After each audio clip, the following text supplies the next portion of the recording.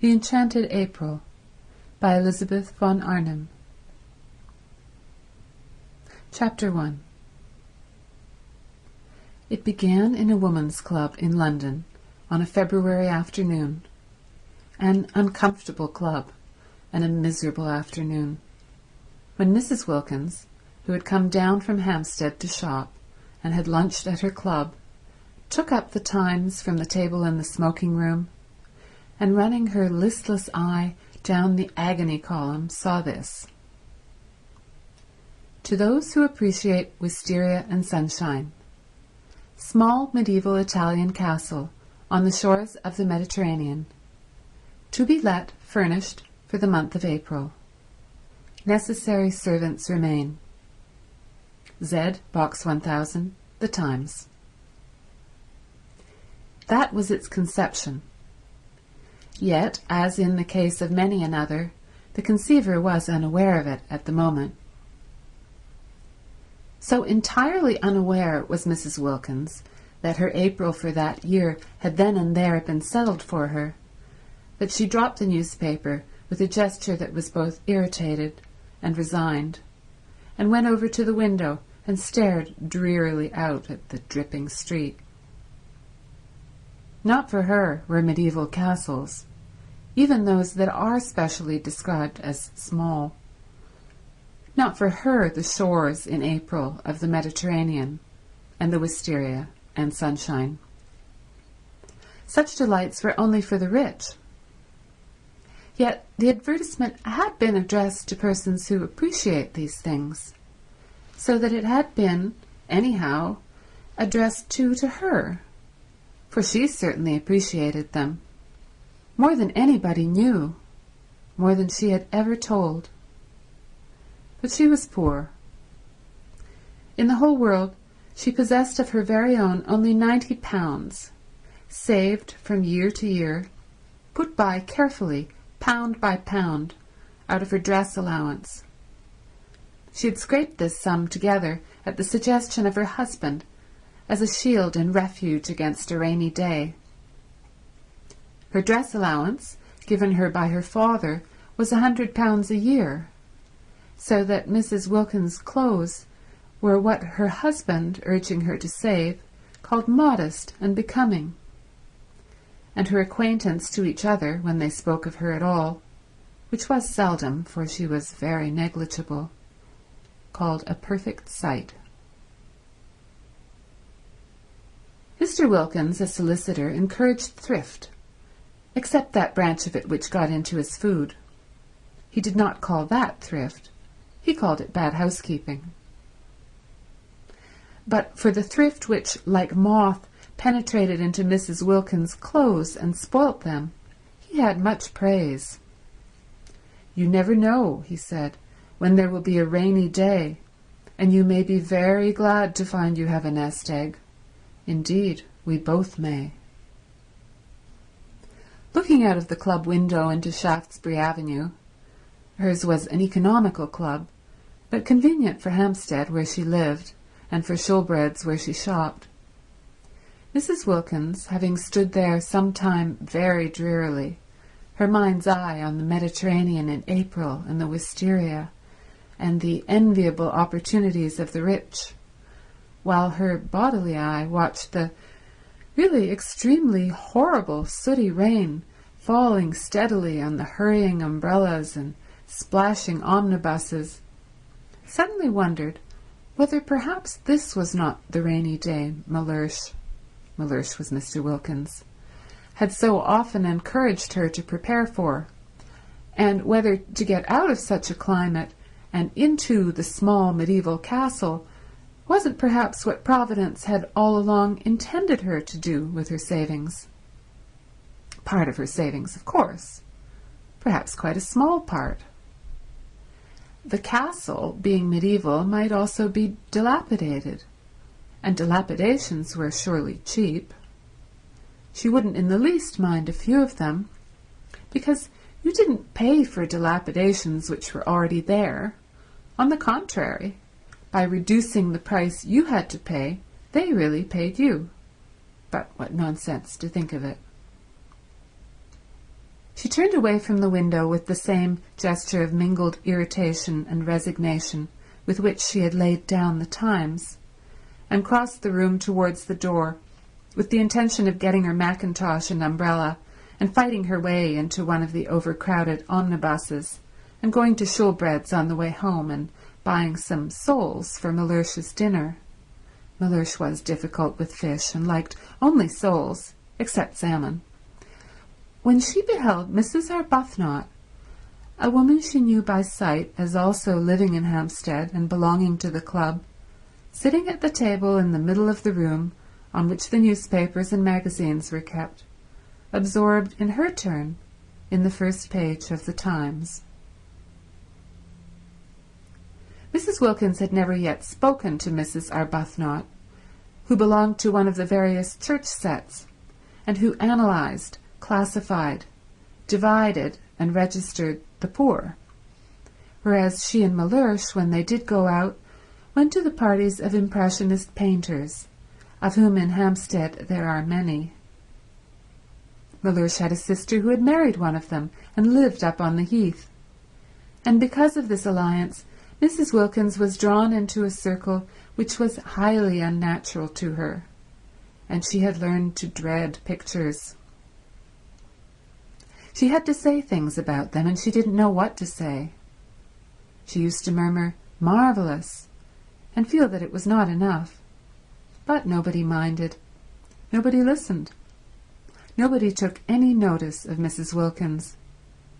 She was the kind of person who is not noticed at parties. Her clothes, infested by thrift, made her practically invisible. Her face was non-arresting. Her conversation was reluctant. She was shy. And if one's clothes and face and conversation are all negligible, thought Mrs. Wilkins, who recognized her disabilities, what at parties is there left of one? Also, she was always with Wilkins, that clean-shaven, fine-looking man, who gave a party merely by coming to it a great air. Wilkins was very respectable. He was known to be highly thought of by his senior partners. His sister's circle admired him. He pronounced adequately intelligent judgments on art and artists. He was pithy. He was prudent. He never said a word too much, nor, on the other hand, did he ever say a word too little. He produced the impression of keeping copies of everything he said, and he was so obviously reliable that it often happened that people who met him at these parties became discontented with their own solicitors, and after a period of restlessness extricated themselves and went to Wilkins. Naturally, Mrs. Wilkins was blotted out.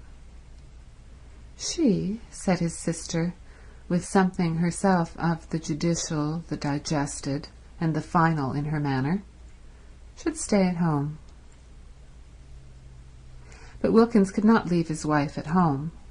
He was a family solicitor, and all such have wives and show them. With his in the week he went to parties, and with his on Sundays he went to church. Being still fairly young, he was 39, and ambitious of old ladies, of whom he had not yet acquired in his practice a sufficient number, he could not afford to miss church, and it was there that Mrs. Wilkins became familiar, though never through words, with Mrs. Arbuthnot. She saw her marshalling the children of the poor into pews. She would come in at the head of the procession from the Sunday school exactly 5 minutes before the choir, and get her boys and girls neatly fitted into their allotted seats, and down on their little knees in their preliminary prayer, and up again on their feet, just as to the swelling organ the vestry door opened and the choir and clergy, big with the litanies and commandments they were presently to roll out, emerged. She had a sad face, yet she was evidently efficient. The combination used to make Mrs. Wilkins wonder, for she had been told by Mellersh on days when she had only been able to get place, that if one were efficient one wouldn't be depressed, and that if one does one's job well, one becomes automatically bright and brisk. About Mrs. Arbuthnot there was nothing bright and brisk, though much in her way with the Sunday school children that was automatic. But when Mrs. Wilkins, turning from the window, caught sight of her in the club, she was not being automatic at all, but was looking fixedly at one portion of the first page of the Times, holding the paper quite still, her eyes not moving. She was just staring, and her face, as usual, was the face of a patient and disappointed Madonna. Mrs. Wilkins watched her a minute, trying to screw up courage to speak to her. She wanted to ask her if she'd seen the advertisement. She did not know why she wanted to ask her this, but she wanted to. How stupid not to be able to speak to her. She looked so kind. She looked so unhappy. Why couldn't two unhappy people refresh each other on their way through this dusty business of life by a little talk, real, natural talk, about what they felt, what they would have liked, what they still tried to hope? And she could not help thinking that Mrs. Arbuthnot, too, was reading that very same advertisement. Her eyes were on the very part of the paper. Was she, too, picturing what it would be like? The colour, the fragrance, the light, the soft lapping of the sea among little hot rocks. Colour, fragrance, light, sea. Instead of Shaftesbury Avenue and the wet omnibuses, and the fish department at Shoolbred's, and the tube to Hampstead, and dinner, and tomorrow the same, and the day after the same, and always the same. Suddenly Mrs. Wilkins found herself leaning across the table. "Are you reading about the medieval castle in the wisteria?" she heard herself asking.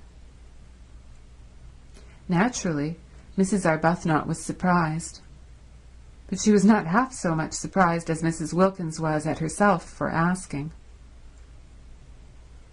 Mrs. Arbuthnot had not yet, to her knowledge, set eyes on the shabby, lank, loosely put-together figure sitting opposite her, with its small freckled face and big grey eyes almost disappearing under a smashed-down wet-weather hat, and she gazed at her a moment without answering. She was reading about the medieval castle in the wisteria, or rather had read about it 10 minutes before, and since then had been lost in dreams of light, of colour, of fragrance, of the soft lapping of the sea among little hot rocks. "Why do you ask me that?" she said in her grave voice, for her training of and by the poor had made her grave and patient. Mrs. Wilkins flushed and looked excessively shy and frightened. "Oh, only because I saw it too, and I thought somehow," she stammered. Whereupon Mrs. Arbuthnot, her mind being used to getting people into lists and divisions, from habit considered, as she gazed thoughtfully at Mrs. Wilkins, under what heading, supposing she had to classify her, she could most properly be put. "And I know you by sight," went on Mrs. Wilkins, who, like all the shy, once she was started, lunged on, frightening herself to more and more speech by the sheer sound of what she had said last in her ears. "Every Sunday. I see you every Sunday in church." "In church?" echoed Mrs. Arbuthnot. "And this seems such a wonderful thing, this advertisement about the wisteria and—" Mrs. Wilkins, who must have been at least 30, broke off and wriggled in her chair with the movement of an awkward and embarrassed schoolgirl. "It seems so wonderful," she went on in a kind of burst, "and it is such a miserable day." And then she sat looking at Mrs. Arbuthnot with the eyes of an imprisoned dog. This poor thing, thought Mrs. Arbuthnot, whose life was spent in helping and alleviating, needs advice. She accordingly prepared herself patiently to give it. "If you see me in church," she said, kindly and attentively, "I suppose you live in Hampstead too?" "Oh, yes," said Mrs. Wilkins, and she repeated, her head on its long, thin neck drooping a little, as if the recollection of Hampstead bowed her. "Oh, yes." "Where?" asked Mrs. Arbuthnot, who, when advice was needed, naturally first proceeded to collect the facts. But Mrs. Wilkins, laying her hand softly and caressingly on the part of the Times where the advertisement was, as though the mere printed words of it were precious, only said, "Perhaps that is why this seems so wonderful." "No, I think that's wonderful anyhow," said Mrs. Arbuthnot, forgetting facts and faintly sighing. "Then you were reading it?" "Yes," said Mrs. Arbuthnot, her eyes going dreamy again.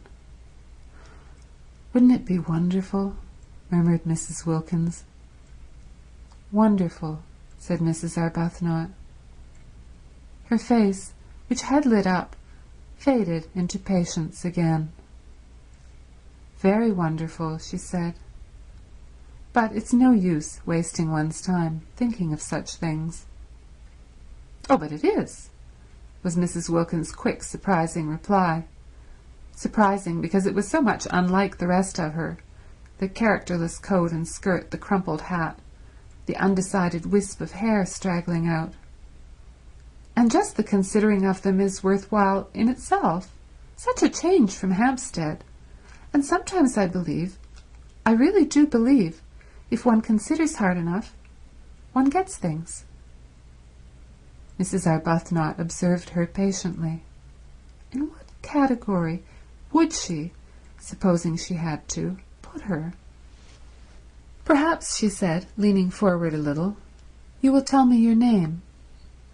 If we are to be friends," she smiled her grave smile, "as I hope we are, we'd better begin at the beginning." "Oh, yes, how kind of you. I'm Mrs. Wilkins," said Mrs. Wilkins. "I don't expect," she added, flushing, as Mrs. Arbuthnot said nothing, "that it conveys anything to you. Sometimes it doesn't seem to convey anything to me either. But," she looked round with a movement of seeking help, "I am Mrs. Wilkins." She did not like her name. It was a mean, small name, with a kind of facetious twist, she thought, about its end, like the upward curve of a pug dog's tail. There it was, however. There was no doing anything with it. Wilkins she was, and Wilkins she would remain. And though her husband encouraged her to give it on all occasions as Mrs. Mellersh Wilkins, she only did that when he was within earshot, for she thought Mellersh made Wilkins worse, emphasizing it in the way Chatsworth on the gateposts of a villa emphasizes the villa. When first he suggested she should add Mellersh, she had objected for the above reason, and after a pause— Mellersh was much too prudent to speak except after a pause, during which presumably he was taking a careful mental copy of his coming observation— he said, much displeased, "But I am not a villa," and looked at her as he looks who hopes for perhaps the 100th time that he may not have married a fool. Of course he was not a villa, Mrs. Wilkins assured him. She had never supposed he was. She had not dreamed of meaning. She was only just thinking. The more she explained, the more earnest became Mellersh's hope, familiar to him by this time, for he had then been a husband for 2 years, that he might not by any chance have married a fool. And they had a prolonged quarrel, if that can be called a quarrel which is conducted with dignified silence on one side and earnest apology on the other, as to whether or no Mrs. Wilkins had intended to suggest that Mr. Wilkins was a villa. I believe, she had thought when it was at last over, it took a long while, that anybody would quarrel about anything when they've not left off being together for a single day for 2 whole years. What we both need is a holiday. My husband, went on Mrs. Wilkins to Mrs. Arbuthnot, trying to throw some light on herself, is a solicitor. She cast about for something she could say elucidatory of Mellersh, and found he's very handsome. Well, said Mrs. Arbuthnot kindly, that must be a great pleasure to you. Why? Asked Mrs. Wilkins. Because, said Mrs. Arbuthnot, a little taken aback, for constant intercourse with the poor had accustomed her to have her pronouncements accepted without question. Because beauty, handsomeness, is a gift like any other, and if it is properly used— She trailed off into silence.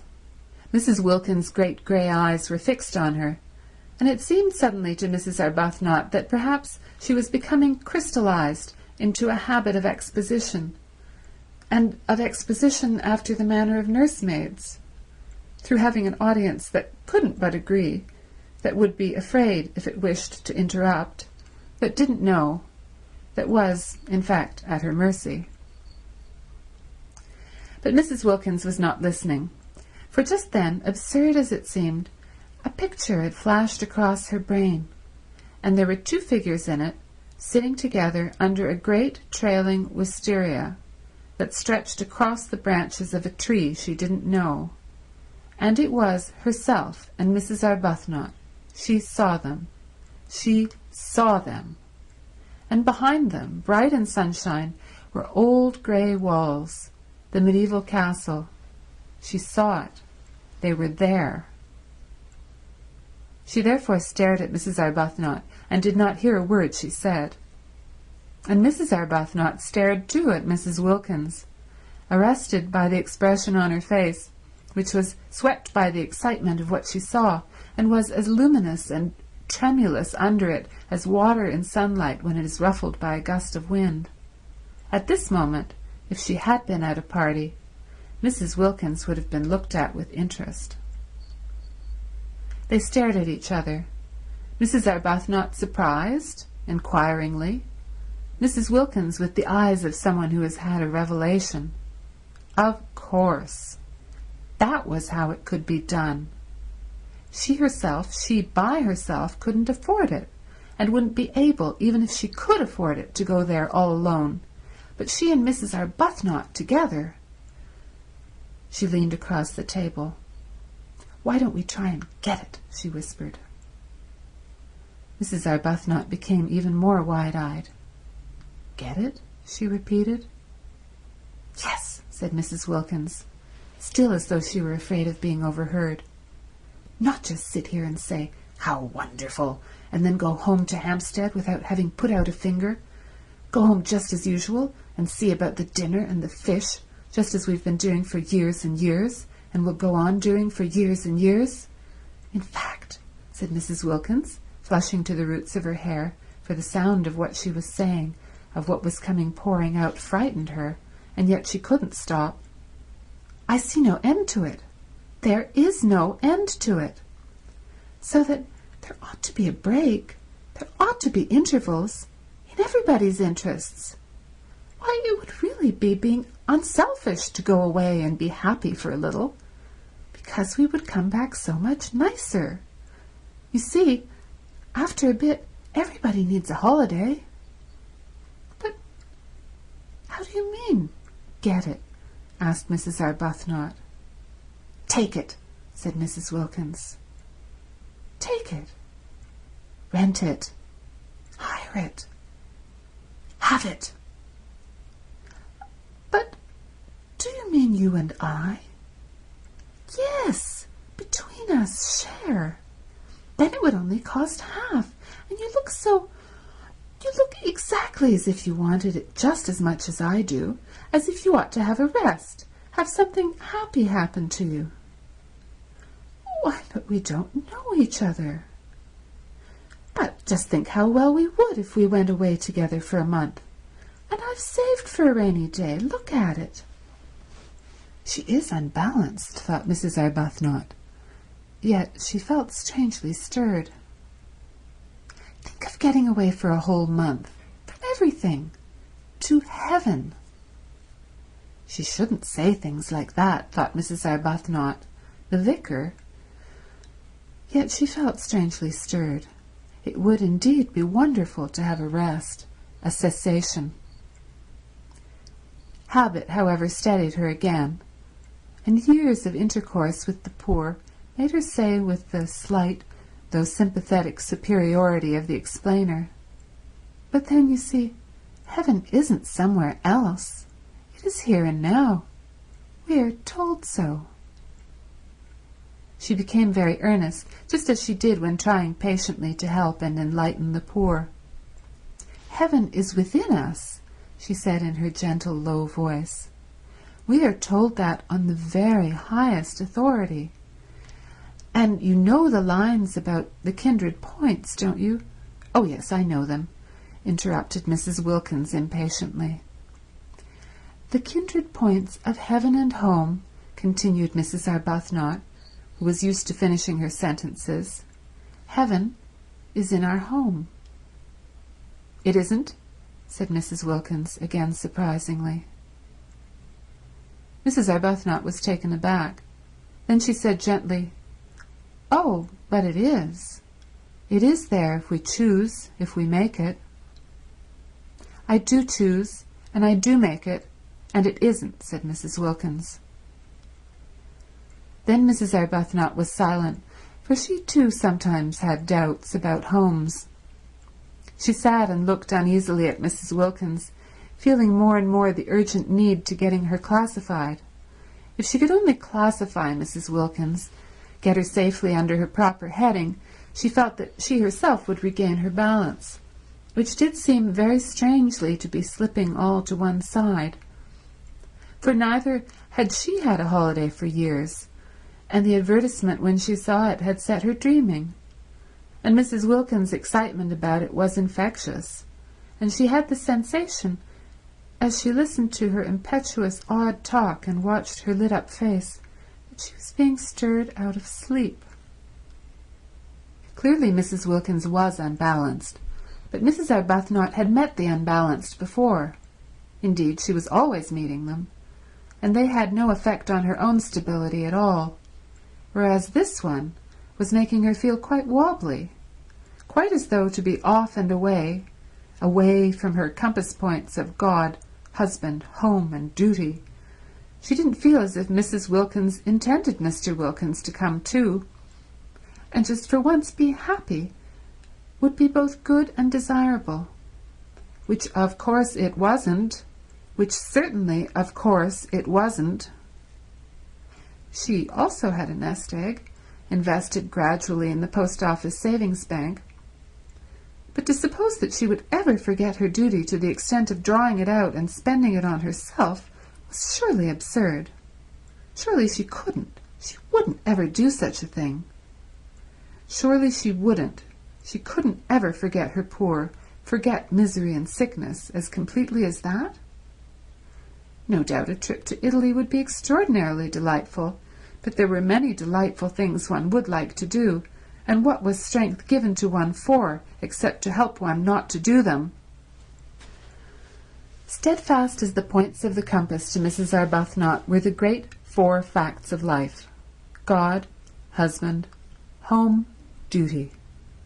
She had gone to sleep on these facts years ago, after a period of much misery, her head resting on them as on a pillow, and she had a great dread of being awakened out of so simple and untroublesome a condition. Therefore it was that she searched with earnestness for a heading under which to put Mrs. Wilkins, and in this way illumine and steady her own mind. And sitting there looking at her uneasily after her last remark, and feeling herself becoming more and more unbalanced and infected, she decided pro tem, as the vicar said at meetings, to put her under the heading Nerves. it was just possible that she ought to go straight into the category hysteria, which was often only the antechamber to lunacy, but Mrs. Arbuthnot had learned not to hurry people into their final categories, having on more than one occasion discovered with dismay that she had made a mistake, and how difficult it had been to get them out again, and how crushed she had been with the most terrible remorse. Yes, nerves. Probably she had no regular work for others, thought Mrs. Arbuthnot, no work that would take her outside herself. Evidently she was rudderless, blown about by gusts, by impulses. Nerves was almost certainly her category, or would be quite soon if no one helped her. Poor little thing, thought Mrs. Arbuthnot, her own balance returning hand in hand with her compassion, and unable because of the table to see the length of Mrs. Wilkins's legs. All she saw was her small, eager, shy face, and her thin shoulders, and the look of childish longing in her eyes for something that she was sure was going to make her happy. No, such things didn't make people happy, such fleeting things. Mrs. Arbuthnot had learned in her long life with Frederick, he was her husband, and she had married him at 20 and was not 33, where alone true joys are to be found. They are to be found, she now knew, only in daily, in hourly living for others. They are to be found only— hadn't she over and over again taken her disappointments and discouragements there and come away comforted? At the feet of God. Frederick had been the kind of husband whose wife betakes herself early to the feet of God. From him to them had been a short, though painful step. It seemed short to her in retrospect, but it had really taken the whole of the first year of their marriage, and every inch of the way had been a struggle, and every inch of it was stained, she felt at the time, with her heart's blood. All that was over now. She had long since found peace. And Frederick, from her passionately loved bridegroom, from her worshipped young husband, had become second only to God on her list of duties and forbearances. There he hung, the second in importance, a bloodless thing bled white by her prayers. For years she had been able to be happy only by forgetting happiness. She wanted to stay like that.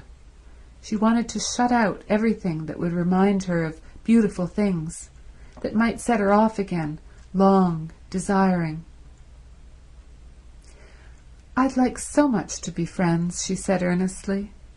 "Won't you come and see me, or let me come to you sometimes?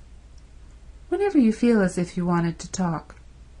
I'll give you my address," she searched in her handbag, "and then you won't forget." And she found a card and held it out. Mrs. Wilkins ignored the card. "It's so funny," said Mrs. Wilkins, just as if she had not heard her. "But I see us both, you and me, this April in the medieval castle." Mrs. Arbuthnot relapsed into uneasiness. "Do you?" she said, making an effort to stay balanced under the visionary gaze of the shining grey eyes. "Do you?" "Don't you ever see things in a kind of flash before they happen?" asked Mrs. Wilkins. "Never," said Mrs. Arbuthnot. She tried to smile. She tried to smile the sympathetic yet wise and tolerant smile with which she was accustomed to listen to the necessarily biased and incomplete view of the poor. She didn't succeed. The smile trembled out. "Of course," she said in a low voice, almost as if she were afraid the vicar and the savings bank were listening, "it would be most beautiful, most beautiful." "Even if it were wrong," said Mrs. Wilkins, "it would only be for a month." "That," began Mrs. Arbuthnot, quite clear as to the reprehensibleness of such a point of view, but Mrs. Wilkins stopped her before she could finish. "Anyhow, said Mrs. Wilkins, stopping her. "I'm sure it's wrong to go on being good for too long till one gets miserable. And I can see you've been good for years and years, because you look so unhappy." Mrs. Arbuthnot opened her mouth to protest. "And I've done nothing but duties, things for other people, ever since I was a girl, and I don't believe anybody loves me a bit the better. And I long for something else. Was she going to cry? Mrs. Arbuthnot became acutely uncomfortable and sympathetic. She hoped she wasn't going to cry. Not there. Not in that unfriendly room with strangers coming and going. But Mrs. Wilkins, after tugging agitatedly at a handkerchief that wouldn't come out of her pocket, did succeed at last in merely apparently blowing her nose with it, and then, blinking her eyes very quickly once or twice, looked at Mrs. Arbuthnot with a quivering air of half-humble, half-frightened apology, and smiled. "Will you believe," she whispered, trying to steady her mouth, evidently dreadfully ashamed of herself, "that I've never spoken to anyone before in my life like this? I can't think. I simply don't know what has come over me." "It's the advertisement," said Mrs. Arbuthnot, nodding gravely. "Yes," said Mrs. Wilkins, dabbing furtively at her eyes. "And us both being so," she blew her nose again a little, "miserable." End of Chapter 1. Chapter 2. Of course Mrs. Arbuthnot was not miserable. How could she be, she asked herself, when God was taking care of her?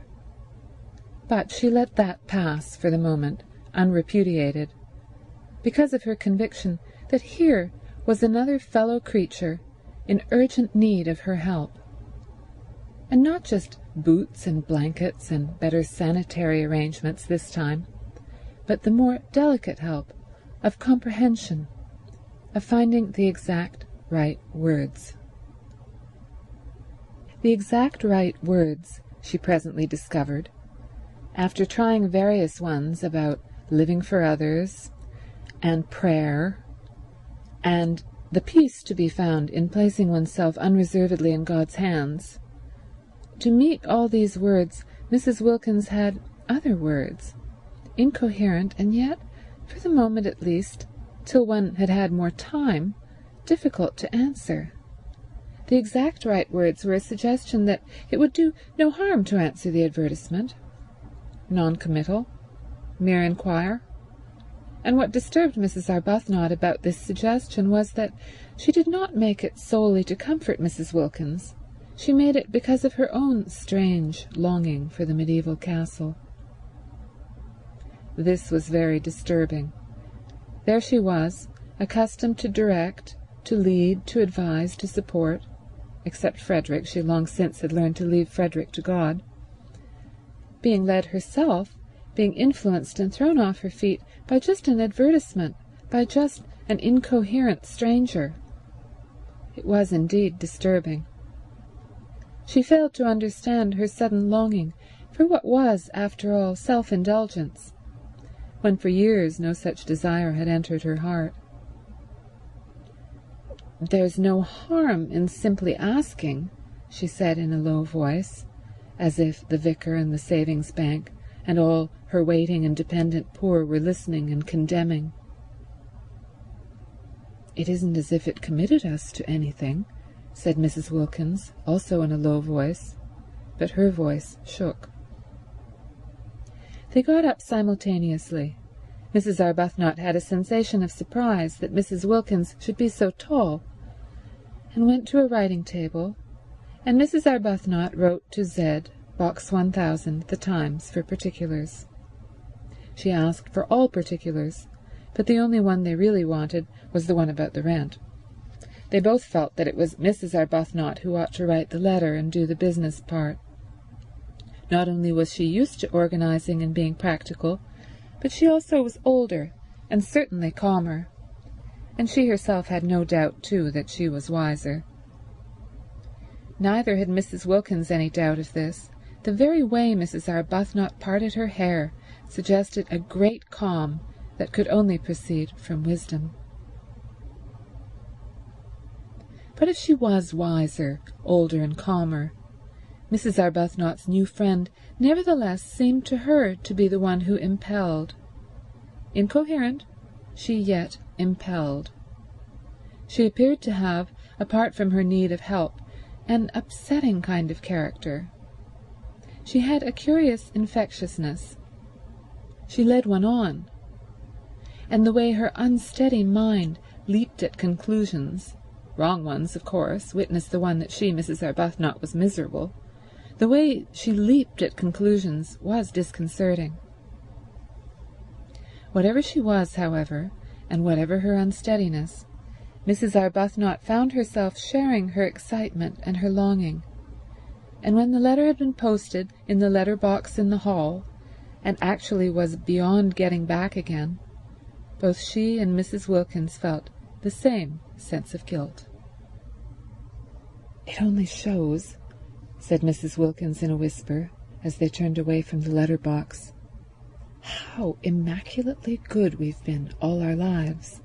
The first time we do anything our husbands don't know about, we feel guilty." "I'm afraid I can't say I've been immaculately good," gently protested Mrs. Arbuthnot, a little uncomfortable at this fresh example of successful leaping at conclusions, for she had not said a word about her feeling of guilt. "Oh, but I'm sure you have. I see you being good, and that's why you're not happy." She shouldn't say things like that, thought Mrs. Arbuthnot. I must try and help her not to. Aloud she said gravely, "I don't know why you insist that I'm not happy. When you know me better, I think you'll find that I am.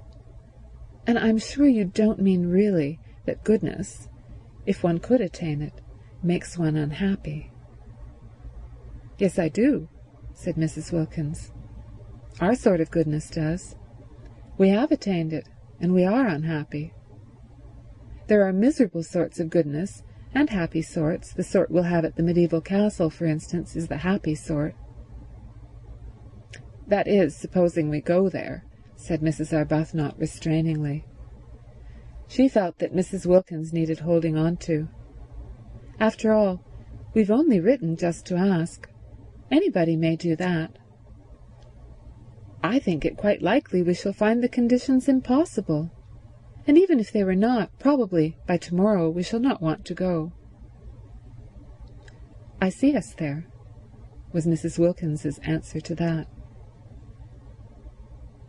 All this was very unbalancing. Mrs. Arbuthnot, as she presently splashed through the dripping streets on her way to a meeting she was to speak at, was in an unusually disturbed condition of mind. She had, she hoped, shown herself very calm to Mrs. Wilkins, very practical and sober, concealing her own excitement. But she was really extraordinarily moved, and she felt happy, and she felt guilty, and she felt afraid, and she had all the feelings, though this she did not know, of a woman who has come away from a secret meeting with her lover. That indeed was what she looked like when she arrived late on her platform. She, the open-browed, looked almost furtive as her eyes fell on the staring wooden faces, waiting to hear her try and persuade them to contribute to the alleviation of the urgent needs of the Hampstead poor, each one convinced that they needed contributions themselves. She looked as though she were hiding something discreditable but delightful.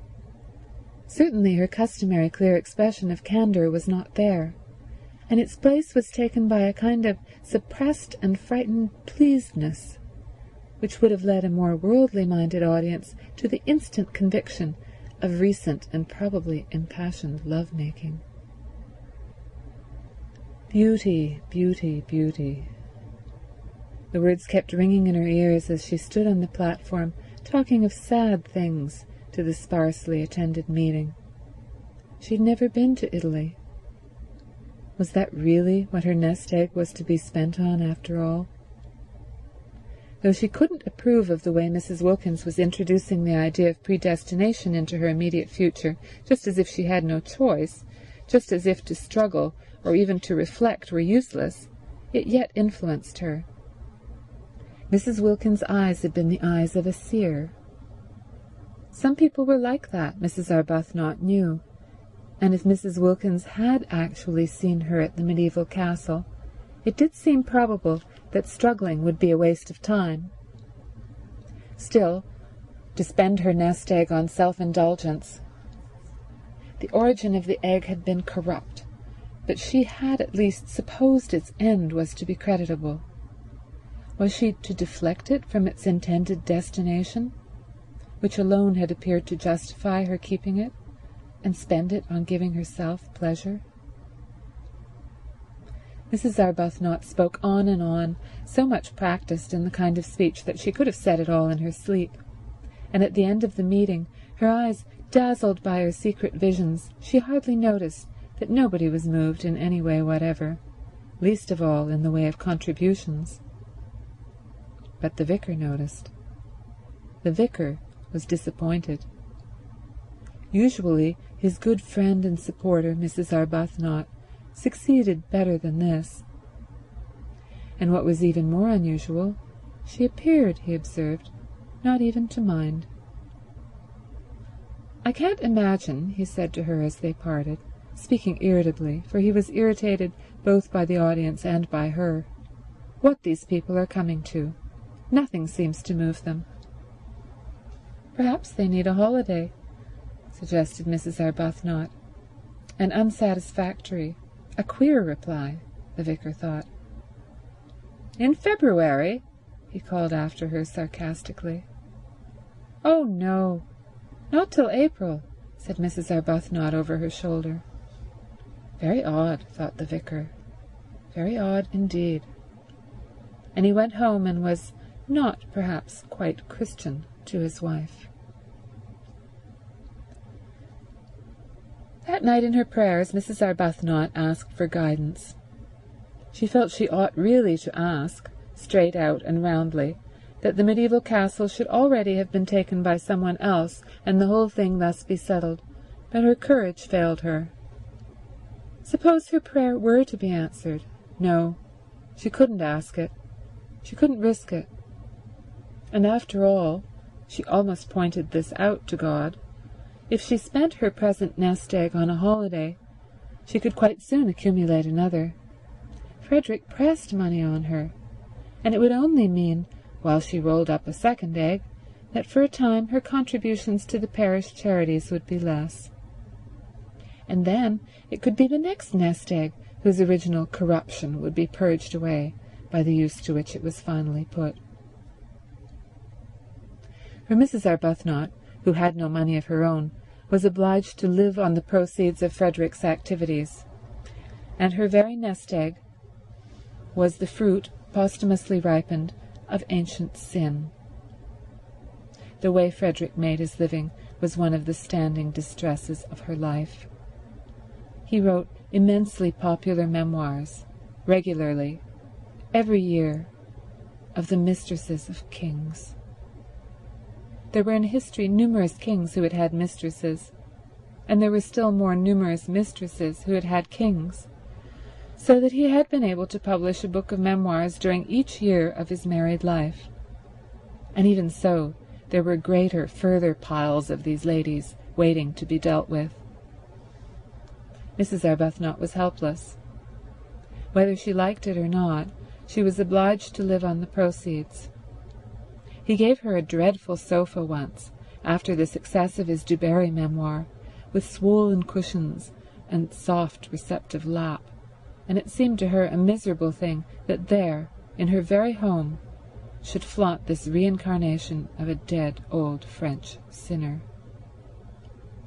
Simply good, convinced that morality is the basis of happiness, the fact that she and Frederick should draw their sustenance from guilt, however much purged by the passage of centuries, was one of the secret reasons of her sadness.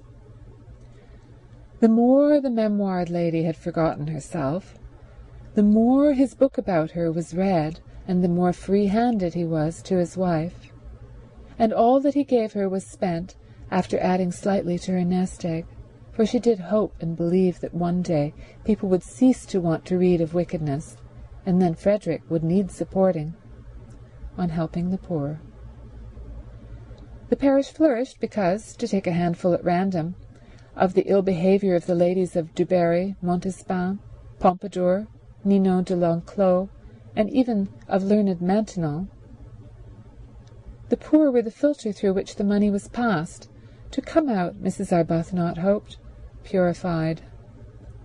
She could do no more. She had tried in days gone by to think the situation out, to discover the exact right course for her to take, but had found it, as she had found Frederick, too difficult, and had left it, as she had left Frederick, to God. Nothing of this money was spent on her house or dress. Those remained, except for the great soft sofa, austere. It was the poor who profited. Their very boots were stout with sins. But how difficult it had been. Mrs. Arbuthnot, groping for guidance, prayed about it to exhaustion. Ought she perhaps to refuse to touch the money? To avoid it as she would have avoided the sins which were its source? But then, what about the parish's boots? She asked the vicar what he thought, and through much delicate language, evasive and cautious, it did finally appear that he was for the boots. At least she had persuaded Frederick when first he began his terrible, successful career. He only began it after their marriage. When she married him, he had been a blameless official attached to the library of the British Museum. To publish the memoirs under another name, so that she was not publicly branded. Hampstead read the books with glee and had no idea that their writer lived in its midst. Frederick was almost unknown, even by sight, in Hampstead. He never went to any of its gatherings. Whatever it was he did in the way of recreation was done in London, but he never spoke of what he did or whom he saw. He might have been perfectly friendless for any mention he ever made of friends to his wife. Only the vicar knew where the money for the parish came from, and he regarded it, he told Mrs. Arbuthnot, as a matter of honour not to mention it. And at least her little house was not haunted by the loose-lived ladies, for Frederick did his work away from home. He had 2 rooms near the British Museum, which was the scene of his exhumations, and there he went every morning, and he came back long after his wife was asleep. Sometimes he did not come back at all. Sometimes she did not see him for several days together. Then he would suddenly appear at breakfast, having let himself in with his latchkey the night before, very jovial and good-natured and free-handed, and glad, if she would allow him to give her something, a well-fed man, contented with the world, a jolly, full-blooded, satisfied man. And she was always gentle, and anxious that his coffee should be as he liked it. He seemed very happy. Life, she often thought, however much one tabulated, was yet a mystery. There were always some people it was impossible to place. Frederick was one of them. He didn't seem to bear the remotest resemblance to the original Frederick. He didn't seem to have the least need of any of the things he used to say were so important and beautiful: love, home, complete communion of thoughts, complete immersion in each other's interests.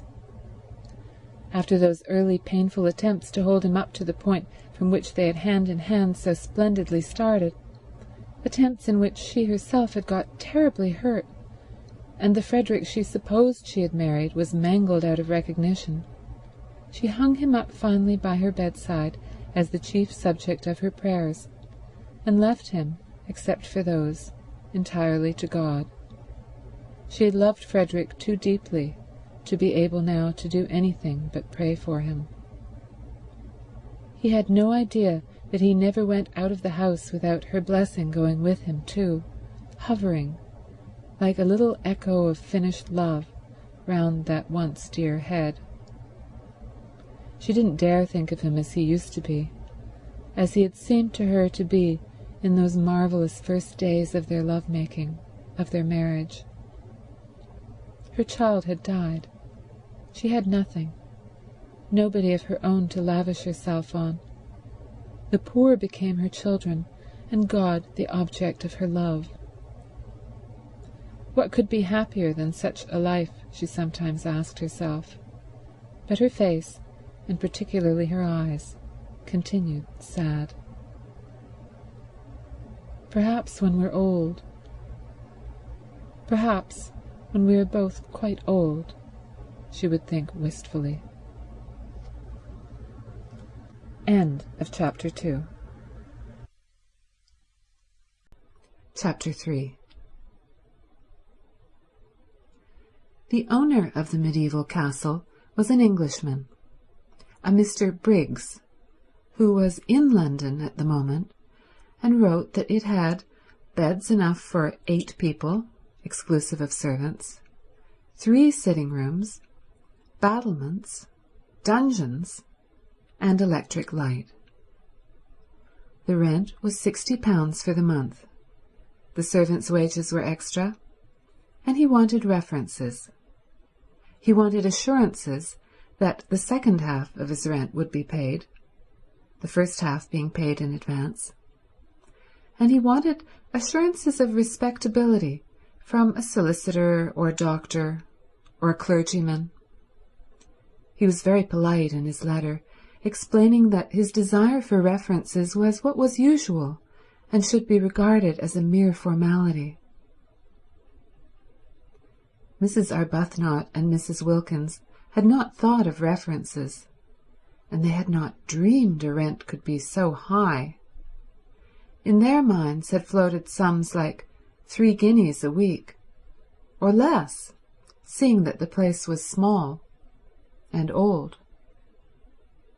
£60 for a single month. It staggered them. Before Mrs. Arbuthnot's eyes rose up boots, endless vistas, all the stout boots that £60 would buy. And besides the rent, there would be the servants' wages, and the food, and the railway journeys out and home. While as for references, these did indeed seem a stumbling block. It did seem impossible to give any without making their plan more public than they had intended. They had both, even Mrs. Arbuthnot, lured for once away from perfect candour by the realization of the great saving of trouble and criticism an imperfect explanation would produce. They had both thought it would be a good plan to give out, each to her own circle, their circles being luckily distinct, that each was going to stay with a friend who had a house in Italy. It would be true as far as it went. Mrs. Wilkins asserted that it would be quite true, but Mrs. Arbuthnot thought it wouldn't be quite. And it was the only way, Mrs. Wilkins said, to keep Mellersh even approximately quiet. To spend any of her money just on the mere getting to Italy would cause him indignation. What he would say if he knew she was renting part of a medieval castle on her own account, Mrs. Wilkins preferred not to think. It would take him days to say it all, and this, although it was her very own money, and not a penny of it had ever been his. "But I expect," she said, "your husband is just the same. I expect all husbands are alike in the long run." Mrs. Arbuthnot said nothing, because her reason for not wanting Frederick to know was the exactly opposite one. Frederick would be only too pleased for her to go. He would not mind it in the very least. Indeed, he would hail such a manifestation of self-indulgence and worldliness with an amusement that would hurt, and urge her to have a good time and not to hurry home, with a crushing detachment. Far better, she thought, to be missed by Mellersh than to be sped by Frederick. To be missed, to be needed from whatever motive, was, she thought, better than the complete loneliness of not being missed or needed at all. She therefore said nothing, and allowed Mrs. Wilkins to leap at her conclusions unchecked. But they did, both of them, for a whole day, feel that the only thing to be done was to renounce the medieval castle, and it was in arriving at this bitter decision that they really realized how acute had been their longing for it. Then Mrs. Arbuthnot, whose mind was trained in the finding of ways out of difficulties, found a way out of the reference difficulty. And simultaneously Mrs. Wilkins had a vision revealing to her how to reduce the rent. Mrs. Arbuthnot's plan was simple and completely successful. She took the whole of the rent in person to the owner, drawing it out of her savings bank. Again she looked furtive and apologetic, as if the clerk must know the money was wanted for purposes of self-indulgence. And, going up with the 6 10-pound notes in her handbag to the address near the Brompton Oratory where the owner lived, presented them to him, waiving her right to pay only half. And when he saw her, and her parted hair and soft dark eyes and sober apparel, and heard her grave voice, he told her not to bother about writing round for those references. "It'll be all right," he said, scribbling a receipt for the rent. "Do sit down, won't you? Nasty day, isn't it? You'll find the old castle has lots of sunshine, whatever else it hasn't got. Husband going?"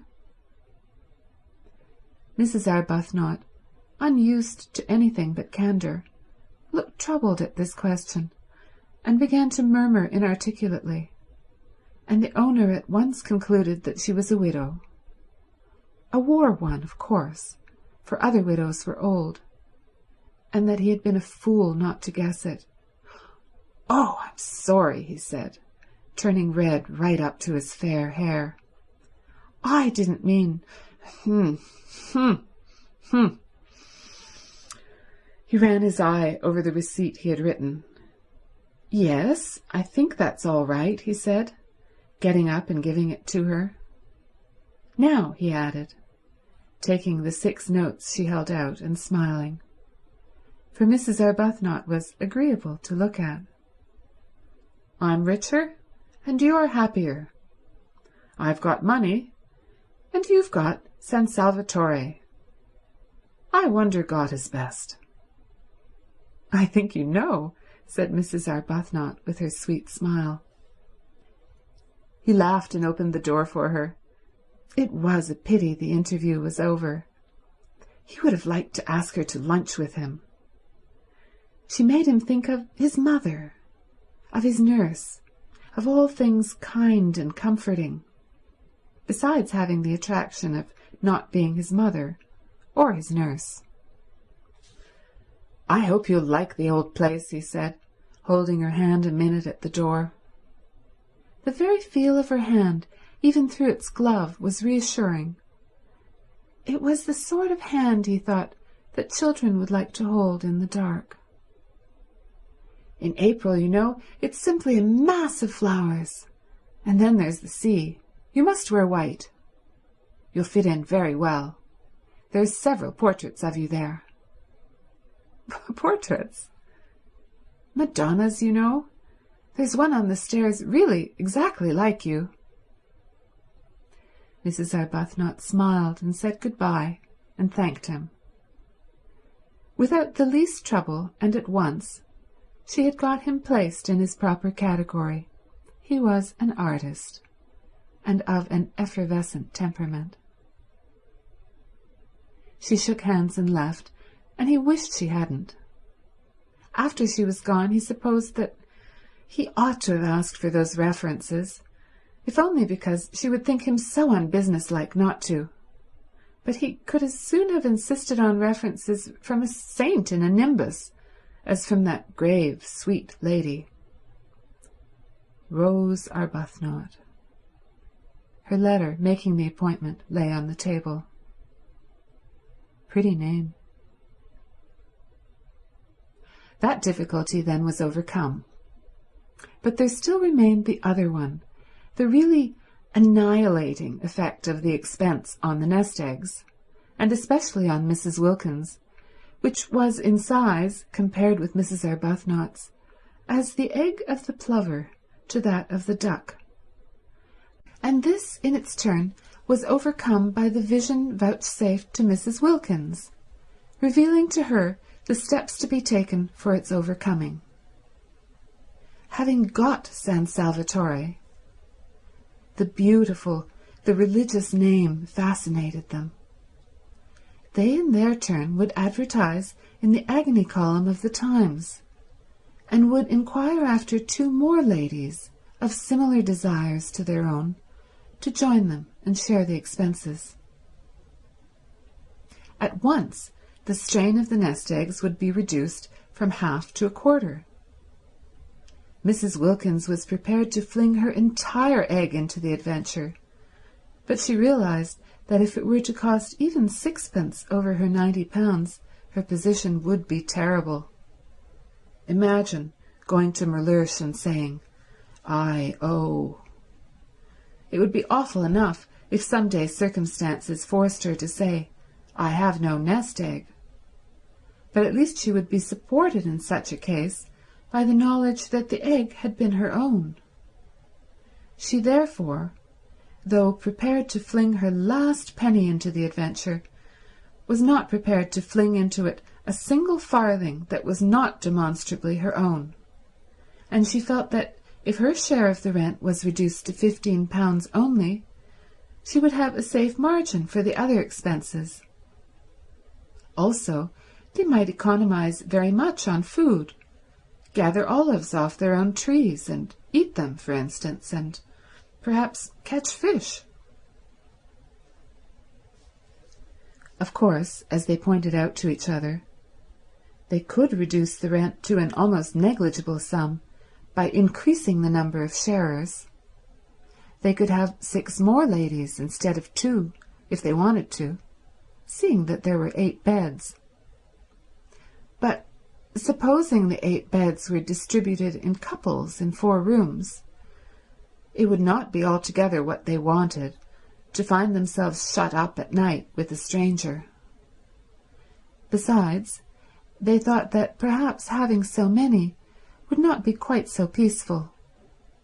After all, they were going to San Salvatore for peace and rest and joy, and 6 more ladies, especially if they got into one's bedroom, might a little interfere with that.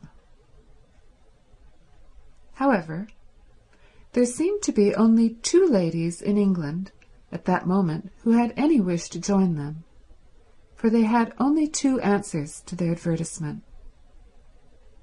"Well, we only want 2, said Mrs. Wilkins, quickly recovering, for she had imagined a great rush. "I think a choice would have been a good thing," said Mrs. Arbuthnot. "You mean because then we needn't have had Lady Caroline Dester." "I didn't say that," gently protested Mrs. Arbuthnot. "We needn't have her," said Mrs. Wilkins. "Just 1 more person would help us a great deal with the rent. We're not obliged to have 2. "But why should we not have her? She seems really quite what we want." "Yes, she does from her letter," said Mrs. Wilkins doubtfully. She felt she would be terribly shy of Lady Caroline. Incredible as it may seem, seeing how they get into everything, Mrs. Wilkins had never come across any members of the aristocracy. They interviewed Lady Caroline, and they interviewed the other applicant, a Mrs. Fisher. Lady Caroline came to the club in Shaftesbury Avenue and appeared to be wholly taken up by one great longing, a longing to get away from everybody she had ever known.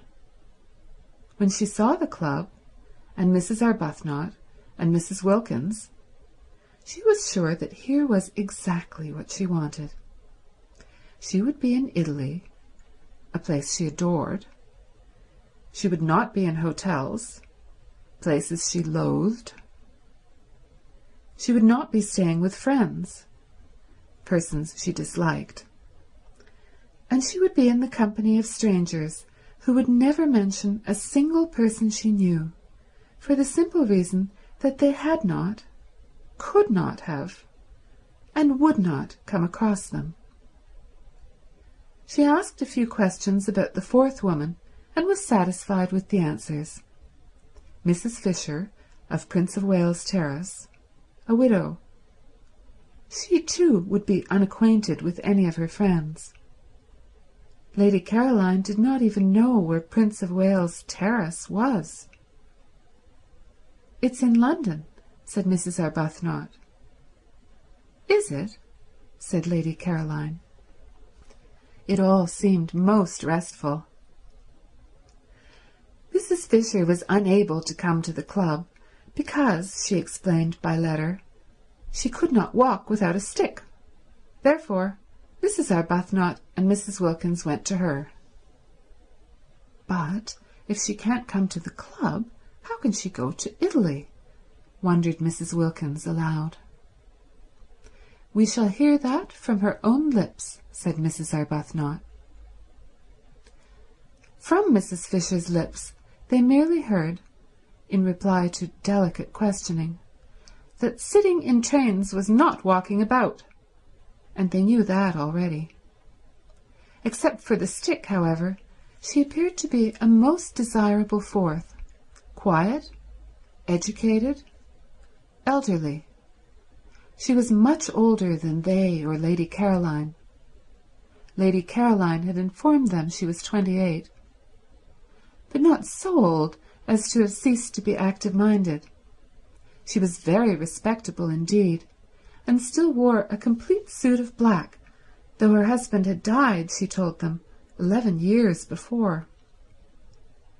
Her house was full of signed photographs of illustrious Victorian dead, all of whom she said she had known when she was little.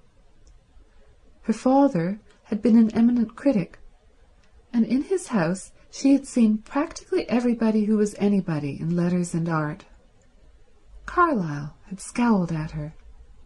Matthew Arnold had held her on his knee.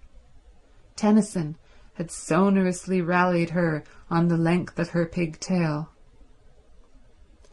She animatedly showed them the photographs, hung everywhere on her walls, pointing out the signatures with her stick, and she neither gave any information about her own husband nor asked for any about the husbands of her visitors, which was the greatest comfort. Indeed, she seemed to think that they also were widows, for on inquiring who the fourth lady was to be, and being told it was a Lady Caroline Dester, she said, "Is she a widow too?" And on their explaining that she was not, because she had not yet been married, observed with abstracted amiability, "All in good time." But Mrs. Fisher's very abstractedness, and she seemed to be absorbed chiefly in the interesting people she used to know, and in their memorial photographs, and quite a good part of the interview was taken up by reminiscent anecdote of Carlyle, Meredith, Matthew Arnold, Tennyson, and a host of others. Her very abstractedness was a recommendation. She only asked, she said, to be allowed to sit quiet in the sun and remember. That was all Mrs. Arbuthnot and Mrs. Wilkins asked of their sharers. It was their idea of a perfect sharer that she should sit quiet in the sun and remember, rousing herself on Saturday evenings sufficiently to pay her share. Mrs. Fisher was very fond, too, she said, of flowers, and once, when she was spending a weekend with her father at Box Hill. Who lived at Box Hill? Interrupted Mrs. Wilkins, who hung on Mrs. Fisher's reminiscences, intensely excited by meeting somebody who had actually been familiar with all that really and truly and undoubtedly great, actually seen them, heard them talking, touched them. Mrs. Fisher looked at her over the top of her glasses in some surprise. Mrs. Wilkins, in her eagerness to tear the heart out quickly of Mrs. Fisher's reminiscences, afraid that at any moment Mrs. Arbuthnot would take her away and she wouldn't have heard half, had already interrupted several times with questions which appeared ignorant to Mrs. Fisher. "Meredith, of course," said Mrs. Fisher rather shortly. "I remember a particular weekend," she continued. "My father often took me, but I always remember this weekend particularly." "Did you know Keats?" eagerly interrupted Mrs. Wilkins. Mrs. Fisher, after a pause, said with sub-acid reserve that she had been unacquainted with both Keats and Shakespeare.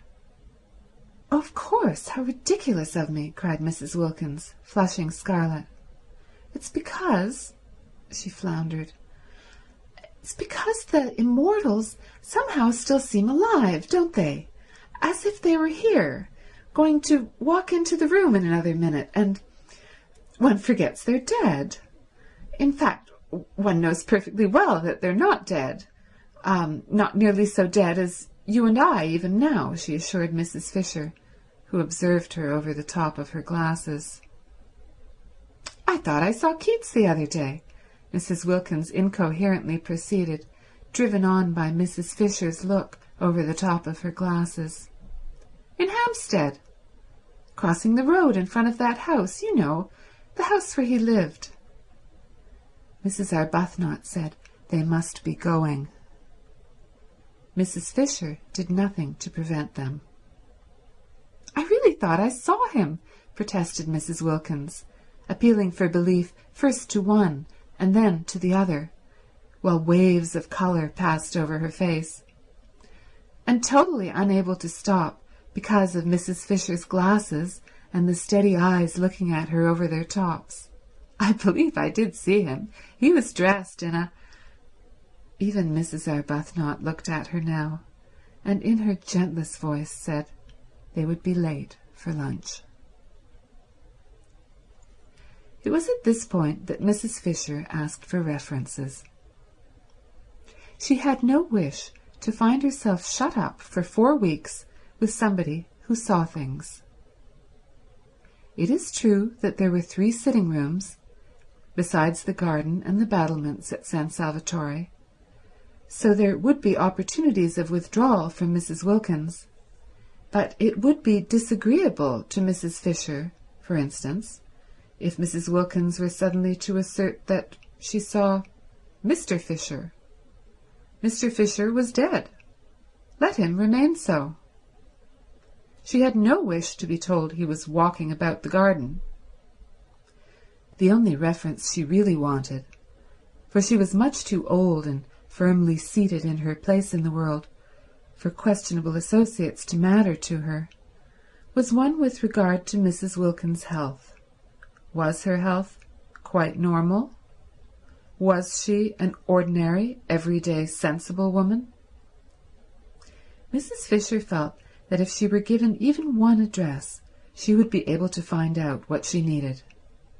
So she asked for references, and her visitors appeared to be so much taken aback, Mrs. Wilkins indeed was instantly sobered, that she added, "It is usual."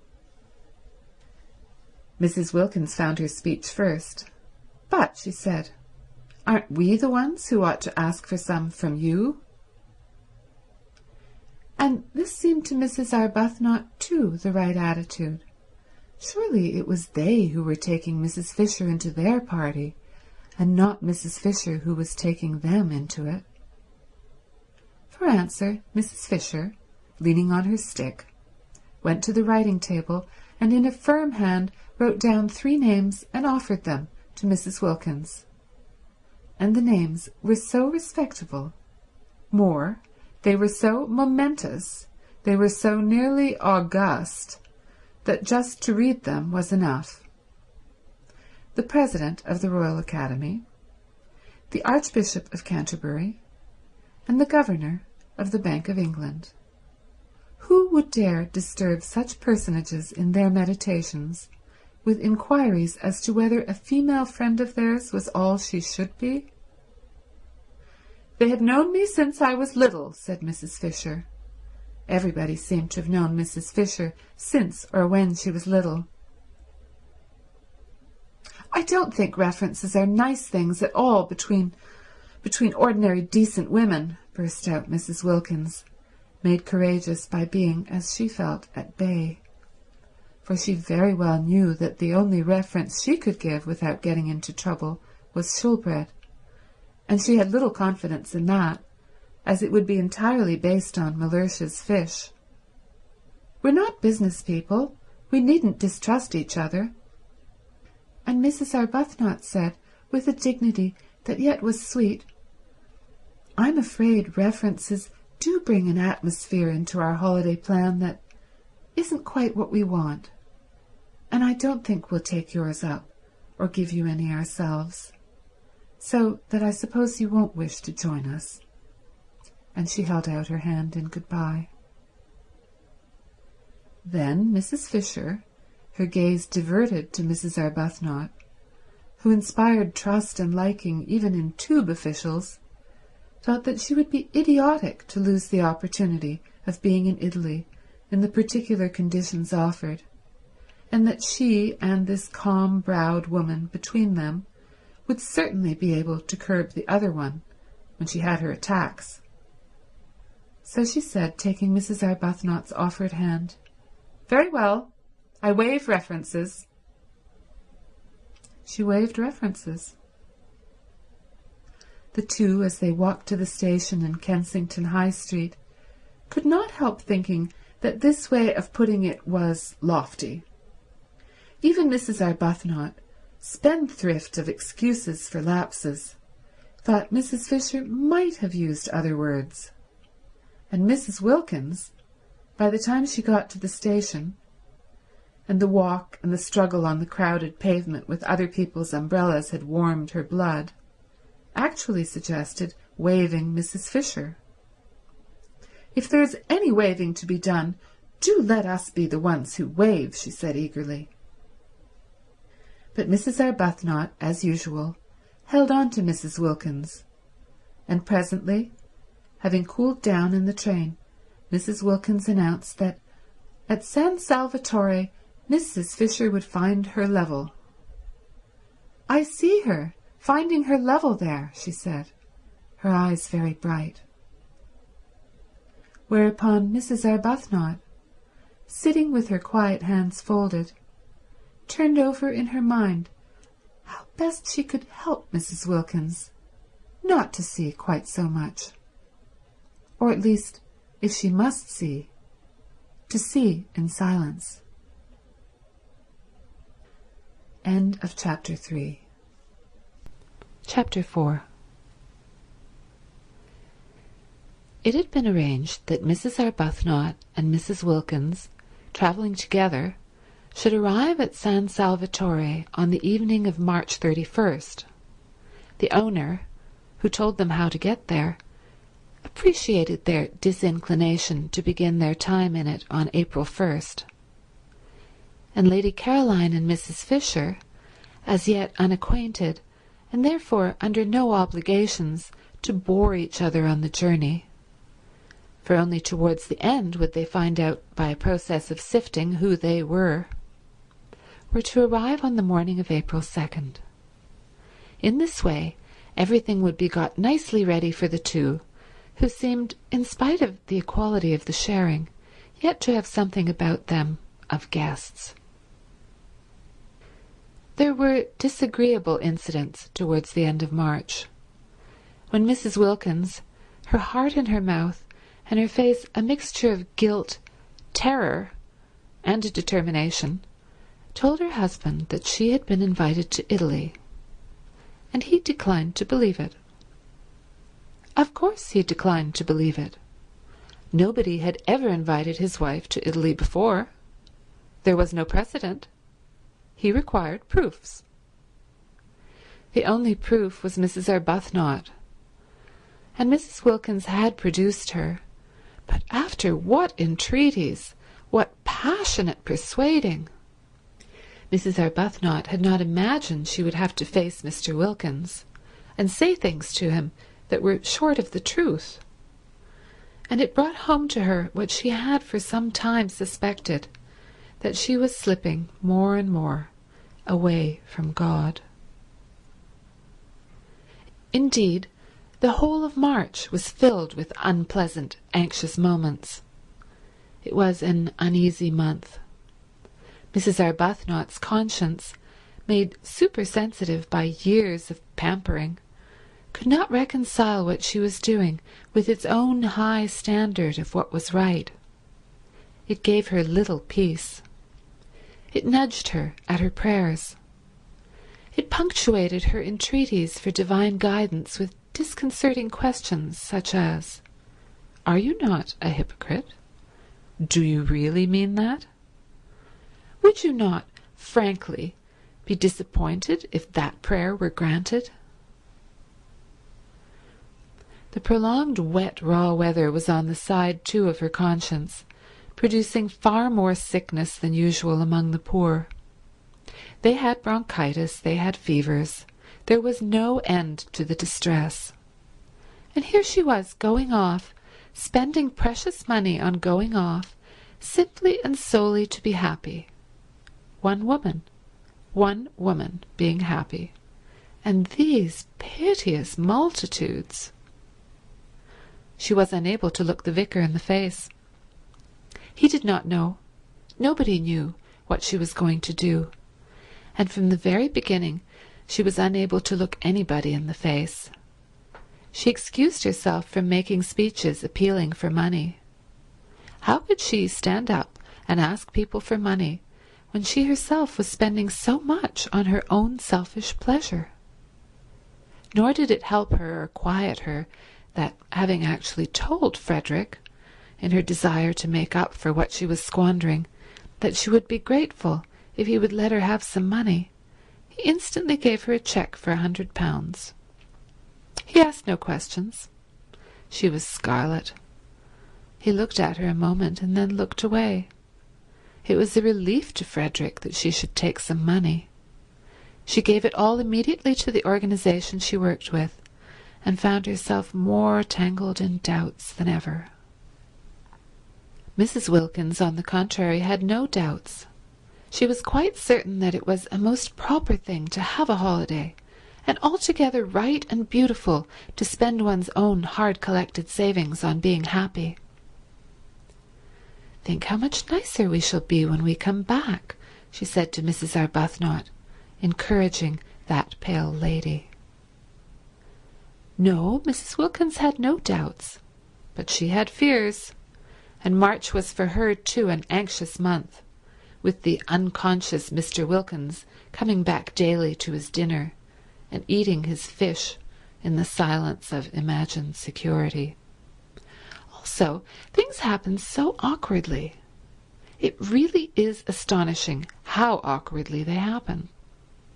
Mrs. Wilkins, who was very careful all this month to give Mellersh only the food he liked, buying it and hovering over its cooking with a zeal more than common, succeeded so well that Mellersh was pleased, definitely pleased. So much pleased that he began to think he might, after all, have married the right wife, instead of, as he had frequently suspected, the wrong one. The result was that on the third Sunday in the month, Mrs. Wilkins had made up her trembling mind that on the fourth Sunday, there being 5 in that March, and it being on the 5th of them that she and Mrs. Arbuthnot were to start, she would tell Mellersh of her invitation. On the third Sunday, then, after a very well-cooked lunch in which the Yorkshire pudding had melted in his mouth and the apricot tart had been so perfect that he ate it all, Mellersh, smoking his cigar by the brightly burning fire, the while hail gusts banged on the window, said, "I am thinking of taking you to Italy for Easter," and paused for her astounded and grateful ecstasy. None came. The silence in the room, except for the hail hitting the windows and the gay roar of the fire, was complete. Mrs. Wilkins could not speak. She was dumbfounded. The next Sunday was the day she had meant to break her news for him, and she had not yet even prepared the form of words in which she would break it. Mr. Wilkins, who had not been abroad since before the war, and was noticing with increasing disgust, as week followed week of wind and rain, the peculiar, persistent vileness of the weather, and slowly conceived a desire to get away from England for Easter. He was doing very well in his business. He could afford a trip. Switzerland was useless in April. There was a familiar sound about Easter in Italy. To Italy he would go, and as it would cause comment if he did not take his wife, take her he must. Besides, she would be useful. A second person was always useful in a country whose language one did not speak, for holding things, for waiting with the luggage. He had expected an explosion of gratitude and excitement. The absence of it was incredible. She could not, he concluded, have heard. Probably she was absorbed in some foolish daydream.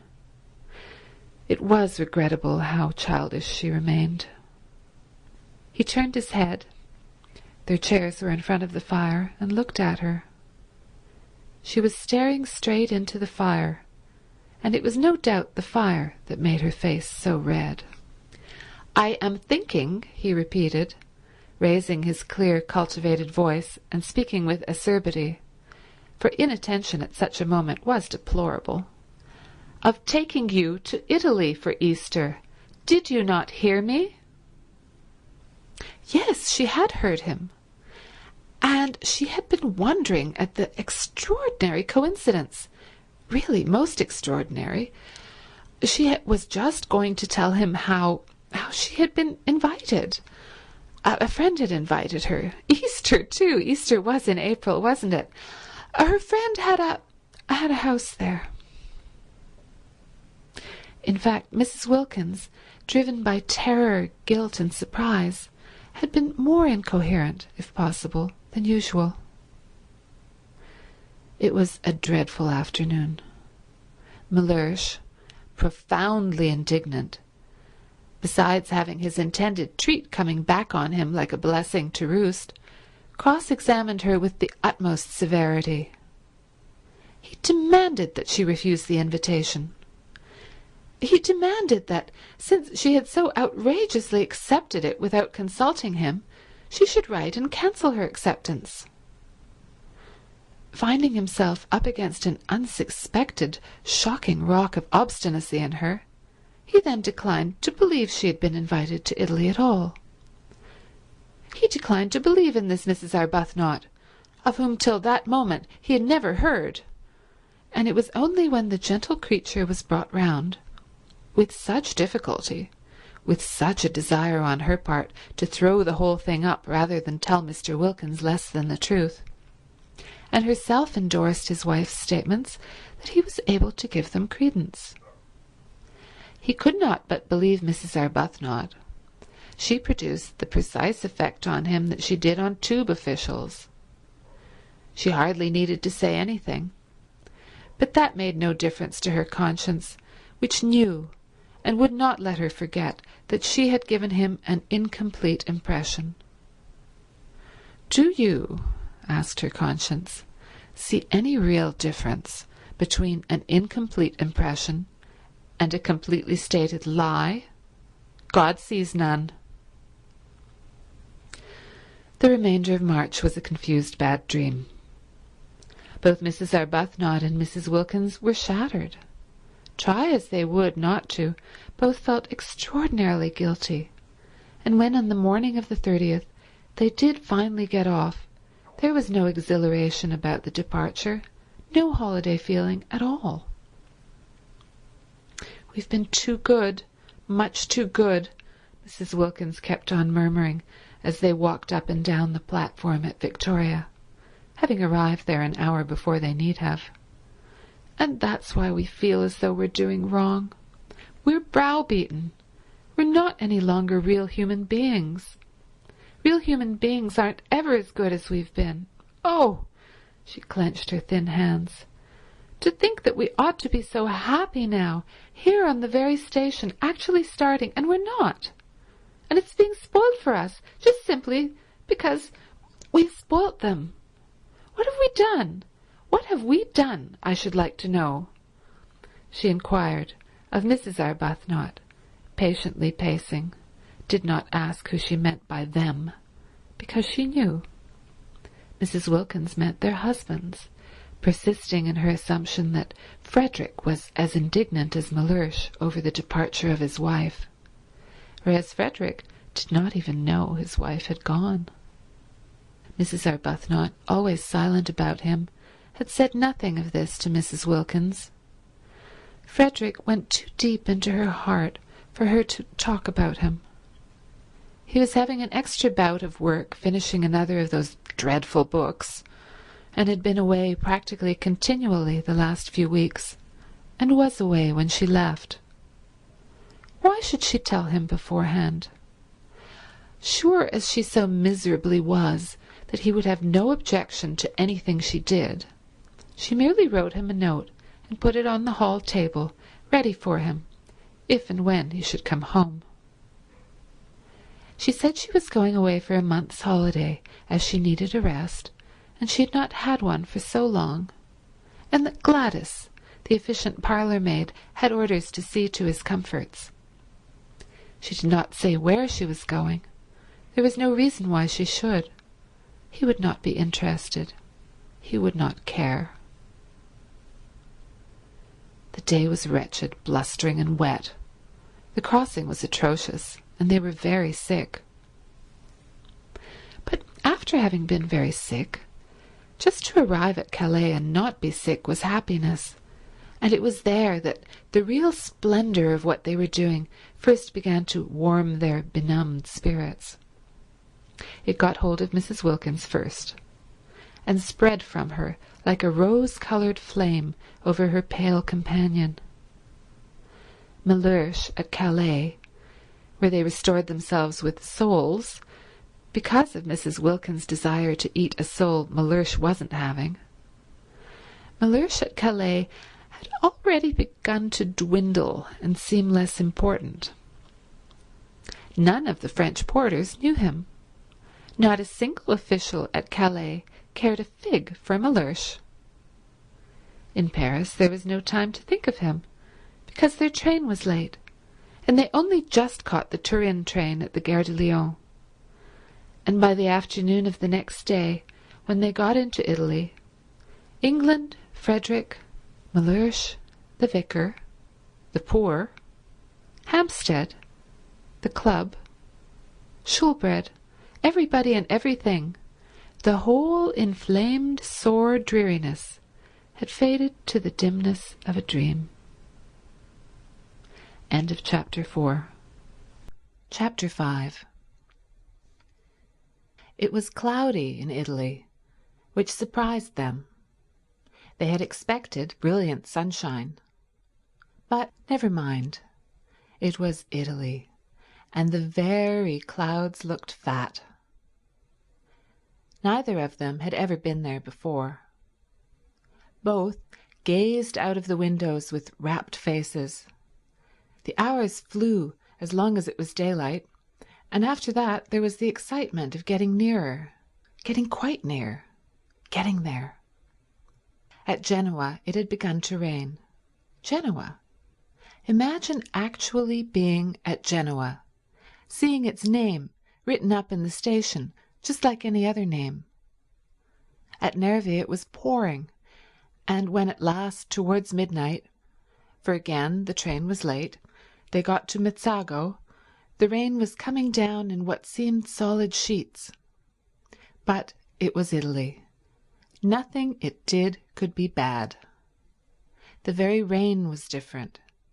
Straight rain, falling properly onto one's umbrella, not that violently blowing English stuff that got in everywhere.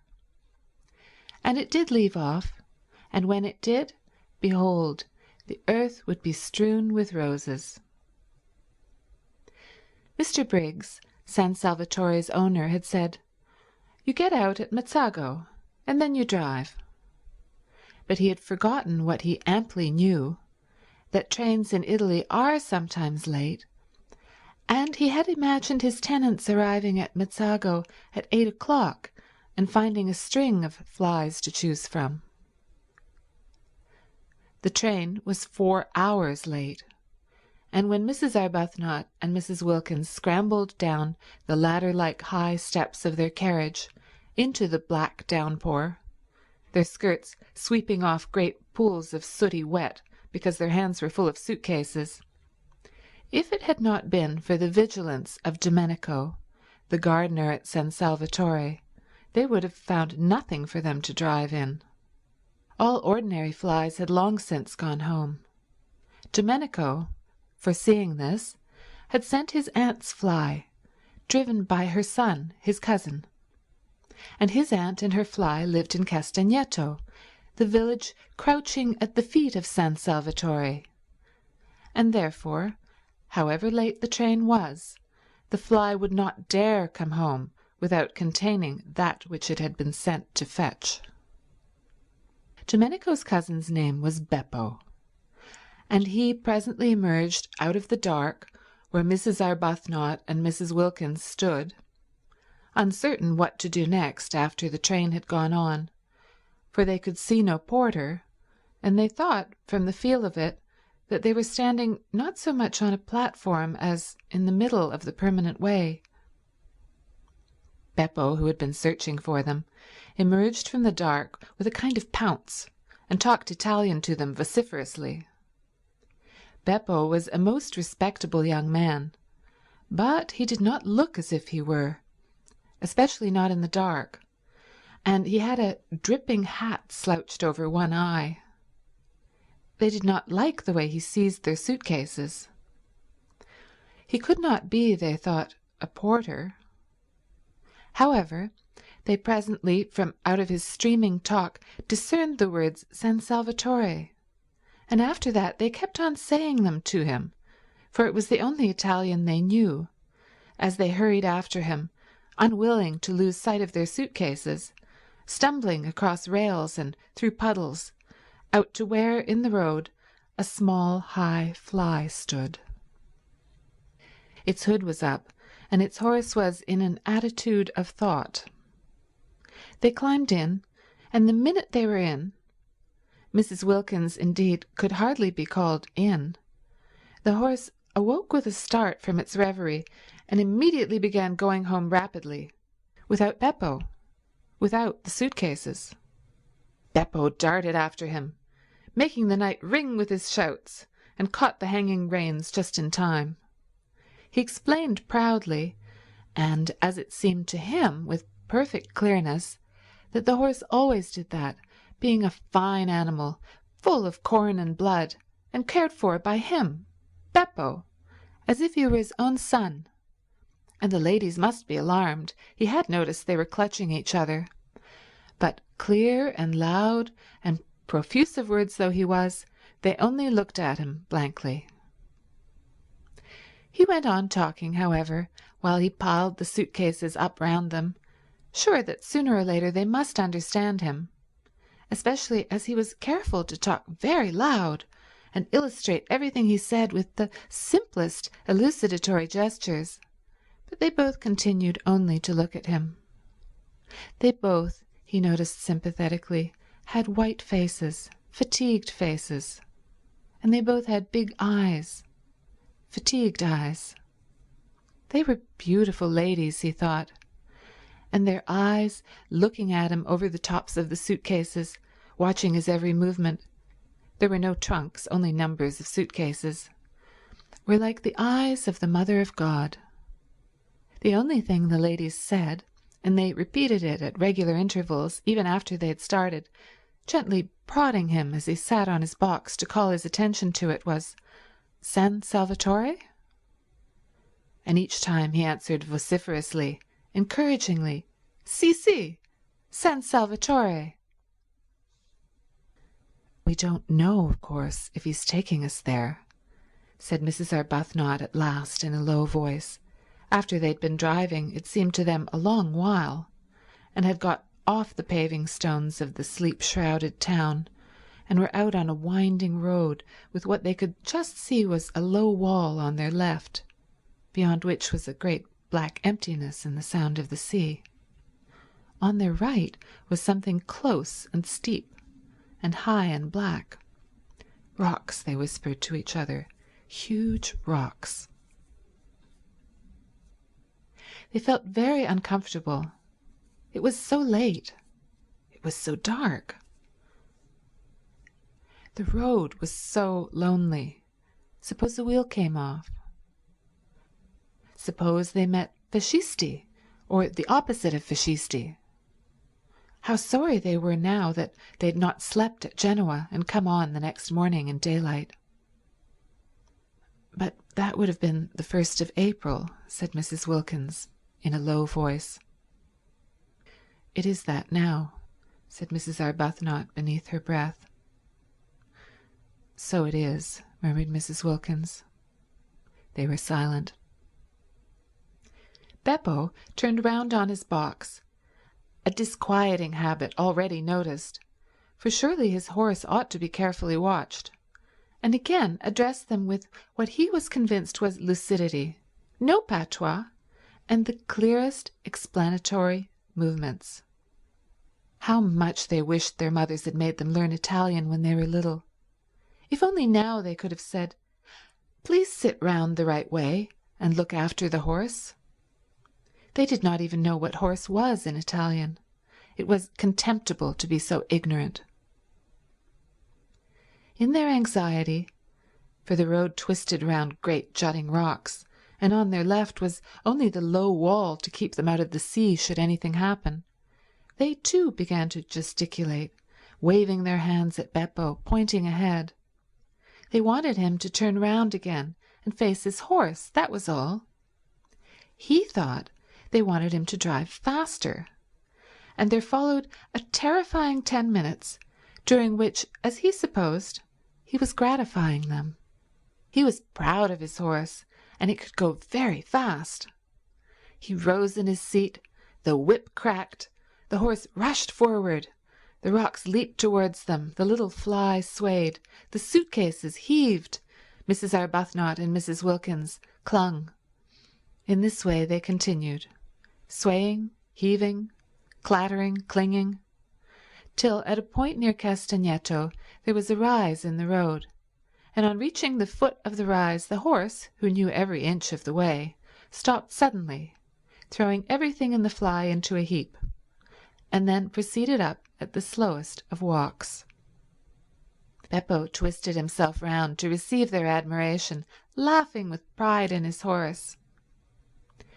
There was no answering laugh from the beautiful ladies.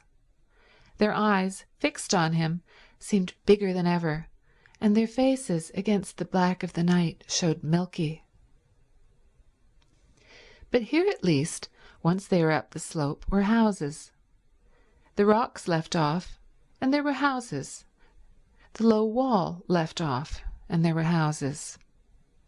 The sea shrunk away, and the sound of it ceased, and the loneliness of the road was finished. No lights anywhere, of course, nobody to see them pass. And yet Beppo, when the houses began, after looking over his shoulder and shouting "Castagneto" at the ladies, once more stood up and cracked his whip, and once more made his horse dash forward. "We shall be there in a minute," Mrs. Arbuthnot said to herself, holding on. "We shall soon stop now," Mrs. Wilkins said to herself, holding on. They said nothing aloud because nothing could have been heard above the whip cracking and wheel clattering, and the boisterous, inciting noises Beppo was making at his horse.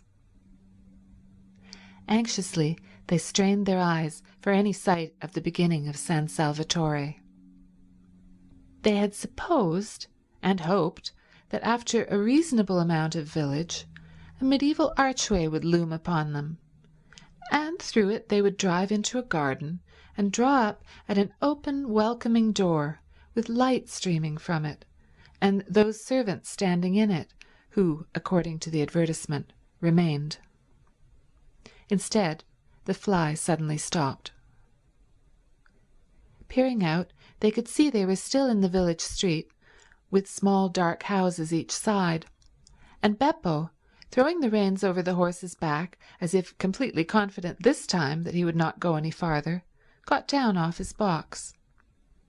At the same moment, springing as it seemed out of nothing, a man and several half-grown boys appeared on each side of the fly and began dragging out the suitcases.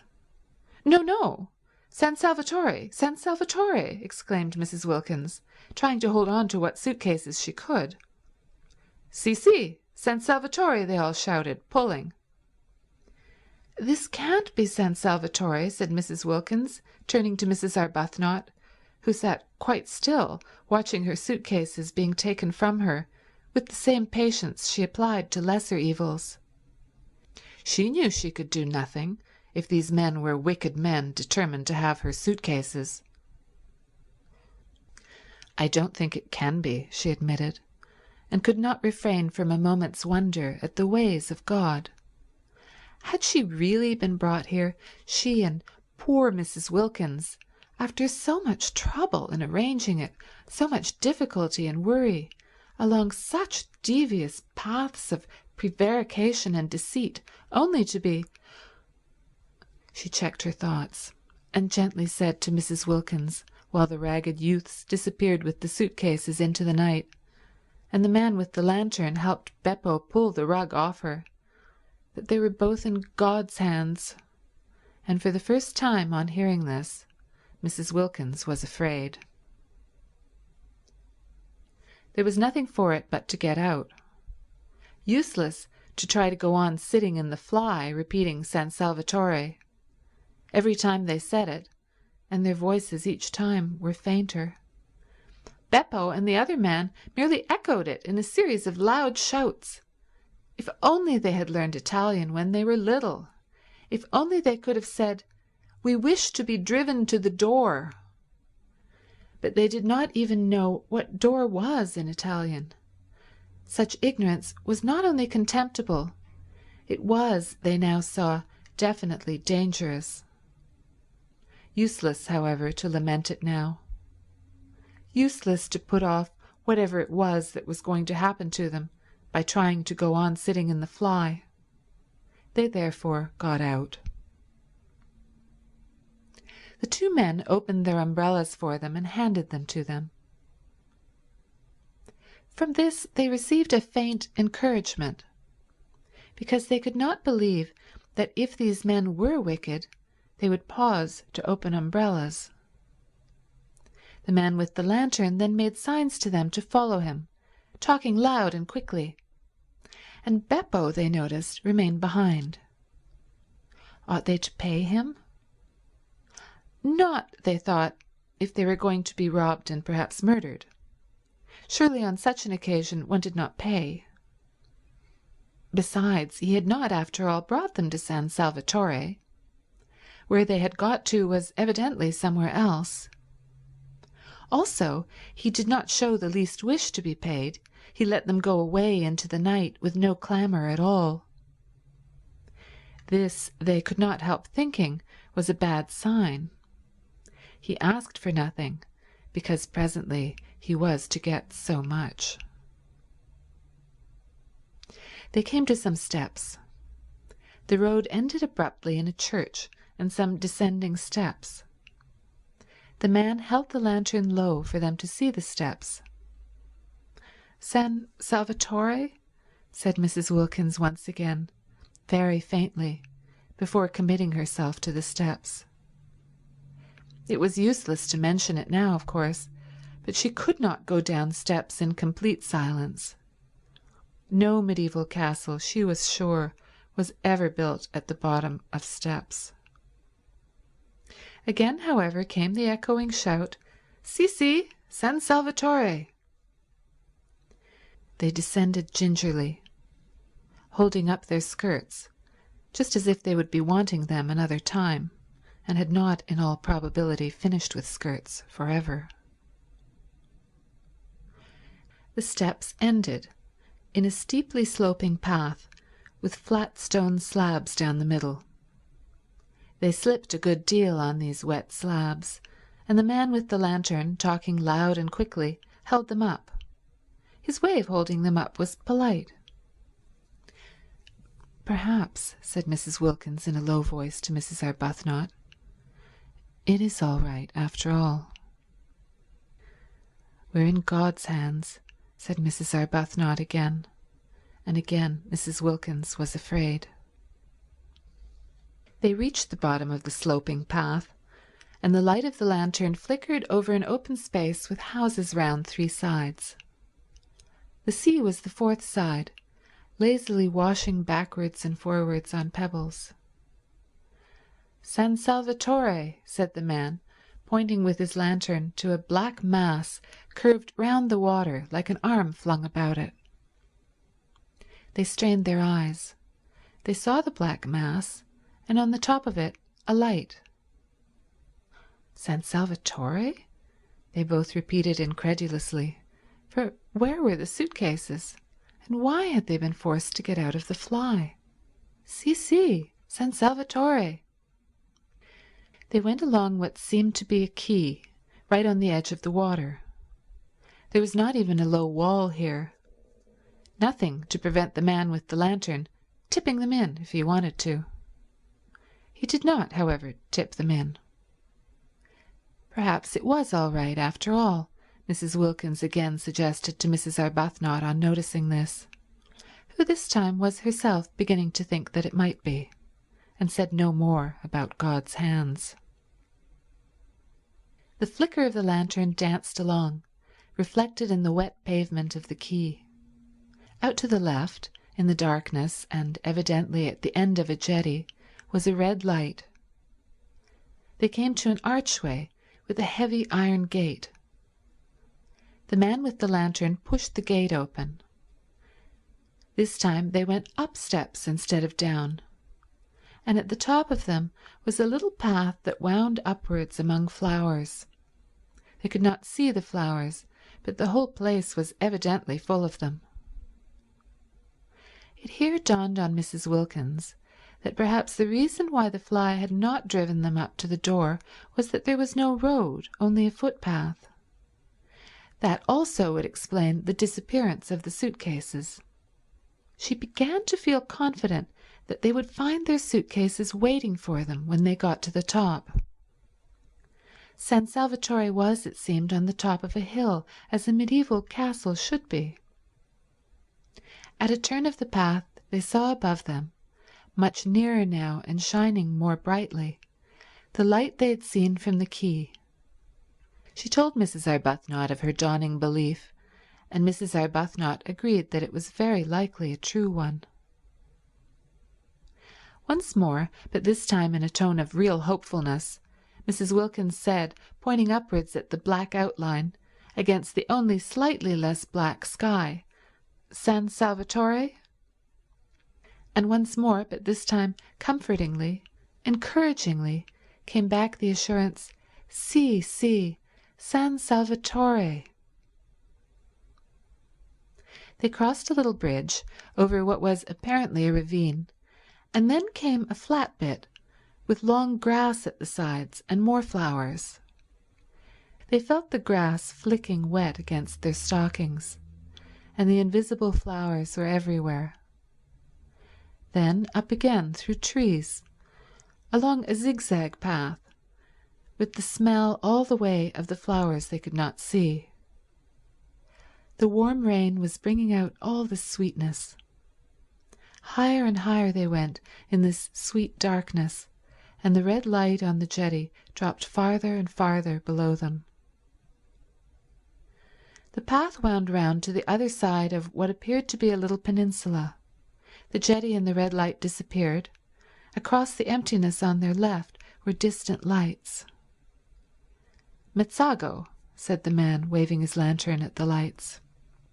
"Si, si," they answered, for they had by now learned si, si, upon which the man congratulated them in a great flow of polite words, not one of which they understood, on their magnificent Italian. For this was Domenico, the vigilant and accomplished gardener of San Salvatore, the prop and stay of the establishment, the resourceful, the gifted, the eloquent, the courteous, the intelligent Domenico. Only they did not know that yet, and he did in the dark, and even sometimes in the light, look with his knife-sharp, swarthy features and swift panther movements, very like somebody wicked. They passed along another flat bit of path with a black shape like a high wall towering above them on their right, and then the path went up again under trellises, and trailing sprays of scented things caught at them and shook raindrops on them, and the light of the lantern flickered over lilies. And then came a flight of ancient steps worn with centuries, and then another iron gate, and then they were inside, though still climbing a twisting flight of stone steps with old walls on either side, like the walls of dungeons, and with a vaulted roof.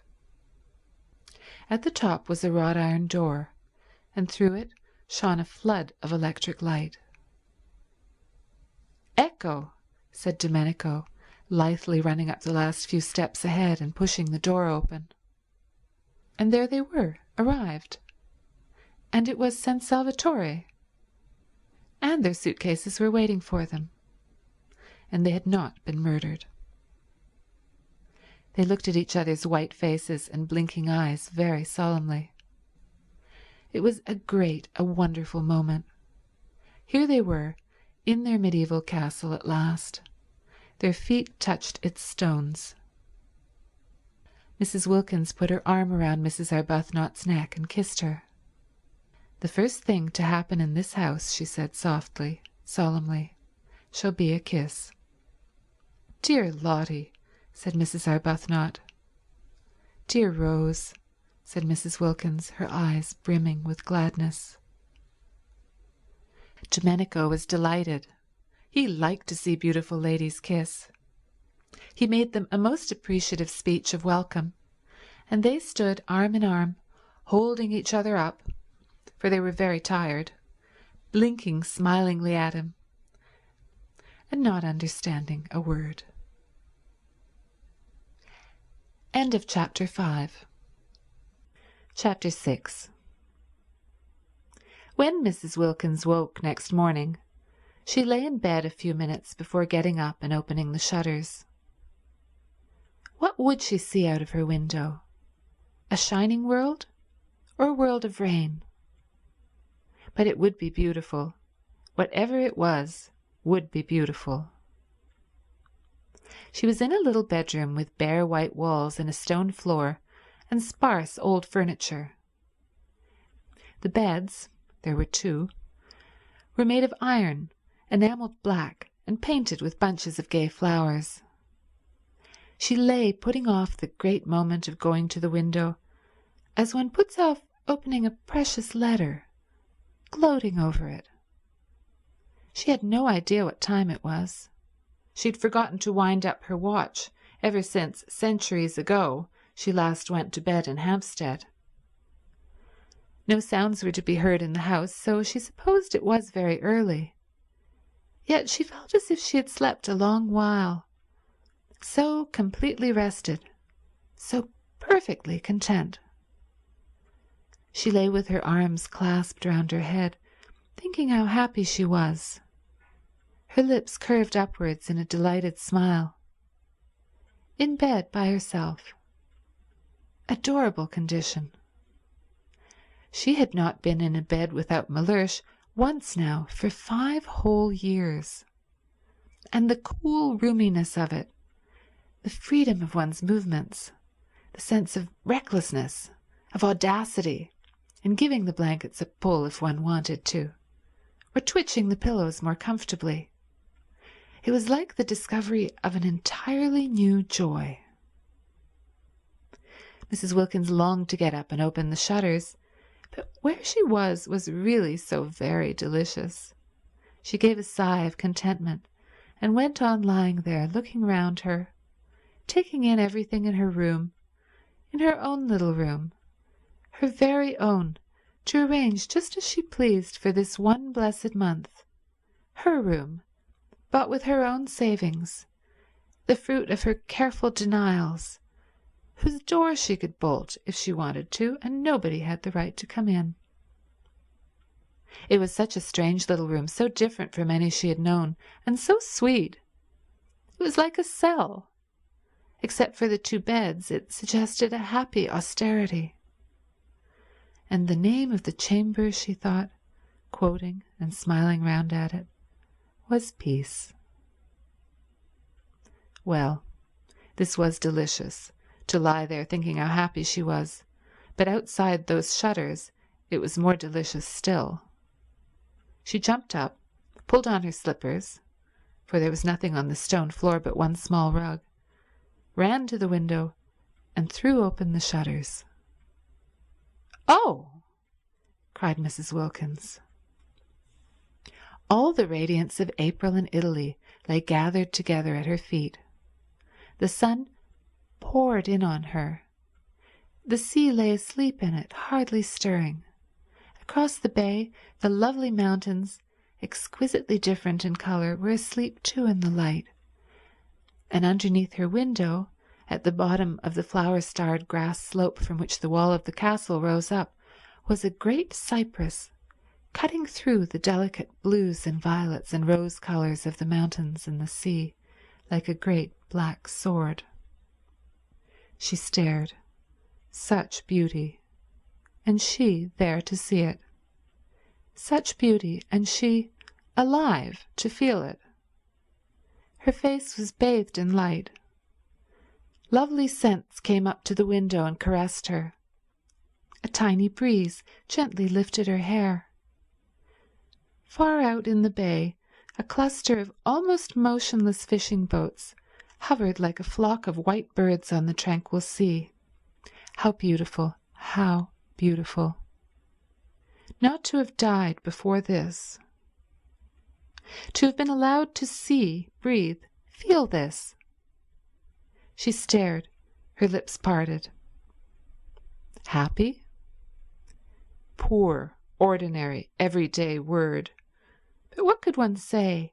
How could one describe it? It was as though she could hardly stay inside herself. It was as though she were too small to hold so much of joy. It was as though she were washed through with light. And how astonishing to feel this sheer bliss, for here she was, not doing and not going to do a single unselfish thing, not going to do a thing she didn't want to. According to everybody she had ever come across, she ought to at least have twinges. She had not one twinge. Something was wrong somewhere. Wonderful that at home she should have been so good, so terribly good, and merely felt tormented. Twinges of every sort had there been her portion. Aches, hurts, discouragements, and she the whole time being steadily unselfish. Now she had taken off all her goodness and left it behind her, like a heap in rain-sodden clothes, and she only felt joy. She was naked of goodness, and was rejoicing in being naked. She was stripped and exulting. And there, away in the dim mugginess of Hampstead, was Mellersh, being angry. She tried to visualize Mellersh. She tried to see him having breakfast and thinking bitter things about her.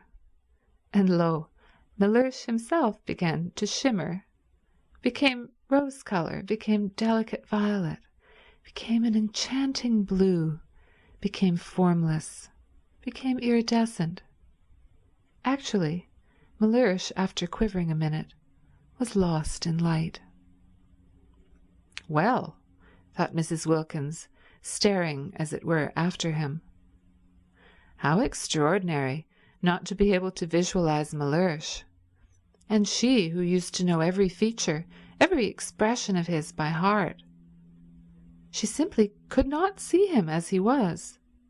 She could only see him resolved into beauty, melted into harmony with everything else. The familiar words of the general thanksgiving came quite naturally into her mind, and she found herself blessing God for her creation, preservation, and all the blessings of this life, but above all for his inestimable love, out loud in a burst of acknowledgement. While Mellersh, at that moment angrily pulling on his boots before going out into the dripping streets, was indeed thinking bitter things about her. She began to dress, choosing clean white clothes in honour of the summer's day, unpacking her suitcases, tidying her adorable little room. She moved about with quick, purposeful steps, her long, thin body held up straight, her small face, so much puckered at home with effort and fear, smoothed out. All she had been and done before this morning, all she had felt and worried about, was gone. Each of her worries behaved as the image of Mellersh had behaved, and dissolved into colour and light. And she noticed things she had not noticed for years. When she was doing her hair in front of the glass, she noticed it and thought, why, what pretty stuff. For years she had forgotten she had such a thing as hair, plaiting it in the evening and unplaiting it in the morning with the same hurry and indifference with which she laced and unlaced her shoes. Now she suddenly saw it, and she twisted it round her fingers before the glass and was glad it was so pretty. Mellersh couldn't have seen it either, for he had never said a word about it. Well, when she got home, she would draw his attention to it. Mellersh, she would say, look at my hair. Aren't you pleased you've got a wife with hair like curly honey? She laughed. She'd never said anything like that to Mellersh yet, and the idea of it amused her. But why had she not? Oh, yes, she used to be afraid of him. Funny to be afraid of anybody, and especially of one's husband, whom one saw in his more simplified moments, such as sleep and not breathing properly through his nose. When she was ready, she opened her door to go across to see if Rose, who had been put the night before by a sleepy maidservant into a cell opposite, were awake. She would say good morning to her, and then she would run down and stay with that cypress tree till breakfast was ready. And after breakfast she wouldn't so much as look out of a window till she had helped Rose get everything ready for Lady Caroline and Mrs. Fisher. There was much to be done that day, settling in, arranging the rooms. She mustn't leave Rose to do it alone. They would make it all so lovely for the two to come, have such an entrancing vision ready for them of little cells bright with flowers. She remembered she had wanted Lady Caroline not to come. Fancy wanting to shut someone out of heaven because she thought she would be shy of her.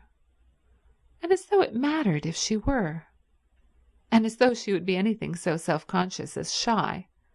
Besides, what a reason. She could not accuse herself of goodness over that. And she remembered she wanted not to have Mrs. Fisher either, because she had seemed lofty.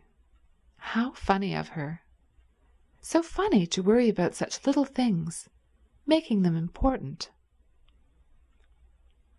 The bedrooms and two of the sitting rooms at San Salvatore were on the top floor and opened into a roomy hall with a wide glass window at the north end. San Salvatore was rich in small gardens in different parts and on different levels. The garden this window looked down on was made on the highest part of the walls and could only be reached through the corresponding spacious hall on the floor below. When Mrs. Wilkins came out of her room, this window stood wide open, and beyond it in the sun was a Judas tree in full flower. There was no sign of anybody, no sound of voices or feet. Tubs of arum lilies stood about on the stone floor, and on the table flamed a huge bunch of fierce nasturtiums. Spacious, flowery, silent, with the wide window at the end opening into the garden, and the Judas tree absurdly beautiful in the sunshine, it seemed to Mrs. Wilkins, arrested on her way across to Mrs. Arbuthnot, too good to be true. Was she really going to live in this for a whole month? Up to now she had had to take what beauty she could as she went along, snatching at little bits of it when she came across it. A patch of daisies on a fine day in a Hampstead field, a flash of sunset between two chimney pots. She'd never been in definitely, completely beautiful places. She had never been even in a venerable house, and such a thing as a profusion of flowers in her rooms was unattainable to her. Sometimes in the spring she'd bought 6 tulips at Shoolbred's, unable to resist them, conscious that Mellersh, if he knew what they had cost, would think it inexcusable. But they had soon died, and then there were no more. As for the Judas tree, she hadn't an idea what it was, and gazed at it out there against the sky with the rapt expression of one who sees a heavenly vision. Mrs. Arbuthnot, coming out of her room, found her there like that, standing in the middle of the hall, staring. Now what does she think she sees now, thought Mrs. Arbuthnot. We are in God's hands, said Mrs. Wilkins, turning to her, speaking with extreme conviction. Oh, said Mrs. Arbuthnot quickly, her face, which had covered with smiles when she came out of her room, falling. Why? What has happened? For Mrs. Arbuthnot had woken up with such a delightful feeling of security, of relief, and she did not want to find she had not, after all, escaped from the need of a refuge. She had not even dreamed of Frederick. For the first time in years she had been spared the nightly dream that he was with her, that they were heart to heart, and its miserable wakening. She had slept like a baby, and had woken up confident. She had found there was nothing she wished to say in her morning prayer except thank you. It was disconcerting to be told she was, after all, in God's hands. I hope nothing has happened, she asked anxiously. Mrs. Wilkins looked at her a moment and laughed. How funny, she said, kissing her. What is funny? Asked Mrs. Arbuthnot, her face clearing because Mrs. Wilkins laughed. We are. This is. Everything. It's all so wonderful. It's so funny and so adorable that we should be in it. I dare say when we finally reach heaven, the one they talk about so much, we shan't find it a bit more beautiful. Mrs. Arbuthnot relaxed to smiling security again. Isn't it divine? She said. Were you ever in your life so happy? Asked Mrs. Wilkins, catching her by the arm. No, said Mrs. Arbuthnot. Nor had she been, not ever.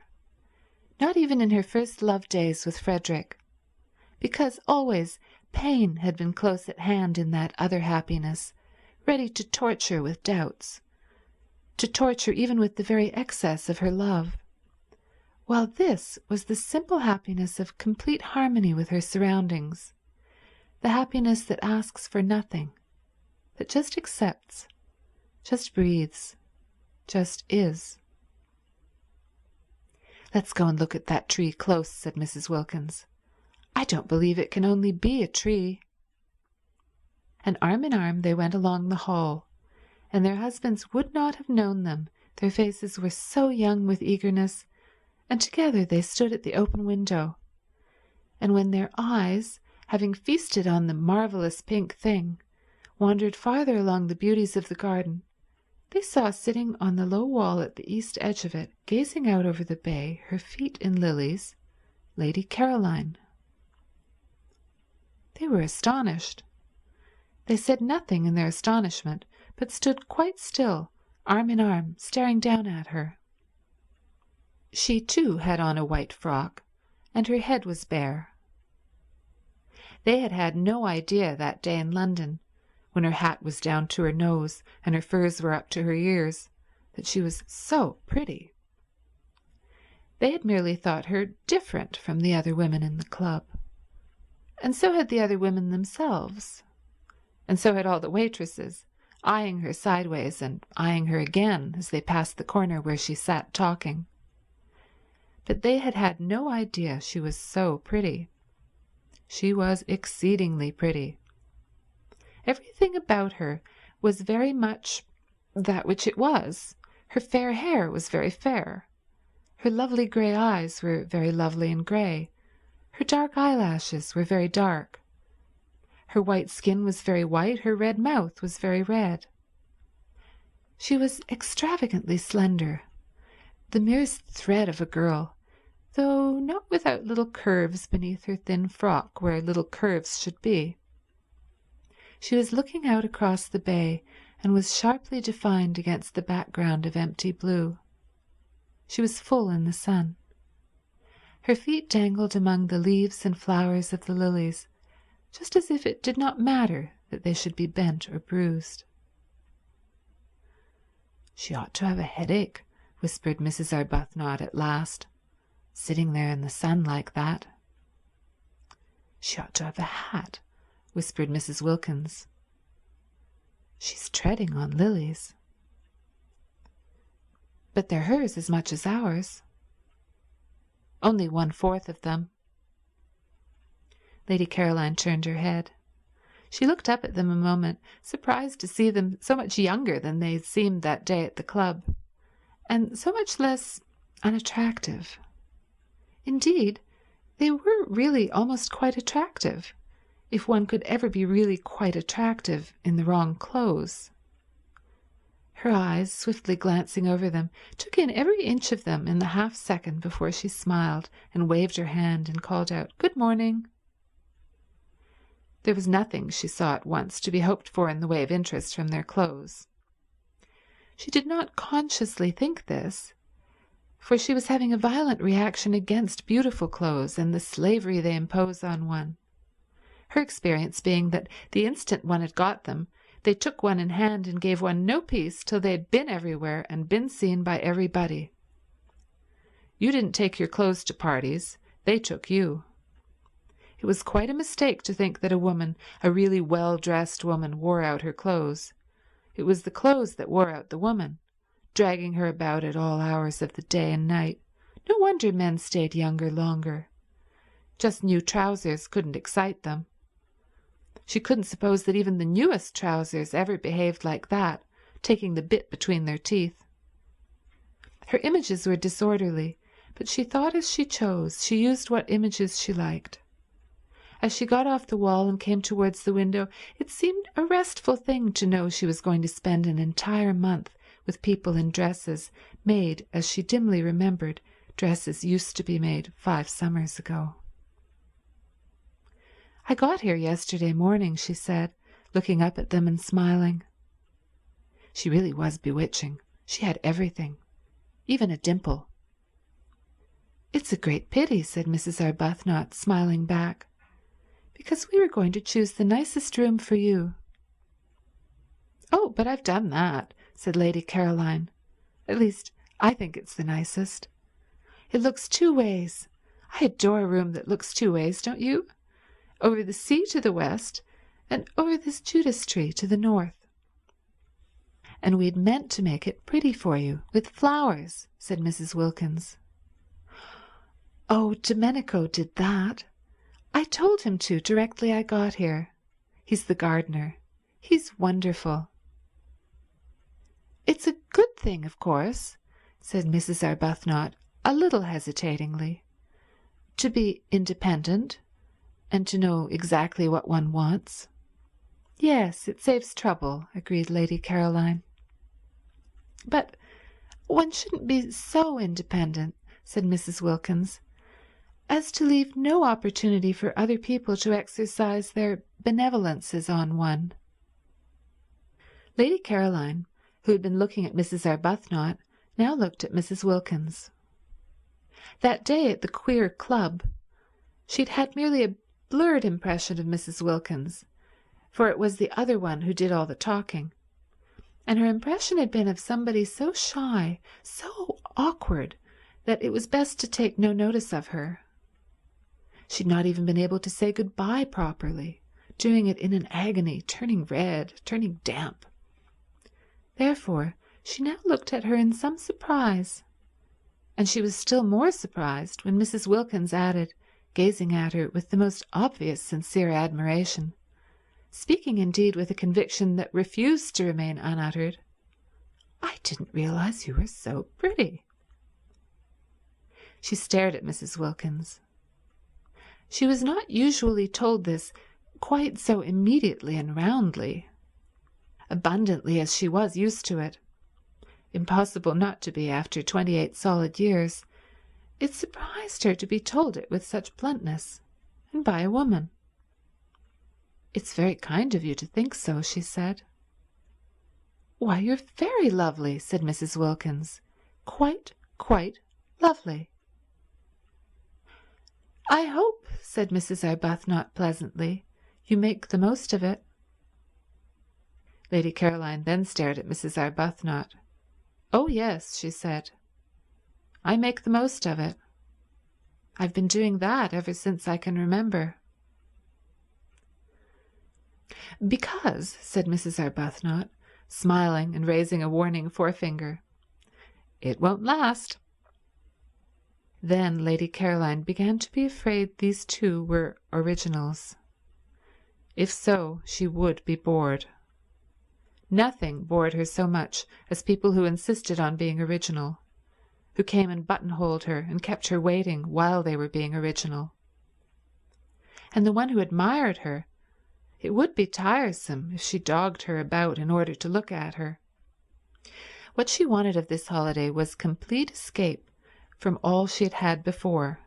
She wanted the rest of complete contrast. Being admired, being dogged wasn't contrast, it was repetition. And as for originals, to find herself shut up with two on the top of a precipitous hill in a medieval castle built for the express purpose of preventing easy-goings in and out would not, she was afraid, be especially restful. Perhaps she had better be a little less encouraging.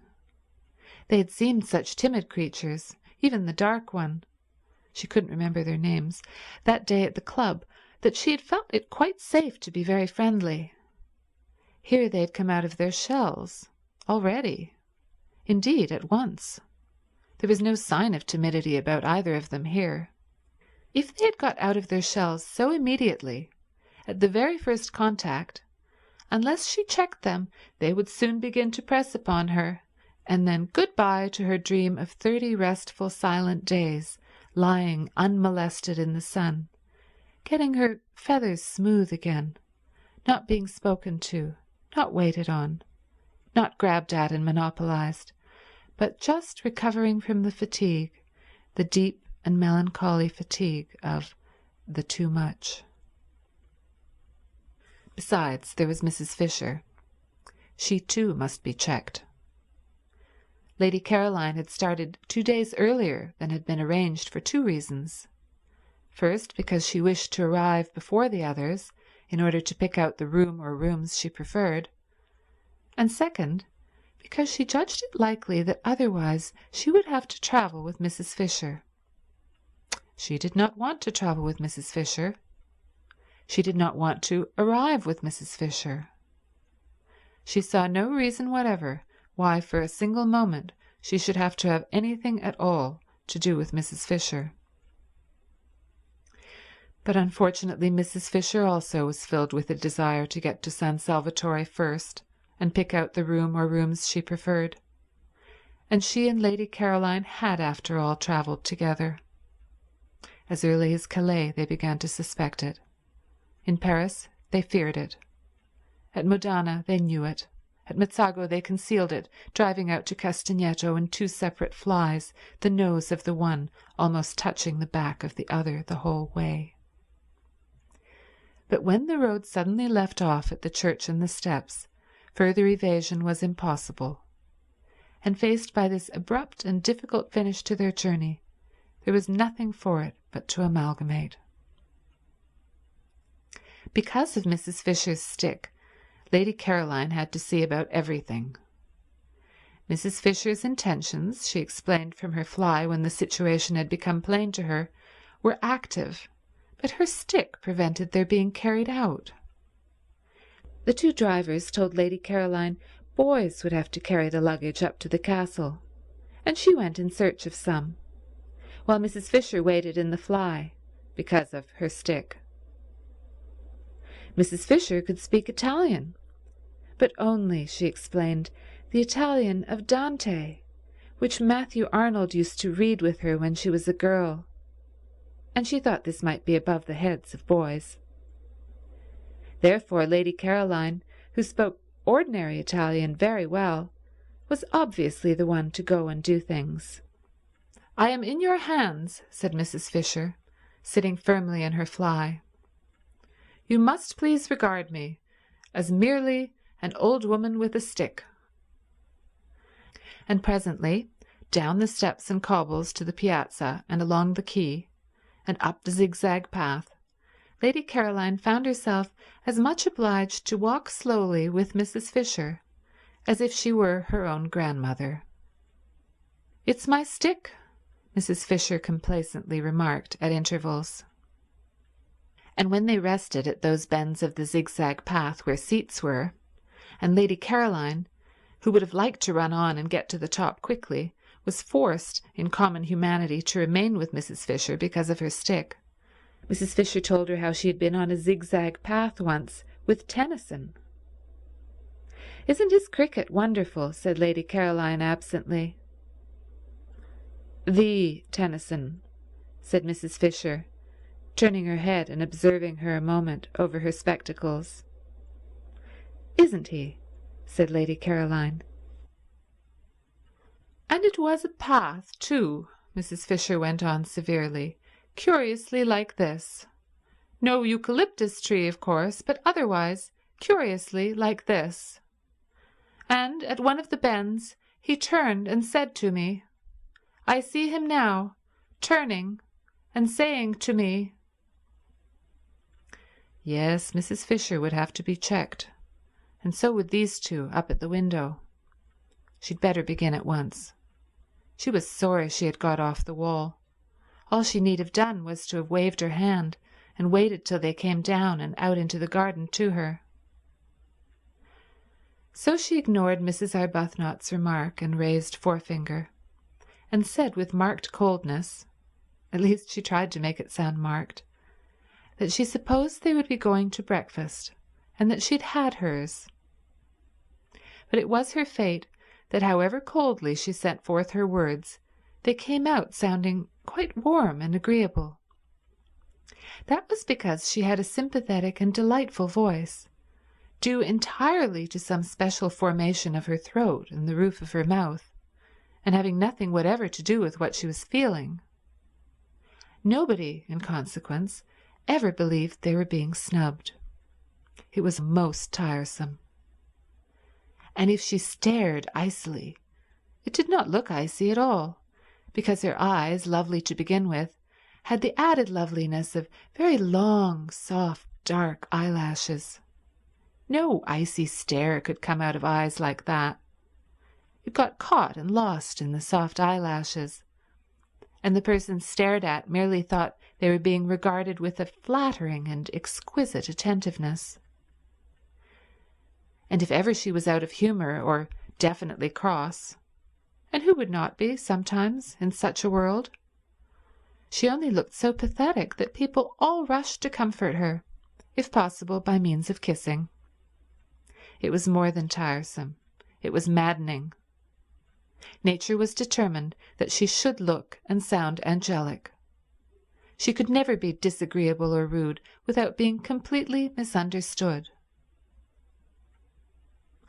"I had breakfast in my room," she said, trying her utmost to sound curt. "Perhaps I'll see you later." And she nodded and went back to where she'd been sitting on the wall, with the lilies being nice and cool around her feet. End of Chapter 6. Chapter 7. Their eyes followed her admiringly. They had no idea they had been snubbed.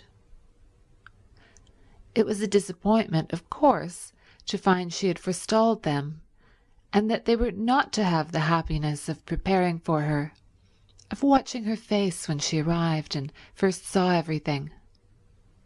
But there was still Mrs. Fisher. They would concentrate on Mrs. Fisher and would watch her face instead. Only, like everybody else, they would have preferred to watch Lady Caroline's. Perhaps, then, as Lady Caroline had talked of breakfast, they had better begin by going and having it, for there was too much to be done that day to spend any more time gazing at the scenery, servants to be interviewed, the house to be gone through and examined, and finally Mrs. Fisher's room to be got ready and adorned. They waved their hands gaily at Lady Caroline, who seemed absorbed in what she saw and took no notice, and turning away found the maidservant of the night before had come up silently behind them in cloth slippers with string soles. She was Francesca, the elderly parlour maid, who had been with the owner, he had said, for years, and whose presence made inventories unnecessary. And after wishing them good morning and hoping they had slept well, she told them breakfast was ready in the dining room on the floor below, and if they would follow her, she would lead. They did not understand a single word of the very many in which Francesca succeeded in clothing this simple information, but they followed her, for it was at least clear that they were to follow, and going down the stairs and along the broad hall, like the one above except for glass doors at the end instead of a window opening into the garden, they were shown into the dining room, where, sitting at the head of the table, having her breakfast, was Mrs. Fisher. This time they exclaimed. Even Mrs. Arbuthnot exclaimed, though her exclamation was only, "Oh!" Mrs. Wilkins exclaimed at greater length. "Oh, I bet it's like having the bread taken out of one's mouth," exclaimed Mrs. Wilkins. "How do you do?" said Mrs. Fisher. "I can't get up because of my stick," and she stretched out her hand across the table. They advanced and shook it. "We had no idea you were here," said Mrs. Arbuthnot. "Yes," said Mrs. Fisher, resuming her breakfast. "Yes, I am here." And with composure she removed the top of her egg. "It's a great disappointment," said Mrs. Wilkins. "We had meant to give you such a welcome." This was the one, Mrs. Fisher remembered, briefly glancing at her, who, when she came to Prince of Wales Terrace, said she had seen Keats. She must be careful with this one, curb her from the beginning.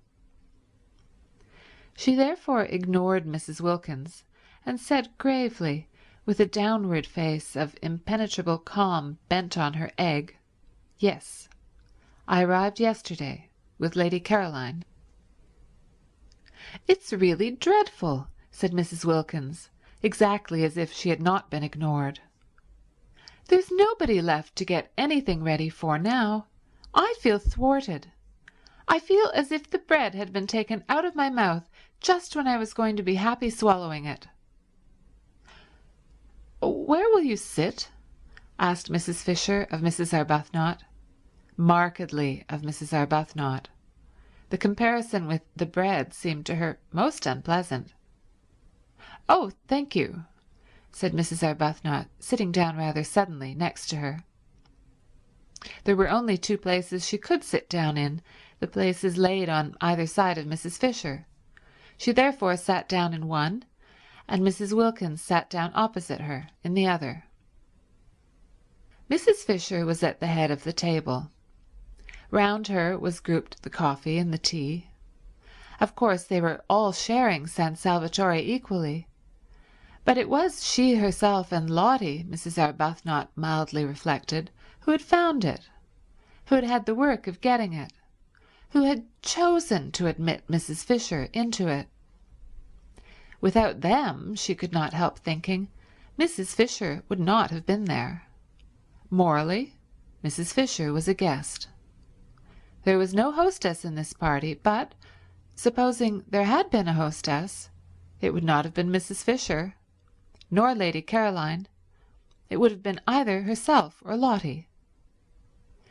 Mrs. Arbuthnot could not help feeling this as she sat down, and Mrs. Fisher, the hand which Ruskin had wrung suspended over the pots before her, inquired, "Tea or coffee?" She could not help feeling it even more definitely when Mrs. Fisher touched a small gong on the table beside her, as though she had been used to that gong and that table ever since she was little, and on Francesca's appearing bade her in the language of Dante bring more milk. There was a curious air about Mrs. Fisher, thought Mrs. Arbuthnot, of being in possession, and if she herself had not been so happy, she would have perhaps minded. Mrs. Wilkins noticed it too, but it only made her discursive brain think of cuckoos. She would no doubt immediately have begun to talk of cuckoos, incoherently, unrestrainably, and deplorably, if she had been in the condition of nerves and shyness she was in last time she saw Mrs. Fisher. But happiness had done away with shyness. She was very serene. She could control her conversation.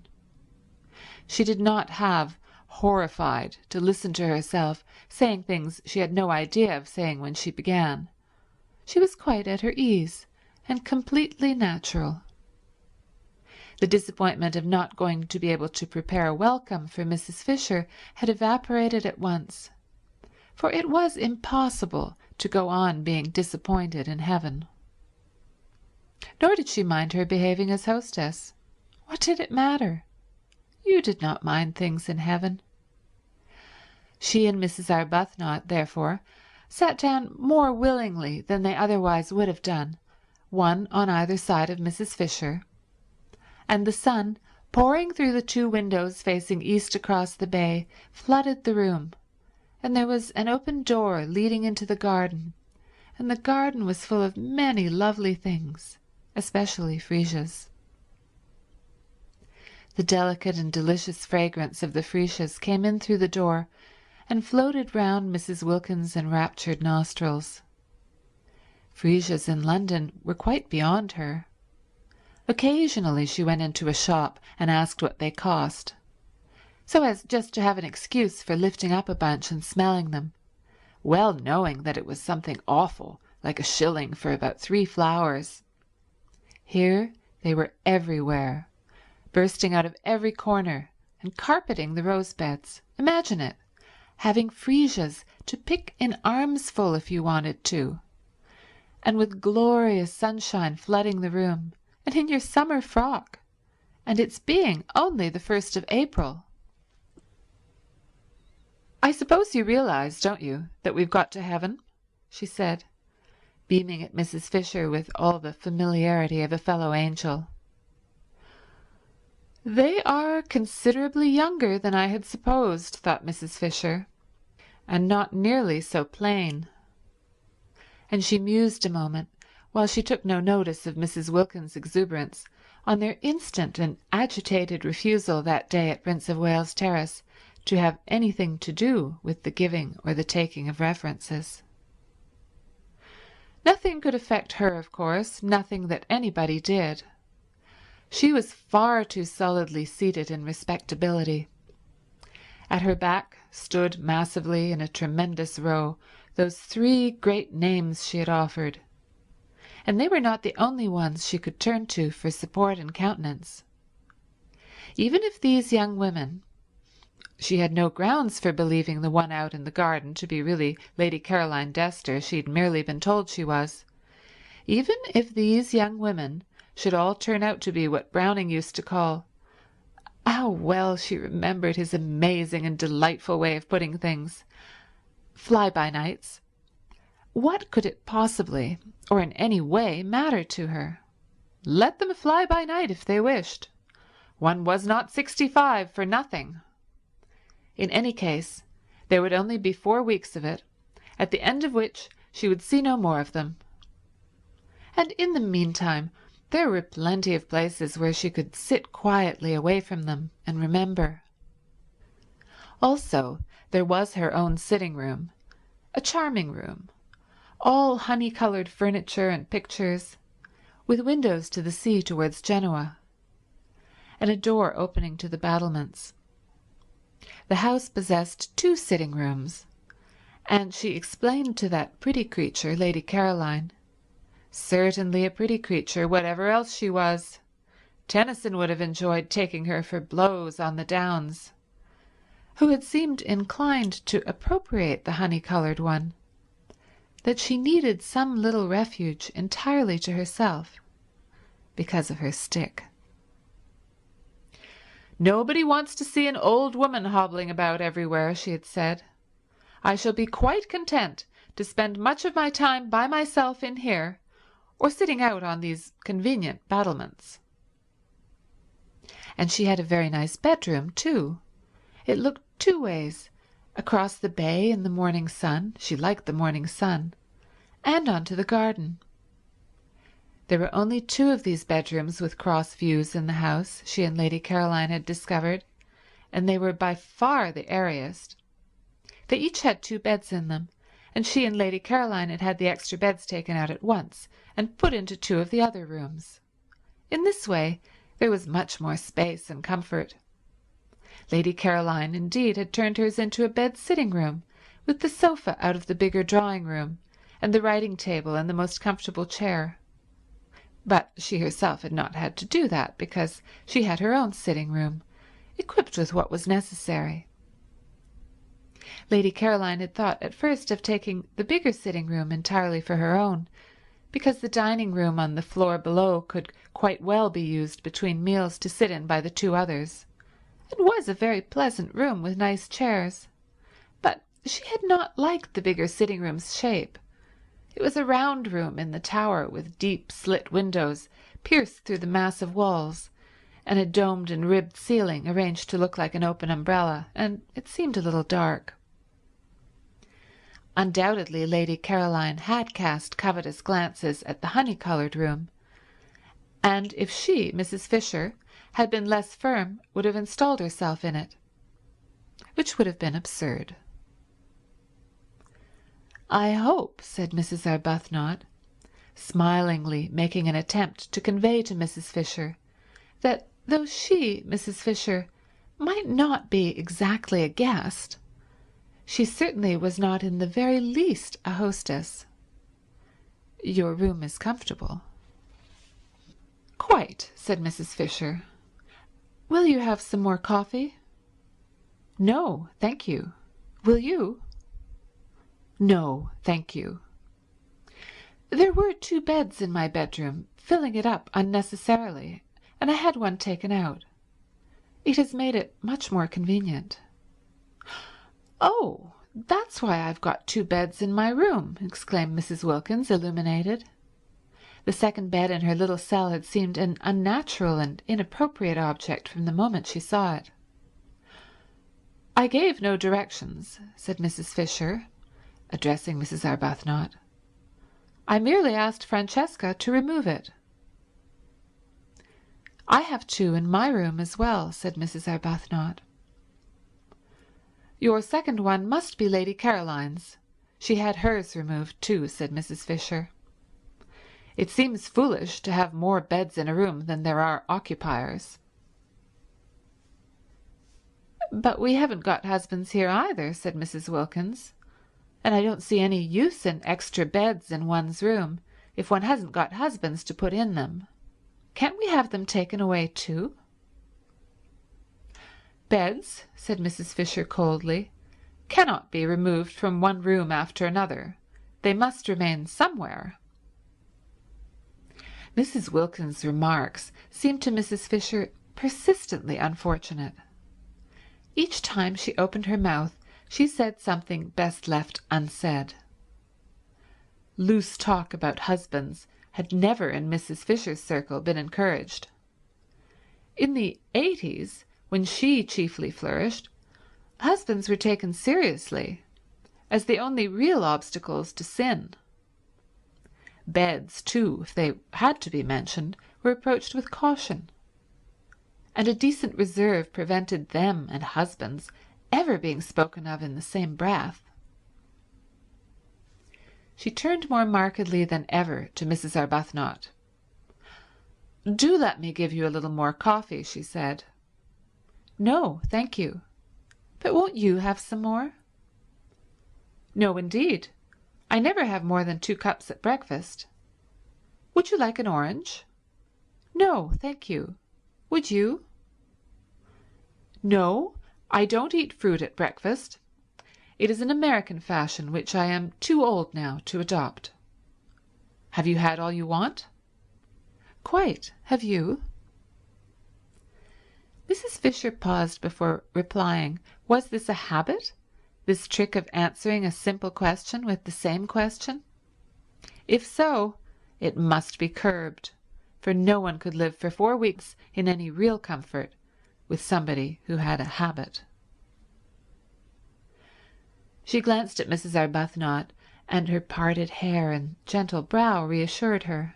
No, it was accident, not habit, that had produced those echoes. She could as soon imagine a dove having tiresome habits as Mrs. Arbuthnot. Considering her, she thought what a splendid wife she would have been for poor Carlyle. So much better than that horrid clever Jane.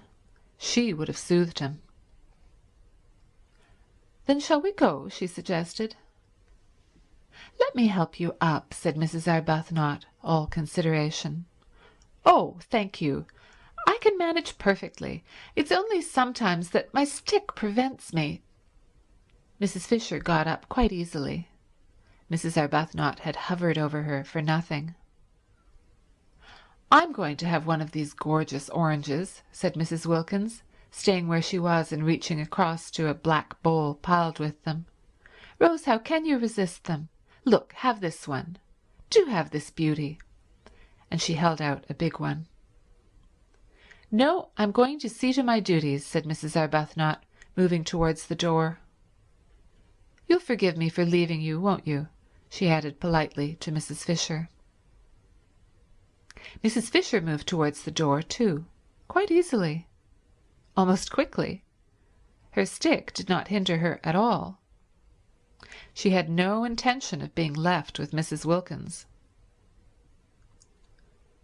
"What time would you like to have lunch?" Mrs. Arbuthnot asked her, trying to keep her head as at least a non-guest, if not precisely a hostess, above water. "Lunch," said Mrs. Fisher, "is at 12:30. "You shall have it at 12:30 then," said Mrs. Arbuthnot. "I'll tell the cook. It will be a great struggle," she continued, smiling, "but I've brought a little dictionary." "The cook," said Mrs. Fisher, "knows." "Oh," said Mrs. Arbuthnot. "Lady Caroline has already told her," said Mrs. Fisher.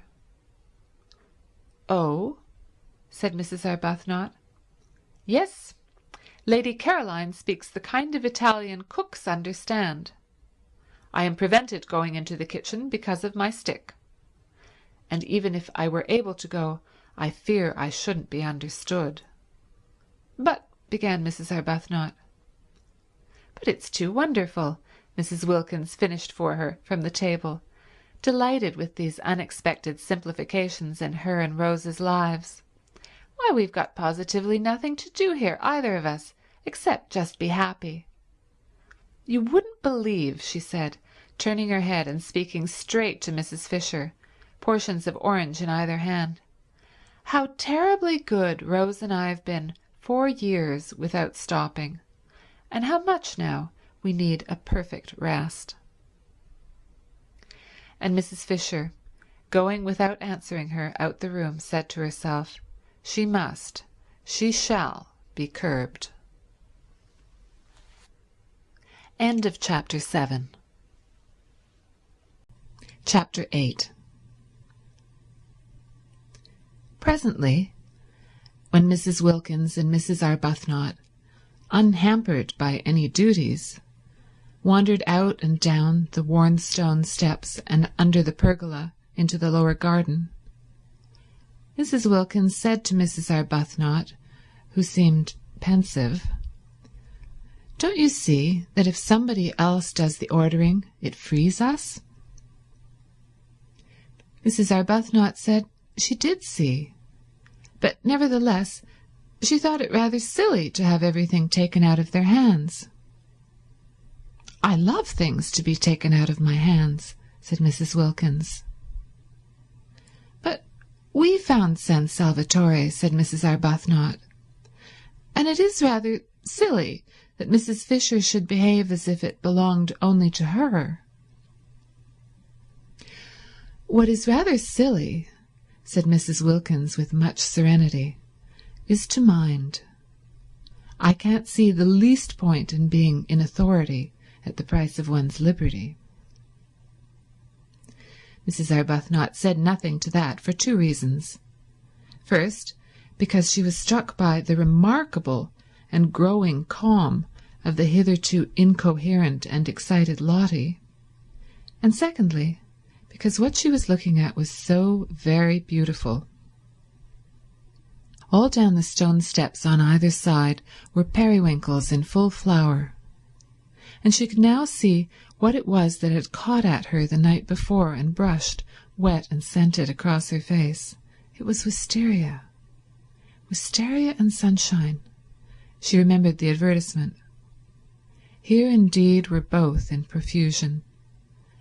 The wisteria was tumbling over itself in its excess of life, its prodigality of flowering, and where the pergola ended the sun blazed on scarlet geraniums, bushes of them, and nasturtiums in great heaps, and marigolds so brilliant that they seemed to be burning, and red and pink snapdragons all outdoing each other in bright, fierce colour. The ground behind these flaming things dropped away in terraces to the sea, each terrace a little orchard, where among the olives grew vines on trellises, and fig trees, and peach trees, and cherry trees. The cherry trees and peach trees were in blossom, lovely showers of white and deep rose colour among the trembling delicacy of the olives. The fig leaves were just big enough to smell of figs. The vine buds were only beginning to show. And beneath these trees were groups of blue and purple irises, and bushes of lavender and grey, sharp cactuses. And the grass was thick with dandelions and daisies, and right down at the bottom was the sea. Colour seemed flung down anyhow, anywhere, every sort of colour piled up in heaps, pouring along in rivers. The periwinkles looked exactly as if they had been poured down each side of the steps. And flowers that grow only in borders in England, proud flowers keeping themselves to themselves over there, such as the great blue irises and the lavender, were being jostled by small, shining common things like dandelions and daisies, and the white bells of the wild onion, and only seemed the better and the more exuberant for it. They stood looking at this crowd of loveliness, this happy jumble, in silence. No, it didn't matter what Mrs. Fisher did. Not here, not in such beauty. Mrs. Arbuthnot's discomposure melted out of her. In the warmth and light of what she was looking at, of what to her was a manifestation and entirely new side of God, how could one be discomposed? If only Frederick were with her, seeing it too, seeing as he would have seen it when first they were lovers, in the days when he saw what she saw and loved what she loved. She sighed. You mustn't sigh in heaven, said Mrs. Wilkins. One doesn't. I was thinking how one longs to share this with those one loves, said Mrs. Arbuthnot. You mustn't long in heaven, said Mrs. Wilkins. You're supposed to be quite complete there. And it is heaven, isn't it, Rose? See how everything has been let in together, the dandelions and the irises, the vulgar and the superior, me and Mrs. Fisher, all welcome, all mixed up anyhow, and all so visibly happy and enjoying ourselves. Mrs. Fisher doesn't seem happy, not visibly anyhow, said Mrs. Arbuthnot, smiling. She'll begin soon, you'll see. Mrs. Arbuthnot said she didn't believe that after a certain age people began anything. Mrs. Wilkins said she was sure no one, however old and tough, could resist the effects of perfect beauty. Before many days, perhaps only hours, they would see Mrs. Fisher bursting out into every kind of exuberance. I'm quite sure, said Mrs. Wilkins, that we've got to heaven, and once Mrs. Fisher realizes that that's where she is, she's bound to be different. You'll see. She'll leave off being ossified and go all soft and able to stretch, and we shall be quite— why, I shouldn't be surprised if we get quite fond of her. The idea of Mrs. Fisher bursting out into anything, she who seemed so particularly firmly fixed inside her buttons, made Mrs. Arbuthnot laugh. She condoned Lottie's loose way of talking of heaven, because in such a place, on such a morning, condonation was in the very air. Besides, what an excuse there was. And Lady Caroline, sitting where they had left her before breakfast on the wall, peeped over when she heard laughter, and saw them standing on the path below, and thought what a mercy it was they were laughing down there and had not come up and done it round her. She disliked jokes at all times, but in the morning she hated them, especially close up, especially crowding in her ears. She hoped the originals were on their way out for a walk and not their way back from one. They were laughing more and more. What could they possibly find to laugh at? She looked down at the tops of their heads with a very serious face, for the thought of spending a month with laughers was a grave one, and they, as though they felt her eyes, turned suddenly and looked up. The dreadful geniality of those women. She shrank away from their smiles and wavings, but she could not shrink out of sight without falling into the lilies. She neither smiled nor waved back, and turning her eyes to the more distant mountains, surveyed them carefully, till the two, tired of waving, moved away along the path and turned the corner and disappeared. This time they both did notice that they had been met with at least unresponsiveness. If we weren't in heaven, said Mrs. Wilkins serenely, I should say we had been snubbed. But as nobody snubs anybody there, of course we can't have been. Perhaps she is unhappy, said Mrs. Arbuthnot. Whatever it is, she'll get over it here, said Mrs. Wilkins with conviction. We must try and help her, said Mrs. Arbuthnot. Oh, but nobody helps anybody in heaven. That's finished with. You don't try to be or do. You simply are. Well, Mrs. Arbuthnot wouldn't go into that, not here, not today. The vicar, she knew, would have called Lottie's talk levity, if not profanity. How old he seemed from here, an old, old vicar. They left the path and clambered down the olive terraces, down and down, to where at the bottom the warm, sleepy sea heaved gently among the rocks. There a pine tree grew close to the water, and they sat under it, and a few yards away was a fishing boat lying motionless and green-bellied on the water. The ripples of the sea made little gurgling noises at their feet. They screwed up their eyes to be able to look into the blaze of light beyond the shade of their tree. The hot smell from the pine needles and from the cushions of wild thyme that padded the spaces between the rocks, and sometimes a smell of pure honey from a clump of warm irises up behind them in the sun, puffed across their faces. Very soon Mrs. Wilkins took her shoes and stockings off and let her feet hang in the water. After watching her a minute, Mrs. Arbuthnot did the same. Their happiness was then complete. Their husbands would not have known them. They left off talking. They ceased to mention heaven. They were just cups of acceptance.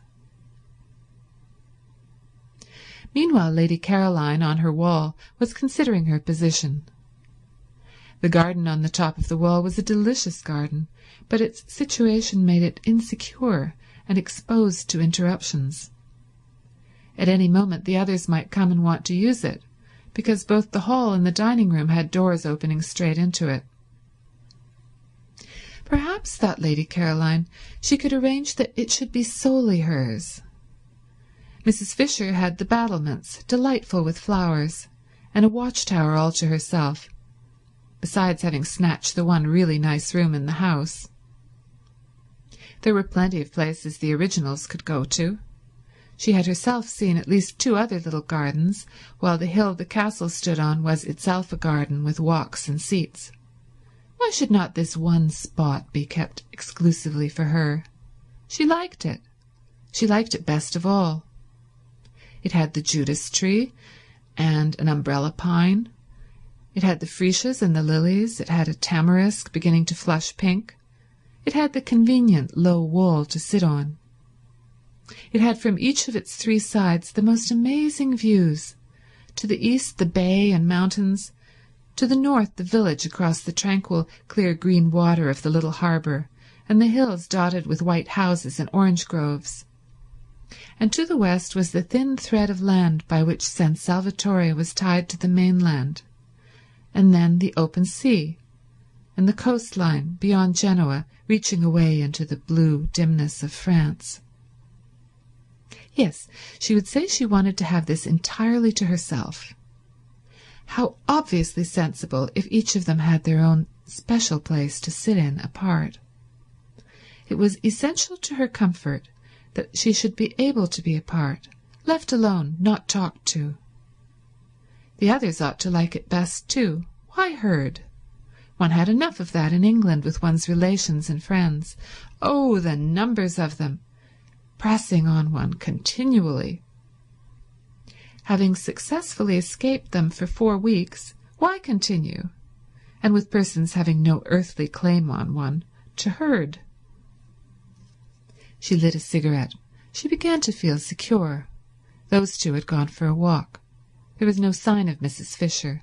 How very pleasant this was. Somebody came out through the glass doors just as she was drawing a deep breath of security. Surely it couldn't be Mrs. Fisher wanting to sit with her. Mrs. Fisher had her battlements. She ought to stay on them, having snatched them. It would be too tiresome if she wouldn't, and wanted not only to have them in her sitting-room, but to establish herself in this garden as well. No, it wasn't Mrs. Fisher. It was the cook. She frowned. Was she going to have to go on ordering the food? Surely one or other of those 2 waving women would do that now.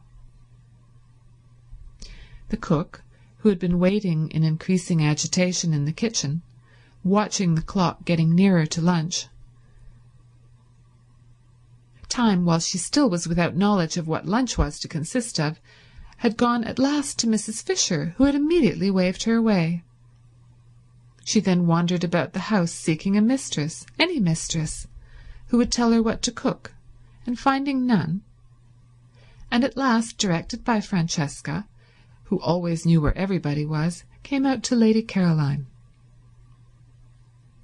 Domenica had provided this cook. She was Costanza, the sister of that one of his cousins who kept a restaurant down at the piazza. She helped her brother in his cooking when she had no other job, and knew every sort of fat, mysterious Italian dish, such as the workmen of Castagneto who crowded the restaurant at midday, and the inhabitants of Mezzago, when they came over on Sundays, loved to eat. She was a fleshless spinster of 50, grey-haired, nimble, rich of speech, and thought Lady Caroline more beautiful than anyone she had ever seen. And so did Domenico, and so did the boy Giuseppe, who helped Domenico and was, besides, his nephew. And so did the girl Angela, who helped Francesca and was, besides, Domenico's niece. And so did Francesca herself. Domenico and Francesca, the only two who had seen them, thought the two ladies who arrived last night very beautiful.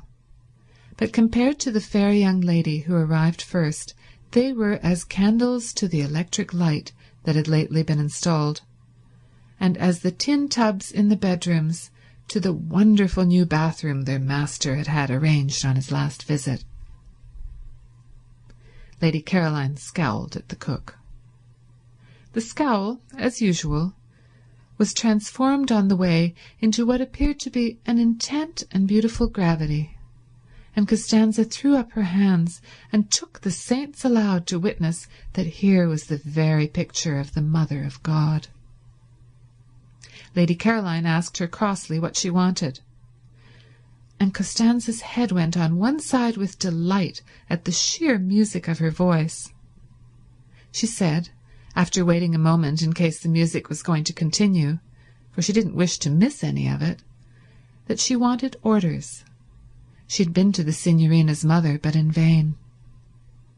"She is not my mother," repudiated Lady Caroline angrily, and her anger sounded like the regretful wail of a melodious orphan. Costanza poured forth pity. She too, she explained, had no mother. Lady Caroline interrupted with the curt information that her mother was alive and in London. Costanza praised God and the saints that the young lady did not yet know what it was like to be without a mother. Quickly enough did misfortunes overtake one. No doubt the young lady already had a husband. "No," said Lady Caroline icily. Worse than jokes in the morning did she hate the idea of husbands. And everybody was always trying to press them on her, all her relations, all her friends, all the evening papers. After all, she could only marry one anyhow, but she would think from the way everybody talked, and especially those persons who wanted to be husbands, that she could marry at least a dozen. Her soft, pathetic "no" made Costanza, who was standing close to her, well with sympathy. "Poor little one," said Costanza, moved actually to pat her encouragingly on the shoulder. "Take hope. There is still time." "For lunch," said Lady Caroline freezingly, marvelling as she spoke that she should be patted, she who had taken so much trouble to come to a place remote and hidden, where she could be sure that among other things of a like oppressive nature, pattings also were not. "We will have—" Costanza became businesslike. She interrupted with suggestions, and her suggestions were all admirable and all expensive. Lady Caroline did not know they were expensive and fell in with them at once. They sounded very nice. Every sort of young vegetables and fruits came into them, and much butter and a great deal of cream, and incredible numbers of eggs. Costanza said enthusiastically at the end, as a tribute to this acquiescence, that of the many ladies and gentlemen she had worked for on temporary jobs such as this, she preferred the English ladies and gentlemen. She more than preferred them. They roused devotion in her, for they knew what to order. They did not skimp. They refrained from grinding down the faces of the poor. From this, Lady Caroline concluded that she had been extravagant, and promptly countermanded the cream. Costanza's face fell, for she had a cousin who had a cow, and the cream was to have come from them both. "And perhaps we'd better not have chickens," said Lady Caroline. Costanza's face fell more, for her brother at the restaurant kept chickens in his backyard, and many of them were ready for killing. "Also, do not order strawberries till I have consulted with the other ladies," said Lady Caroline, remembering that it was only the 1st of April, and that perhaps people who lived in Hampstead might be poor, indeed must be poor, or else why live in Hampstead? "It is not I who am mistress here." "Is it the old one?" asked Costanza, her face very long. "No," said Lady Caroline. "Which of the other two ladies is it?" "Neither," said Lady Caroline. Then Costanza's smiles returned, for the young lady was having fun with her and making jokes. She told her so in her friendly Italian way, and was genuinely delighted. "I never make jokes," said Lady Caroline briefly. "You'd better go, or lunch will certainly not be ready by 12:30.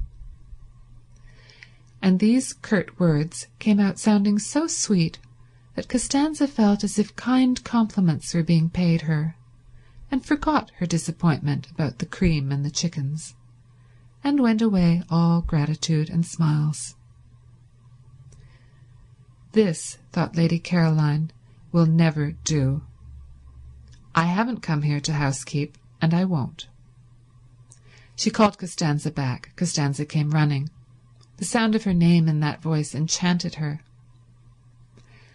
"I've ordered the lunch for today," said Lady Caroline, with the serious angel face that was hers when she was annoyed, "and I've also ordered the dinner, but from now on you will go to one of the other ladies for orders. I give no more." The idea that she would go on giving orders was too absurd. She never gave orders at home. Nobody there dreamed of asking her to do anything. That such a very tiresome activity should be thrust upon her here, simply because she happened to be able to talk Italian, was ridiculous. Let the originals give orders if Mrs. Fisher refused to. Mrs. Fisher, of course, was the one nature intended for such a purpose. She had the very air of a competent housekeeper. Her clothes were the clothes of a housekeeper, and so was the way she did her hair.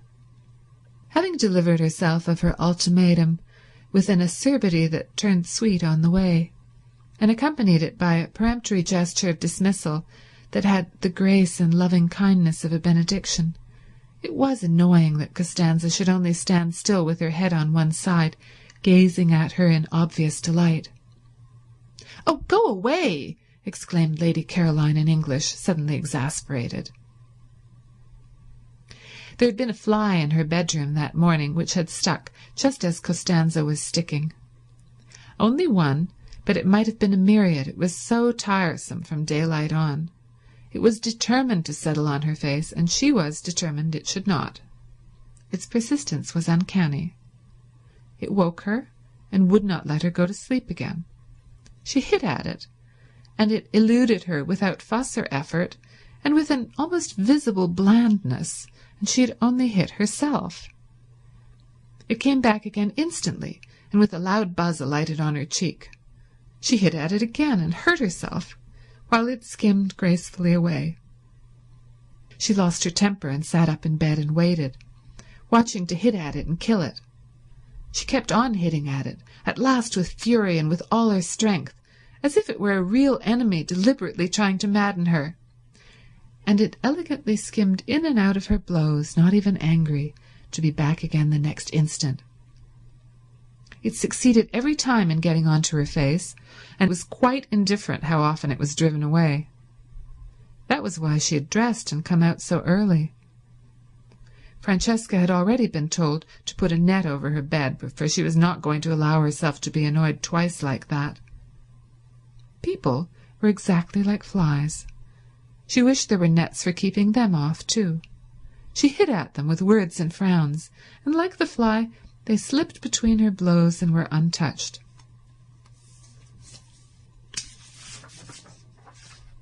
Worse than the fly, they seemed unaware that she'd even tried to hit them. The fly at least did for a moment go away. With human beings, the only way to get rid of them was to go away herself. That was what, so tired, she had done this April. And having got here, having got close up to the details of life at San Salvatore, it appeared that here, too, she was not to be let alone. Viewed from London, there had seemed to be no details. San Salvatore from there seemed to be an empty, a delicious blank. Yet after only 24 hours of it, she was discovering that it was not a blank at all, and that she was having to ward off as actively as ever. Already she had been much stuck to. Mrs. Fisher had stuck nearly the whole of the day before, and this morning there had been no peace, not 10 minutes uninterruptedly alone. Costanza, of course, had finally to go because she had to cook. But hardly had she gone before Domenico came. He came to water and tie up. That was natural, since he was the gardener. But he watered and tied up all the things that were nearest to her. He hovered closer and closer. He watered to excess. He tied plants that were as straight and steady as arrows. Well, at least he was a man, and therefore not quite so annoying. And his smiling good morning was received with an answering smile, upon which Domenico forgot his family, his wife, his mother, his grown-up children, and all his duties, and only wanted to kiss the young lady's feet. He could not do that, unfortunately, but he could talk while he worked, and talk he did, voluminously, pouring out every kind of information, illustrating what he said with gestures so lively that he had to put down the watering pot and thus delay the end of the watering. Lady Caroline bore it for a time, but presently was unable to bear it, and as he would not go, and she could not tell him to, seeing that he was engaged in his proper work, once again it was she who had to. She got off the wall and moved to the other side of the garden, where in a wooden shed were some comfortable low cane chairs. All she wanted was to turn one of these round with its back to Domenico and its front to the sea, towards Genoa. Such a little thing to want. One would have thought she might have been allowed to do that unmolested. But he, who watched her every moment, when he saw her approaching the chairs, darted after her and seized one, and asked to be told where to put it. Would she never get away from being waited on, being made comfortable, being asked where she wanted things put, having to say thank you? She was short with Domenico, who instantly concluded the sun had given her a headache, and ran in and fetched her a sunshade and a cushion and a footstool, and was skilful, and was wonderful, and was one of nature's gentlemen. She shut her eyes in a heavy resignation. She could not be unkind to Domenico. She could not get up and walk indoors, as she would have done if he'd been one of the others. Domenico was intelligent and very competent. She had at once discovered that it was he who really ran the house, who really did everything. And his manners were definitely delightful, and he undoubtedly was a charming person. It was only that she did so much long to be let alone. If only she could be left quite quiet for this 1 month, she felt that she might perhaps make something of herself after all. She kept her eyes shut, because then he would think she wanted to sleep and would go away. Domenico's romantic Italian soul melted within him at the sight, for having her eyes shut was extraordinarily becoming to her. He stood entranced, quite still, and she thought he had stolen away, so she opened them again. No, there he was, staring at her. Even he. There was no getting away from being stared at. "I have a headache," she said, shutting them again. "It is the sun," said Domenico, and sitting on the wall without a hat. "I wish to sleep." "Si, signorina," he said sympathetically, and went softly away. She opened her eyes with a sigh of relief. The gentle closing of the glass doors showed her that he had not only gone quite away, but had shut her out in the garden so that she should be undisturbed. Now, perhaps, she would be alone till lunchtime. It was very curious, and no one in the world could have been more surprised than she herself, but she wanted to think.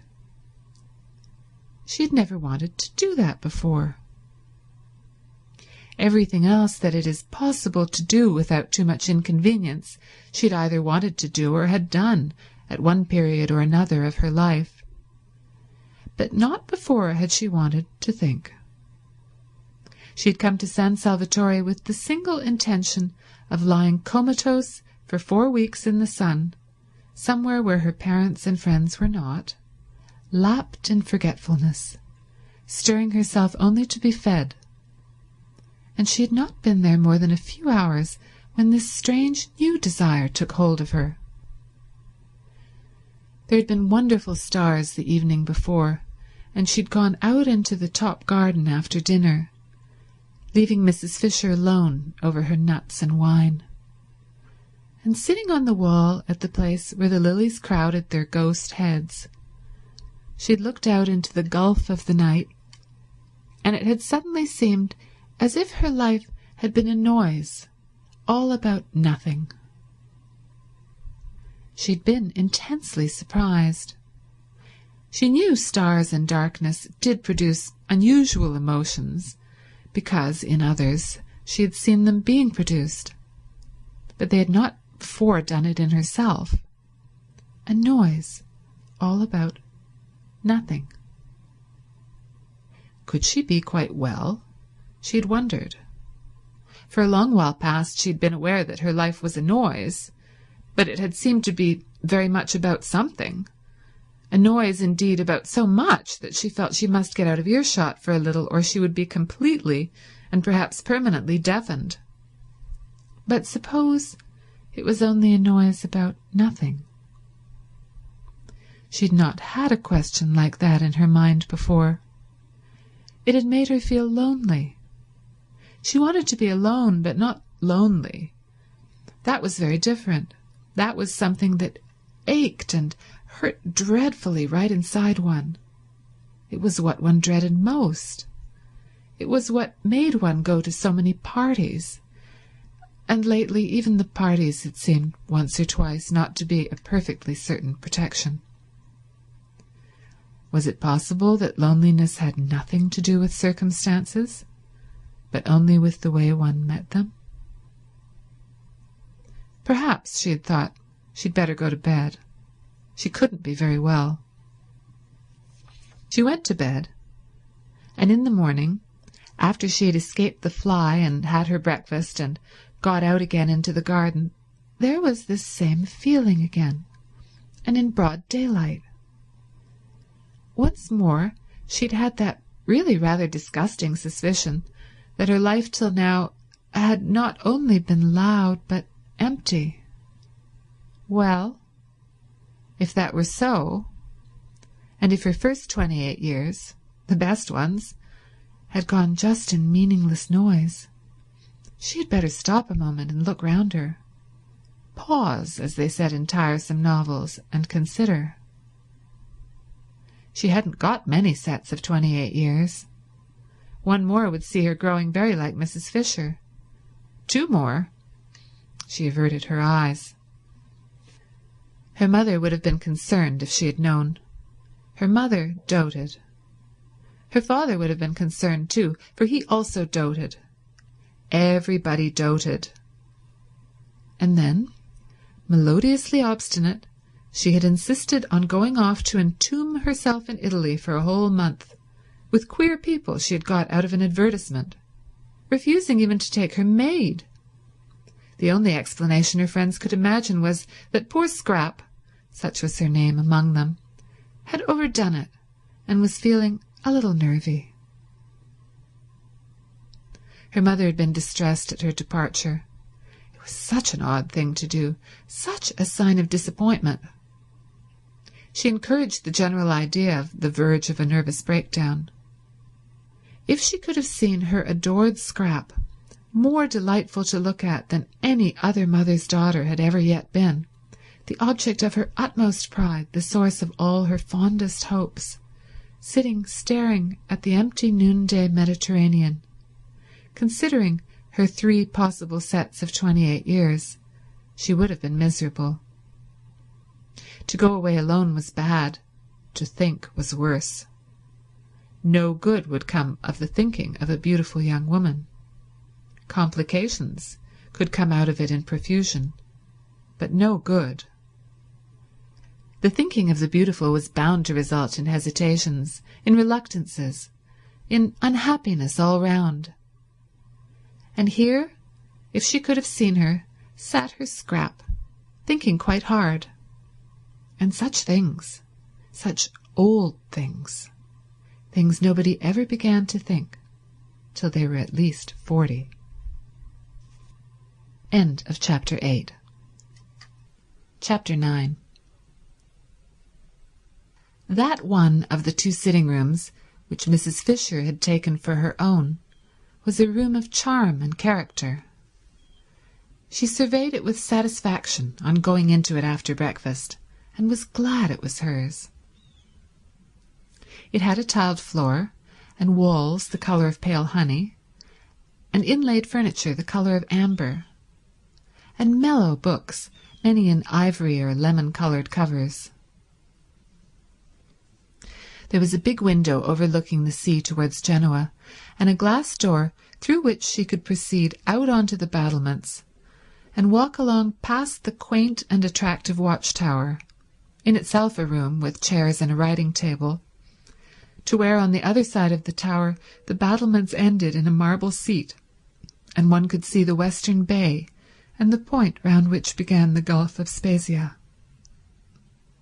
Her south view, between these 2 stretches of sea, was another hill, higher than San Salvatore, the last of the little peninsula, with the bland turrets of a smaller and uninhabited castle on the top, on which the setting sun still shone when everything else was sunk in shadow.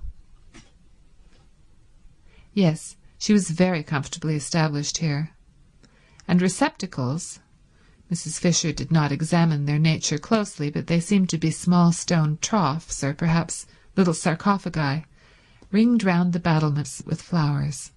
These battlements, she thought, considering them, would have been a perfect place for her to pace up and down gently in moments when she least felt the need of her stick, or to sit in on the marble seat, having first put a cushion on it, if there had not unfortunately been a second glass door opening onto them, destroying their complete privacy, spoiling her feeling that the place was only for her.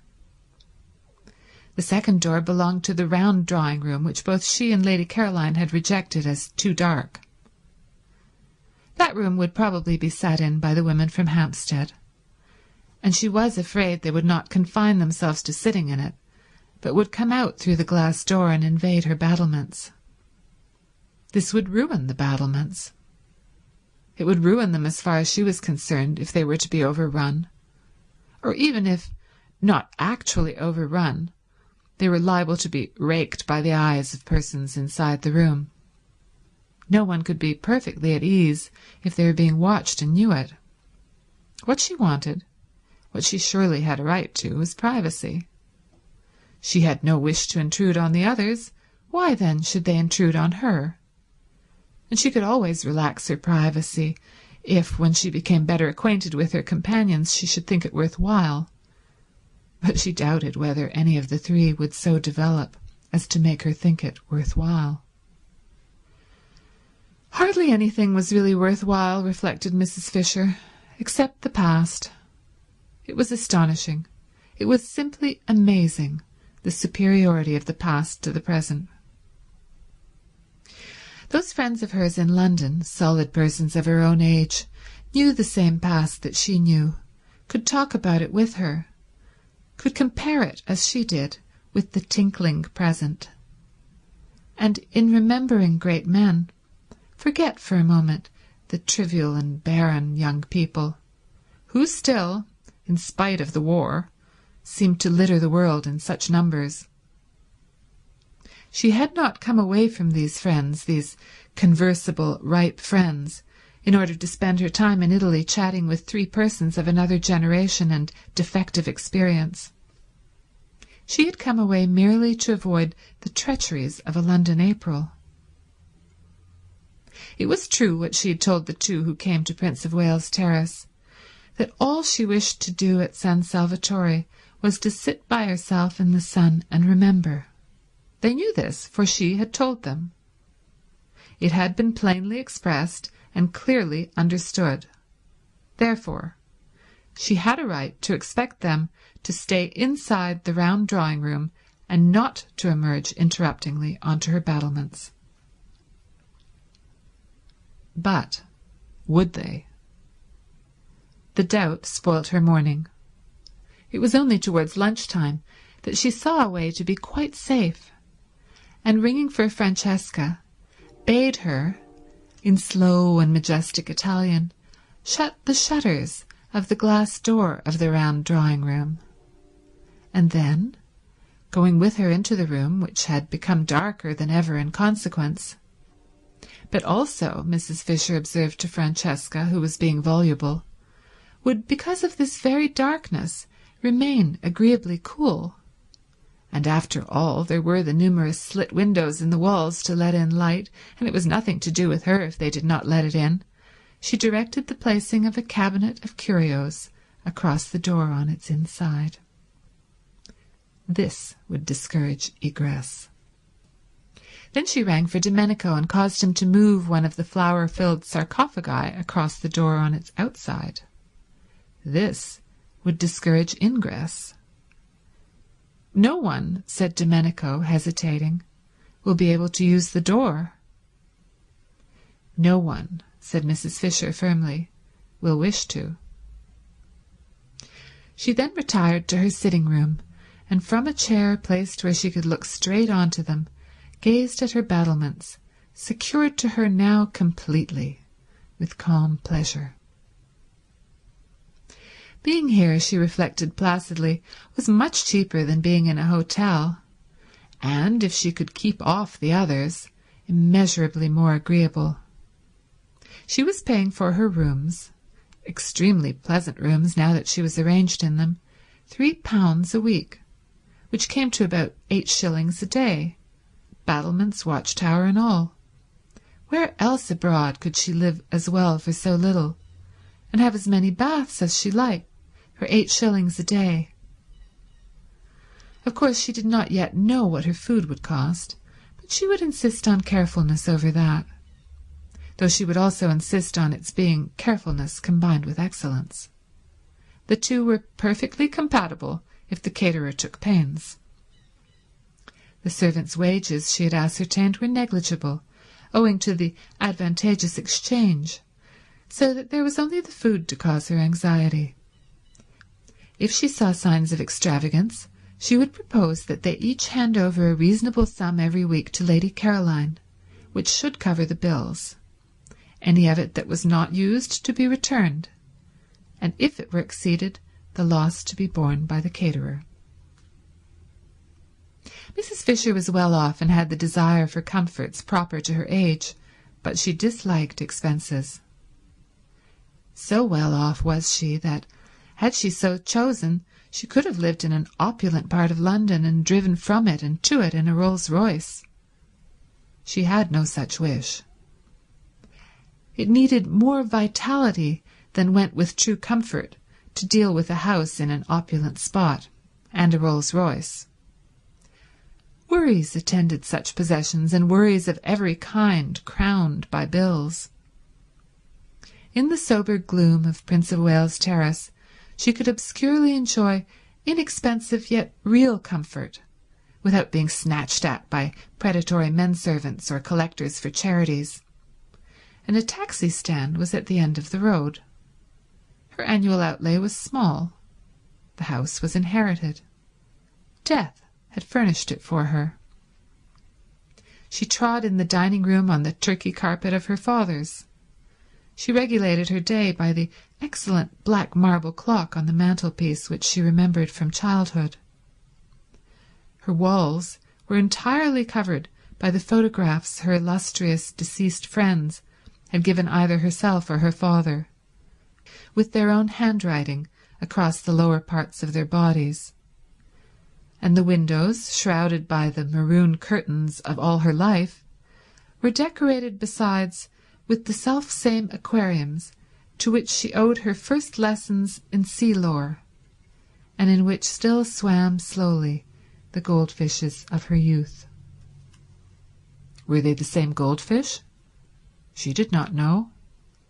Perhaps, like carp, they outlived everybody. Perhaps, on the other hand, behind the deep-sea vegetation provided for them at the bottom, they had from time to time, as the years went by, withdrawn and replaced themselves. Were they, or were they not, she sometimes wondered, contemplating them between the courses of her solitary meals, the same goldfish that had that day been there when Carlyle, how well she remembered it, angrily strode up to them in the middle of some argument with her father that had grown heated, and striking the glass smartly with his fist, had put them to flight, shouting as they fled, "Och, ye deaf devils! Och, ye lucky deaf devils!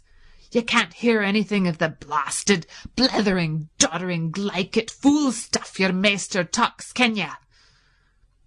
Or words to that effect. Dear, great-souled Carlyle, such natural gushings forth, such true freshness, such real grandeur. Rugged, if you will, yes, undoubtedly sometimes rugged, and startling in a drawing-room, but magnificent. Who was there now to put beside him? Who was there to mention in the same breath? Her father, than whom no one had had more flair, said, "Thomas is immortal." And here was this generation of puniness, raising its little voice in doubts, or still worse, not giving itself the trouble to raise it at all, not, it was incredible, but it had been thus reported to her, even reading him. Mrs. Fisher did not read him either, but that was different. She had read him. She had certainly read him. Of course she had read him.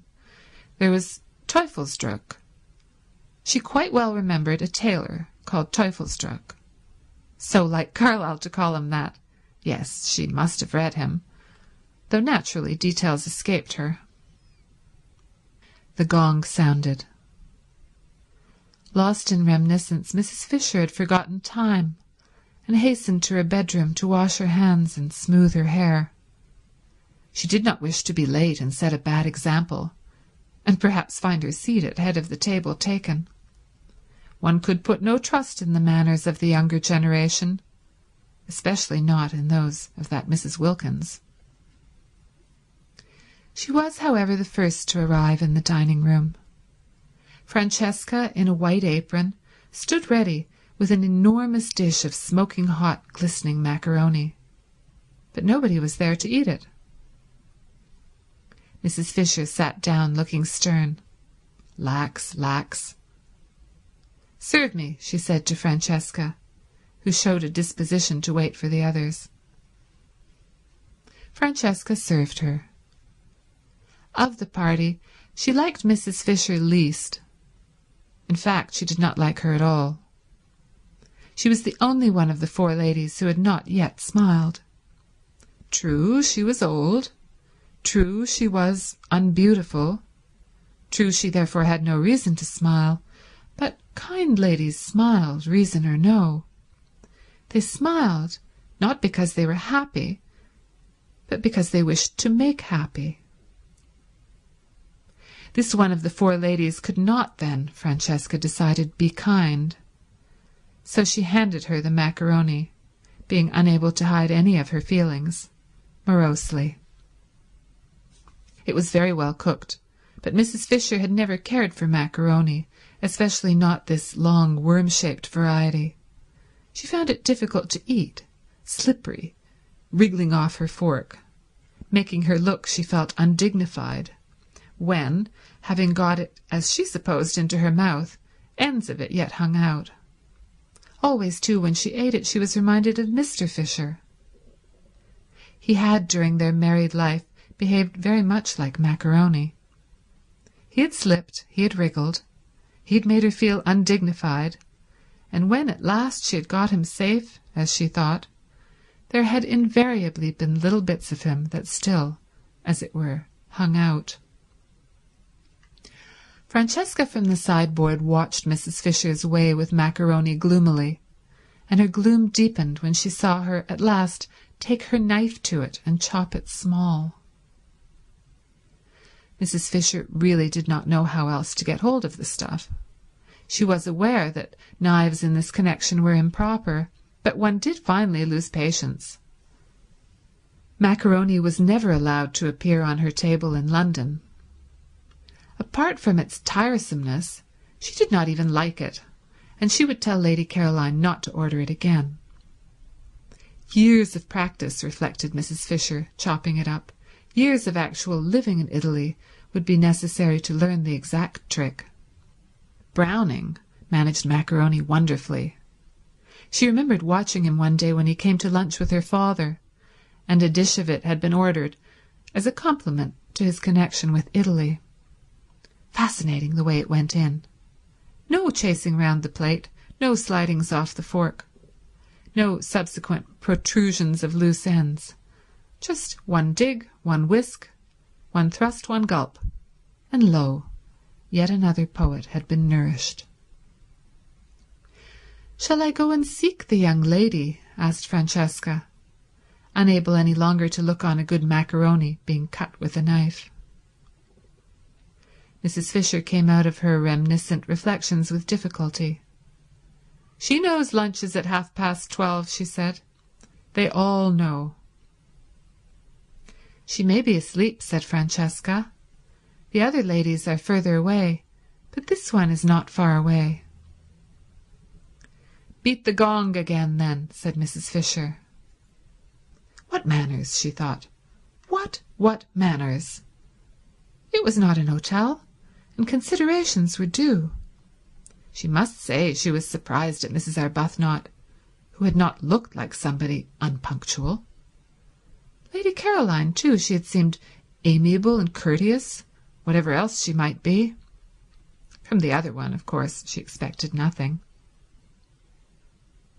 Francesca fetched the gong and took it out into the garden and advanced, beating it as she advanced, close up to Lady Caroline, who still stretched in her low chair, waited till she had done, and then turned her head and in the sweetest tones poured forth what appeared to be music but was really invective.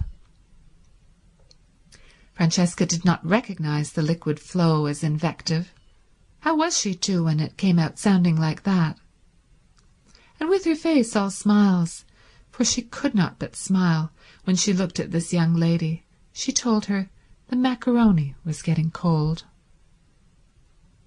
"When I do not come to meals, it is because I do not wish to come to meals," said the irritated Scrap, "and you will not in future disturb me." "Is she ill?" asked Francesca, sympathetic but unable to stop smiling. Never had she seen hair so beautiful, like pure flax, like the hair of northern babes. On such a little head only blessing could rest. On such a little head the nimbus of the holiest saints could fitly be placed. Scrap shut her eyes and refused to answer. In this she was injudicious, for its effect was to convince Francesca, who hurried away full of concern to tell Mrs. Fisher, that she was indisposed. And Mrs. Fisher, being prevented, she explained, from going out to Lady Caroline herself because of her stick, sent the two others instead, who had come in at that moment heated and breathless and full of excuses, while she herself proceeded to the next course, which was a very well-made omelette, bursting most agreeably at both its ends with young green peas. "Serve me," she directed Francesca, who again showed a disposition to wait for the others. "Oh, why won't they leave me alone?" Scrap asked herself, when she heard more scrunchings on the little pebbles which took the place of grass, and therefore knew someone else was approaching. She kept her eyes tight shut this time. Why should she go into lunch if she didn't want to? This wasn't a private house. She was in no way tangled up in duties towards a tiresome hostess. For all practical purposes, San Salvatore was an hotel, and she ought to be let alone to eat or not to eat, exactly as if she really had been in an hotel. But the unfortunate Scrap could not just sit still and close her eyes without rousing that desire to stroke and pet in her beholders, with which she was only too familiar. Even the cook had patted her. And now a gentle hand, how well she knew and how much she dreaded gentle hands, was placed on her forehead. "I'm afraid you're not well," said a voice that was not Mrs. Fisher's, and therefore must belong to one of the originals. "I have a headache," murmured Scrap. Perhaps it was best to say that. Perhaps it was the shortest cut to peace. "I'm so sorry," said Mrs. Arbuthnot softly, for it was her hand being gentle. "And I," said Scrap to herself, "who thought if I came here I would escape Mother's." "Don't you think some tea would do you good?" asked Mrs. Arbuthnot tenderly. Tea? The idea was abhorrent to Scrap. In this heat, to be drinking tea in the middle of the day. "No," she murmured. "I expect what would really be best for her," said another voice, "is to be left quiet." How sensible, thought Scrap, and raised the eyelashes of one eye just enough to peep through and see who was speaking. It was the freckled original. The dark one, then, was the one with the hand. The freckled one rose in her esteem. "But I can't bear to think of you with a headache and nothing being done for it," said Mrs. Arbuthnot. "Wouldn't a cup of strong black coffee—" Scrap said no more. She waited, motionless and dumb, till Mrs. Arbuthnot should remove her hand. After all, she couldn't stand there all day, and when she went away she would have to take her hand with her. "I do think," said the freckled one, "that she wants nothing except quiet." And perhaps the freckled one pulled the one with the hand by the sleeve, for the hold on Scrap's forehead relaxed, and after a minute's silence, during which no doubt she was being contemplated, she was always being contemplated, the footsteps began to scrunch the pebbles again, and grew fainter, and were gone. "Lady Caroline has a headache," said Mrs. Arbuthnot, re-entering the dining-room and sitting down in her place next to Mrs. Fisher. "I can't persuade her to have even a little tea or some black coffee. Do you know what aspirin is in Italian?" "The proper remedy for headaches," said Mrs. Fisher firmly, "is castor oil." "But she hasn't got a headache," said Mrs. Wilkins. "Carlyle," said Mrs. Fisher, who had finished her omelette and had leisure, while she waited for the next course, to talk, "suffered at one period terribly from headaches, and he constantly took castor oil as a remedy. He took it, I should say, almost to excess, and called it, I remember, in his interesting way, the oil of sorrow. My father said it coloured for a time his whole attitude to life, his whole philosophy. But that was because he took too much. What Lady Caroline wants is one dose and one only. It is a mistake to keep on taking castor oil." "Do you know the Italian for it?" asked Mrs. Arbuthnot. "Ah, that I'm afraid I don't. However, she would know. You can ask her." "But she hasn't got a headache," repeated Mrs. Wilkins, who was struggling with the macaroni. "She only wants to be let alone." They both looked at her. The word shovel crossed Mrs. Fisher's mind in connection with Mrs. Wilkins's actions at that moment. "Then why should she say she has?" asked Mrs. Arbuthnot. "Because she is still trying to be polite. Soon she won't try. When the place has got more into her, she'll really be it, without trying. Naturally." "Lottie, you see," explained Mrs. Arbuthnot, smiling at Mrs. Fisher, who sat waiting with a stony patience for her next course, delayed because Mrs. Wilkins would go on trying to eat the macaroni, which must be less worth eating than ever now that it was cold. "Lottie, you see, has a theory about this place." But Mrs. Fisher had no wish to hear any theory of Mrs. Wilkins. "I am sure I don't know," she interrupted, looking severely at Mrs. Wilkins, "why you should assume Lady Caroline is not telling the truth." I don't assume. I know," said Mrs. Wilkins. "And pray, how do you know?" asked Mrs. Fisher icily, for Mrs. Wilkins was actually helping herself to more macaroni, offered her officiously and unnecessarily a second time by Francesca. "When I was out there just now, I saw inside her." Well, Mrs. Fisher wasn't going to say anything to that. She wasn't going to trouble to reply to downright idiocy. Instead, she sharply rapped the little table gong by her side, though there was Francesca standing at the sideboard, and said, for she would wait no longer for her next course, "Serve me." And Francesca, it must have been wilful, offered her the macaroni again. End of Chapter 9. Chapter 10. There was no way of getting into or out of the top garden at San Salvatore except through the 2 glass doors, unfortunately side by side, of the dining room and the hall. A person in the garden who wished to escape unseen could not, for the person to be escaped from could be met on the way. It was a small oblong garden, and concealment was impossible. What trees there were, the Judas tree, the tamarisk, the umbrella pine, grew close to the low parapets. Rose bushes gave no real cover. One step to right or left of them, and the person wishing to be private was discovered.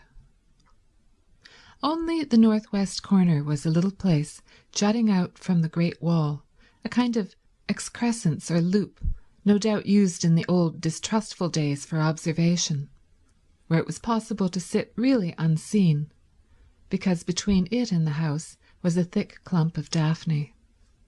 Scrap, after glancing round to see that no one was looking, got up and carried her chair into this place, stealing away as carefully on tiptoe as those steal whose purpose is sin.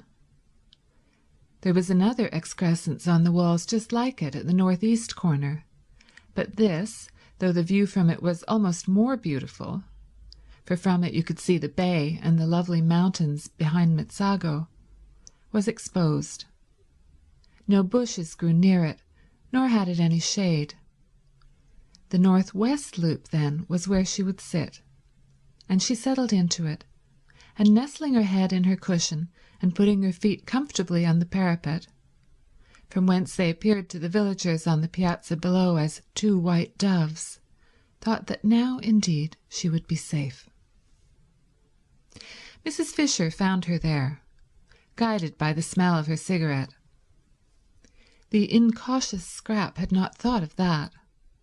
Mrs. Fisher did not smoke herself, and all the more distinctly could she smell the smoke of others. The virile smell met her directly she went out into the garden from the dining room after lunch in order to have her coffee. She had bidden Francesca set the coffee in the shade of the house just outside the glass door, and when Mrs. Wilkins, seeing a table being carried there, reminded her very officiously and tactlessly, Mrs. Fisher considered, that Lady Caroline wanted to be alone, she retorted, and with what propriety, that the garden was for everybody. Into it accordingly she went, and was immediately aware that Lady Caroline was smoking. She said to herself, "These modern young women," and proceeded to find her. Her stick, now that lunch was over, being no longer the hindrance to action that it was before her meal had been securely, as Browning once said, surely it was Browning, yes, she remembered how much diverted she had been, roped in. Nobody diverted her now, reflected Mrs. Fisher, making straight for the clump of daphne. The world had grown very dull, and had entirely lost its sense of humour. Probably they still had their jokes, these people. In fact, she knew they did, for Punch still went on. But how differently it went on, and what jokes! Thackeray, in his inimitable way, would have made mincemeat of this generation. Of how much it needed the tonic properties of that astringent pen it was, of course, unaware. It no longer even held him, at least so she had been informed, in any particular esteem. Well, she could not give it eyes to see and ears to hear and a heart to understand, but she could and would give it, represented and united in the form of Lady Caroline, a good dose of honest medicine. "I hear you are not well," she said, standing in the narrow entrance of the loop and looking down with the inflexible face of one who is determined to do good at the motionless and apparently sleeping Scrap. Mrs. Fisher had a deep voice very like a man's, for she had been overtaken by that strange masculinity that sometimes pursues a woman during the last lapse of her life. Scrap tried to pretend that she was asleep, but if she had been, her cigarette would not have been held in her fingers, but would have been lying on the ground. She forgot this. Mrs. Fisher did not, and coming inside the loop, sat down on a narrow stone seat built out of the wall. For a little she could sit on it, for a little, till the chill began to penetrate. She contemplated the figure before her. Undoubtedly a pretty creature, and one that would have had a success at Farringford. Strange how easily even the greatest men were moved by exteriors. She had seen with her own eyes Tennyson turn away from everybody, turn, positively, his back on a crowd of eminent people assembled to do him honour, and withdraw to the window with a young person nobody had ever heard of, who had been brought there by accident, and whose one and only merit, if it be a merit, that which is conferred by chance, was beauty. Beauty. All over before you can turn around. An affair, one might almost say, of minutes. Well, while it lasted, it did seem able to do what it liked with men. Even husbands were not immune. There had been passages in the life of Mr. Fisher. "I expect the journey has upset you," she said in her deep voice. "What you want is a good dose of some simple medicine. I shall ask Domenico if there is such a thing in the village as castor oil." Scrap opened her eyes and looked straight at Mrs. Fisher. "Ah," said Mrs. Fisher, "I knew you were not asleep. If you had been, you would have let your cigarette fall to the ground." "Waste," said Mrs. Fisher. "I don't like smoking for women, but I still less like waste." What does one do with people like this? Scrap asked herself, her eyes fixed on Mrs. Fisher in what felt to her an indignant stare, but appeared to Mrs. Fisher as really charming docility. "Now you'll take my advice," said Mrs. Fisher, touched, "and not neglect what may very well turn into an illness. We are in Italy, you know, and one has to be careful. You ought, to begin with, to go to bed." "I never go to bed," snapped Scrap, and it sounded as moving, as forlorn as that line spoken years and years ago by an actress playing the part of Poor Jo in dramatized version of Bleak House. "I'm always moving on," said poor Jo in this play, urged to do so by a policeman. And Mrs. Fisher, then a girl, had laid her head on the red velvet parapet of the front row of the dress circle and wept aloud. It was wonderful, Scrap's voice. It had given her, in the 10 years since she came out, all the triumphs that intelligence and wit can have, because it made whatever she said seem memorable. She ought, with a throat formation like that, to have been a singer, but in every kind of music Scrap was dumb, except this one music of the speaking voice. And what a fascination, what a spell lay in that. Such was the liveliness of her face and the beauty of her colouring that there was not a man into whose eyes at the sight of her there did not leap a flame of intensest interest. But when he heard her voice, the flame in that man's eyes was caught and fixed. It was the same with every man, educated and uneducated, old, young, desirable themselves or undesirable, men of her own world and bus conductors, generals and Tommies. During the war she had had a perplexing time. Bishops equally with vergers. Round about her confirmation startling occurrences had taken place. Wholesome and unwholesome, rich and penniless, brilliant or idiotic, and it made no difference at all what they were or how long and securely married. Into the eyes of every one of them when they saw her leapt this flame, and when they heard her it stayed there. Scrap had had enough of this look. It only led to difficulties. At first it had delighted her. She'd been excited, triumphant. To be apparently incapable of doing or saying the wrong thing, to be applauded, listened to, petted, adored wherever she went, and when she came home to find nothing there either but the most indulgent, proud fondness, why, how extremely pleasant. And so easy, too. No preparation necessary for this achievement, no hard work, nothing to learn. She need take no trouble. She had only to appear and presently say something. But gradually experiences gathered round her. After all, she had to take trouble. She had to make efforts. Because, she discovered with astonishment and rage, she had to defend herself. That look, that leaping look, meant that she was going to be grabbed at. Some of those who had it were more humble than others, especially if they were young, but they all, according to their several ability, grabbed.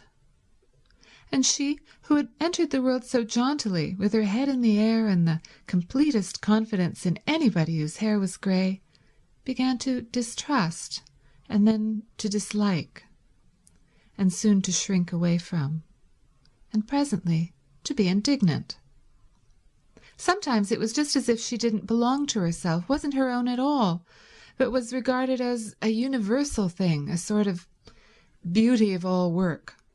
Really, men. And she found herself involved in queer, vague quarrels, being curiously hated. Really, women. And when the war came and she flung herself into it, along with everybody else, it finished her. Really, generals. The war finished Scrap. It killed the one man she felt safe with, whom she would have married, and it finally disgusted her with love. Since then she had been embittered. She was struggling as angrily in the sweet stuff of life as a wasp got caught in honey. Just as desperately did she try to unstick her wings. It gave her no pleasure to outdo other women. She didn't want their tiresome men. What could one do with men when one had got them? None of them would talk to her of anything but the things of love, and how foolish and fatiguing that became after a bit. It was as though a healthy person with a normal hunger was given nothing whatever to eat but sugar. Love, love. The very word made her want to slap somebody. Why should I love you? Why should I?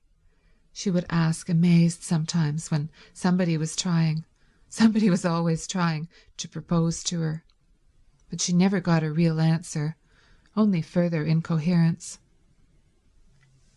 A deep cynicism took hold of the unhappy Scrap.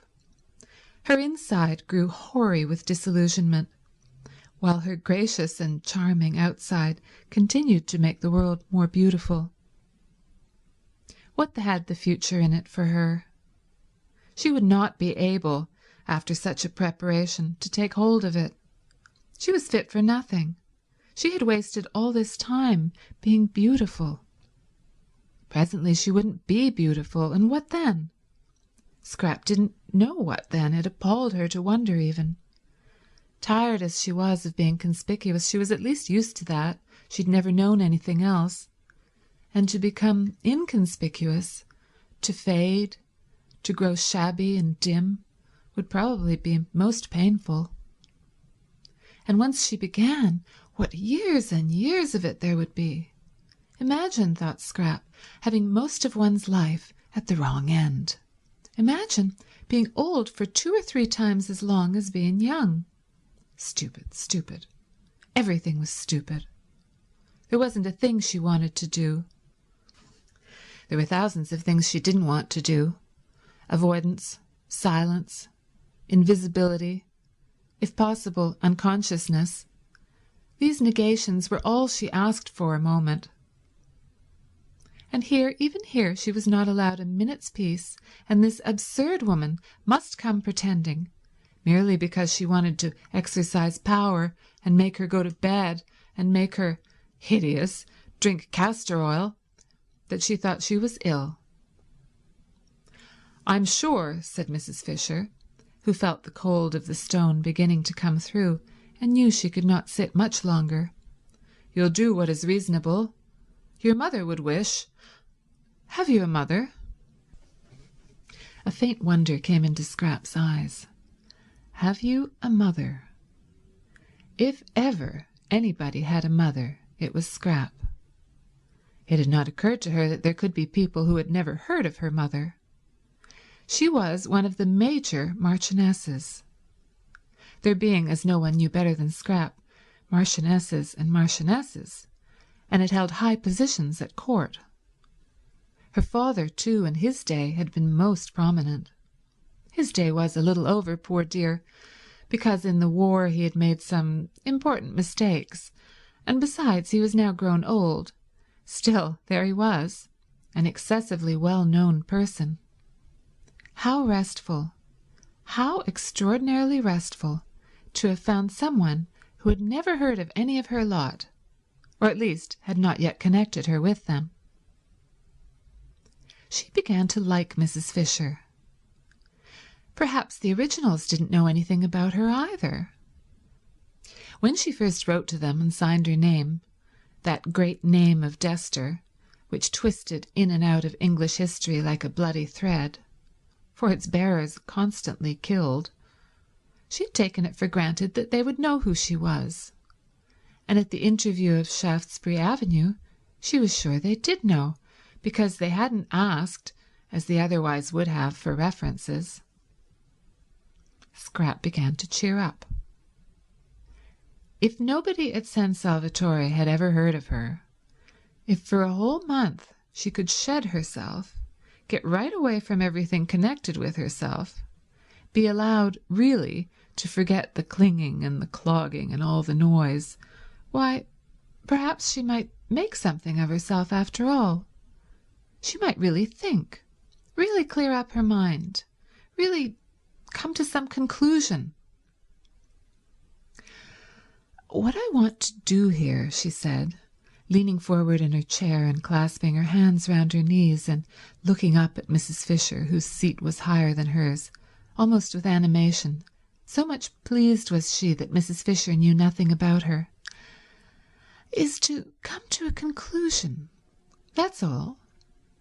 It isn't much to want, is it? Just that." She gazed at Mrs. Fisher and thought that almost any conclusion would do. The great thing was to get hold of something, catch something tight, cease to drift. Mrs. Fisher's little eyes surveyed her. I should say, she said, that what a young woman like you wants is a husband and children. Well, that's one of the things I'm going to consider, said Scrap amiably. But I don't think it would be a conclusion. And meanwhile, said Mrs. Fisher, getting up, for the cold of the stone was now through, I shouldn't trouble my head if I were you with considerings and conclusions. Women's heads weren't made for thinking, I assure you. I should go to bed and get well. I am well, said Scrap. Then why did you send a message that you were ill? I didn't. Then I've had all the trouble of coming out here for nothing. But wouldn't you prefer coming out and finding me well than coming out and finding me ill? Asked Scrap, smiling. Even Mrs. Fisher was caught by the smile. Well, you're a pretty creature, she said forgivingly. It's a pity you weren't born 50 years ago. My friends would have liked looking at you. I'm very glad I wasn't, said Scrap. I dislike being looked at. Absurd, said Mrs. Fisher, growing stern again. That's what you are made for, young women like you. For what else, pray? And I assure you that if my friends had looked at you, you would have been looked at by some very great people. I dislike very great people, said Scrap, frowning. There had been an incident quite recently. Really, potentates. What I dislike, said Mrs. Fisher, now as cold as that stone she had got up from, is the pose of the modern young woman. It seems to me pitiful, positively pitiful in its silliness. And, her stick crunching the pebbles, she walked away. That's all right, Scrap said to herself, dropping back into her comfortable position with her head in the cushion and her feet on the parapet. If only people would go away, and she didn't in the least mind why they went. Don't you think darling Scrap is growing just a little peculiar? Her mother had asked her father a short time before that latest peculiarity of the flight to San Salvatore. Uncomfortably struck by the very odd things Scrap said, and the way she had taken to slinking out of reach whenever she could, and avoiding everybody except, such a sign of age, quite young men, almost boys. Eh? What? Peculiar? Well, let her be peculiar if she likes. A woman with her looks can be any damn thing she pleases, was the infatuated answer. I do let her, said her mother meekly. And indeed, if she did not, what difference would it make? Mrs. Fisher was sorry she had bothered about Lady Caroline. She went along the hall towards her private sitting-room, and her stick as she went struck the stone floor with a vigour in harmony with her feelings. Sheer silliness, these poses. She had no patience with them. Unable to be or do anything of themselves, the young of the present generation tried to achieve a reputation for cleverness by decrying all that was obviously great and obviously good, and by praising everything, however obviously bad, that was different. Apes, thought Mrs. Fisher, roused. Apes, apes. And in her sitting-room she found more apes, or what seemed to her in her present mood more, for there was Mrs. Arbuthnot placidly drinking coffee, while at the writing table she had already looked upon as sacred, using her pen, her own pen, bought for her hand alone from the Prince of Wales Terrace, sat Mrs. Wilkins writing, at the table, in her room, with her pen. Isn't this a delightful place? Said Mrs. Arbuthnot cordially. We have just discovered it. I'm writing to Mellersh, said Mrs. Wilkins, turning her head and also cordially, as though, Mrs. Fisher thought, she cared a straw who she was writing to, and anyhow knew who the person she called Mellersh was. He'll want to know, said Mrs. Wilkins, optimism induced by her surroundings, that I've got here safely. End of Chapter 10. Chapter 11. The sweet smells that were everywhere in San Salvatore were alone enough to produce concord. They came into the sitting-room from the flowers on the battlements, and met the ones from the flowers inside the room, and almost, thought Mrs. Wilkins, could be seen greeting each other with a holy kiss. Who could be angry in the middle of such gentlenesses? Who could be acquisitive, selfish, in the old rasped London way, in the presence of this bounteous beauty? Yet Mrs. Fisher seemed to be all three of these things. There was so much beauty, so much more than enough for everyone, that it did appear to be a vain activity to try and make a corner in it. Yet Mrs. Fisher was trying to make a corner in it, and had railed off a portion for her exclusive use. Well, she would get over that presently. She would get over it inevitably, Mrs. Wilkins was sure, after a day or two in the extraordinary atmosphere of peace in that place. Meanwhile, she obviously hadn't even begun to get over it. She stood looking at her and Rose with an expression that appeared to be one of anger. Anger. Fancy. Silly old nerve-racked London feelings, thought Mrs. Wilkins, whose eyes saw the room full of kisses, and everybody in it being kissed, Mrs. Fisher as copiously as she herself and Rose.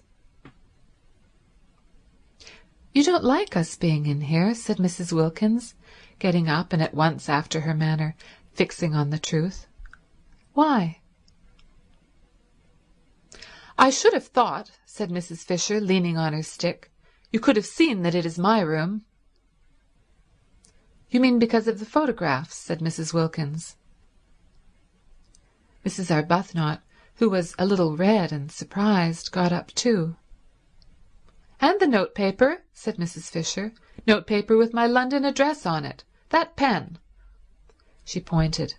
It was still in Mrs. Wilkins' hand. "Is yours. I'm very sorry," said Mrs. Wilkins, laying it on the table. And she added, smiling, that it had just been writing some very amiable things. "But why?" asked Mrs. Arbuthnot, who found herself unable to acquiesce in Mrs. Fisher's arrangements without at least a gentle struggle. "Ought we not to be here? It's a sitting-room." "There is another one," said Mrs. Fisher. "You and your friend cannot sit in 2 rooms at once, and if I have no wish to disturb you in yours, I'm unable to see why you should wish to disturb me in mine." "But why—" began Mrs. Arbuthnot again. "It's quite natural," Mrs. Wilkins interrupted, for Rose was looking stubborn, and turning to Mrs. Fisher, she said that although sharing things with friends was pleasant, she could understand that Mrs. Fisher, still steeped in the Prince of Wales Terrace attitude to life, did not yet want to, but that she would get rid of that after a bit and feel quite different. "Soon you'll want us to share," said Mrs. Wilkins reassuringly. "Why, you may even get so far as asking me to use your pen, if you knew I hadn't got one." Mrs. Fisher was moved almost beyond control by this speech. To have a ramshackle young woman from Hampstead patting her on the back, as it were, in breezy certitude that quite soon she would improve, stirred her more deeply than anything had stirred her since her first discovery that Mr. Fisher was not what he seemed. Mrs. Wilkins must certainly be curbed. But how? There was a curious imperviousness about her. At that moment, for instance, she was smiling as pleasantly and with as unclouded a face as if she were saying nothing in the least impertinent. Would she know she was being curbed? If she didn't know, if she were too tough to feel it, then what? Nothing, except avoidance. Except, precisely, one's own private sitting-room. "I'm an old woman," said Mrs. Fisher, "and I need a room to myself. I cannot get about because of my stick. As I cannot get about, I have to sit. why should I not sit quietly and undisturbed, as I told you in London I intended to? If people are to come in and out all day long, chattering and leaving doors open, you will have broken the agreement, which was that I was to be quiet."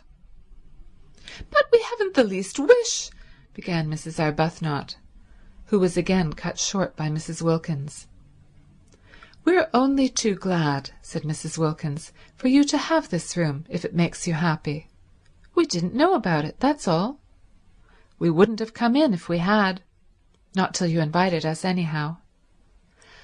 I expect," she finished, looking down cheerfully at Mrs. Fisher, "you soon will." And picking up her letter, she took Mrs. Arbuthnot's hand and drew her towards the door. Mrs. Arbuthnot did not want to go. She, the mildest of women, was filled with a curious and surely unchristian desire to stay and fight. Not, of course, really, nor even with any definitely aggressive words. No, she only wanted to reason with Mrs. Fisher, and to reason patiently. But she did feel that something ought to be said, and that she ought not to allow herself to be rated and turned out as if she were a schoolgirl caught in ill behaviour by authority. Mrs. Wilkins, however, drew her firmly to and through the door, and once again Rose wondered at Lottie, at her balance, her sweet and equable temper, she who in England had been such a thing of gusts. From the moment they got into Italy, it was Lottie who seemed the elder. She certainly was very happy, blissful, in fact. Did happiness so completely protect one? Did it make one so untouchable, so wise? Rose was happy herself, but not anything like so happy. Evidently not, for not only did she want to fight Mrs. Fisher, but she wanted something else, something more than this lovely place, something to complete it. She wanted Frederick. For the first time in her life, she was surrounded by perfect beauty, and her one thought was to show it to him, to share it with him. She wanted Frederick. She yearned for Frederick. Ah, if only Frederick. "Poor old thing," said Mrs. Wilkins, shutting the door gently on Mrs. Fisher and her triumph. "Fancy on a day like this." "She's a very rude old thing," said Mrs. Arbuthnot. "She'll get over that. I'm sorry we chose just her room to go and sit in." "It's much the nicest," said Mrs. Arbuthnot, "and it isn't hers." "Oh, but there are lots of other places, and she's such a poor old thing. Let her have the room. Whatever does it matter?" And Mrs. Wilkins said she was going down to the village to find out where the post office was and post her letter to Mellersh. And would Rose go too? "I've been thinking about Mellersh," said Mrs. Wilkins as they walked, one behind the other, down the narrow zigzag path up which they had climbed in the rain the night before. She went first. Mrs. Arbuthnot, quite naturally now, followed.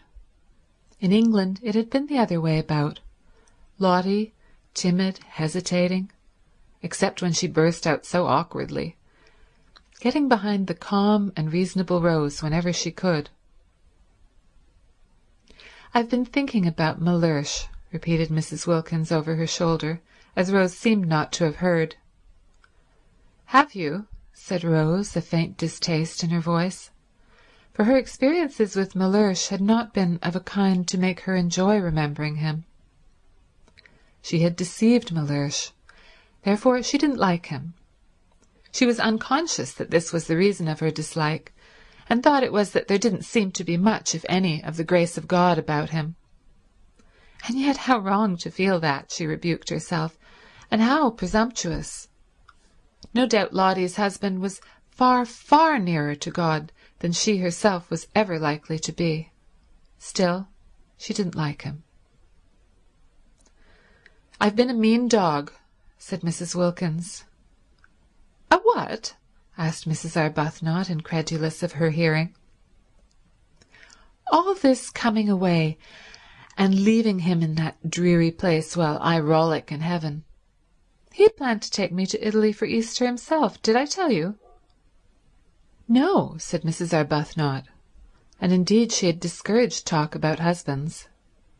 Whenever Lotty had begun to blurt out things, she had swiftly changed the conversation. One husband led to another, in conversation as well as in life, she felt, and she would not talk of Frederick. Beyond the bare fact that he was there, he had not been mentioned. Mellersh had had to be mentioned because of his obstructiveness, but she had carefully kept him from overflowing outside the limits of necessity. Well, he did, said Mrs. Wilkins. He had never done such a thing in his life before, and I was horrified. Fancy! Just as I had planned to come to it myself. She paused on the path and looked up at Rose. Yes, said Rose, trying to think of something else to talk about. Now you see why I say I've been a mean dog. He had planned a holiday in Italy with me, and I had planned a holiday in Italy leaving him at home.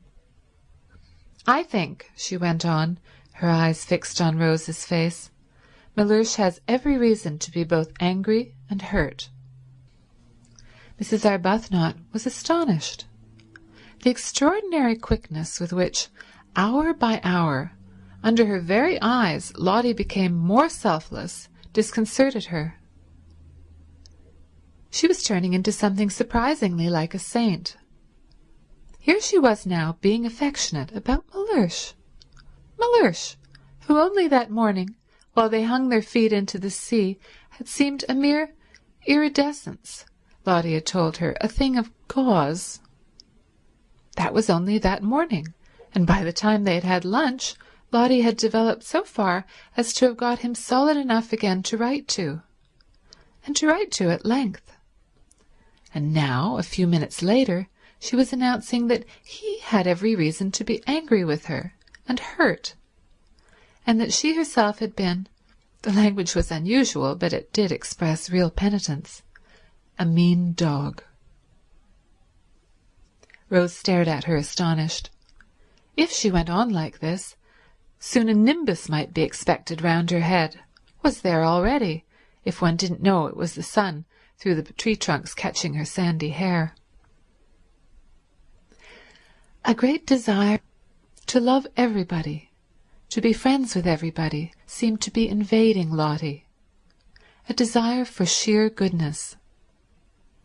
Rose's own experience was that goodness, the state of being good, was only reached with difficulty and pain. It took a long time to get into it. In fact, one never did get to it, or if for a flashing instant one did, it was only for a flashing instant. Desperate perseverance was needed to struggle along its path, and all the way was dotted with doubts. Lotty simply flew along.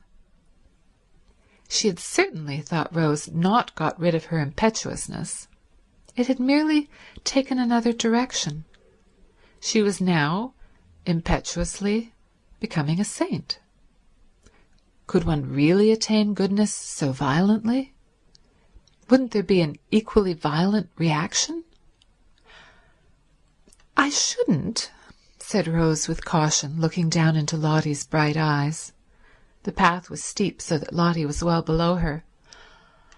I shouldn't be sure of that too quickly. But I am sure of it, and I've written and told him so. Rose stared. Why, but only this morning, she began. It's all in this, interrupted Lotty, tapping the envelope and looking pleased. What, everything? You mean about the advertisement and my savings being spent? Oh, no, not yet. But I'll tell him all that when he comes. When he comes? Repeated Rose. I've invited him to come and stay with us. Rose could only go on staring. It's the least I could do. Besides, look at this. Lotty waved her hand. Disgusting not to share it.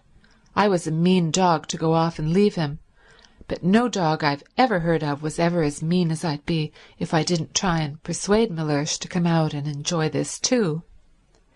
It's barest decency that he should have some of the fun out of my nest egg. After all, he has housed me and fed me for years. One shouldn't be churlish.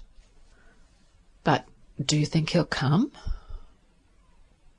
Oh, I hope so, said Lottie with the utmost earnestness, and added, Poor lamb.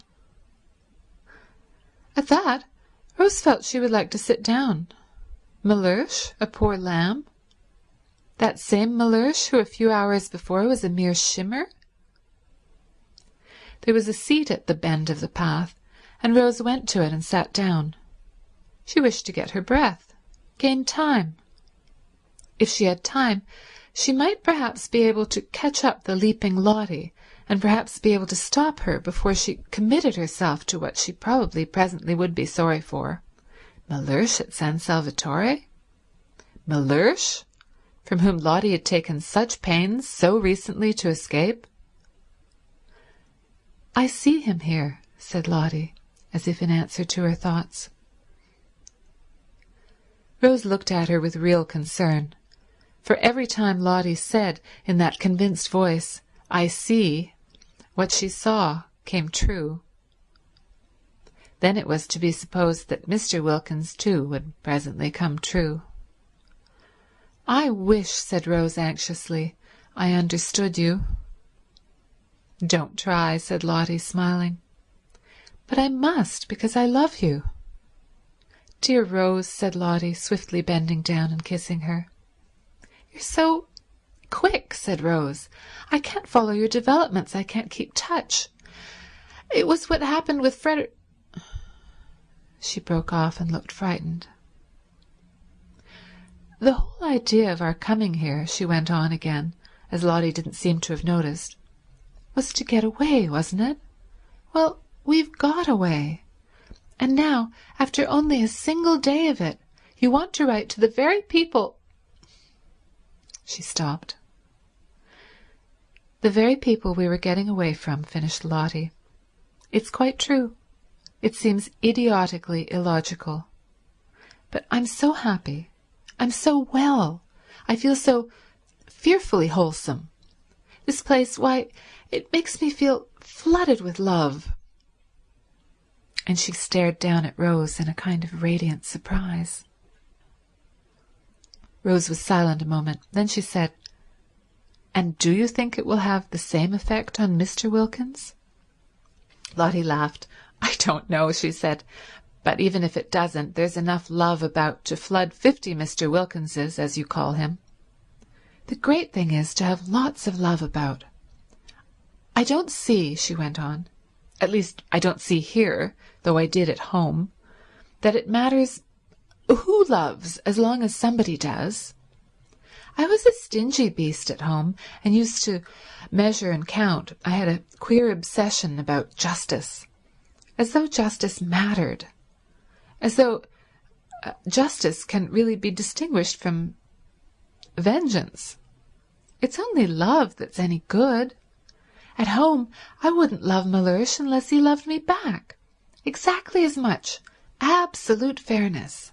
Did you ever? And as he didn't, neither did I. And the aridity of that house, the aridity. Rose said nothing. She was bewildered by Lottie. One odd effect of San Salvatore on her rapidly developing friend was her sudden free use of robust words. She had not used them in Hampstead. Beast and dog were more robust than Hampstead cared about. In words, too, Lottie had come unchained. But how she wished, oh, how Rose wished that she too could write to her husband and say, Come. The Wilkins ménage, however pompous Mellersh might be, and he had seemed to Rose pompous, was on a healthier, more natural footing than hers. Lottie could write to Mellersh and would get an answer. She couldn't write to Frederick, for only too well did she know he wouldn't answer. At least he might answer, a hurried scribble showing how much bored he was at doing it. with perfunctory thanks for her letter. But that would be worse than no answer at all, for his handwriting, her name on an envelope addressed by him, stabbed her heart. Too acutely did it bring back the letters of their beginnings together, the letters from him so desolate with separation, so aching with love and longing.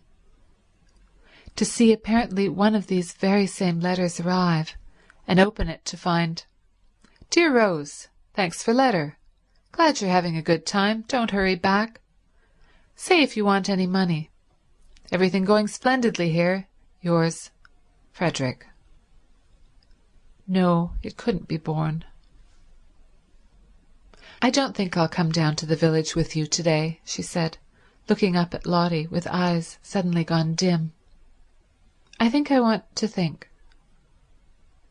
"All right," said Lotty, at once starting off briskly down the path. "But don't think too long," she called back over her shoulder. "Write and invite him at once." "Invite whom?" asked Rose, startled. "Your husband." End of chapter 11. Chapter 12. At the evening meal, which was the first time the whole four sat round the dining-room table together, Scrap appeared. She appeared quite punctually, and in one of those wrappers or tea-gowns which are sometimes described as ravishing. This one really was ravishing. It certainly ravished Mrs. Wilkins, who could not take her eyes off the enchanting figure opposite. It was a shell-pink garment, and clung to the adorable Scrap, as though it too loved her. "What a beautiful dress!" exclaimed Mrs. Wilkins eagerly. "What, this old rag?" said Scrap, glancing down at it as if to see which one she had got on. "I've had it 100 years." And she concentrated on her soup.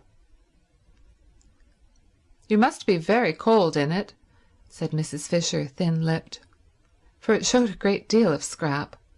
The whole of her arms, for instance, and even where it covered her up it was so thin that you still saw her. "Who? Me?" said Scrap, looking up a moment. "Oh, no." And she continued her soup. "You mustn't catch a chill, you know," said Mrs. Arbuthnot, feeling that such loveliness must at all costs be preserved unharmed. "There's a great difference here when the sun goes down." "I'm quite warm," said Scrap, industriously eating her soup. "You look as you had nothing at all on underneath," said Mrs. Fisher. "I haven't. At least, hardly anything," said Scrap, finishing her soup. "How very imprudent," said Mrs. Fisher. "And how highly improper." Whereupon Scrap stared at her. Mrs. Fisher had arrived at dinner feeling friendly towards Lady Caroline. She at least had not intruded into her room and sat at her table and written with her pen. She did, Mrs. Fisher had supposed, know how to behave. Now it appeared that she did not know. For was this behaving, to come undressed, like that to a meal? Such behaviour was not only exceedingly improper, but also most inconsiderate, for the indelicate creature would certainly catch a chill, and then infect the entire party. Mrs. Fisher had a great objection to other people's chills. They were always the fruit of folly, and then they were handed on to her, who had done nothing at all to deserve them. Bird-brained, thought Mrs. Fisher, sternly contemplating Lady Caroline. Not an idea in her head except vanity. "But there are no men here," said Mrs. Wilkins, "so how can it be improper? Have you noticed," she inquired of Mrs. Fisher, who endeavoured to pretend she did not hear, "how difficult it is to be improper without men?" Mrs. Fisher neither answered her nor looked at her, but Scrap looked at her, and did that with her mouth which in any other mouth would have been a feigned grin. Seen from without, across the bowl of nasturtiums, it was the most beautiful of brief and dimpled smiles. She had a very alive sort of face, that one, thought Scrap, observing Mrs. Wilkins with a dawn of interest. It was rather like a field of corn swept by lights and shadows. Both she and the dark one, Scrap noticed, had changed their clothes, but only in order to put on silk jumpers. The same amount of trouble would have been enough to dress them properly, reflected Scrap. Naturally, they looked like nothing on earth in the jumpers. It didn't matter what Mrs. Fisher wore. Indeed, the only thing for her, short of plumes and ermine, was what she did wear. But these others were quite young still, and quite attractive. They really definitely had faces. How different life would be for them if they made the most of themselves instead of the least. And yet Scrap was suddenly bored and turned away her thoughts and absently ate toast. What did it matter? If you did make the most of yourself, you only collected people round you who ended by wanting to grab. "I've had the most wonderful day," began Mrs. Wilkins, her eyes shining. Scrap lowered hers. Oh, she thought, she's going to gush. As though anybody were interested in her day, thought Mrs. Fisher, lowering hers also. In fact, whenever Mrs. Wilkins spoke, Mrs. Fisher deliberately cast down her eyes. Thus would she mark her disapproval. Besides, it seemed the only safe thing to do with her eyes, for no one could tell what the uncurbed creature would say next.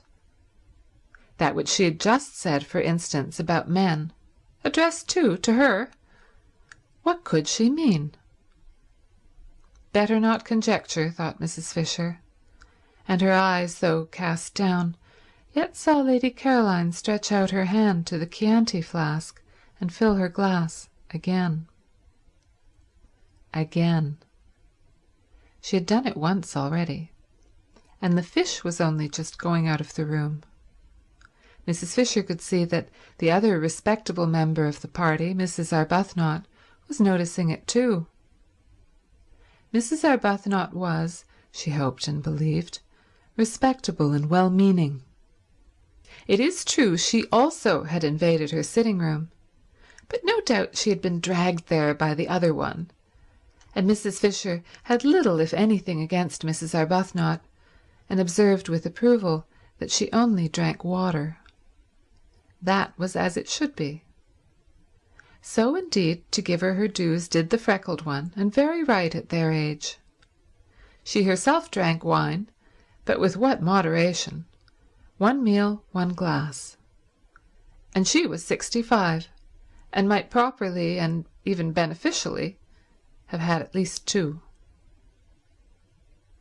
That, she said to Lady Caroline, cutting right across what Mrs. Wilkins was telling them about her wonderful day and indicating the wine-glass, is very bad for you. Lady Caroline, however, could not have heard, for she continued to sip, her elbow on the table, and listen to what Mrs. Wilkins was saying. And what was it she was saying? She had invited somebody to come and stay? A man? Mrs. Fisher could not credit her ears. Yet it evidently was a man, for she spoke of the person as he. Suddenly, and for the first time, but then this was most important, Mrs. Fisher addressed Mrs. Wilkins directly. She was 65 and cared very little what sorts of women she happened to be with for a month, but if the women were to be mixed with men, it was a different proposition altogether. She was not going to be made a cat's paw of. She had not come out there to sanction by her presence what used in her day to be called fast behaviour. Nothing had been said at the interview in London about men. If there had been, she would have declined, of course, to come. "What is his name?" asked Mrs. Fisher, abruptly interposing. Mrs. Wilkins turned to her with a slight surprise. "Wilkins," she said. "Wilkins?" "Yes." "Your name?" "And his." "A relation?" "Not blood." "A connection?" "A husband." Mrs. Fisher once more cast down her eyes. She could not talk to Mrs. Wilkins. There was something about the things she said, "a husband," suggesting one of many. Always that unseemly twist to everything. Why could she not say, "my husband"? Besides, Mrs. Fisher had, she herself knew not for what reason, taken both the Hampstead young women for widows, war ones. There had been an absence of mention of husbands at the interview, which would not, she considered, be natural if such persons did after all exist. And if a husband was not a relation, who was? Not blood. What a way to talk. Why, a husband was the first of all relations. How well she remembered Ruskin. No, it was not Ruskin. It was the Bible that said a man should leave his father and mother and cleave only to his wife, showing that she became by marriage an even more than blood relation. And if the husband's father and mother were to be nothing to him compared to his wife, how much less than nothing ought the wife's father and mother be to her compared to her husband?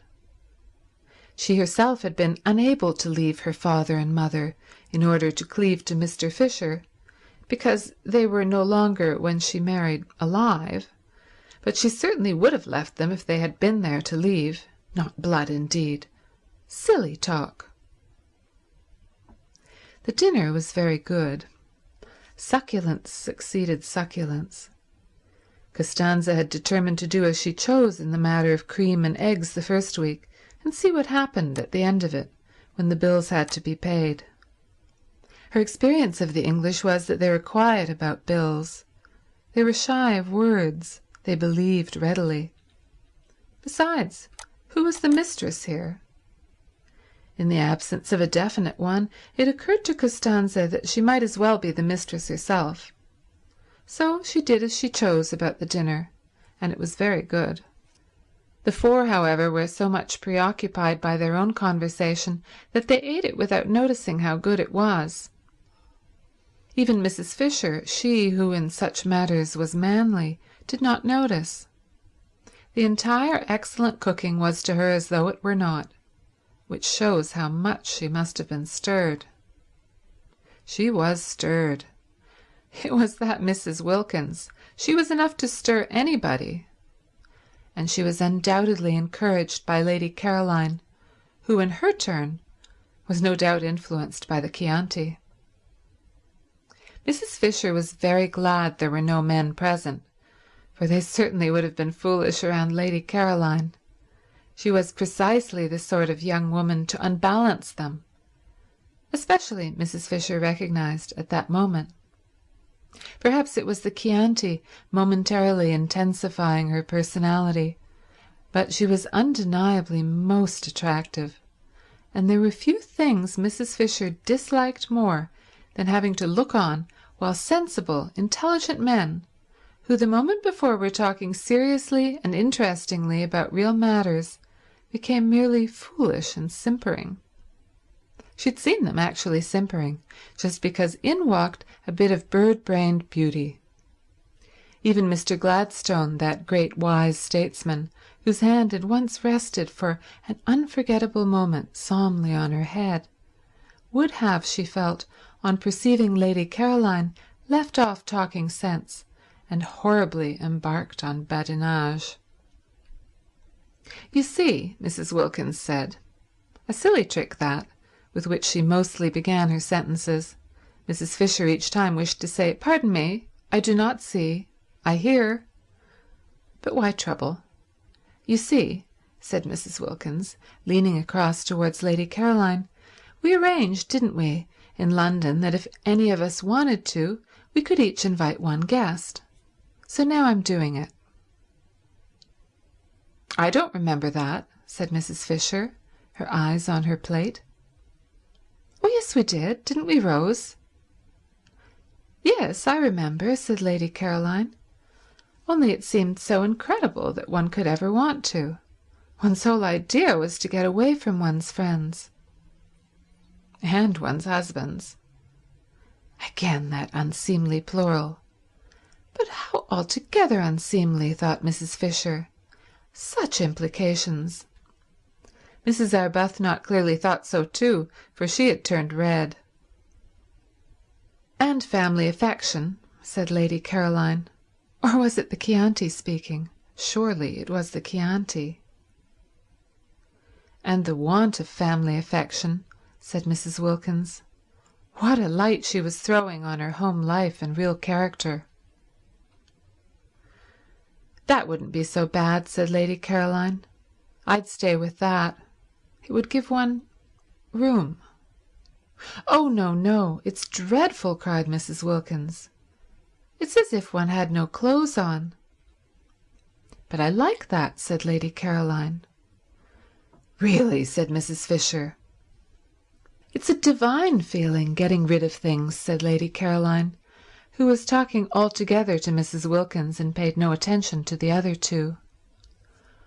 "Oh, but in a bitter wind to have nothing on, and know there never will be anything on, and you're going to get colder and colder till at last you die of it.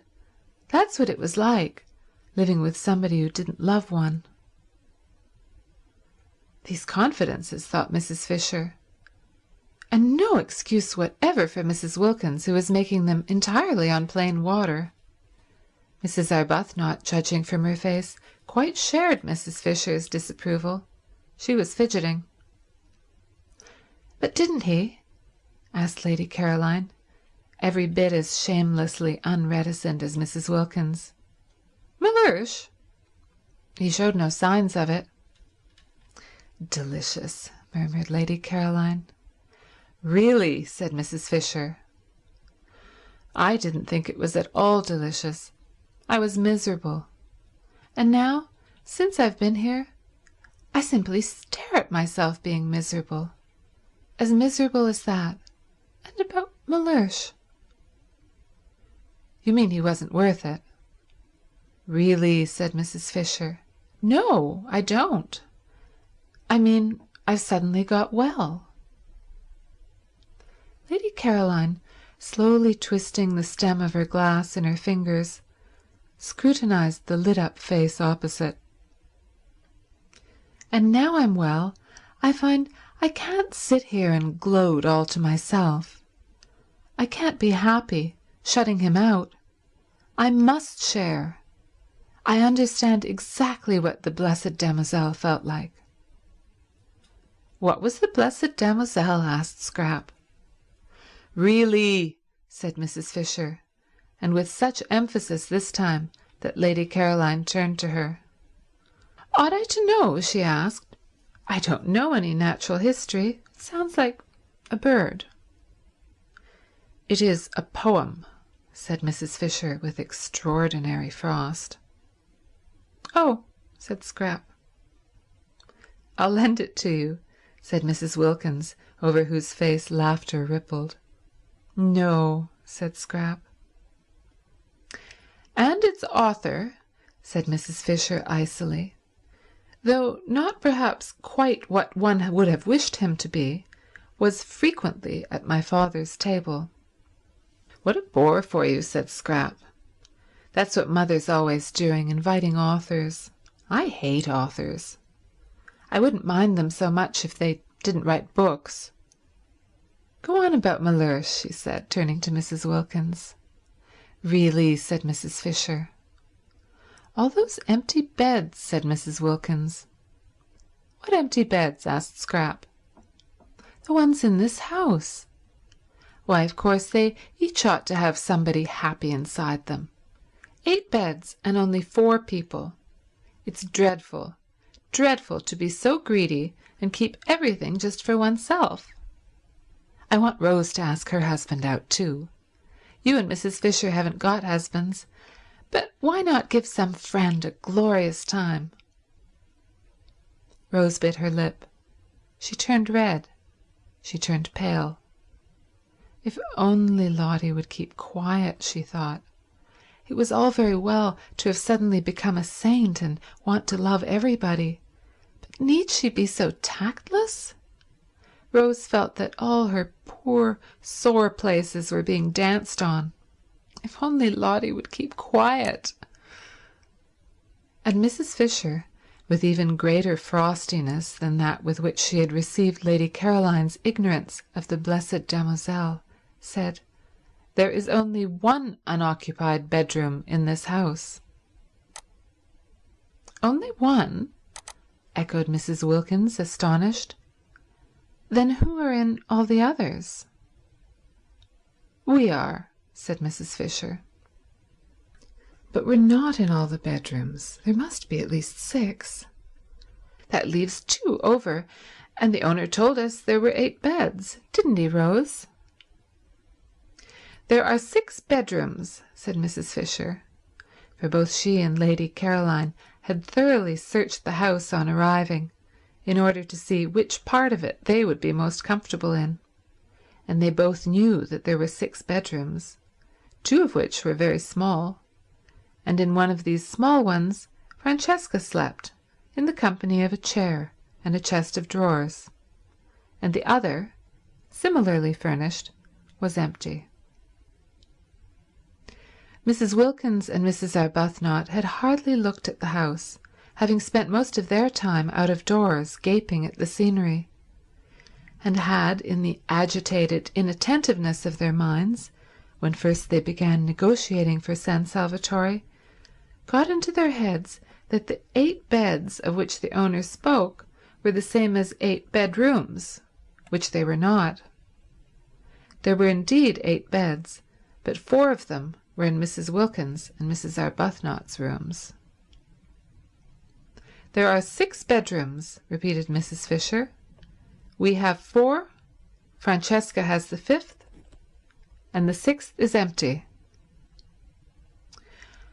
"So that," said Scrap, "however kind we feel we would be if we could, we can't. Isn't it fortunate?" "But then there's only room for 1?" said Mrs. Wilkins, looking round at the 3 faces. "Yes, and you've got 'em," said Scrap. Mrs. Wilkins was taken aback. This question of the beds was unexpected. In inviting Mellersh, she had intended to put him in one of the 4 spare rooms that she imagined were there. When there were plenty of rooms and enough servants, there was no reason why they should, as they did in their small 2-servanted house at home, share the same one. Love, even universal love, the kind of love with which she felt herself flooded, should not be tried. Much patience and self-effacement were needed for successful married sleep. Placidity, a steady faith, these 2 were needed.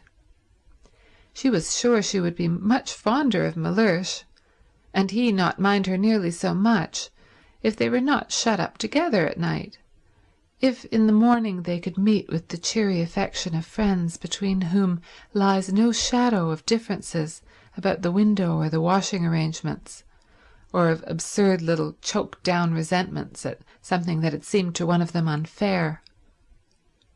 Her happiness, she felt, and her ability to be friends with everybody was the result of her sudden new freedom and its peace. Would there be that sense of freedom, that peace, after a night shut up with Mellersh? Would she be able in the morning to be full towards him, as she was at that moment full of nothing at all but loving kindness? After all, she hadn't been very long in heaven. Suppose she hadn't been in it long enough for her to have become fixed in blandness. And only that morning, what an extraordinary joy it had been to find herself alone when she awoke, and able to pull the bedclothes any way she liked. Francesca had to nudge her. She was so much absorbed that she did not notice the pudding. If, thought Mrs. Wilkins, distractedly helping herself, I share my room with Mellersh, I risk losing all that I now feel about him. If, on the other hand, I put him in the one spare room, I prevent Mrs. Fisher and Lady Caroline from giving somebody a treat. True, they don't seem to want to at present, but at any moment in this place one or the other of them may be seized with a desire to make somebody happy, and then they wouldn't be able to because of Mellersh. What a problem, she said aloud, her eyebrows puckered. What is? Asked Scrap. Where to put Mellersh? Scrap stared.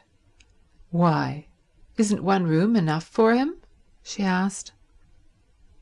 Oh, yes, quite. But then there won't be any room left at all.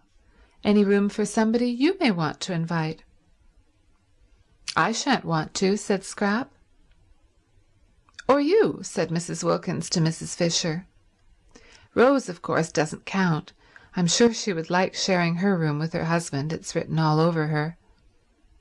Really, said Mrs. Fisher. Really what? Asked Mrs. Wilkins, turning hopefully to her, for she thought the word this time was the preliminary to a helpful suggestion. It was not. It stood by itself. It was, as before, mere frost. Challenged, however, Mrs. Fisher did fasten it onto a sentence. Really, am I to understand, she asked, that you propose to reserve the one spare room for the exclusive use of your own family? He isn't my own family, said Mrs. Wilkins. He's my husband. You see— I see nothing, Mrs. Fisher could not this time refrain from interrupting, for what an intolerable trick. At the most I hear, and that reluctantly. But Mrs. Wilkins, as impervious to rebuke as Mrs. Fisher had feared, immediately repeated the tiresome formula and launched out into a long and excessively indelicate speech about the best place for the person she called Mellersh to sleep in. Mellersh. Mrs. Fisher, remembering the Thomases and Johns and Alfreds and Roberts of her day, plain names that yet had all become glorious, thought it sheer affectation to be christened Mellersh, was, it seemed, Mrs. Wilkins' husband, and therefore his place was clearly indicated. Why this talk? She herself, as if foreseeing his arrival, had had a second bed put in Mrs. Wilkins' room. There were certain things in life which were never talked about, but only done. Most things connected with husbands were not talked about. And to have a whole dinner table taken up with a discussion as to where one of them should sleep was an affront to the decencies. How and where husbands slept should be known only to their wives. Sometimes it was not known to them, and then the marriage had less happy moments. But these moments were not talked about either. The decencies continued to be preserved. At least it was so in her day. To have to hear whether Mr. Wilkins should or should not sleep with Mrs. Wilkins, and the reasons why he should and the reasons why he shouldn't, was both uninteresting and indelicate. She might have succeeded in imposing propriety and changing the conversation if it had not been for Lady Caroline. Lady Caroline encouraged Mrs. Wilkins, and threw herself into the discussion with every bit as much unreserve as Mrs. Wilkins herself. No doubt she was impelled on this occasion by Chianti, but whatever the reason, there it was. And, characteristically, Lady Caroline was all for Mr. Wilkins being given the solitary spare room. She took that for granted. Any other arrangement would be impossible, she said. Her expression was barbarous. Had she never read her Bible? Mrs. Fisher was tempted to inquire. And they two shall be one flesh. Clearly also, then, one room. But Mrs. Fisher did not inquire. She did not care even to allude to such texts to someone unmarried. However, there was one way she could force Mr. Wilkins into his proper place and save the situation. She could say she herself intended to invite a friend. It was her right. They had all said so. Apart from propriety, it was monstrous that Mrs. Wilkins should want to monopolize the one spare room, when in her own room was everything necessary for her husband. Perhaps she really would invite somebody. Not invite, but suggest coming. There was Kate Lumley, for instance. Kate could perfectly afford to come and pay her share, and she was of her own period, and knew and had known most of the people she herself knew and had known. Kate, of course, had only been on the fringe. She used to be asked only to the big parties, not to the small ones, and she still was only on the fringe. There were some people who never got off the fringe, and Kate was one. Often, however, such people were more permanently agreeable to be with than the others, in that they remained grateful. Yes, she really might consider Kate. The poor soul had never married, but then everybody could not expect to marry, and she was quite comfortably off. Not too comfortably, but just comfortably enough to pay her own expenses if she came and yet be grateful. Yes, Kate was the solution. If she came, at one stroke, Mrs. Fisher saw, would the Wilkinses be regularized, and Mrs. Wilkins be prevented from having more than her share of the rooms. Also, Mrs. Fisher would save herself from isolation, spiritual isolation. She desired physical isolation between meals, but she disliked that isolation which is of the spirit. Such isolation would, she feared, certainly be hers with these three alien-minded young women. Even Mrs. Arbuthnot was, owing to her friendship with Mrs. Wilkins, necessarily alien-minded. In Kate she would have a support.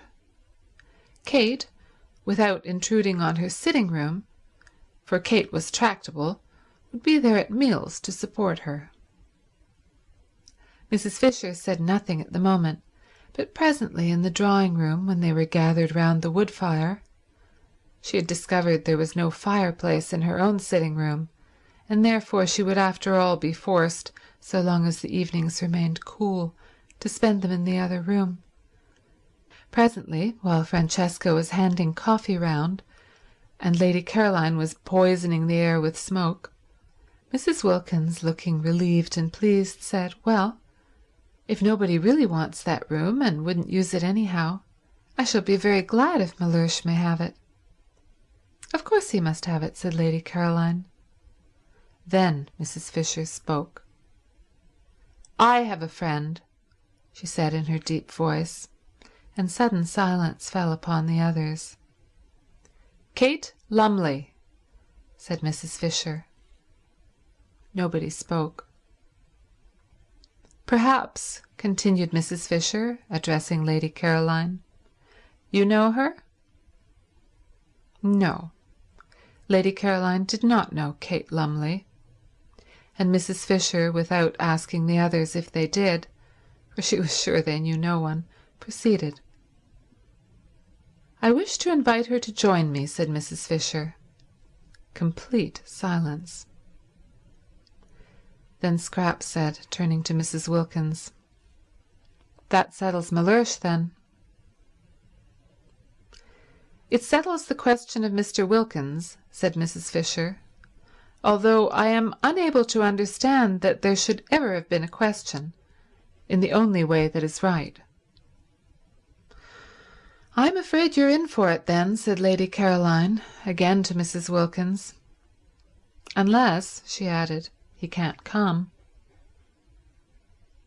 But Mrs. Wilkins, her brow perturbed. For suppose, after all, she were not yet quite stable in heaven, could only say, a little uneasily, "I see him here." End of Chapter 12. Chapter 13. The uneventful days, only outwardly uneventful, slipped by in floods of sunshine, and the servants, watching the four ladies, came to the conclusion that there was very little life in them. To the servants, San Salvatore seemed asleep. No one came to tea, nor did the ladies go anywhere to tea. Other tenants in other springs had been far more active. There had been stir and enterprise. The boat had been used. Excursions had been made. Beppo's fly was ordered. People from Mezzago came over and spent the day. The house rang with voices. Even sometimes champagne had been drunk. Life was varied. Life was interesting. But this?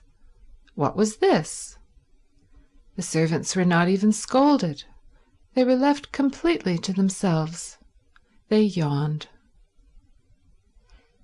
Perplexing, too, was the entire absence of gentlemen.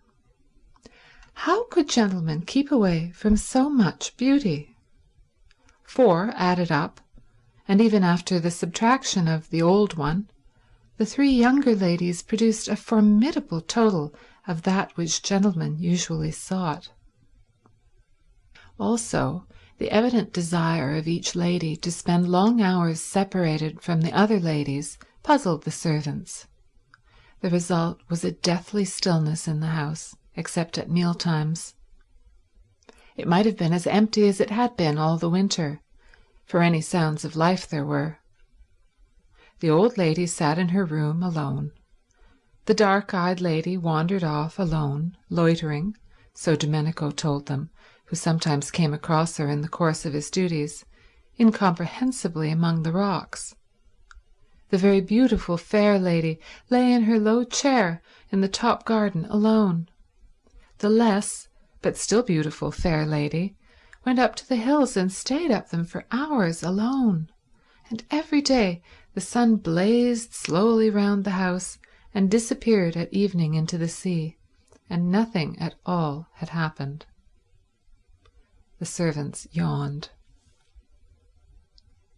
Yes, the four visitors, while their bodies sat, that was Mrs. Fisher's, or lay, that was Lady Caroline's, or loitered, that was Mrs. Arbuthnot's, or went in solitude up into the hills, that was Mrs. Wilkins, were anything but torpid really. Their minds were unusually busy. Even at night their minds were busy, and the dreams they had were clear, thin, quick things, entirely different from the heavy dreams of home. There was that in the atmosphere of San Salvatore which produced active-mindedness in all except the natives. They, as before, whatever the beauty around them, whatever the prodigal seasons did, remained immune from thoughts other than those they were accustomed to. All their lives they had seen, year by year, the amazing recurrent spectacle of April in the gardens, and custom had made it invisible to them. They were as blind to it, as unconscious of it, as Domenico's dog asleep in the sun. The visitors could not be blind to it. It was too arresting after London in a particularly wet and gloomy March. Suddenly to be transported to that place where the air was so still that it held its breath, where the light was so golden that the most ordinary things were transfigured, to be transported into that delicate warmth, that caressing fragrance, and to have the old grey castle at its setting, and in the distance the serene clear hills of Perugini's backgrounds. What an astonishing contrast.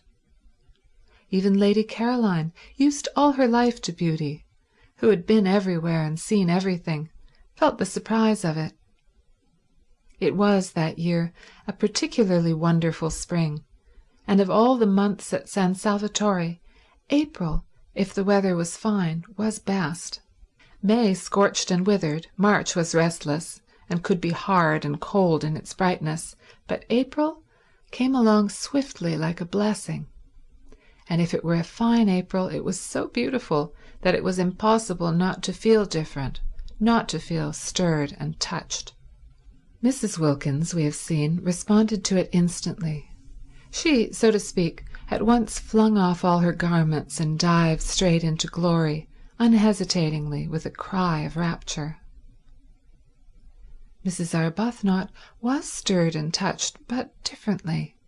She had odd sensations, presently to be described. Mrs. Fisher, being old, was of a closer, more impermeable texture, and offered more resistance, but she too had odd sensations, also in their place to be described.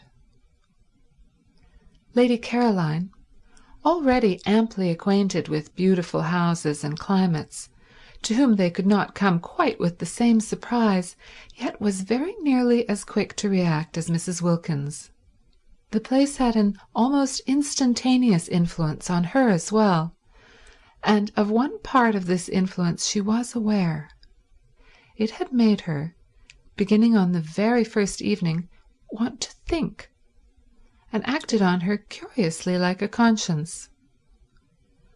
What this conscience seemed to press upon her notice with an insistence that startled her, Lady Caroline hesitated to accept the word, but it would keep on coming into her head, was that she was tawdry.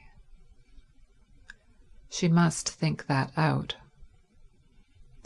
The morning after the first dinner together she woke up in a condition of regret that she should have been so talkative to Mrs. Wilkins the night before. What had made her be, she wondered. Now, of course, Mrs. Wilkins would want to grab.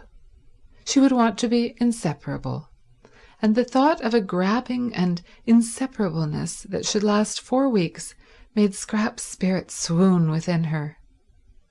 No doubt the encouraged Mrs. Wilkins would be lurking in the top garden, waiting to waylay her when she went out, and would hail her with morning cheerfulness. How much she hated being hailed with morning cheerfulness, or indeed hailed at all. She oughtn't to have encouraged Mrs. Wilkins the night before. Fatal to encourage. It was bad enough not to encourage, for just sitting there and saying nothing seemed usually to involve her, but actively to encourage was suicidal. What on earth had made her? Now she would have to waste all the precious time, the precious, lovely time for thinking in, for getting square with herself, in shaking Mrs. Wilkins off. With great caution and on the tips of her toes, balancing herself carefully lest the pebbles should scrunch, she stole out when she was dressed to her corner. But the garden was empty. No shaking off was necessary. Neither Mrs. Wilkins nor anybody else was to be seen. She had it entirely to herself, except for Domenico, who presently came and hovered, watering his plants. Again, especially all the plants that were nearest her. No one came out at all.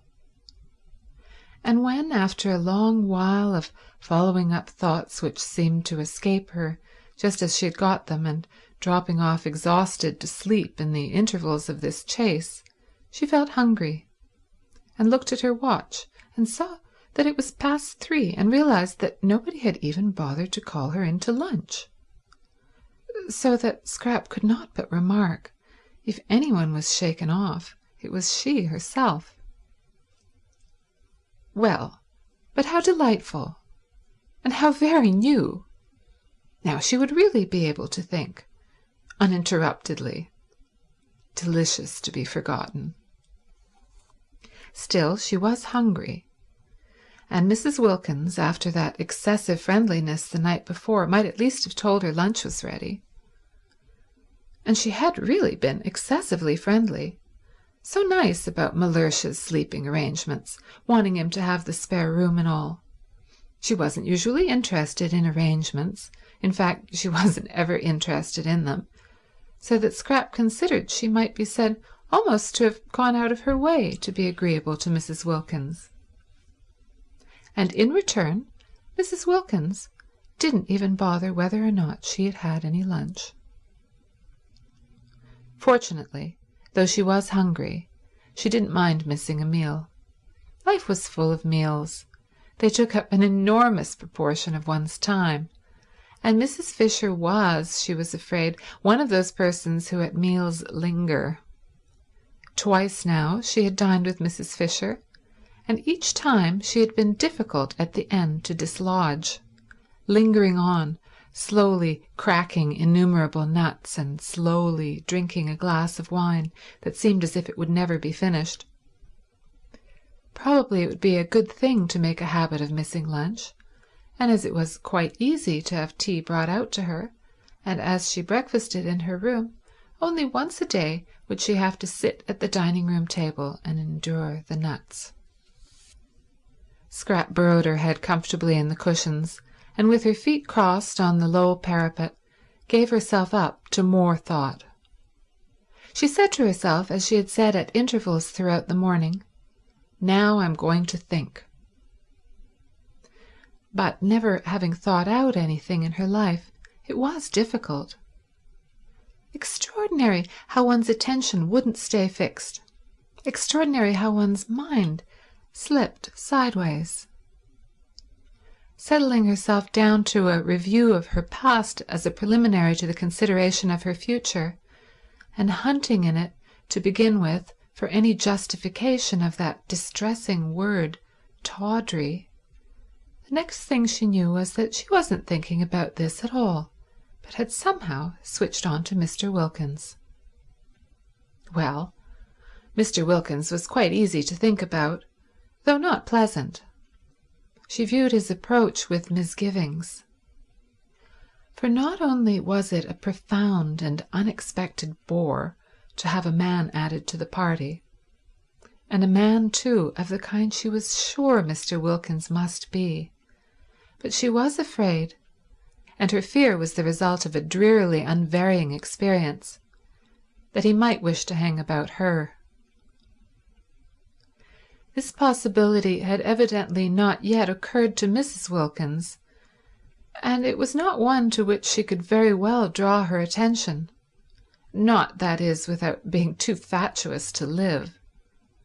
She tried to hope that Mr. Wilkins would be a wonderful exception to the dreadful rule. If only he were, she would be so much obliged to him that she believed she might really quite like him. But she had misgivings.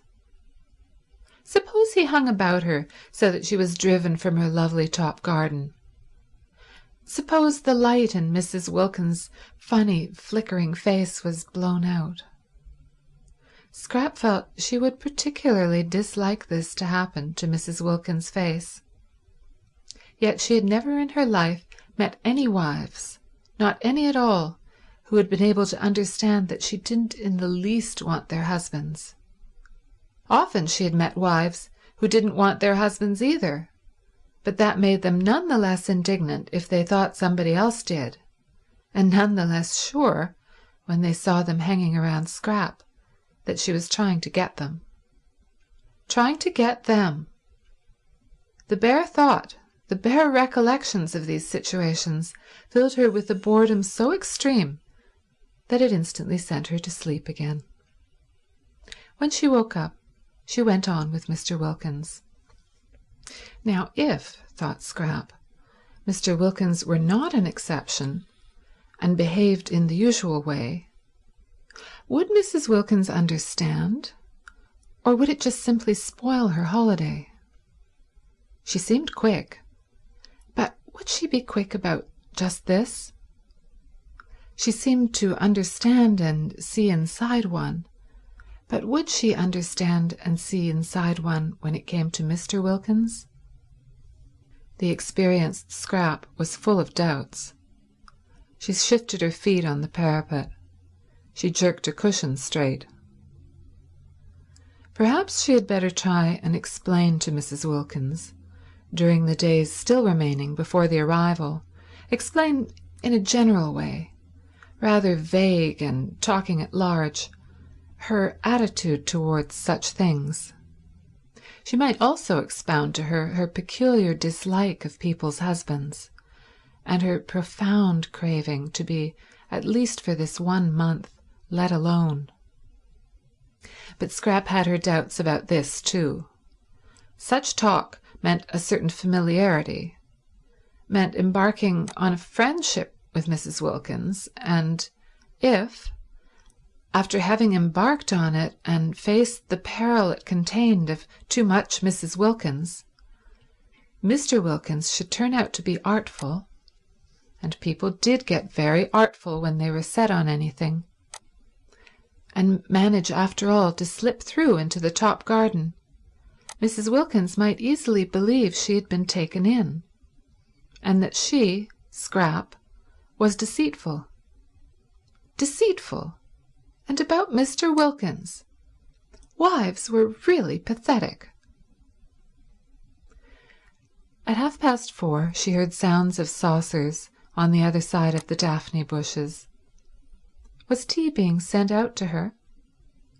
No. The sounds came no closer.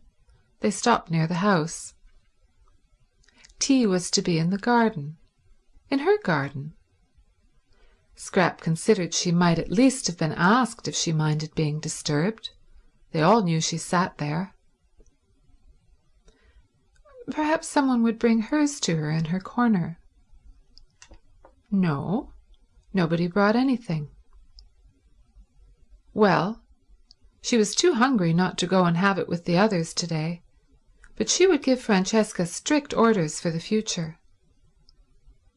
She got up and walked with that slow grace which was another of her outrageous number of attractions towards the sounds of tea. She was conscious not only of being very hungry, but of wanting to talk to Mrs. Wilkins again. Mrs. Wilkins had not grabbed. She had left her quite free all day in spite of the rapprochement the night before. Of course she was an original, and put on a silk jumper for dinner, but she hadn't grabbed. This was a great thing. Scrap went towards the tea-table, quite looking forward to Mrs. Wilkins, and when she came in sight of it she saw only Mrs. Fisher and Mrs. Arbuthnot. Mrs. Fisher was pouring out the tea, and Mrs. Arbuthnot was offering Mrs. Fisher macaroons. Every time Mrs. Fisher offered Mrs. Arbuthnot anything, her cup or milk or sugar, Mrs. Arbuthnot offered her macaroons, pressed them on her with an odd assiduousness, almost with obstinacy. Was it a game, Scrap wondered, sitting down and seizing a macaroon? "Where is Mrs. Wilkins?" asked Scrap. They did not know. At least Mrs. Arbuthnot, on Scrap's inquiry, did not know. Mrs. Fisher's face at the name became elaborately uninterested. It appeared that Mrs. Wilkins had not been seen since breakfast. Mrs. Arbuthnot thought she had probably gone for a picnic. Scrap missed her. She ate the enormous macaroons, the best and biggest she had ever come across, in silence. Tea without Mrs. Wilkins was dull, and Mrs. Arbuthnot had that fatal flavour of motherliness about her, of wanting to pet one, to make one very comfortable, coaxing one to eat, coaxing her who was already so frankly, so even excessively eating, that seemed to have dogged Scrap's steps through life. Couldn't people leave one alone? She was perfectly able to eat what she wanted, unincited. She tried to quench Mrs. Arbuthnot's zeal by being short with her. Useless. The shortness was not apparent. It remained, as all Scrap's evil feelings remained, covered up by the impenetrable veil of her loveliness. Mrs. Fisher sat monumentally and took no notice of either of them. She had had a curious day and was a little worried.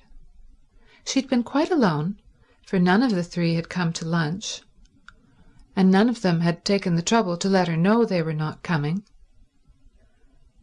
And Mrs. Arbuthnot, drifting casually into tea, had behaved oddly till Lady Caroline joined them and distracted her attention. Mrs. Fisher was prepared not to dislike Mrs. Arbuthnot, whose parted hair and mild expression seemed very decent and womanly, but she certainly had habits that were difficult to like. Her habit of instantly echoing any offer made her of food and drink, of throwing the offer back on one, as it were, was not somehow what one expected of her. "Will you have some more tea?" was surely a question to which the answer was simply yes or no, but Mrs. Arbuthnot persisted in the trick she had exhibited the day before at breakfast, of adding to her yes or no the words, "Will you?" She had done it again that morning at breakfast, and here she was doing it at tea, the two meals at which Mrs. Fisher presided and poured out. Why did she do it? Mrs. Fisher failed to understand. But this was not what was worrying her. This was merely by the way. What was worrying her was that she had been quite unable that day to settle to anything, and had done nothing but wander restlessly from her sitting room to her battlements and back again. It had been a wasted day, and how much she disliked waste. She had tried to read, and she had tried to write to Kate Lumley, but no. A few words read, a few lines written, and up she got again and went out onto the battlements and stared at the sea. It did not matter that the letter to Kate Lumley should not be written. There was time enough for that. Let the others suppose her coming was definitely fixed. All the better. So would Mr. Wilkins be kept out of the spare room and put where he belonged. Kate would keep. She could be held in reserve. Kate in reserve was just as potent as Kate in actuality, and there were points about Kate in reserve which might be missing from Kate in actuality. For instance, if Mrs. Fisher were going to be restless, she would rather Kate were not there to see. There was a want of dignity about restlessness, about trotting backwards and forwards. But it did matter that she could not read a sentence of any of her great dead friend's writings. No, not even of Browning's, who had been so much in Italy, nor of Ruskin's, whose Stones of Venice she had brought with her to reread so nearly on the very spot, nor even a sentence of a really interesting book like the one she had found in her sitting room about the home life of the German Emperor, poor man, written in the 90s when he had not yet begun to be more sinned against than sinning, which was, she was firmly convinced, what was the matter with him now, and full of exciting things about his birth and his right arm and accoucheur, without having to put it down and go and stare at the sea. Reading was very important. The proper exercise and development of one's mind was a paramount duty. How could one read if one were constantly trotting in and out? Curious, this restlessness. Was she going to be ill? No, she felt well. Indeed, unusually well. And she went in and out quite quickly, trotted, in fact, and without her stick. Very odd that she shouldn't be able to sit still, she thought, frowning across the tops of some purple hyacinths at the Gulf of Spezia, glittering beyond a headland. Very odd that she, who walked so slowly, with such dependence on her stick, should suddenly trot. It would be interesting to talk to someone about it, she felt, not to Kate, to a stranger. Kate would only look at her and suggest a cup of tea. Kate always suggested cups of tea. Besides, Kate had a flat face.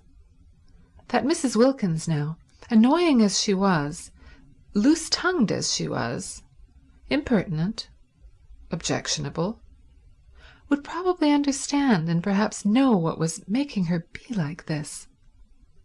But she could say nothing to Mrs. Wilkins. She was the last person to whom one could admit sensations. Dignity alone forbade it. Confide in Mrs. Wilkins? Never. And Mrs. Arbuthnot while she wistfully mothered the obstructive Scrap at tea, felt too that she had had a curious day. Like Mrs. Fisher's, it had been active, but, unlike Mrs. Fisher's, only active in mind. Her body had been quite still. Her mind had not been still at all. It had been excessively active. For years she had taken care to have no time to think. Her scheduled life in the parish had prevented memories and desires from intruding on her. That day they had crowded. She went back to tea feeling dejected. And that she should feel dejected in such a place, with everything about her to make her rejoice, only dejected her the more. But how could she rejoice alone? How could anybody rejoice and enjoy and appreciate, really appreciate, alone? Except Lotty. Lotty seemed able to. She'd gone off down the hill directly after breakfast, alone yet obviously rejoicing, for she had not suggested that Rose should go too, and she was singing as she went. Rose had spent the day by herself, sitting with her hands clasping her knees, staring straight in front of her. What she was staring at were the grey swords of the agaves, and on their tall stalks the pale irises that grew in the remote place she had found, while beyond them, between the grey leaves and the blue flowers, she saw the sea. The place she had found was a hidden corner where the sun-baked stones were padded with thyme, and nobody was likely to come. It was out of sight and sound of the house. It was off any path. It was near the end of the promontory. She sat so quiet that presently lizards darted over her feet, and some tiny birds like finches, frightened away at first, came back again and flitted among the bushes round her, just as if she hadn't been there. How beautiful it was. And what was the good of it with no one there? No one who loved being with one, who belonged to one, to whom one could say, "Look." And wouldn't one say, "Look, dearest"? Yes, one would say dearest, and the sweet word, just to say it to somebody who loved one, would make one happy. She sat quite still, staring straight in front of her. Strange that in this place she did not want to pray. She, who had prayed so constantly at home, didn't seem able to do it here at all.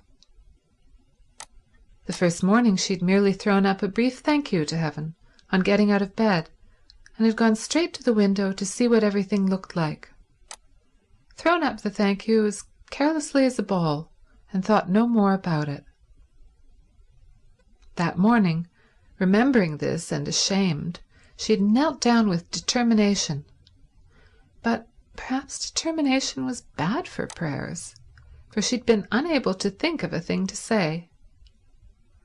And as for her bedtime prayers, on neither of the nights had she said a single one. She had forgotten them. She had been so much absorbed in other thoughts that she had forgotten them, and once in bed she was asleep and whirling along among bright, thin, swift dreams before she had so much time as to stretch herself out.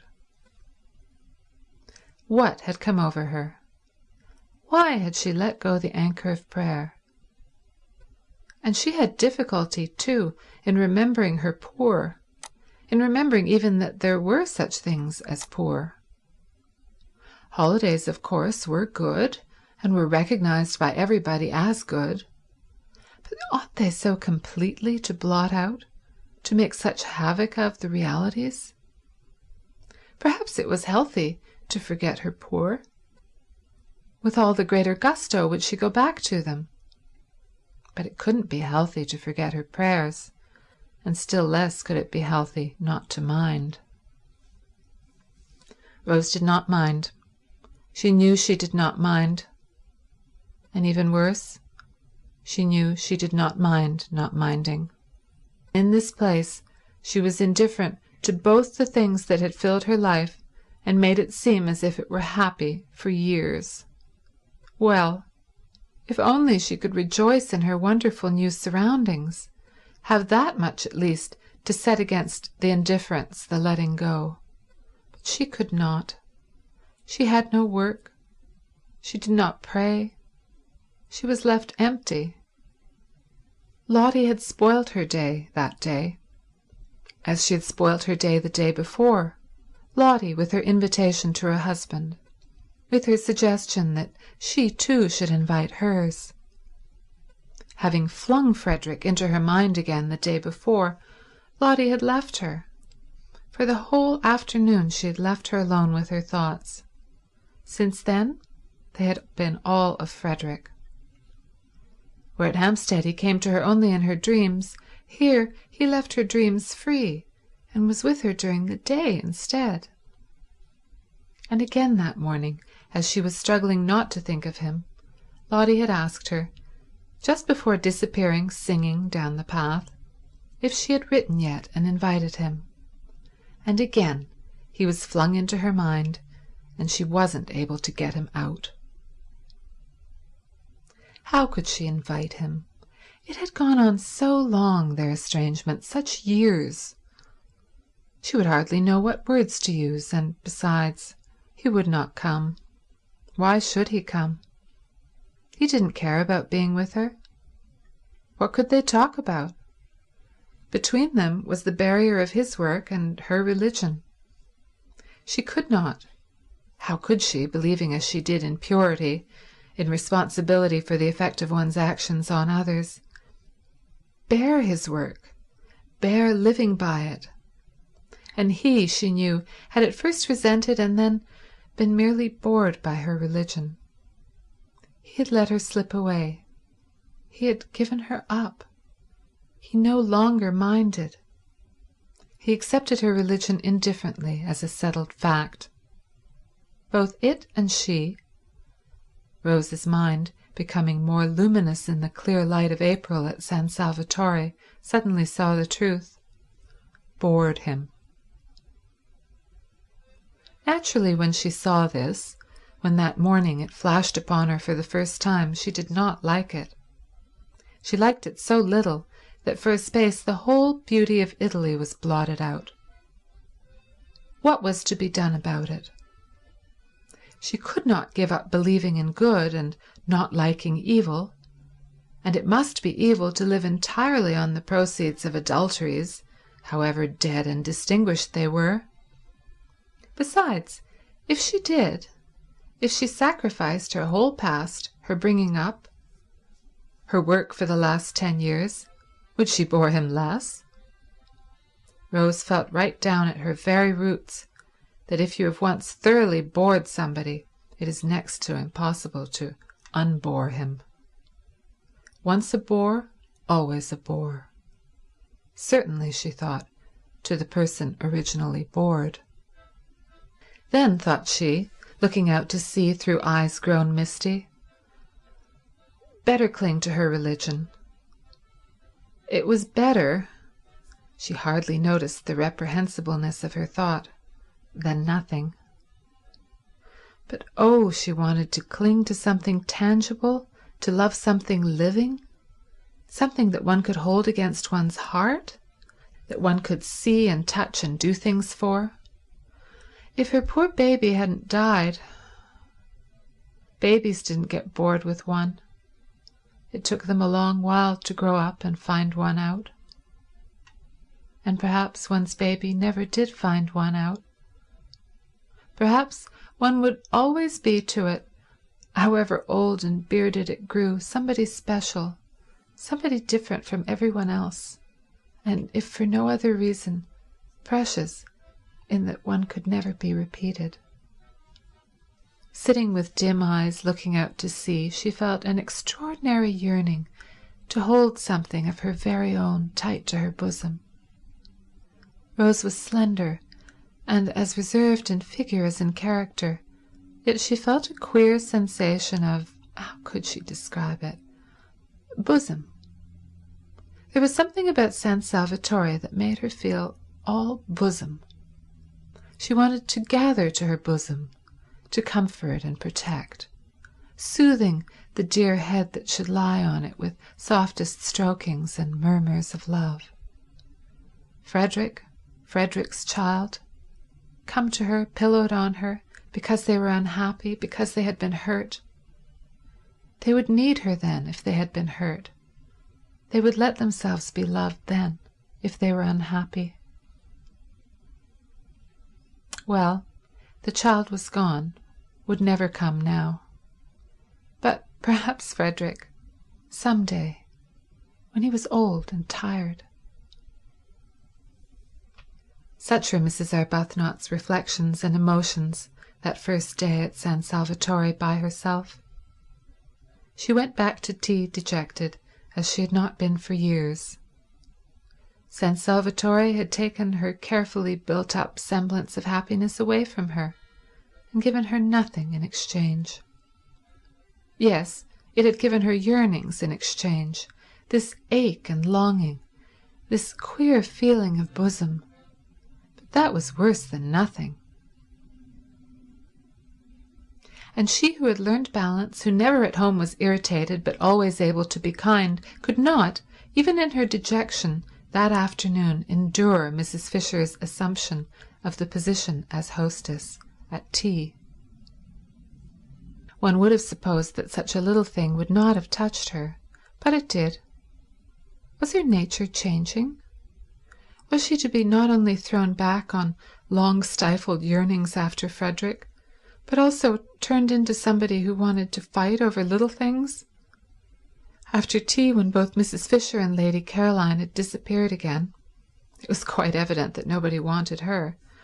She was more dejected than ever, overwhelmed by the discrepancy between the splendour outside her, the warm, teeming beauty and self-sufficiency of nature, and the blank emptiness of her heart.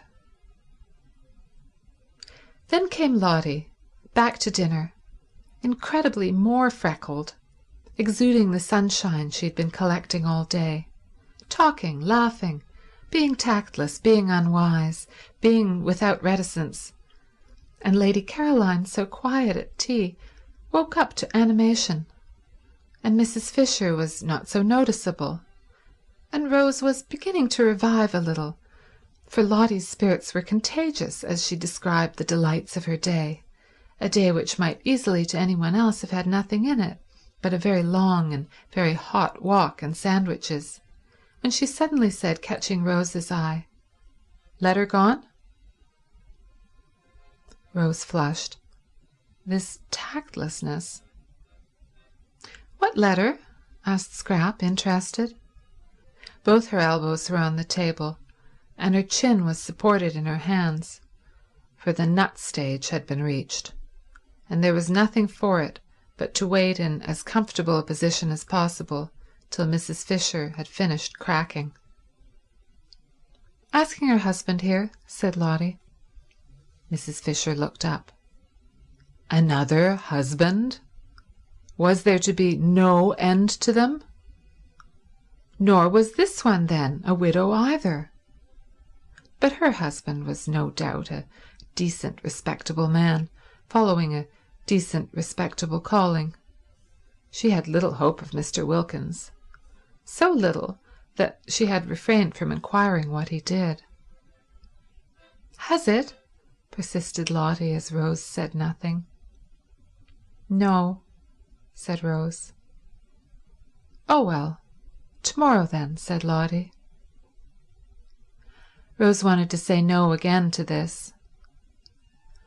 Lotty would have in her place, and would besides have expounded all her reasons, but she could not turn herself inside out like that and invite any and everybody to come and look. How was it that Lotty, who saw so many things, didn't see stuck on her heart and seeing keeping quiet about it the sore place that was Frederick? "Who is your husband?"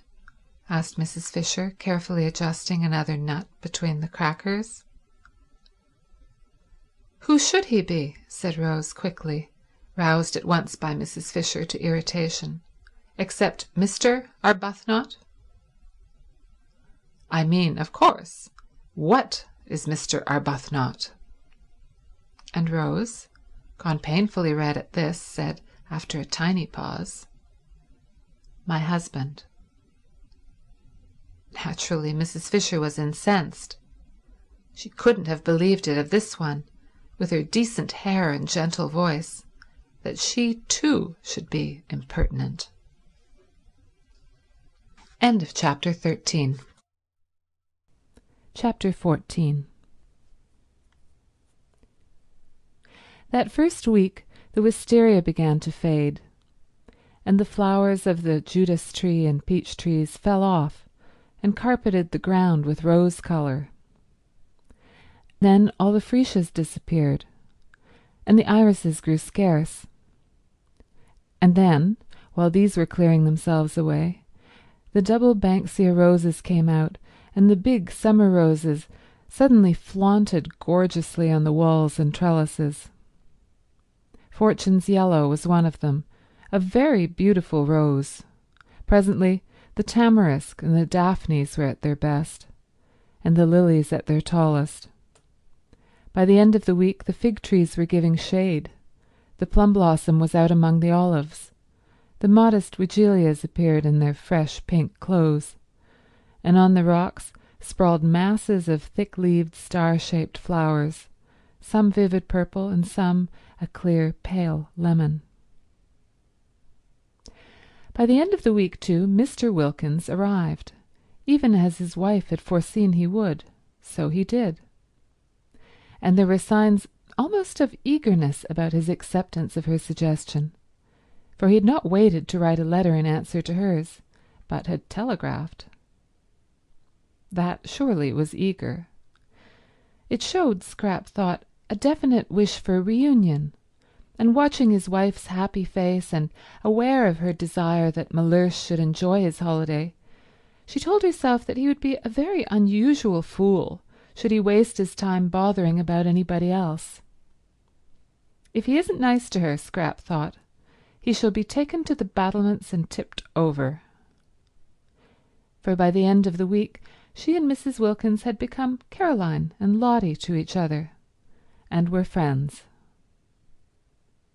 Mrs. Wilkins had always been friends, but Scrap had struggled not to be. She had tried hard to be cautious, but how difficult was caution with Mrs. Wilkins? Free herself from every vestige of it, she was so entirely unreserved, so completely expansive, that soon Scrap, almost before she knew what she was doing, was being unreserved too. And nobody could be more unreserved than Scrap, once she let herself go.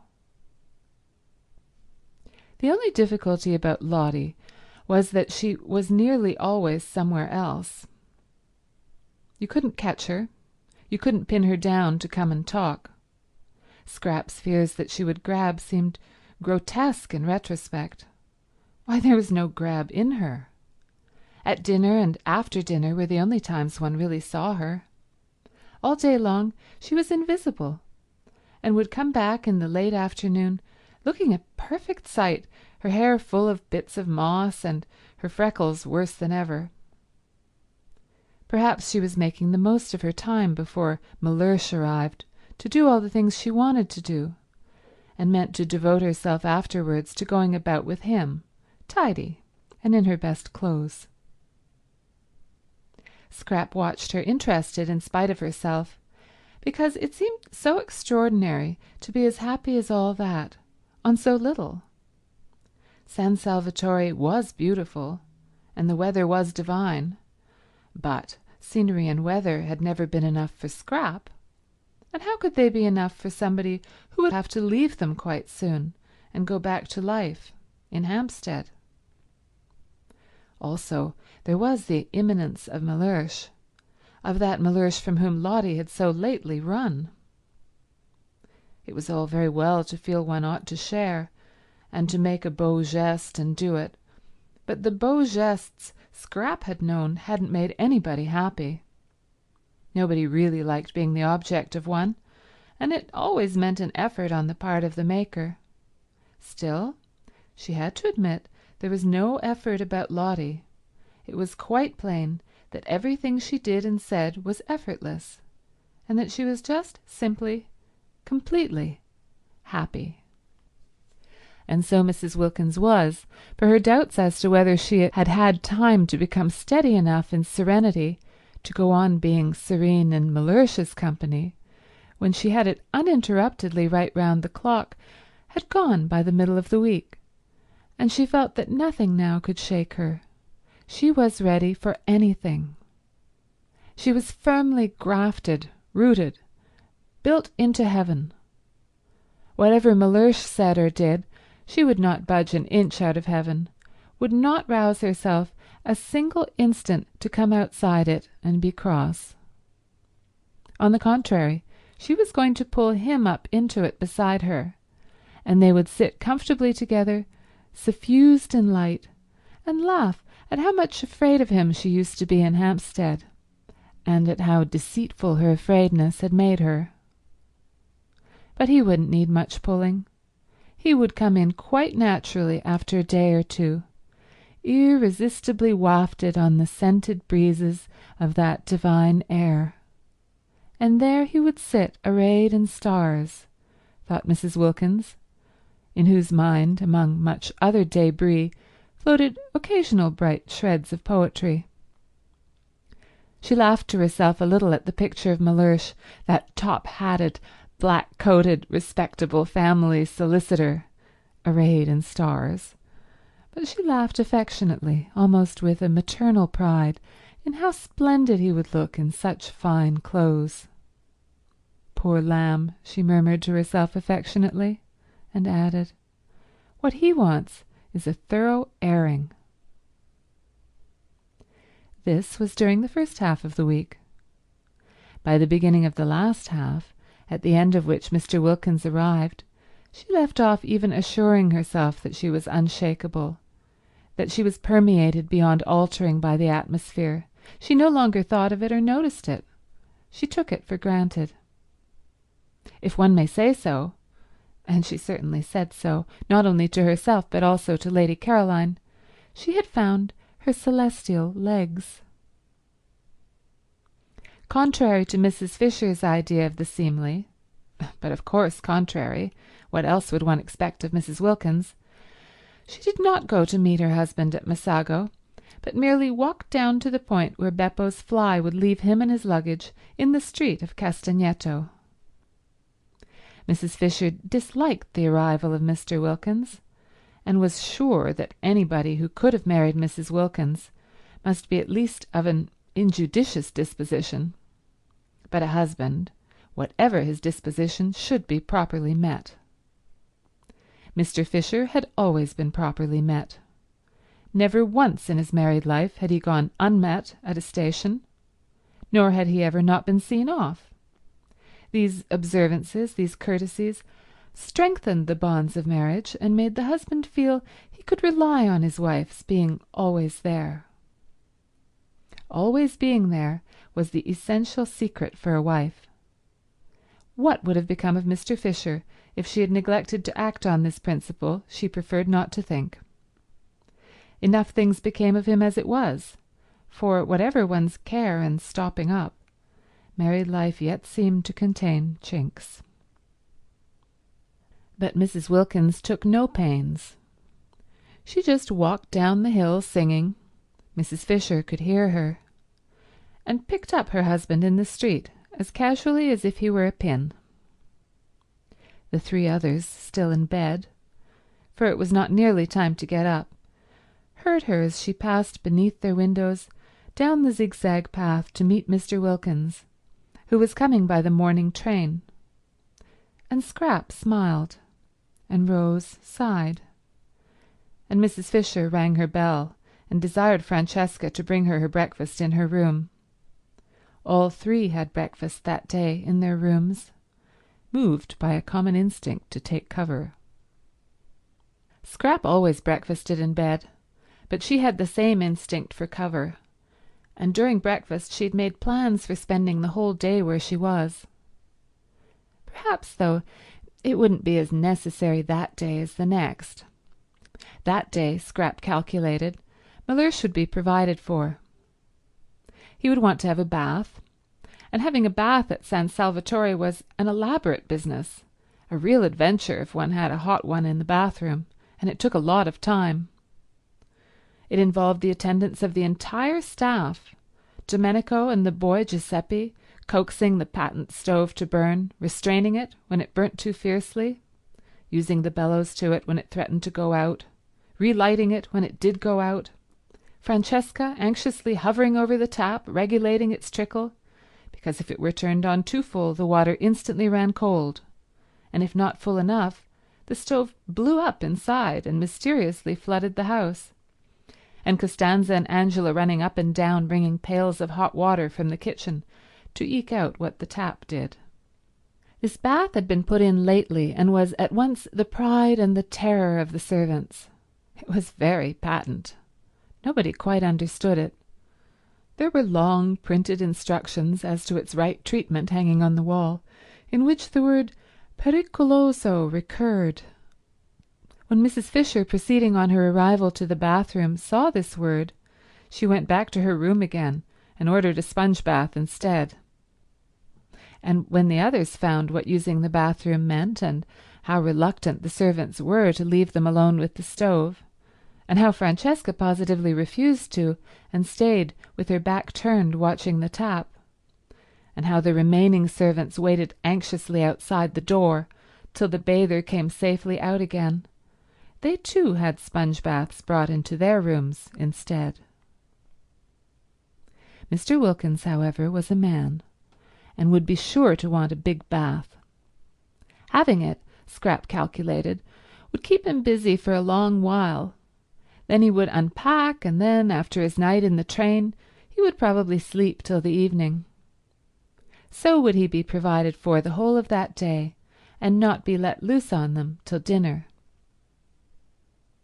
Therefore, Scrap came to the conclusion she would be quite safe in the garden that day, and got up as usual after breakfast, and dawdled as usual through her dressing, listening with a slight cocked ear to the sounds of Mr. Wilkins's arrival, of his luggage being carried into Lottie's room on the other side of the landing, of his educated voice as he inquired of Lottie first, "Do I give this fellow anything?" and immediately afterwards, "Can I have a hot bath?" Of Lottie's voice cheerfully assuring him that he needn't give the fellow anything because he was the gardener, and that, yes, he could have a hot bath, and soon after this the landing was filled with the familiar noises of wood being brought, of water being brought, of feet running, of tongues vociferating, in fact, with the preparation of the bath. Scrap finished dressing, and then loitered at her window, waiting till she should hear Mr. Wilkins go into the bathroom. When he was safely there, she would slip out and settle herself in her garden, and resume her inquiries into the probable meaning of her life. She was getting on with her inquiries. She dozed much less frequently, and was beginning to be inclined to agree that tawdry was the word to apply to her past. Also, she was afraid that her future looked black. There, she could hear Mr. Wilkins's educated voice again. Lottie's door had opened, and he was coming out of it, asking his way to the bathroom. "It's where you see the crowd," Lottie's voice answered. Still a cheerful voice, Scrap was glad to notice. His steps went along the landing, and Lottie's steps seemed to go downstairs, and then there seemed to be a brief altercation at the bathroom door. Hardly so much an altercation as a chorus of vociferations on one side, and wordless determination, Scrap judged, to have a bath by oneself on the other. Mr. Wilkins knew no Italian, and the expression pericoloso left him precisely as it found him, or would have if he had seen it, but naturally he took no notice of the printed matter on the wall. He firmly closed the door on the servants, resisting Domenico, who tried to the last to press through, and locked himself in as a man should for his bath, judicially considering, as he made his simple preparations for getting in, the singular standard of behaviour of these foreigners who, both male and female, apparently wished to stay with him while he bathed. In Finland, he had heard, the female natives not only were present on such occasions, but actually washed the bath-taking traveller.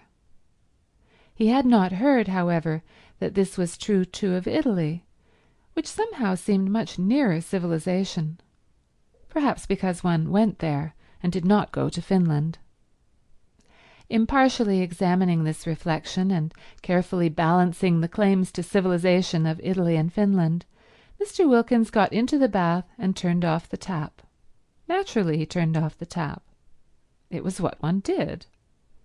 But on the instructions, printed in red letters, was a paragraph saying that the tap should not be turned off as long as there was still fire in the stove.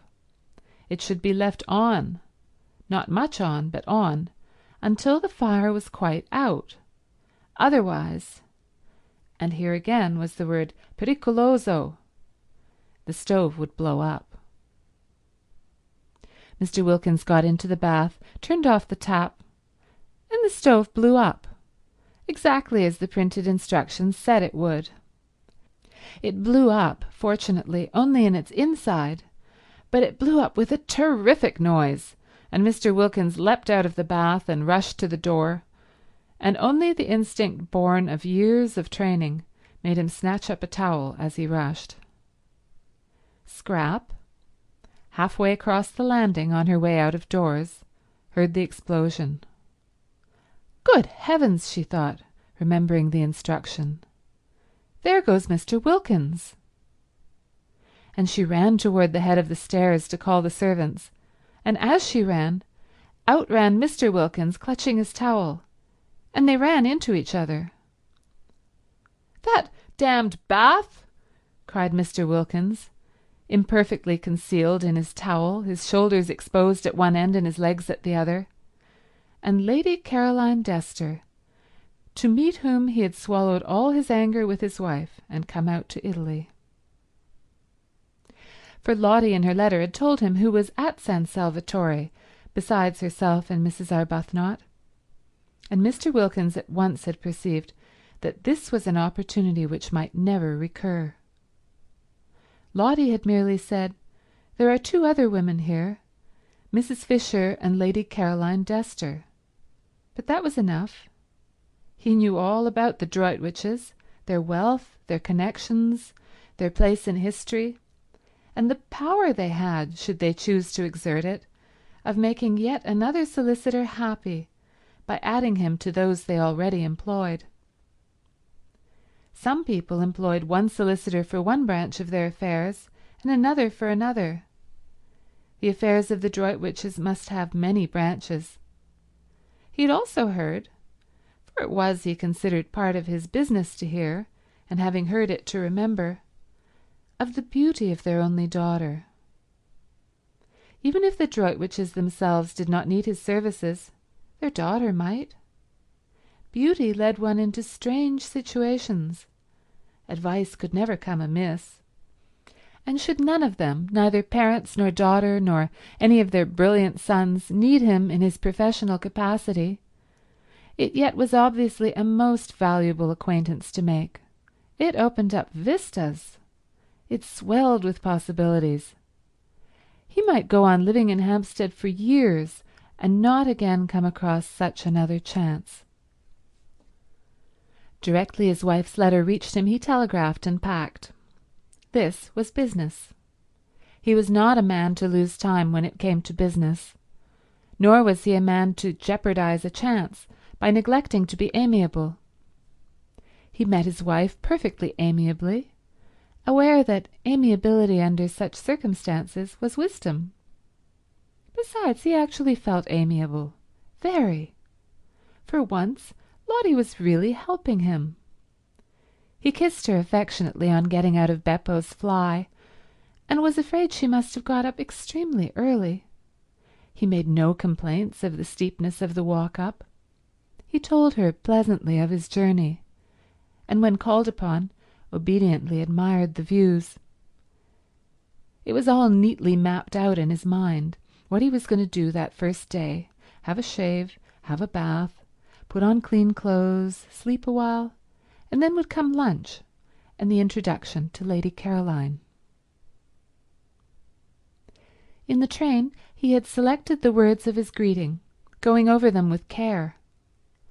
Some slight expression of his gratification in meeting one of whom he, in common with the whole world, had heard, but of course put delicately, very delicately, some slight reference to her distinguished parents and the part her family had played in the history of England, made, of course, with proper tact, a sentence or two about her eldest brother, Lord Winchcombe, who had won his V.C. in the late war under circumstances which could only cause, he might or might not add this, every Englishman's heart to beat higher than ever with pride.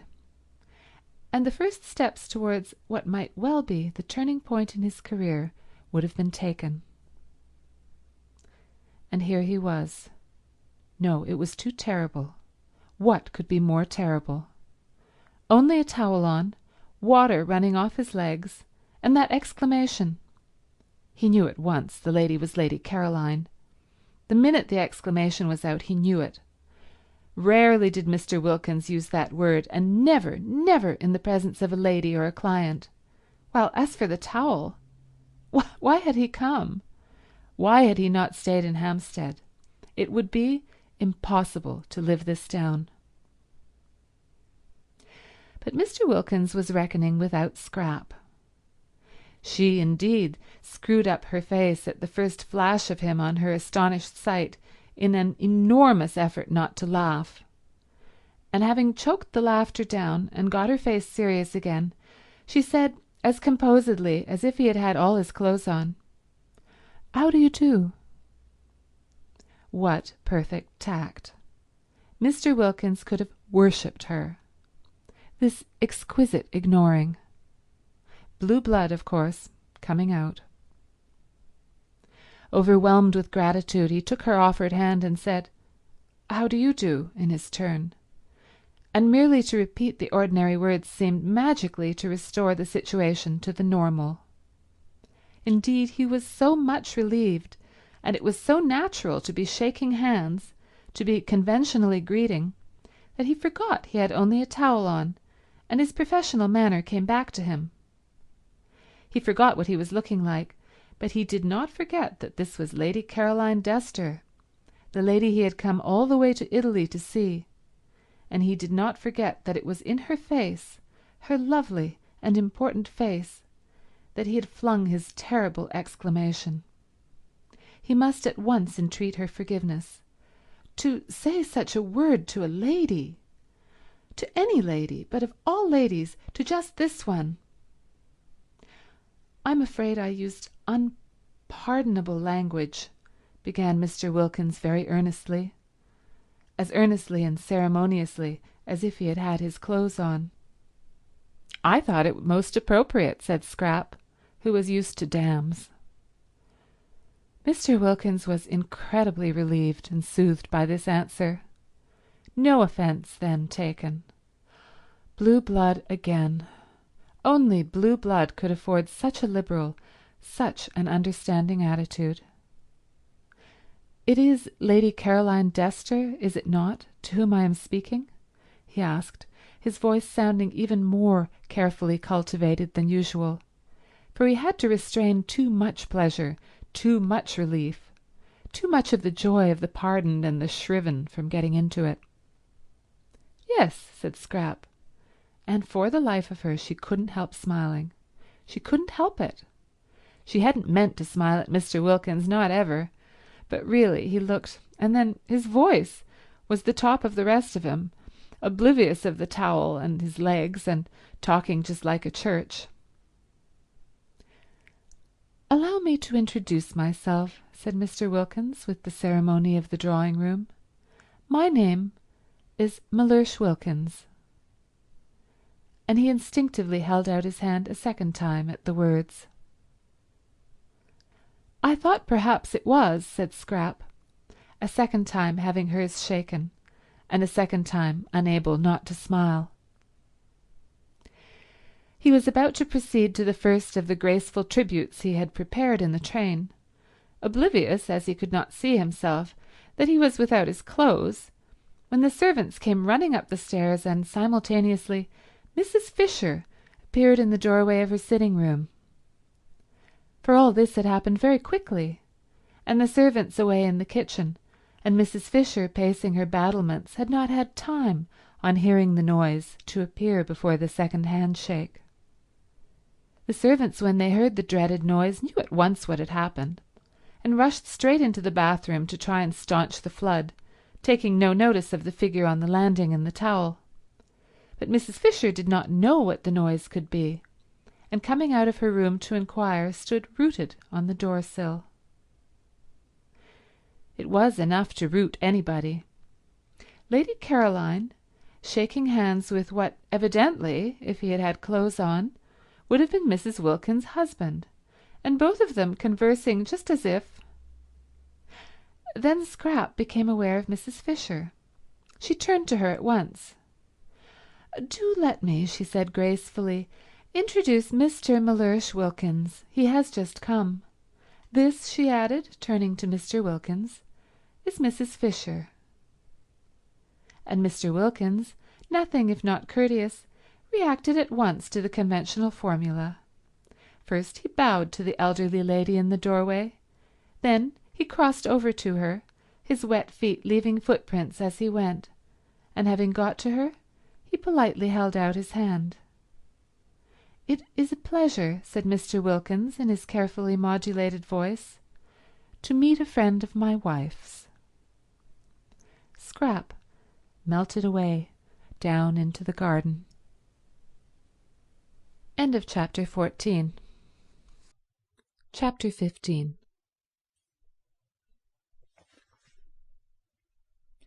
The strange effect of this incident was that when they met that evening at dinner, both Mrs. Fisher and Lady Caroline had a singular feeling of secret understanding with Mr. Wilkins.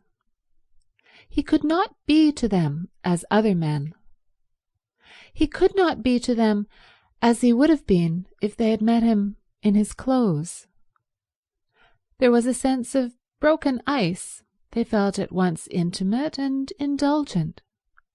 Almost they felt to him as nurses do, as those feel who have assisted either patients or young children at their baths.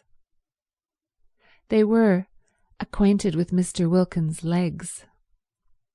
What Mrs. Fisher said to him that morning in her first shock will never be known, but what Mr. Wilkins said to her in reply, when reminded by what she was saying of his condition, was so handsome in its apology, so proper in its confusion, that she had ended by being quite sorry for him and completely placated. After all, it was an accident, and nobody could help accidents. And when she saw him next at dinner, dressed, polished, spotless as to linen, and sleek as to hair, she felt this singular sensation of a secret understanding with him, and, added to it, of a kind of almost personal pride in his appearance, now that he was dressed, which presently extended in some subtle way to an almost personal pride in everything he said. There was no doubt whatever in Mrs. Fisher's mind that a man was infinitely preferable as a companion to a woman. Mr. Wilkins's presence and conversation at once raised the standard of the dinner table from that of a bear garden, yes, a bear garden, to that of a civilized social gathering. He talked as men talk, about interesting subjects, and, though most courteous to Lady Caroline, showed no traces of dissolving into simpers and idiocy whenever he addressed her. He was, indeed, precisely as courteous to Mrs. Fisher herself, and when for the first time at that table politics were introduced, he listened to her with the proper seriousness on her exhibiting a desire to speak, and treated her opinions with the attention they deserved. He appeared to think much as she did about Lloyd George, and in regard to literature he was equally sound. In fact, there was real conversation, and he liked nuts. How he could have married Mrs. Wilkins was a mystery. Lotty, for her part, looked on with round eyes. She had expected Mellersh to take at least 2 days before he got to this stage, but the San Salvatore spell had worked instantly.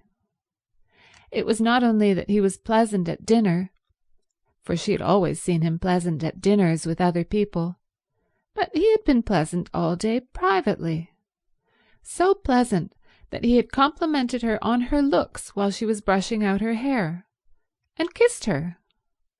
Kissed her. And it was neither good morning nor good night. Well, this being so, she would put off telling him the truth about her nest egg, and about Rose not being his hostess after all, till next day. Pity to spoil things. She had been going to blurt it out as soon as he'd had a rest, but it did seem a pity to disturb such a very beautiful frame of mind as that of Mellersh this first day. Let him too get more firmly fixed in heaven. Once fixed, he wouldn't mind anything. Her face sparkled with delight at the instantaneous effect of San Salvatore. Even the catastrophe of the bath, of which she'd been told when she came in from the garden, had not shaken him. Of course, all that he had needed was a holiday. What a brute she had been to him when he wanted to take her himself to Italy. But this arrangement, as it happened, was ever so much better, though not through any merit of hers. She talked and laughed gaily, not a shred of fear of him left in her, and even when she said, struck by his spotlessness, that he looked so clean that one could eat one's dinner off him, and Scrap laughed, Mellersh laughed too. He would have minded that at home, supposing that at home she had had the spirit to say it. It was a successful evening. Scrap, whenever she looked at Mr. Wilkins, saw him in his towel dripping water, and felt indulgent. Mrs. Fisher was delighted with him. Rose was a dignified hostess in Mr. Wilkins' eyes, quiet and dignified, and he admired the way she waived her right to preside at the head of the table, as a graceful compliment, of course, to Mrs. Fisher's age. Mrs. Arbuthnot was, opined Mr. Wilkins, naturally retiring. She was the most retiring of the 3 ladies. He had met her before dinner alone for a moment in the drawing-room, and had expressed in appropriate language his sense of her kindness in wishing him to join her party, and she had been retiring. Was she shy? Probably. She had blushed and murmured as if in deprecation, and then the others had come in. At dinner she talked least. He would, of course, become better acquainted with her during the next few days, and it would be a pleasure, he was sure. Meanwhile, Lady Caroline was all and more than all Mr. Wilkins had imagined, and had received his speeches, worked in skilfully between the courses, graciously. Mrs. Fisher was the exact old lady he had been hoping to come across all his professional life, and Lotty had not only immensely improved, but was obviously au mieux. Mr. Wilkins knew what was necessary in French, with Lady Caroline. He had been much tormented during the day by the thought of how he had stood conversing with Lady Caroline, forgetful of his not being dressed, and had at last written her a note most deeply apologizing, and beseeching her to overlook his amazing, his incomprehensible obliviousness, to which she had replied in pencil on the back of the envelope, "Don't worry." And he had obeyed her commands and had put it from him. The result was he was now in great contentment. Before going to sleep that night, he pinched his wife's ear. She was amazed. These endearments. What is more, The morning brought no relapse in Mr. Wilkins, and he kept up to his high level throughout the day, in spite of its being the first day of the second week, and therefore pay-day. It being pay-day precipitated Lotty's confession, which she had, when it came to the point, been inclined to put off a little longer. She was not afraid, she dared anything, but Mellersh was in such an admirable humour, why risk clouding it just yet? When, however, soon after breakfast, Costanza appeared with a pile of very dirty little bits of paper covered with sums in pencil, and having knocked at Mrs. Fisher's door and been sent away, and at Lady Caroline's door and been sent away, and at Rose's door and had no answer because Rose had gone out, she waylaid Lotty, who was showing Mellersh over the house, and pointed to the bits of paper and talked very rapidly and loud, and shrugged her shoulders a great deal and kept on pointing at the bits of paper. Lotty remembered that a week had passed without anybody paying anything to anyone, and that the moment had come to settle up. "Does this good lady want something?" inquired Mr. Wilkins mellifluously. "Money," said Lotty. "Money?" "It's the housekeeping bills." "Well, you have nothing to do with those," said Mr. Wilkins serenely. "Oh, yes, I have." And the confession was precipitated. It was wonderful how Mellersh took it. One would have imagined that his sole idea about the nest egg had always been that it should be lavished on just this. He did not, as he would have done at home, cross-examine her. He accepted everything as it came pouring out, about her fibs and all, and when she had finished and said, "You have every right to be angry, I think, but I hope you won't be and will forgive me instead," he merely asked, "What can be more beneficial than such a holiday?" Whereupon she put her arm through his and held it tight and said, "Oh, Mellersh, you really are too sweet," her face red with pride in him. That he should so quickly assimilate the atmosphere, that he should at once become nothing but kindness, showed surely what a real affinity he had with good and beautiful things. He belonged quite naturally in this place of heavenly calm. He was, extraordinary how she had misjudged him, by nature a child of light. Fancy not minding the dreadful fibs she had gone in for before leaving home. Fancy passing even those over without comment. Wonderful. Yet not wonderful, for wasn't he in heaven? In heaven nobody minded any of those done-with things. One didn't even trouble to forgive and forget, one was much too happy. She pressed his arm tight in her gratitude and appreciation. And though he did not withdraw his, neither did he respond to her pressure. Mr. Wilkins was of a cool habit and rarely had any real wish to press. Meanwhile, Costanza, perceiving that she had lost the Wilkinses' ear, had gone back to Mrs. Fisher, who at least understood Italian, besides being clearly, in the servant's eyes, the one of the party marked down by age and appearance to pay the bills.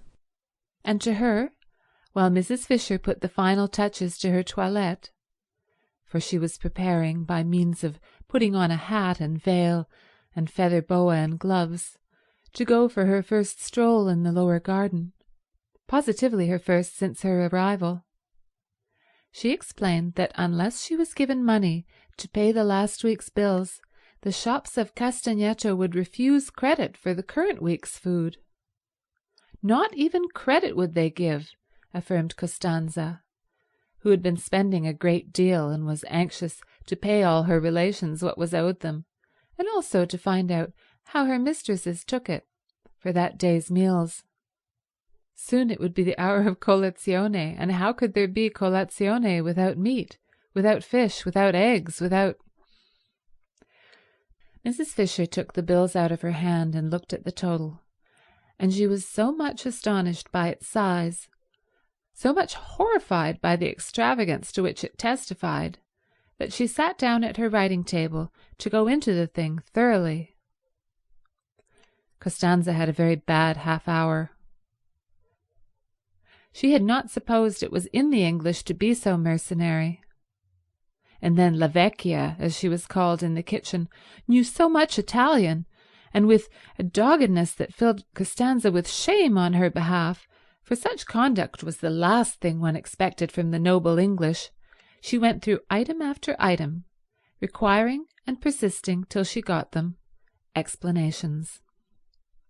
There were no explanations, except that Costanza had had one glorious week of doing exactly as she chose, of splendid, unbridled license, and that this was the result. Costanza, having no explanations, wept. It was miserable to think she would have to cook from now on under watchfulness, under suspicion. And what would her relatives say when they found the orders they received were whittled down? They would say she had no influence. They would despise her. Costanza wept, but Mrs. Fisher was unmoved. In slow and splendid Italian, with the roll of the cantos of the Inferno, she informed her that she would pay no bills till the following week, and that meanwhile the food was to be precisely as good as ever, and at a quarter the cost. Costanza threw up her hands. Next week, proceeded Mrs. Fisher, unmoved, if she found this had been so, she would pay the whole. Otherwise, she paused, for what she would do otherwise she did not know herself, but she paused and looked impenetrable, majestic, and menacing, and Costanza was cowed. Then Mrs. Fisher, having dismissed her with a gesture, went in search of Lady Caroline to complain. She had been under the impression that Lady Caroline ordered the meals, and therefore was responsible for the prices. But now it appeared that the cook had been left to do exactly as she pleased ever since they got there, which of course was simply disgraceful. Scrap was not in her bedroom, but the room on Mrs. Fisher's opening the door, for she suspected her of being in it and only pretending not to hear the knock, was still flower-like from her presence. Scent, sniffed Mrs. Fisher, shutting it again, and she wished Carlyle could have had 5 minutes' straight talk with this young woman. And yet, perhaps even he— She went downstairs to go into the garden in search of her, and in the hall encountered Mr. Wilkins. He had his hat on and was lighting a cigar. Indulgent as Mrs. Fisher felt towards Mr. Wilkins, and peculiarly and even mystically related after the previous morning's encounter, she yet could not like a cigar in the house. Out of doors she endured it, but it was not necessary, when out of doors was such a big place, to indulge the habit indoors. Even Mr. Fisher, who had been, she should say, a man originally tenacious of habits, had quite soon after marriage got out of this one. However, Mr. Wilkins, snatching off his hat on seeing her, instantly threw the cigar away. He threw it into the water a great jar of arum lilies presumably contained, and Mrs. Fisher, aware of the value men attached to their newly lit cigars, could not but be impressed by this immediate and magnificent amende honorable. But the cigar did not reach the water. It got caught in the lilies, and smoked on by itself among them, a strange and depraved-looking object. "Where are you going to, my began Mr. Wilkins, advancing towards Mrs. Fisher, but he broke off just in time. Was it morning spirits impelling him to address Mrs. Fisher in the terms of a nursery rhyme? He wasn't even aware that he knew the thing. Most strange. What could have put it at such a moment into his self-possessed head? He felt great respect for Mrs. Fisher, and would not for the world have insulted her by addressing her as a maid, pretty or otherwise. He wished to stand well with her. She was a woman of parts, and also, he suspected, of property. At breakfast they had been most pleasant together, and he had been struck by her apparent intimacy with well-known persons. Victorians, of course, but it was restful to talk about them after the strain of his brother-in-law's Georgian parties on Hampstead Heath. He and she were getting on famously, he felt. She already showed all the symptoms of presently wishing to become a client. Not for the world would he offend her. He turned a little cold at the narrowness of his escape. She had not, however, noticed. "You are going out," he said very politely, all readiness should she confirm his assumption to accompany her. "I want to find Lady Caroline," said Mrs. Fisher, going towards the glass door leading into the top garden. "An agreeable quest," remarked Mr. Wilkins. "May I assist in the search? Allow me," he added, opening the door for her. "She usually sits over in that corner behind the bushes," said Mrs. Fisher. "And I don't know about it being an agreeable quest. She has been letting the bills run up in the most terrible fashion, and needs a good scolding." "Lady Caroline," said Mr. Wilkins, unable to follow such an attitude. "What has Lady Caroline, if I may inquire, to do with the bills here?" "The housekeeping was left to her, and as we all share alike, it ought to have been a matter of honour with her." "But Lady Caroline, housekeeping for the party here?" "A party which includes my wife." "My dear lady, you render me speechless. Do you not know she is the daughter of the Droitwiches?" "Oh, is that who she is?" said Mrs. Fisher, scrunching heavily over the pebbles towards the hidden corner. "Well, that accounts for it. The muddle that man Droitwich made in his department in the war was a national scandal. It amounted to misappropriation of the public funds." "But it is impossible, I assure you, to expect the daughter of the Droitwiches," began Mr. Wilkins earnestly. "The Droitwiches," interrupted Mrs. Fisher, "are neither here nor there. Duties undertaken should be performed. I don't intend my money to be squandered for the sake of any Droitwiches." A headstrong old lady, perhaps not so easy to deal with as he had hoped. But how wealthy? Only the consciousness of great wealth would make her snap her fingers in this manner at the Droitwiches. Lottie, on being questioned, had been vague about her circumstances, and had described her house as a mausoleum with goldfish swimming about in it. But now he was sure she was more than very well off.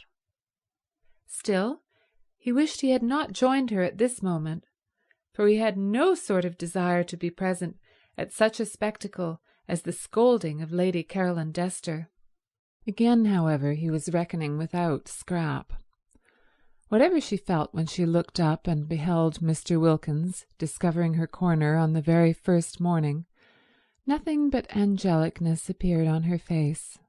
She took her feet off the parapet on Mrs. Fisher's sitting down on it, and, listening gravely to her opening remarks as to her not having any money to fling about in reckless and uncontrolled household expenditure, interrupted her flow by pulling one of the cushions from behind her head and offering it to her.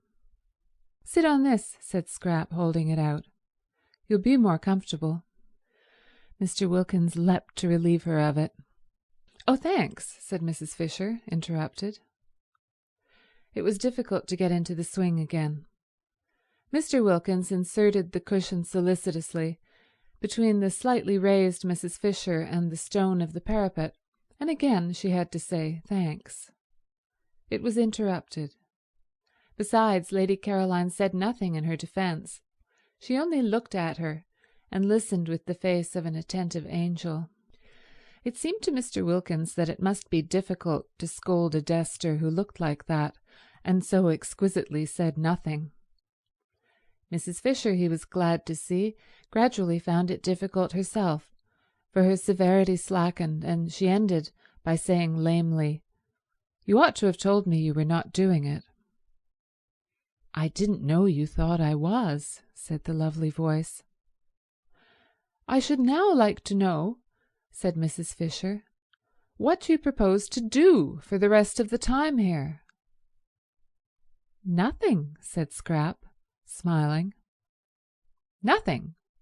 Do you mean to say—" "If I may be allowed, ladies," interposed Mr. Wilkins in his suavest professional manner, "to make a suggestion."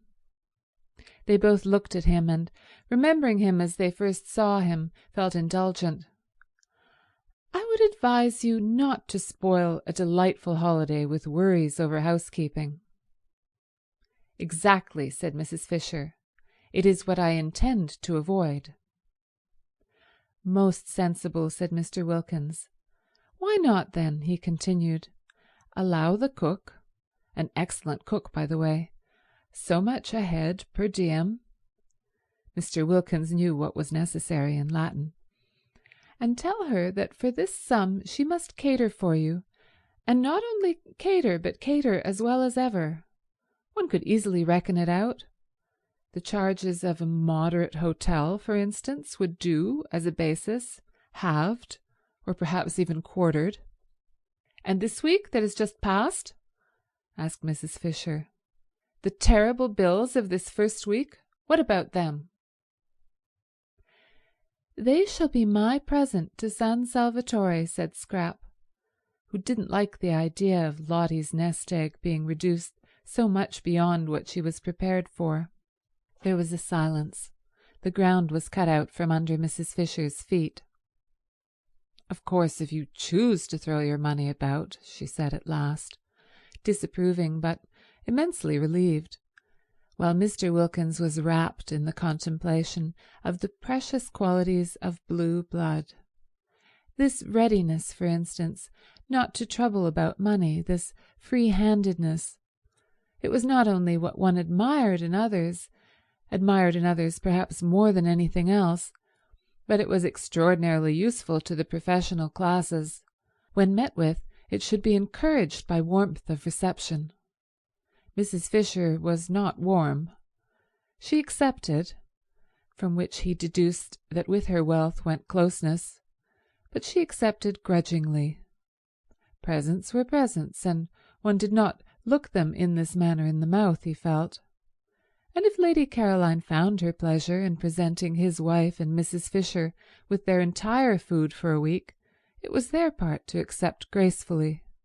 One should not discourage gifts.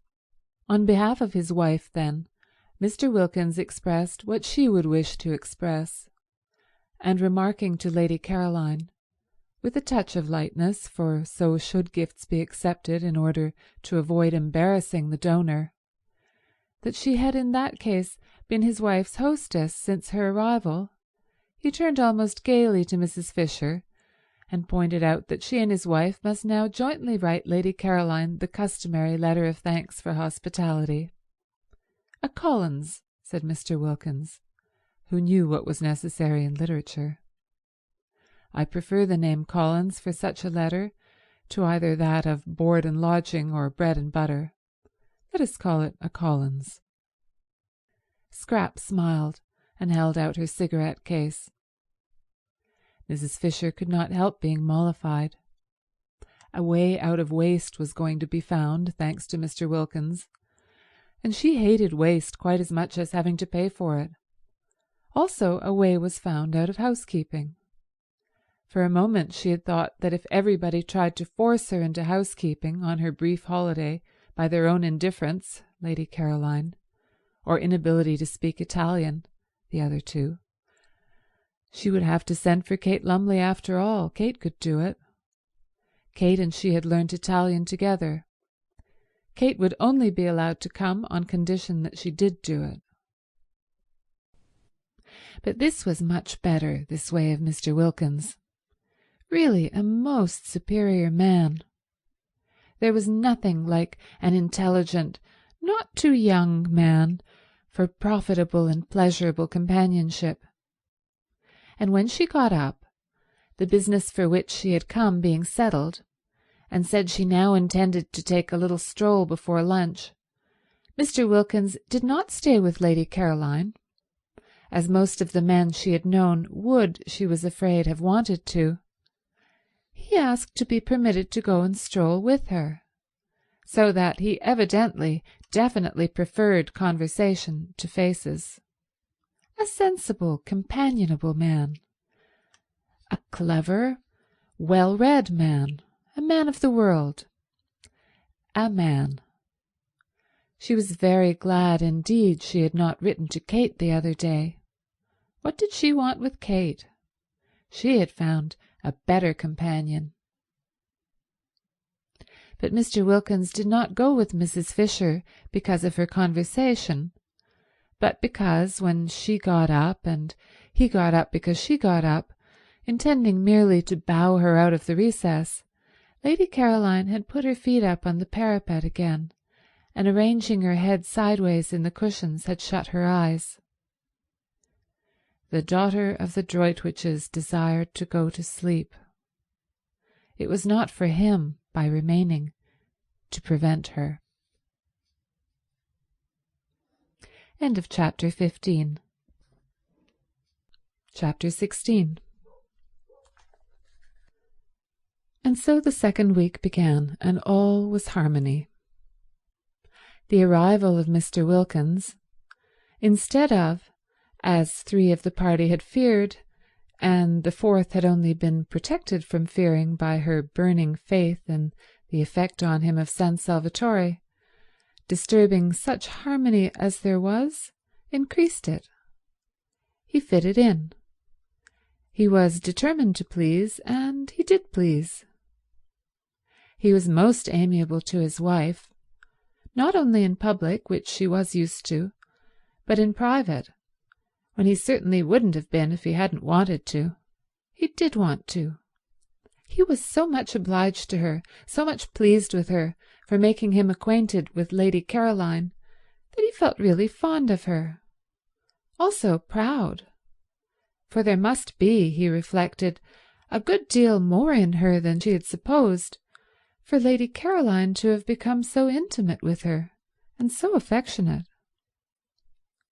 And the more he treated her as though she were really very nice, the more Lottie expanded and became really very nice, and the more he, affected in his turn, became really very nice himself, so that they went round and round, not in a vicious but in a highly virtuous circle.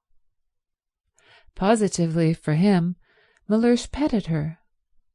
There was at no time much pet in Mellersh, because he was by nature a cool man, yet such was the influence on him of, as Lottie supposed, San Salvatore, that in this second week he sometimes pinched both her ears, one after the other, instead of only one, and Lottie, marvelling at such rapidly developing affectionateness, wondered what he would do should he continue at this rate in the 3rd week, when her supply of ears would have come to an end. He was particularly nice about the washstand, and genuinely desirous of not taking up too much of the space in the small bedroom. Quick to respond, Lottie was even more desirous not to be in his way, and the room became the scene of many an affectionate combat de générosité, each of which left them more pleased with each other than ever. He did not again have a bath in the bathroom, though it was mended and ready for him, but got up and went down every morning to the sea, and in spite of the cool nights making the water cold, early had his dip as a man should, and came up to breakfast rubbing his hands and feeling, as he told Mrs. Fisher, prepared for anything. Lottie's belief in the irresistible influence of the heavenly atmosphere of San Salvatore being thus obviously justified, and Mr. Wilkins, whom Rose knew as alarming, and Scrap had pictured as icily unkind, being so evidently a changed man, both Rose and Scrap began to think that there might after all be something in what Lottie insisted on, and that San Salvatore did work purgingly on the character. They were the more inclined to think so in that they too felt a working going on inside themselves. They felt more cleared, both of them, that second week. Scrap in her thoughts, many of which were now quite nice thoughts, real amiable ones about her parents and relations, with a glimmer in them of recognition of the extraordinary benefits she had received at the hands of, what, fate, providence? Anyhow, of something, and of how, having received them, she had misused them by failing to be happy. And Rose in her bosom, which though it still yearned to some purpose, for she was reaching the conclusion that merely inactively to yearn was of no use at all, and that she must either by some means stop her yearning or give it at least a chance, remote but still a chance, of being quieted by writing to Frederick and asking him to come out. If Mr. Wilkins could be changed, thought Rose, why not Frederick? How wonderful it would be, how too wonderful, if the place worked on him too, and were able to make them even a little understand each other, even a little be friends. Rose, so far had loosening and disintegration gone on in her character, was now beginning to think her obstinate straight-lacedness about his books and her austere absorption in good works had been foolish and perhaps even wrong. He was her husband, and she had frightened him away. She had frightened love away, precious love, and that couldn't be good. Was not Lottie right when she said the other day that nothing at all except love mattered? Nothing certainly seemed much use unless it was built up on love. But once frightened away, could it ever come back? Yes, it might in that beauty. It might in the atmosphere of happiness Lottie and San Salvatore seemed between them to have spread round like some divine infection. She had, however, to get him there first, and he certainly couldn't be got there if she didn't write and tell him where she was. She would write. She must write. For if she did, there was at least a chance of his coming, and if she didn't, there was manifestly none. And then, once here, in this loveliness, with everything so soft and kind and sweet all round, it would be easier to tell him, to try and explain, to ask for something different, for at least an attempt at something different in their lives in the future, instead of the blankness of separation, the cold, oh, the cold, of nothing at all but the great windiness of faith, the great bleakness of works. Why, one person in the world, one single person belonging to one, of one's very own, to talk to take care of, to love, to be interested in, was worth more than all the speeches on platforms and the compliments of chairmen in the world. It was also worth more, Rose couldn't help it, the thought would come, than all the prayers. These thoughts were not head thoughts like Scrap's, who was altogether free from yearnings, but bosom thoughts.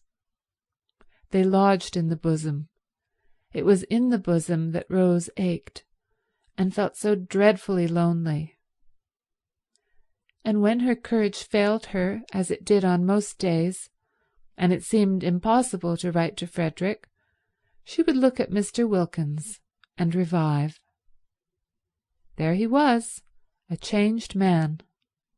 There he was, going into that small, uncomfortable room every night, that room whose proximities had been Lottie's only misgiving, and coming out of it in the morning, and Lottie coming out of it too, both of them as unclouded and as nice to each other as when they went in. And hadn't he, so critical at home, Lottie had told her, of the least thing going wrong, emerged from the bath catastrophe as untouched in spirit as Shadrach, Meshach, and Abednego were untouched in body when they emerged from the fire. Miracles were happening in this place. If they could happen to Mr. Wilkins, why not to Frederick? She got up quickly. Yes, she would write. She would go and write to him at once. But suppose— She paused. Suppose he didn't answer. Suppose he didn't even answer. And she sat down again to think a little longer. In these hesitations did Rose spend most of the second week. Then there was Mrs. Fisher. Her restlessness increased that second week. It increased to such an extent that she might just as well not have had her private sitting room at all, for she could no longer sit. Not for 10 minutes together could Mrs. Fisher sit. And added to the restlessness, as the days of the second week proceeded on their way, she had a curious sensation which worried her of rising sap. She knew the feeling because she sometimes had it in childhood in specially swift springs, when the lilacs and the syringes seemed to rush out into bloom in a single night. But it was strange to have it again after over 50 years. She would have liked to remark on the sensation to someone, but she was ashamed. It was such an absurd sensation at her age. Yet oftener and oftener, and every day more and more, did Mrs. Fisher have a ridiculous feeling, as if she were presently going to burgeon. Sternly she tried to frown the unseemly sensation down. Burgeon, indeed. She had heard of dried staffs, pieces of mere dead wood suddenly putting forth fresh leaves, but only in legend. She was not in legend. She knew perfectly what was due to herself. Dignity demanded that she should have nothing to do with fresh leaves at her age. And yet there it was, the feeling that presently, that at any moment now, she might crop out all green.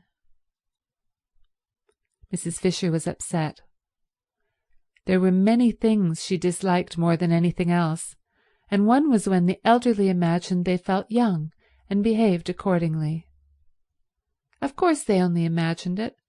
They were only deceiving themselves. But how deplorable were the results. She herself had grown old as people should grow old, steadily and firmly. No interruptions, no belated afterglows and spasmodic returns. If, after all these years, she were now going to be deluded into some sort of unsuitable breaking out, how humiliating. Indeed, she was thankful that second week that Kate Lumley was not there. It would be most unpleasant, should anything different occur in her behaviour, to have Kate looking on. Kate had known her all her life. She felt she could let herself go. Here Mrs. Fisher frowned at the book she was vainly trying to concentrate on, for where did that expression come from? Much less painfully before strangers than before an old friend. Old friends, reflected Mrs. Fisher, who hoped she was reading, compare one constantly with what one used to be. They're always doing it if one develops. They are surprised at development. They hark back. They expect motionlessness after, say, 50, to the end of one's days. That, thought Mrs. Fisher, her eyes going steadily, line by line down the page, and not a word of it getting into her consciousness, is foolish of friends. It is condemning one to a premature death. One should continue, of course with dignity, to develop, however old one may be. She had nothing against developing, against further ripeness, because as long as one was alive, one was not dead. Obviously, decided Mrs. Fisher, and development, change, ripening were life. What she would dislike would be unripening, going back to something green. She would dislike it intensely. And this is what she felt she was on the brink of doing. Naturally, it made her very uneasy, and only in constant movement could she find distraction. Increasingly restless, and no longer able to confine herself to her battlements, she wandered more and more frequently, and also aimlessly, in and out of the top garden, to the growing surprise of Scrap, especially when she found that all Mrs. Fisher did was to stare for a few minutes at the view, pick a few dead leaves off the rose bushes, and go away again. In Mr. Wilkins's conversation she found temporary relief, but though he joined her whenever he could, he was not always there, for he spread his attentions judiciously among the three ladies, and when he was somewhere else she had to face and manage her thoughts as best she could by herself. Perhaps it was the excess of light and colour at San Salvatore which made every other place seem dark and black.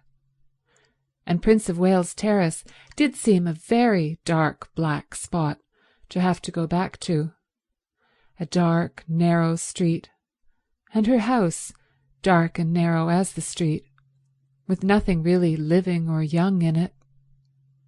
The goldfish could hardly be called living, or at most not more than half living, and were certainly not young. And except for them there were only the maids, and they were dusty old things. Dusty old things. Mrs. Fisher paused in her thoughts, arrested by the strange expression. Where had it come from?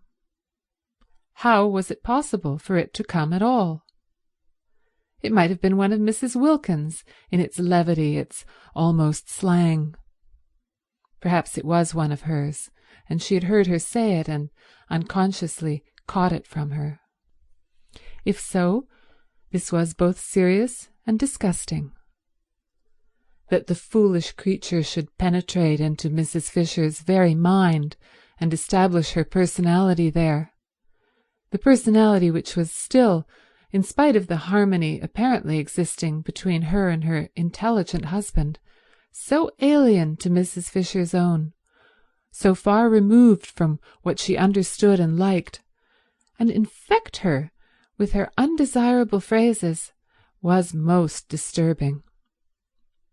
Never in her life before had such a sentence come into Mrs. Fisher's head. Never in her life before had she thought of her maids, or of anybody else, as dusty old things. Her maids were not dusty old things. They were most respectable, neat women, who were allowed the use of the bathroom every Saturday night. Elderly, certainly, but then so was she, so was her house, so was her furniture, so were her goldfish. They were all elderly, as they should be, together. But there was a great difference between being elderly and being a dusty old thing. How true it was what Ruskin said, that evil communications corrupt good manners. But did Ruskin say it? On second thoughts, she was not sure. But it was just the sort of thing he would have said if he had said it, and in any case it was true.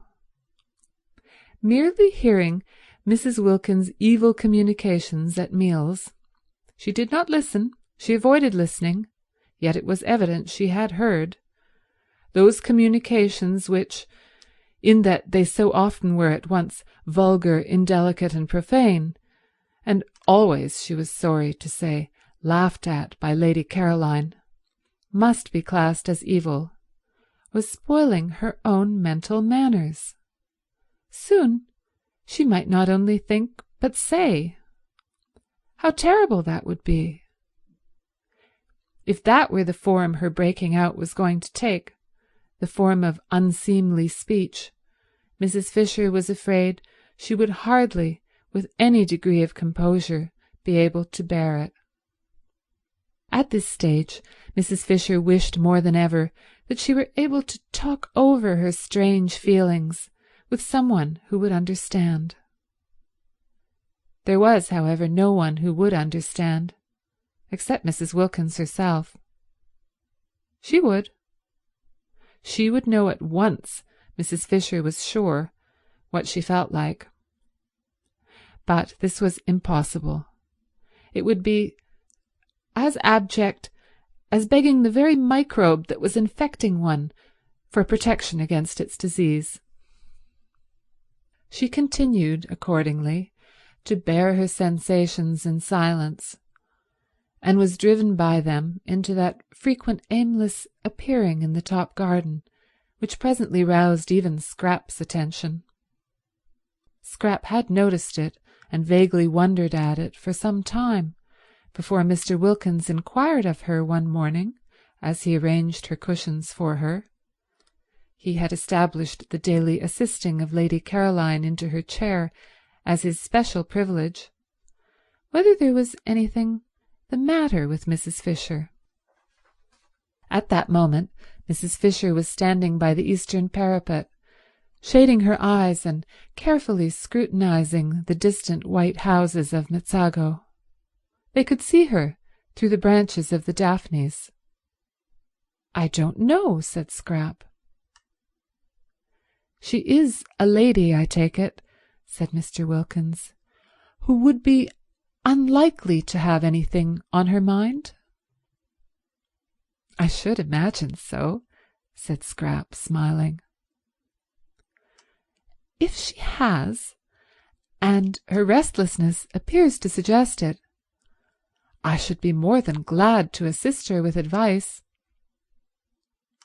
"I am sure you would be most kind." "Of course she has her own legal adviser, but he is not on the spot. I am." "And a lawyer on the spot," said Mr. Wilkins, who endeavoured to make his conversation when he talked to Lady Caroline light, aware that one must be light with young ladies, "is worth two in, we won't be ordinary and complete the proverb, but say London." "You should ask her." "Ask her if she needs assistance? Would you advise it? Would it not be a little delicate to touch on such a question? The question whether or no a lady has something on her mind." "Perhaps she will tell you if you go and talk to her. I think it must be lonely to be Mrs. Fisher." "You are all thoughtfulness and consideration," declared Mr. Wilkins, wishing, for the first time in his life, that he were a foreigner so that he might respectfully kiss her hand on withdrawing to go obediently and relieve Mrs. Fisher's loneliness. It was wonderful what a variety of exits from her corner Scrap contrived for Mr. Wilkins. Each morning she found a different one, which sent him off pleased after he had arranged her cushions for her. She allowed him to arrange the cushions because she instantly had discovered, the very first 5 minutes of the very first evening, that her fears lest he should cling to her and stare in dreadful admiration were baseless. Mr. Wilkins did not admire like that. It was not only, she instinctively felt, not in him, but if it had been, he would not have dared to in her case. He was all respectfulness. She could direct his movements in regard to herself with the raising of an eyelash. His one concern was to obey. She had been prepared to like him, if he would only be so obliging as not to admire her. And she did like him. She did not forget his moving defencelessness the first morning in his towel. And he amused her. And he was kind to Lottie. It is true she liked him most when he wasn't there, but then she usually liked everybody most when they weren't there. Certainly he did seem to be one of those men, rare in her experience, who never looked at a woman from the predatory angle. The comfort of this, the simplification it brought into the relations of the party, was immense. From this point of view, Mr. Wilkins was simply ideal. He was unique and precious. Whenever she thought of him, and was perhaps inclined to dwell on the aspects of him that were a little boring, she remembered this and murmured, "But what a treasure!" Indeed, it was Mr. Wilkins' one aim during his stay at San Salvatore to be a treasure. At all costs, the three ladies who were not his wife must like him and trust him. Then presently, when trouble arose in their lives, and in what lives did not trouble sooner or later arise, they would recollect how reliable he was and how sympathetic, and turn to him for advice. Ladies with something on their minds were exactly what he wanted. Lady Caroline, he judged, had nothing on hers at the moment, but so much beauty, for he could not but see what was evident, must have had its difficulties in the past, and would have more of them before it had done. In the past he had not been at hand. In the future he hoped to be. And meanwhile the behaviour of Mrs. Fisher, the next in importance of the ladies, from the professional point of view, showed definite promise. It was almost certain that Mrs. Fisher had something on her mind. He had been observing her attentively, and it was almost certain. With the third, with Mrs. Arbuthnot, he had up to this made least headway, for she was so very retiring and quiet.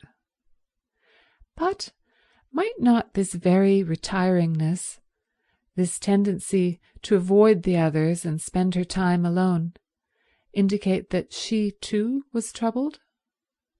If so, he was her man. He would cultivate her. He would follow her and sit with her and encourage her to tell him about herself. Arbuthnot, he understood from Lottie, was a British Museum official.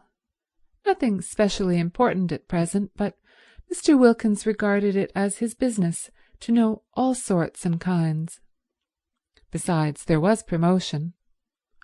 Arbuthnot, promoted, might become very much worthwhile. As for Lottie, she was charming. She really had all the qualities he had credited her with during his courtship. And they had been, it appeared, merely in abeyance since. His early impressions of her were now being endorsed by the affection and even admiration Lady Caroline showed for her. Lady Caroline Dester was the last person, he was sure, to be mistaken on such a subject.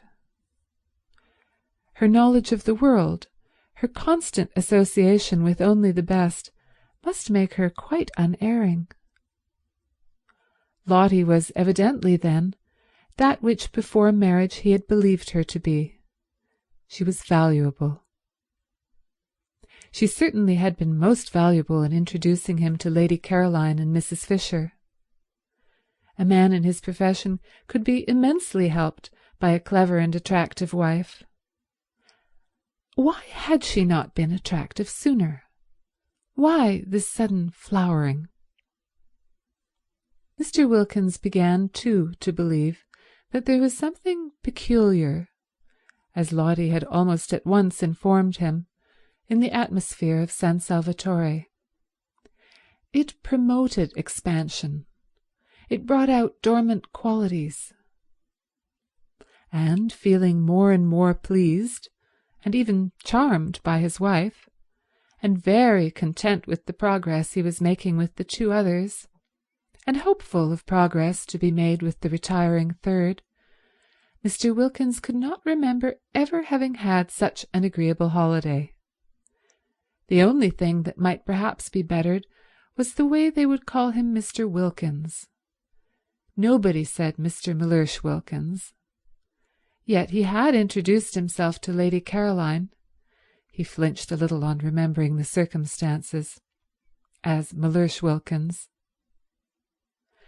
Still, this was a small matter, not enough to worry about. He would be foolish if in such a place and such society he worried about anything. He was not even worrying about what the holiday was costing, and had made up his mind to pay not only his own expenses, but his wife's as well, and surprise her at the end by presenting her with her nest egg as intact as when she started. And just the knowledge that he was preparing a happy surprise for her made him feel warmer than ever towards her. In fact, Mr. Wilkins, who had begun by being consciously and according to plan on his best behaviour, remained on it unconsciously, and with no effort at all.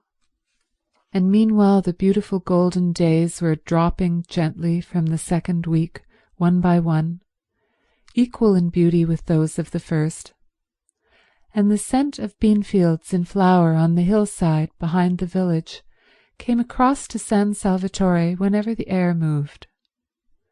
In the garden that second week, the poet's-eyed narcissus disappeared out the long grass at the edge of the zigzag path, and wild gladiolas, slender and rose-coloured, came in their stead. White pinks bloomed in the borders, filling the whole place with their smoky sweet smell, and a bush nobody had noticed burst into glory and fragrance, and it was a purple lilac bush. Such a jumble of spring and summer was not to be believed in, except by those who dwelt in those gardens. Everything seemed to be out together, all the things crowded into 1 month, which in England are spread penuriously over 6.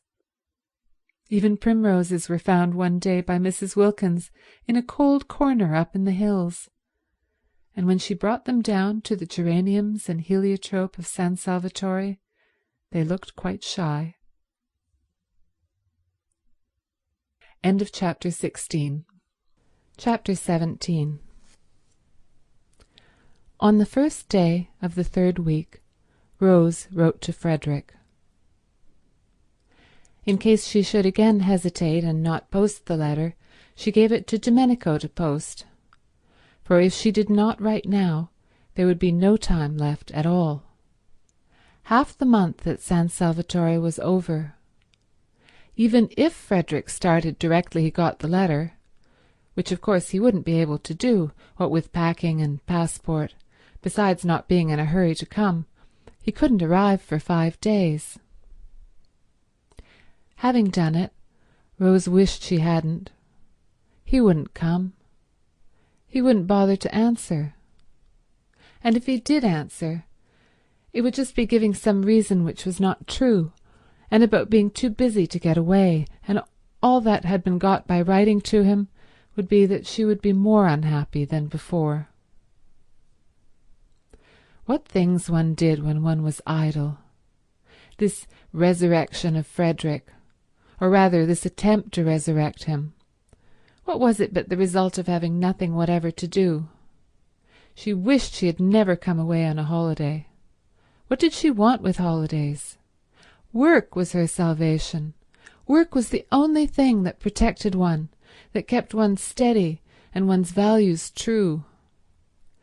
At home in Hampstead, absorbed and busy, she had managed to get over Frederick, thinking of him latterly only with the gentle melancholy with which one thinks of someone once loved but long since dead.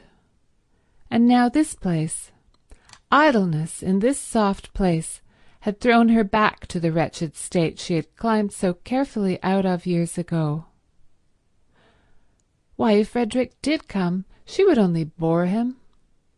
Hadn't she seen in a flash, quite soon after getting to San Salvatore, that that was really what kept him away from her? And why should she suppose that now, after such a long estrangement, she would be able not to bore him, be able to do anything but stand before him like a tongue-tied idiot, with all the fingers of her spirit turned into thumbs? Besides, what a hopeless position, to have, as it were, to beseech, please wait a little, please don't be impatient. I think perhaps I shan't be a bore presently. 1,000 times a day Rose wished she had let Frederick alone. Lottie, who asked her every evening whether she had sent her letter yet, exclaimed with delight when the answer at last was yes, and threw her arms around her. "Now we shall be completely happy," cried the enthusiastic Lottie. But nothing seemed less certain to Rose, and her expression became more and more the expression of one who has something on her mind. Mr. Wilkins, wanting to find out what it was, strolled in the sun in his Panama hat and began to meet her accidentally. "I did not know," said Mr. Wilkins the first time, courteously raising his hat, "that you too liked this particular spot." And he sat down beside her. In the afternoon she chose another spot, and she had not been in it half an hour before Mr. Wilkins, lightly swinging his cane, came round the corner. "We are destined to meet in our rambles," said Mr. Wilkins pleasantly, and he sat down beside her. Mr. Wilkins was very kind, and she had, she saw, misjudged him in Hampstead. And this was the real man, ripened like fruit by the beneficent sun of San Salvatore. But Rose did want to be alone. Still, she was grateful to him for proving to her that though she might bore Frederick, she did not bore everybody. If she had, he would not have sat talking to her on each occasion till it was time to go in. True, he bored her, but that wasn't anything like so dreadful as if she bored him. Then indeed her vanity would have been sadly ruffled. For now that Rose was not able to say her prayers, she was being assailed by every sort of weakness, vanity, sensitiveness, irritability, pugnacity, strange, unfamiliar devils to have come crowding on one and taking possession of one's swept and empty heart. She had never been vain or irritable or pugnacious in her life before. Could it be that San Salvatore was capable of opposite effects, and the same sun that ripened Mr. Wilkins made her go acid? The next morning, so as to be sure of being alone, she went down, while Mr. Wilkins was still lingering pleasantly with Mrs. Fisher over breakfast, to the rocks by the water's edge, where she and Lottie had sat the first day. Frederick by now had got her letter. Today, if he were like Mr. Wilkins, she might get a telegram from him. She tried to silence the absurd hope by jeering at it. Yet, if Mr. Wilkins had telegraphed, why not Frederick? The spell of San Salvatore lurked even, it seemed, in notepaper. Lottie had not dreamed of getting a telegram, and when she came in at lunchtime, there it was. It would be too wonderful if when she went back at lunchtime she found one there for her too. Rose clasped her hands tight round her knees. How passionately she longed to be important to somebody again. Not important on platforms, not important as an asset in an organization, but privately important, just to one other person, quite privately, nobody else to know or notice. It didn't seem much to ask in a world so crowded with people, just to have one of them. Only one out of all the millions to oneself. Somebody who needed one, who thought of one, who was eager to come to one. Oh, how dreadfully one wanted to be precious. All the morning she sat beneath the pine tree by the sea. Nobody came near her. The great hours passed slowly. They seemed enormous. But she wouldn't go up before lunch. She would give the telegram time to arrive. That day Scrap, egged on by Lottie's persuasions, and also thinking that perhaps she had sat long enough, had arisen from her chair and cushions and gone off with Lottie and sandwiches up into the hills till evening. Mr. Wilkins, who wished to go with them, stayed, on Lady Caroline's advice, with Mrs. Fisher in order to cheer her solitude. And though he left off cheering her about 11 to go and look for Mrs. Arbuthnot, so as for a space to cheer her too, thus dividing himself impartially between these solitary ladies, he came back again presently, mopping his forehead, and continued with Mrs. Fisher where he had left off, for this time Mrs. Arbuthnot had hidden successfully.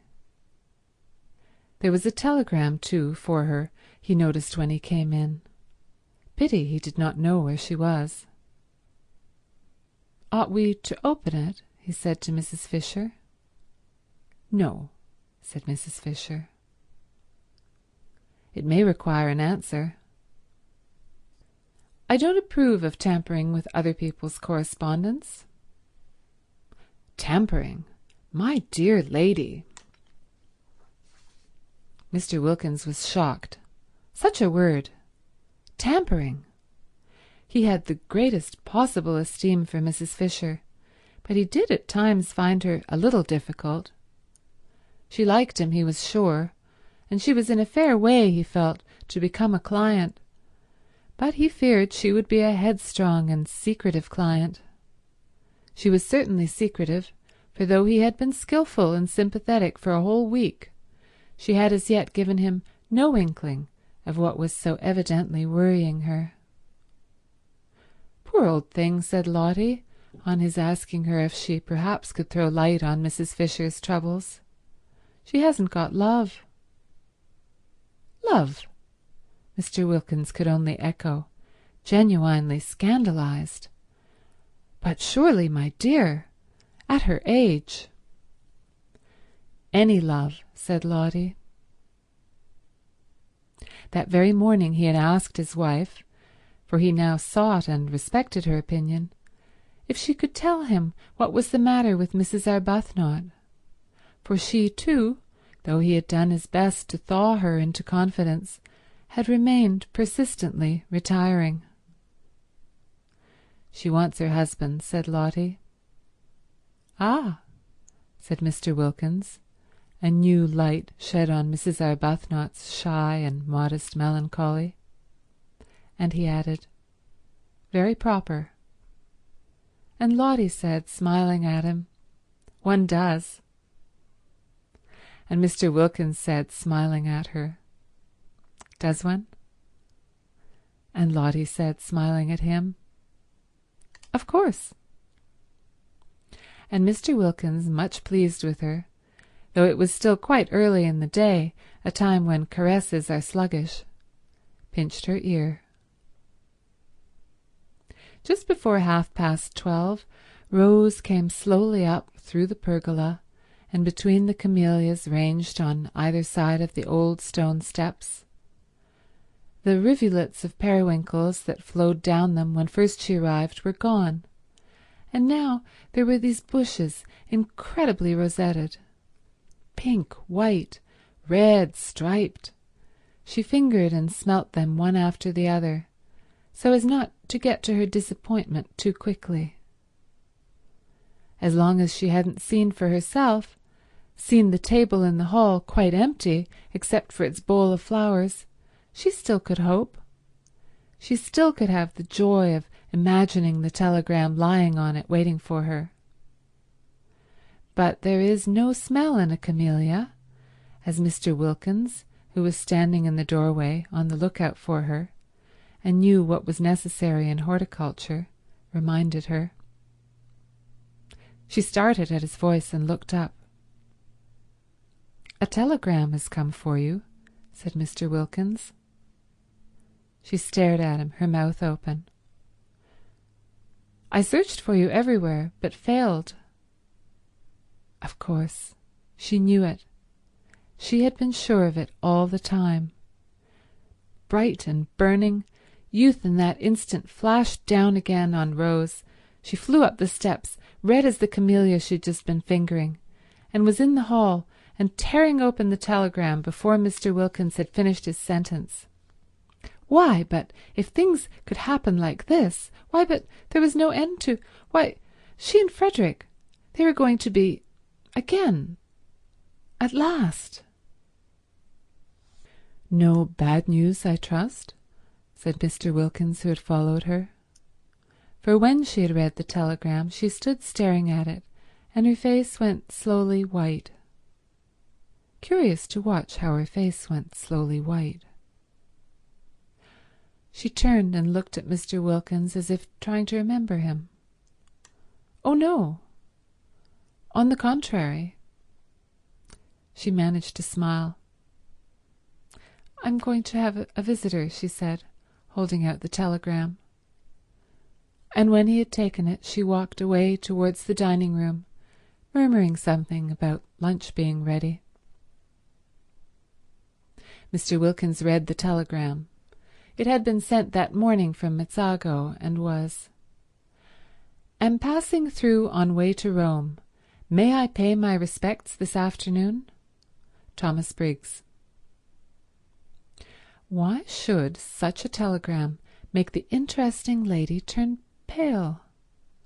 For her pallor on reading it had been so striking as to convince Mr. Wilkins she was receiving a blow. "Who is Thomas Briggs?" he asked, following her into the dining room. She looked at him vaguely. "Who is—" she repeated, getting her thoughts together again. "Thomas Briggs." "Oh, yes. He is the owner. This is his house. He is very nice. He is coming this afternoon." Thomas Briggs was at that very moment coming. He was jogging along the road between Mezzago and Castagneto in a fly, sincerely hoping that the dark-eyed lady would grasp that all he wanted was to see her, and not at all to see if his house were still there.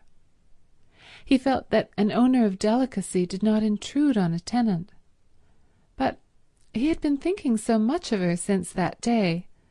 Rose Arbuthnot, such a pretty name, and such a pretty creature, mild, milky, mothery in the best sense being that she wasn't his mother, and couldn't have been if she had tried, for parents were the only things impossible to have younger than oneself. Also, he was passing so near. It seemed absurd not just to look in and see if she were comfortable. He longed to see her in his house. He longed to see it as her background, to see her sitting in his chairs, drinking out of his cups, using all his things. Did she put the big crimson brocade cushion in the drawing-room behind her little dark head? Her hair and the whiteness of her skin would look lovely against it. Had she seen the portrait of herself on the stairs? He wondered if she liked it. He would explain it to her. If she didn't paint, and she had said nothing to suggest it, she wouldn't perhaps notice how exactly the moulding of the eyebrows and the slight hollow of the cheek. He told the fly to wait in Castagneto and crossed the piazza, hailed by children and dogs who all knew him and sprang up suddenly from nowhere, and walking quickly up the zigzag path, for he was an active young man, not much more than 30, he pulled the ancient chain that rang the bell and waited decorously on the proper side of the open door to be allowed to come in. At the sight of him, Francesca flung up every bit of her that would fling up, eyebrows, eyelids, and hands, and volubly assured him that all was in perfect order and that she was doing her duty. Of course, said Briggs, cutting her short. No one doubts it. And he asked her to take in his card to her mistress. Which mistress? Asked Francesca. Which mistress? There are 4, said Francesca, scenting an irregularity on the part of the tenants, for her master looked surprised, and she felt pleased, for life was dull and irregularities helped it along at least a little. 4, he repeated, surprised. Well, take it to the lot then, he said, recovering himself, for he noticed her expression. Coffee was being drunk in the top garden in the shade of the umbrella pine. Only Mrs. Fisher and Mr. Wilkins were drinking it, for Mrs. Arbuthnot, after eating nothing and being completely silent during lunch, had disappeared immediately afterwards. While Francesca went away into the garden with his card, her master stood examining the picture on the staircase of that Madonna by an early Italian painter, name unknown, picked up by him at Orvieto, who was so much like his tenant. It really was remarkable, the likeness. Of course, his tenant that day in London had had her hat on, but he was pretty sure her hair grew just like that off her forehead. The expression of the eyes, grave and sweet, was exactly the same. He rejoiced to think that he would always have her portrait. He looked up at the sound of footsteps, and there she was, coming down the stairs just as he had imagined her in that place, dressed in white. She was astonished to see him so soon. She had supposed he would come about tea-time. Until then she had meant to sit somewhere out of doors, where she could be by herself. He watched her coming down the stairs with the utmost eager interest. In a moment she would be level with her portrait. "It really is extraordinary," said Briggs. "How do you do?" said Rose, intent only on a decent show of welcome. She did not welcome him. He was here, she felt, the telegram bitter in her heart, instead of Frederick, doing what she had longed Frederick would do, taking his place. "Just stand still a moment." She obeyed automatically. "Yes, quite astonishing. Do you mind taking off your hat?" Rose, surprised, took it off obediently. "Yes, I thought so. I just wanted to make sure. And look, have you noticed?" He began to make odd, swift passes with his hand over the face in the picture, measuring it, looking from it to her. Rose's surprise became amusement, and she could not help smiling. "Have you come to compare me with my original?" she asked. "You do see how extraordinarily alike." "I didn't know I looked so solemn." "You don't, not now. You did a minute ago, quite as solemn. Oh, yes, how do you do?" he finished suddenly, noticing her outstretched hand, and he laughed and shook it, flushing, a trick of his, to the roots of his hair. Francesca came back. "The Signora Fisher," she said, "will be pleased to see him." "Who is the Signora Fisher?" he asked Rose. "One of the 4 who are sharing your house." "Then there are 4 of you?" "Yes. My friend and I found we couldn't afford it by ourselves."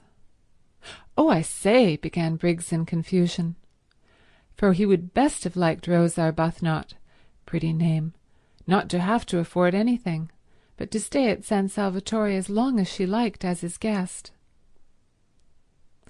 "Mrs. Fisher is having coffee in the top garden," said Rose. I'll take you to her and introduce you." "I don't want to go." "You've got your hat on. You were going for a walk. Mayn't I come too? I'd immensely like being shown round by you." "But Mrs. Fisher is waiting for you." "Won't she keep?" "Yes," said Rose, with the smile that had so much attracted him the first day. "I think she will keep quite well till tea." "Do you speak Italian?" "No," said Rose. "Why?" On that he turned to Francesca and told her at a great rate, for in Italian he was glib, to go back to the signora in the top garden and tell her he had encountered his old friend the Signora Arbuthnot and was going for a walk with her and would present himself to her later. "Do you invite me to tea?" he asked Rose when Francesca had gone. "Of course. It's your house." "It isn't. It's yours." "Till Monday week," she smiled. "Come and show me all the views," he said eagerly. And it was plain, even to the self-depreciatory Rose, that she did not bore Mr. Briggs. End of chapter 17. Chapter 18.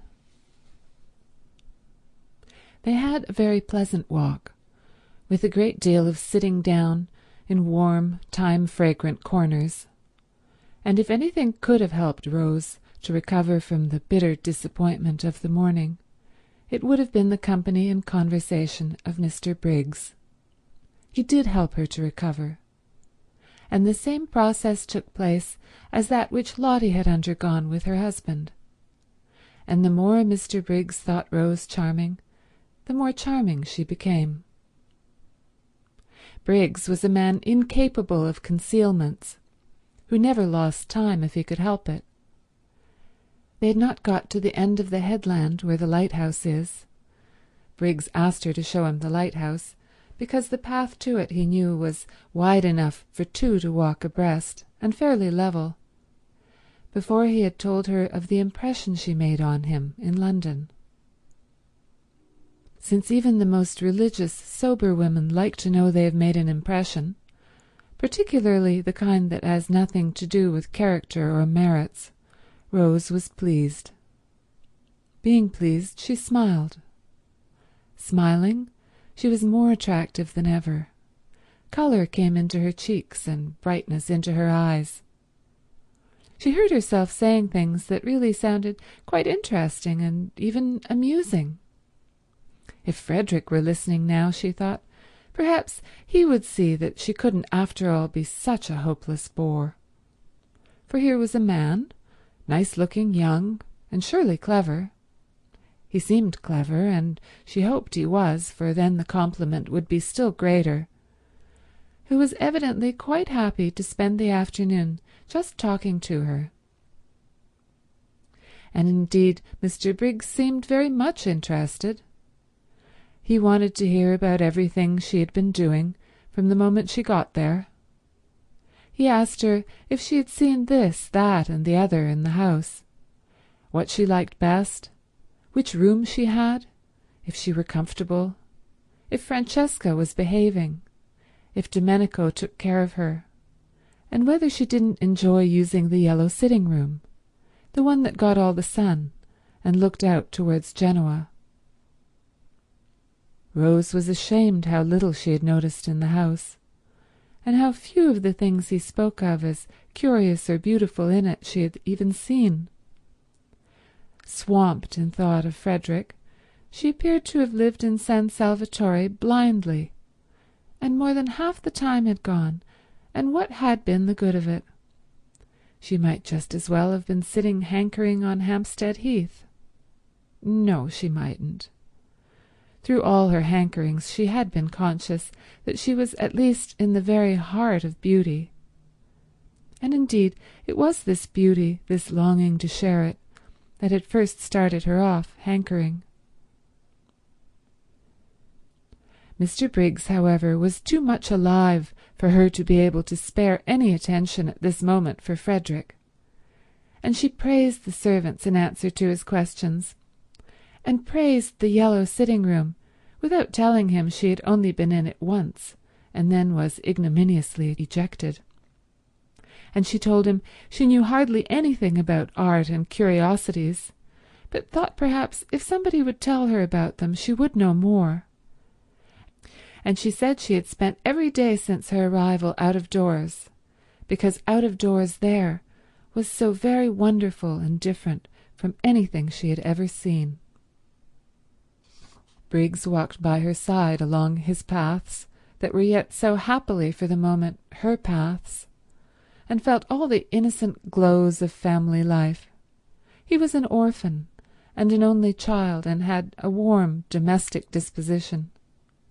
He would have adored a sister and spoilt a mother, and was beginning at this time to think of marrying, for though he had been very happy with his various loves, each of them, contrary to the usual experience, turned ultimately into his devoted friend, he was fond of children, and thought he had perhaps now got to the age of settling, if he did not wish to be too old by the time his eldest son was 20.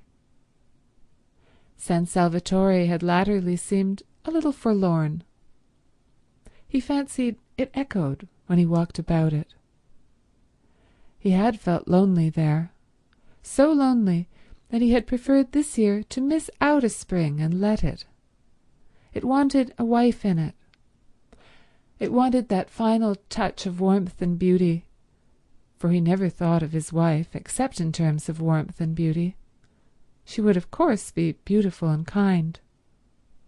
It amused him how much in love with this vague wife he was already. At such a rate was he making friends with the lady with the sweet name as he walked along the path towards the lighthouse, that he was sure presently he would be telling her everything about himself and his past doings and his future hopes.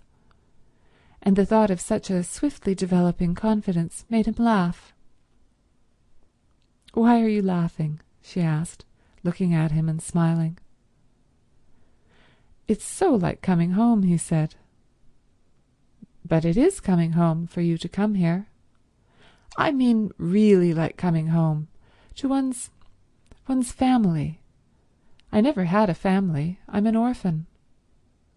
"Oh, are you?" said Rose with the proper sympathy.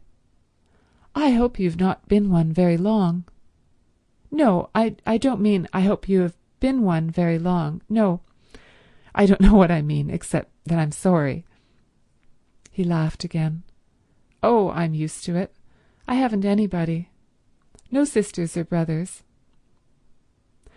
"Then you're an only child," she observed intelligently.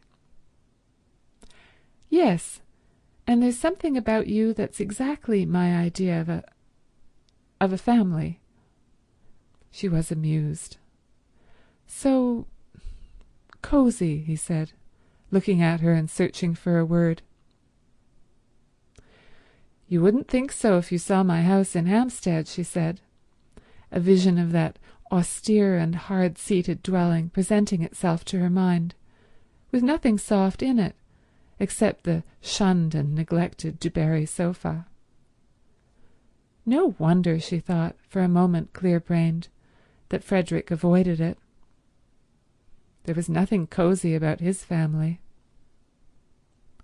"I don't believe any place you lived in could be anything but exactly like you," he said. "You're not going to pretend San Salvatore is like me." "Indeed I do pretend it. Surely you admit that it is beautiful?" He said several things like that. She enjoyed her walk. She could not recollect any walk so pleasant since her courting days. She came back to tea, bringing Mr. Briggs, and looking quite different, Mr. Wilkins noticed, from what she had looked till then. Trouble here, thought Mr. Wilkins, mentally rubbing his professional hands. He could see himself being called in presently to advise. On the one hand there was Arbuthnot. On the other hand, here was Briggs. Trouble brewing, trouble sooner or later. But why had Briggs's telegram acted on the lady like a blow? If she had turned pale from excess of joy, then trouble was nearer than he had supposed. She was not pale now. She was more like her name than he had yet seen her. Well, he was the man for trouble. He regretted, of course, that people should get into it, but being in, he was their man. And Mr. Wilkins, invigorated by these thoughts, his career being very precious to him, proceeded to assist in doing the honours to Mr. Briggs, both in his quality of sharer in the temporary ownership of San Salvatore and of a probable helper out of difficulties, with great hospitality, and pointed out the various features of the place to him, and led him to the parapet, and showed him Mezzago across the bay. Mrs. Fisher, too, was gracious. This was this young man's house. He was a man of property. She liked property, and she liked men of property. Also, there seemed a peculiar merit in being a man of property so young. Inheritance, of course, and inheritance was more respectable than acquisition. It did indicate fathers, and in an age where most people appeared neither to have them nor to want them, she liked this too. Accordingly, it was a pleasant meal, with everybody amiable and pleased. Briggs thought Mrs. Fisher a dear old lady, and showed he thought so, and again the magic worked, and she became a dear old lady. She developed benignity with him, and a kind of benignity which was almost playful. Actually, before tea was over, including in some observation she made him the words, "My dear boy." Strange words in Mrs. Fisher's mouth. It is doubtful whether in her life she had used them before. Rose was astonished. How nice people really were. When would she leave off making mistakes about them? She hadn't suspected this side of Mrs. Fisher, and she began to wonder whether those other sides of her, with which alone she was acquainted, had not perhaps after all been the effect of her own militant and irritating behaviour. Probably they were. How horrid, then, she must have been. She felt very penitent when she saw Mrs. Fisher, beneath her eyes, blossoming out into real amiability the moment someone came along who was charming to her. And she could have sunk into the ground with shame when Mrs. Fisher presently laughed. And she realized by the shock it gave her that the sound was entirely new. Not once before had she or anyone else there heard Mrs. Fisher laugh. What an indictment of the lot of them! For they had all laughed, the others, some more and some less, at one time or another since their arrival, and only Mrs. Fisher had not. Clearly, since she could enjoy herself, as she was now enjoying herself, she had not enjoyed herself before. Nobody had cared whether she did or not, except perhaps Lotty. Yes, Lotty had cared, and had wanted her to be happy. But Lotty seemed to produce a bad effect on Mrs. Fisher. While as for Rose herself, she'd never been with her for 5 minutes without wanting, really wanting, to provoke and oppose her. How very horrid she had been. She had behaved unpardonably. Her penitence showed itself in a shy and deferential solicitude towards Mrs. Fisher, which made the observant Briggs think her still more angelic, and wish for a moment that he were an old lady himself, in order to be behaved to by Rose Arbuthnot just like that. There was evidently no end, he thought, to the things she could do sweetly. He would not even mind taking medicine, really nasty medicine, if it were Rose Arbuthnot bending over him with the dose. She felt his bright blue eyes, the brighter because he was so sunburnt, fixed on her with a twinkle in them, and smiling, asked him what he was thinking about. But he couldn't very well tell her that, he said, and added, "Some day." Trouble, trouble, thought Mr. Wilkins at this, again mentally rubbing his hands. Well, I'm their man.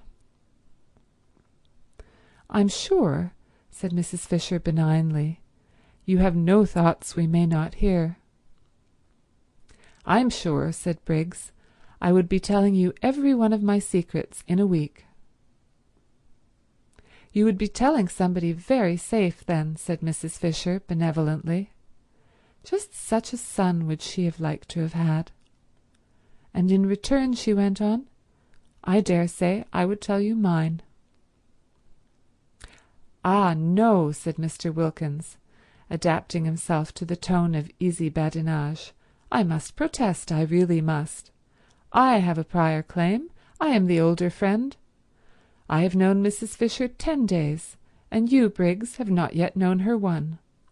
I assert my right to be told her secrets first.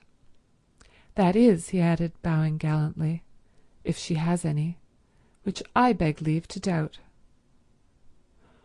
"Oh, haven't I!" exclaimed Mrs. Fisher, thinking of those green leaves. That she should exclaim at all was surprising, but that she should do it with gaiety was miraculous. Rose could only watch her in wonder. "Then I shall worm them out," said Briggs with equal gaiety. "They won't need much worming out," said Mrs. Fisher. "My difficulty is to keep them from bursting out." It might have been Lotty talking. Mr. Wilkins adjusted the single eyeglass he carried with him for occasions like this, and examined Mrs. Fisher carefully. Rose looked on, unable not to smile too, since Mrs. Fisher seemed so much amused. Though Rose did not quite know why, and her smile was a little uncertain, for Mrs. Fisher amused was a new sight, not without its awe-inspiring aspects, and had to be got accustomed to.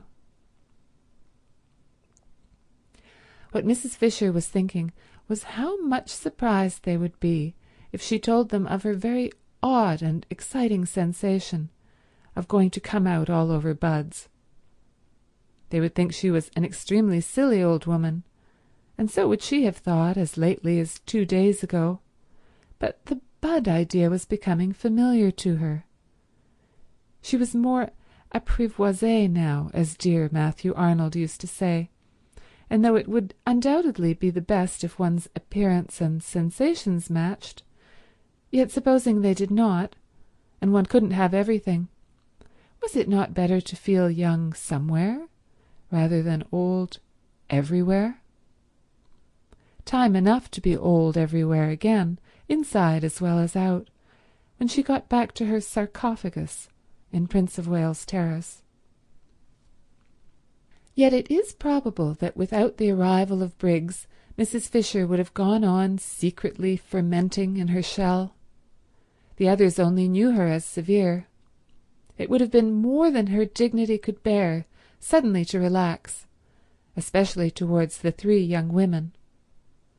But now came the stranger Briggs, a stranger who at once took to her as no man had taken to her in her life, and it was the coming of Briggs and his real and manifest appreciation, for just such a grandmother, thought Briggs, hungry for home life and its concomitants, would he have liked to have, that released Mrs. Fisher from her shell.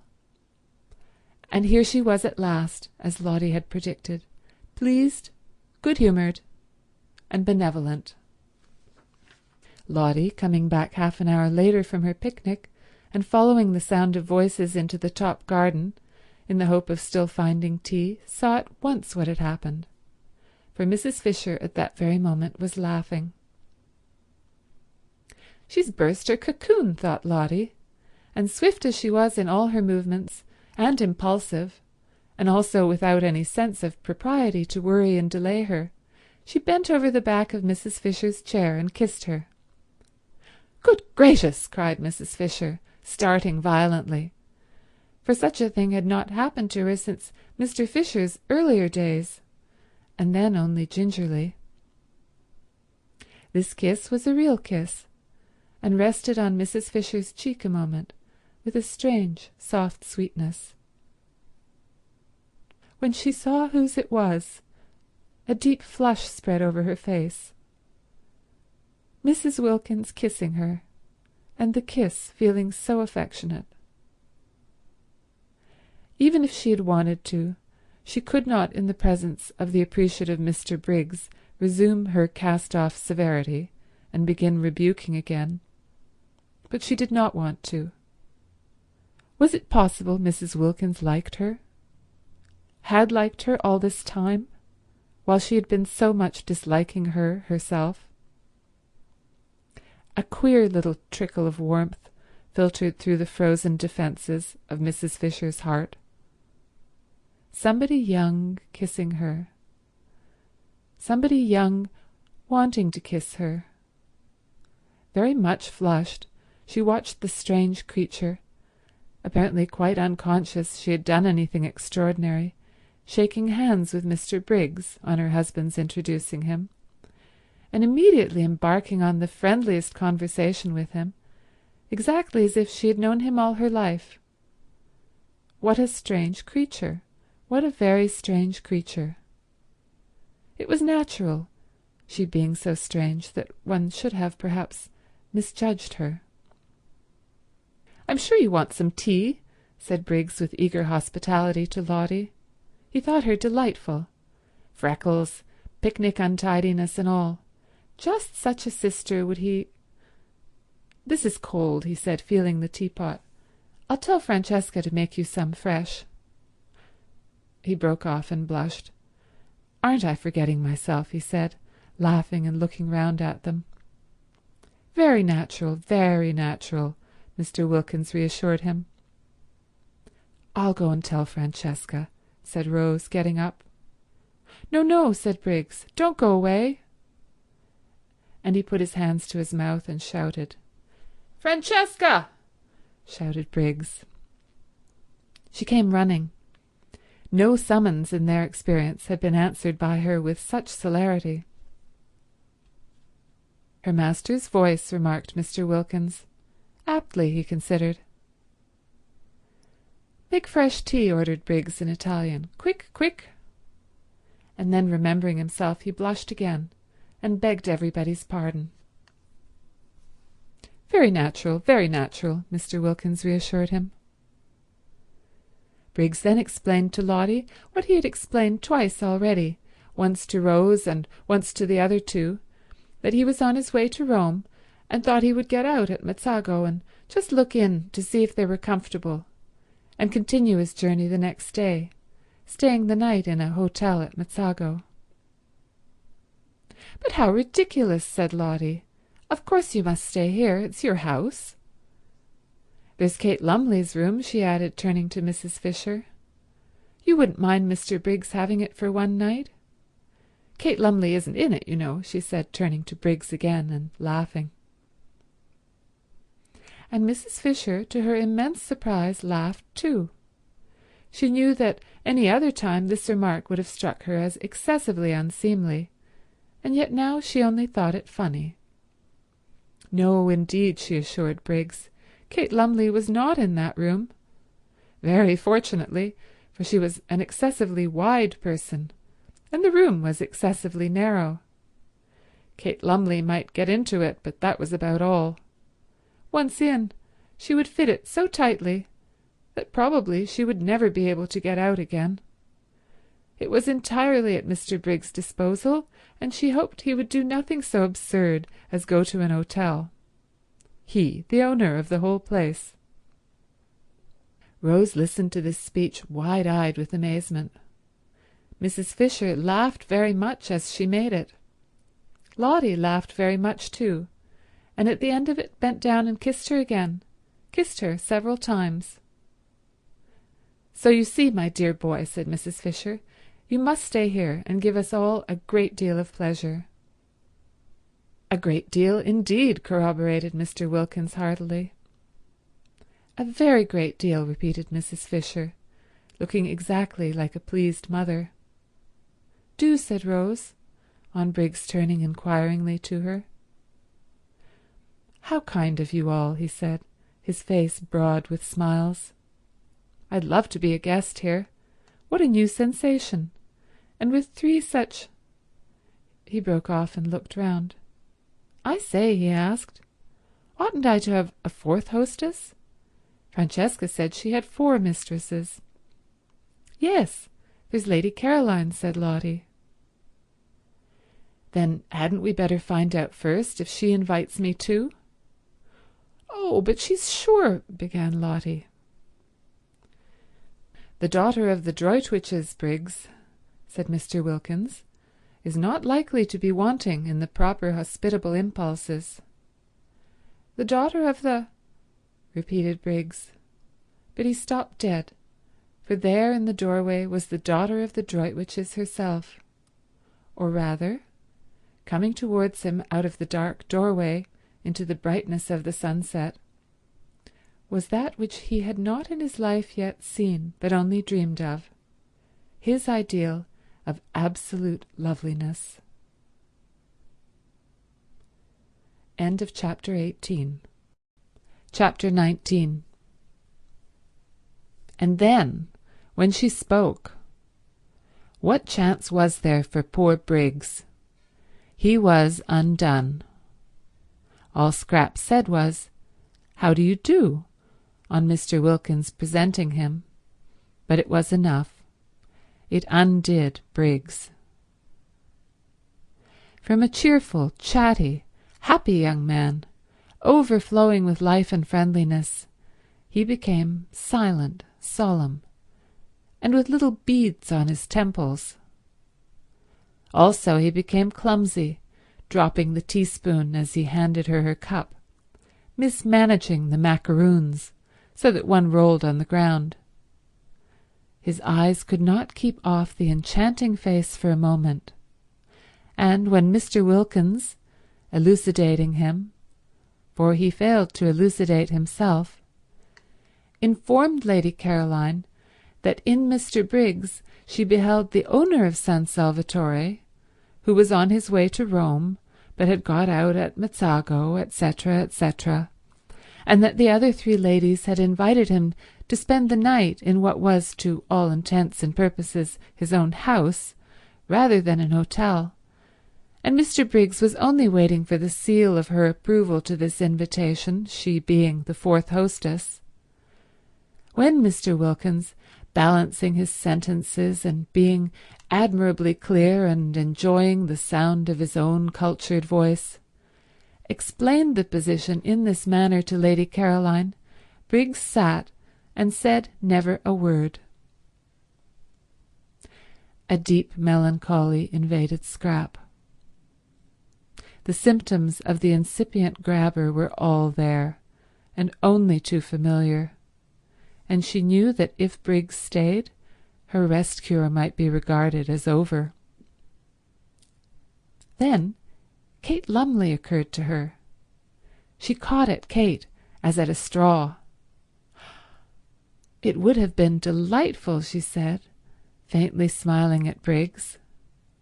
She could not in decency not smile, at least a little, but even a little betrayed the dimple, and Briggs' eyes became more fixed than ever. "I'm only wondering if there is room." "Yes, there is," said Lottie. "There's Kate Lumley's room." "I thought," said Scrap to Mrs. Fisher, and it seemed to Briggs that he had never heard music till now, "your friend was expected immediately." "Oh, no," said Mrs. Fisher, with an odd placidness, Scrap thought. "Miss Lumley," said Mr. Wilkins, "or should I," he inquired of Mrs. Fisher, "say Mrs.?" "Nobody has ever married Kate," said Mrs. Fisher complacently. "Quite so.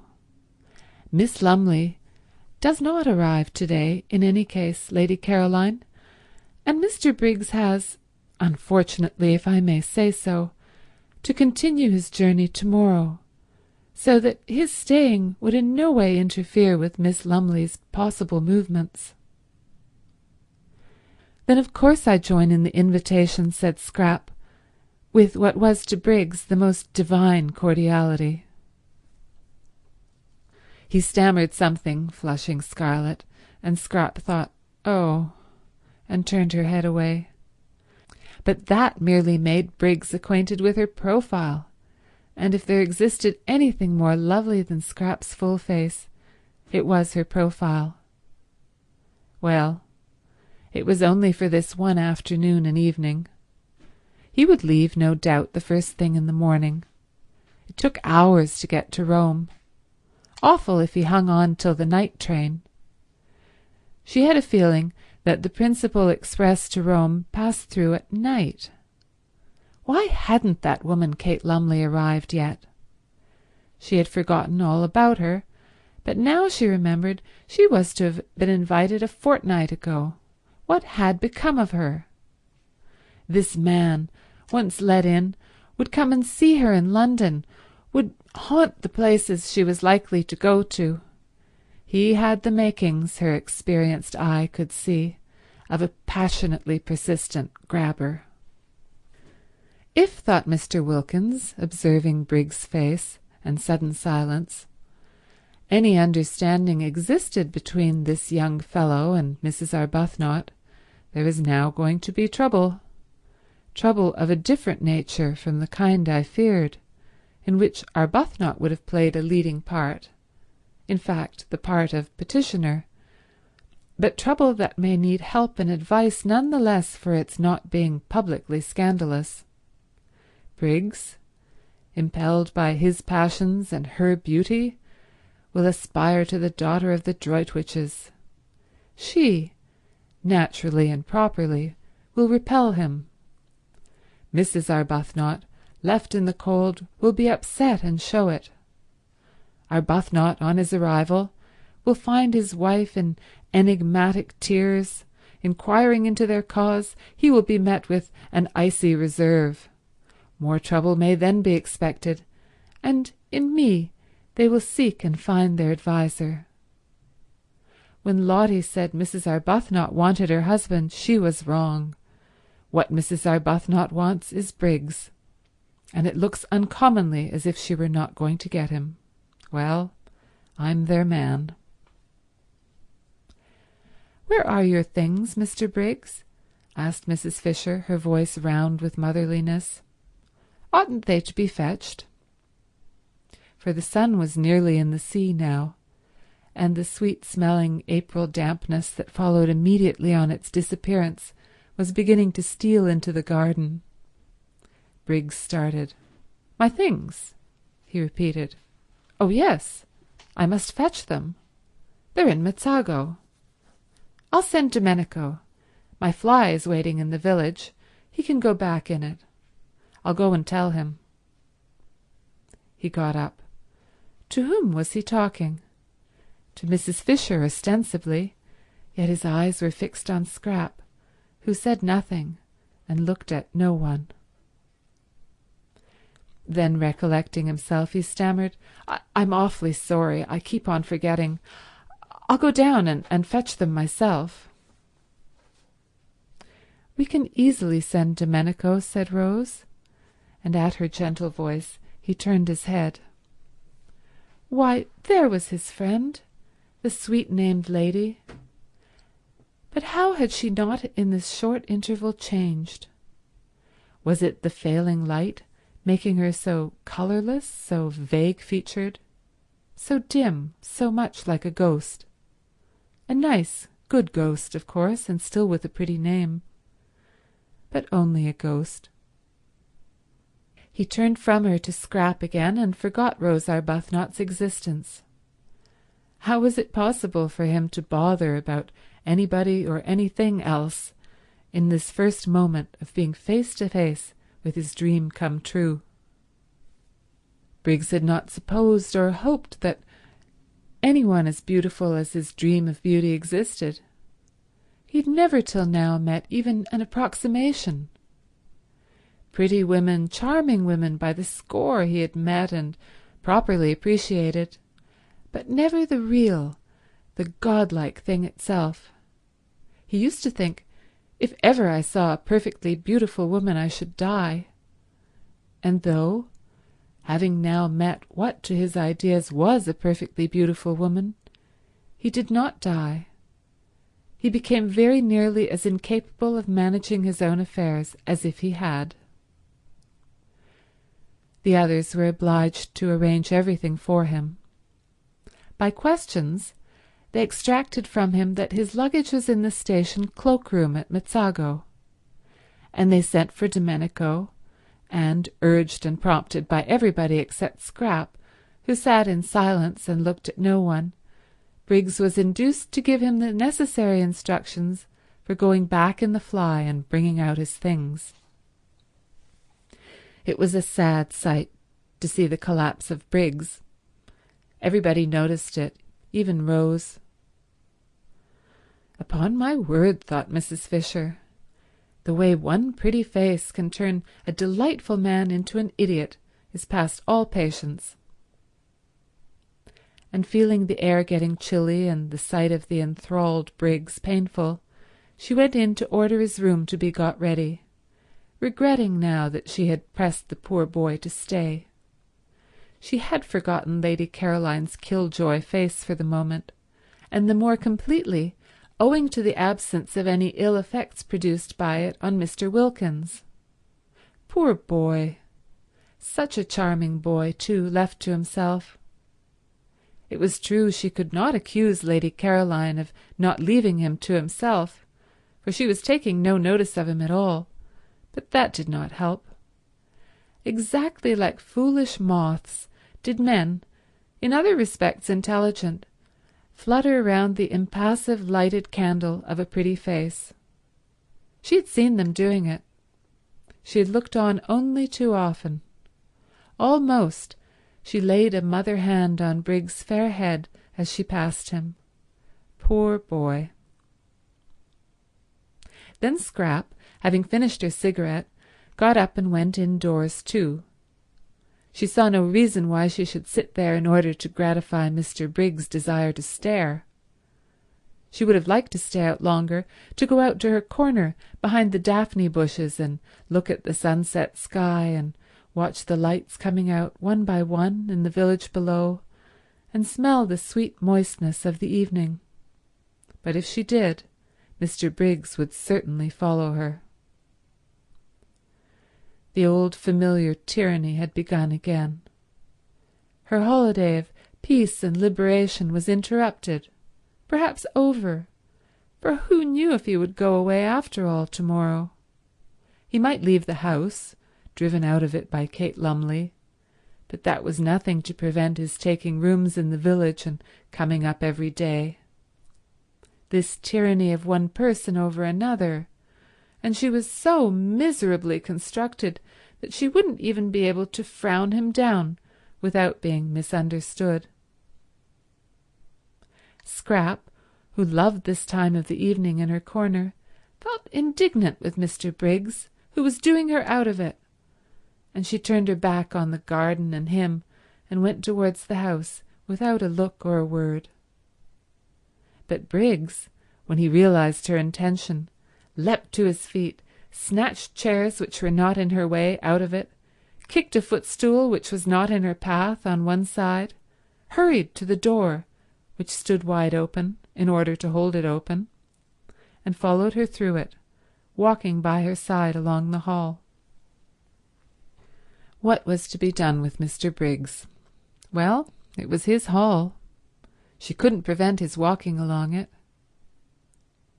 "I hope," he said, not able while walking to take his eyes off her, so that he knocked against several things he would otherwise have avoided, the corner of a bookcase, an ancient carved cupboard, the table with the flowers on it, shaking the water over, "that you are quite comfortable here?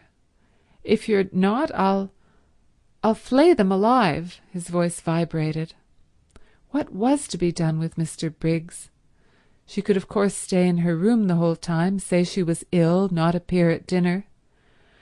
But again, the tyranny of this. "I'm very comfortable indeed," said Scrap. "If I had dreamed you were coming," he began. "It's a wonderful old place," said Scrap, doing her utmost to sound detached and forbidding, but with little hope of success. The kitchen was on this floor, and passing its door, which was open a crack, they were observed by the servants, whose thoughts, communicated to each other by looks, may be roughly reproduced by such rude symbols as "aha" and "oh-ho," symbols which represented and included their appreciation of the inevitable, their foreknowledge of the inevitable, and their complete understanding and approval. "Are you going upstairs?" asked Briggs, as she paused at the foot of them. "Yes." "Which room do you sit in? The drawing-room or the small yellow room?" "In my own room." So then he couldn't go up with her. So then all he could do was to wait till she came out again. He longed to ask her which was her own room. It thrilled him to hear her call any room in his house her own room, that he might picture her in it. He longed to know if by any happy chance it was his room, for ever after to be filled with her wonder. But he didn't dare. He would find that out later from someone else, Francesca, anybody. "Then I shan't see you again till dinner?" "Dinner is at 8, was Scrap's evasive answer as she went upstairs. He watched her go. She passed the Madonna, the portrait of Rose Arbuthnot, and the dark-eyed figure he had thought so sweet seemed to turn pale, to shrivel into insignificance as she passed. She turned the bend of the stairs, and the setting sun, shining through the west window a moment on her face, turned her to glory. She disappeared, and the sun went out too, and the stairs were dark and empty. He listened till her footsteps were silent, trying to tell from the sound of the shutting door which room she had gone into, then wandered aimlessly away through the hall again, and found himself back in the top garden. Scrap from her window saw him there. She saw Lottie and Rose sitting on the end parapet where she would have liked to have been, and she saw Mr. Wilkins buttonholing Briggs and evidently telling him the story of the oleander tree in the middle of the garden. Briggs was listening with a patience she thought rather nice, seeing that it was his oleander and his own father's story. She knew Mr. Wilkins was telling him the story by his gestures. Domenico had told it her soon after her arrival, and he had also told Mrs. Fisher, who had told Mr. Wilkins. Mrs. Fisher thought highly of this story and often spoke of it. It was about a cherry-wood walking stick. Briggs's father had thrust this stick into the ground at that spot, and said to Domenico's father, who was then the gardener, "Here we will have an oleander." And Briggs's father left the stick in the ground as a reminder to Domenico's father, and presently, how long afterwards nobody remembered, the stick began to sprout, and it was an oleander. There stood poor Mr. Briggs being told all about it, and listening to the story he must have known from infancy with patience. Probably he was thinking of something else. She was afraid he was. How unfortunate, how extremely unfortunate, the determination that seized people to get hold of and engulf other people. If only they could be induced to stand more on their own feet. Why couldn't Mr. Briggs be more like Lottie, who never wanted anything of anybody, but was complete in herself, and respected other people's completeness? One loved being with Lottie. With her one was free and yet befriended. Mr. Briggs looked so really nice, too. She thought she might like him, if only he wouldn't so excessively like her. Scrap felt melancholy. Here she was, shut up in her bedroom, which was stuffy from the afternoon sun that had been pouring into it, instead of out in the cool garden, and all because of Mr. Briggs. Intolerable tyranny, she thought, flaring up. She wouldn't endure it. She would go out all the same. She would run downstairs while Mr. Wilkins, really that man was a treasure, held Mr. Briggs down, telling him about the oleander, and get out of the house by the front door and take cover in the shadows of the zigzag path. Nobody could see her there. Nobody would think of looking for her there. She snatched up a wrap, for she did not mean to come back for a long while, perhaps not even to dinner. It would be all Mr. Briggs' fault if she went dinnerless and hungry. And with another glance out of the window to see if she was still safe, she stole out and got away to the sheltering trees of the zigzag path, and there sat down on one of the seats placed at each bend to assist the upward journey of those who were breathless. Ah, this was lovely, thought Scrap with a sigh of relief. How cool, how good it smelt. She could see the quiet water of the little harbour through the pine trunks, and the lights coming out in the houses on the other side. And all round her the green dusk was splashed by the rose-pink of the gladioluses in the grass and the white of the crowding daisies. Ah, this was lovely. So still. Nothing moving. Not a leaf, not a stalk. The only sound was a dog barking, far away somewhere up on the hills, or when the door of the little restaurant in the piazza below was opened and there was a burst of voices, silenced again immediately by the swinging to of the door. She drew in a deep breath of pleasure. Ah, this was— Her deep breath was arrested in the middle. What was that? She leaned forward listening, her body tense. Footsteps on the zigzag path. Briggs finding her out. Should she run? No, the footsteps were coming up, not down. Someone from the village. Perhaps Angelo with provisions. She relaxed again. But the steps were not the steps of Angelo, that swift and springy youth. They were slow and considered, and they kept on pausing. Someone who isn't used to hills, thought Scrap. The idea of going back to the house did not occur to her. She was afraid of nothing in life except love. Brigands or murderers as such held no terrors for the daughter of the Droitwiches. She only would have been afraid of them if they left off being brigands and murderers and began instead to try and make love.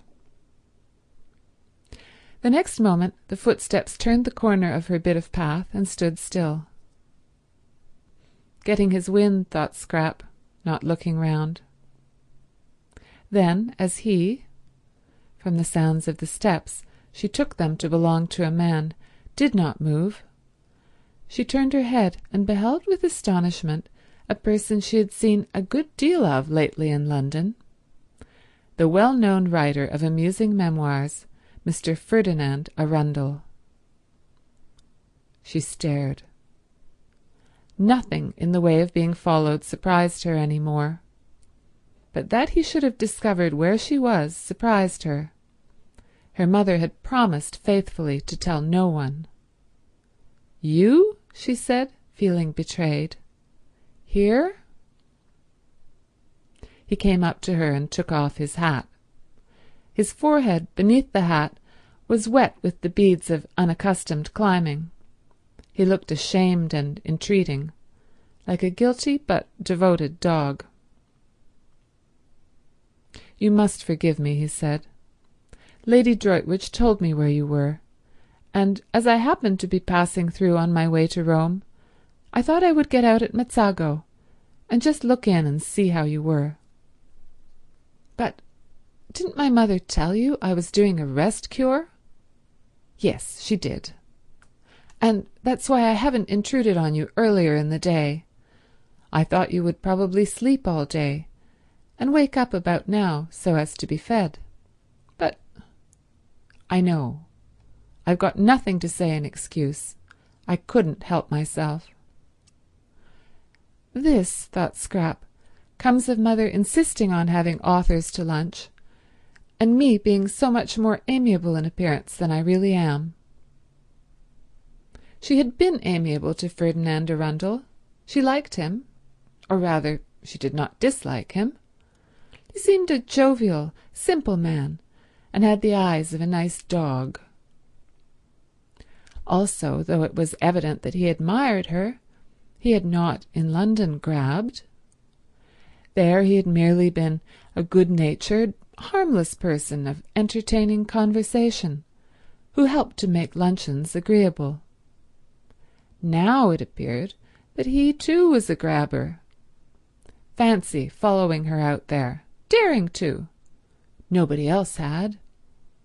Perhaps her mother had given him the address because she considered him so absolutely harmless and thought he might be useful and see her home.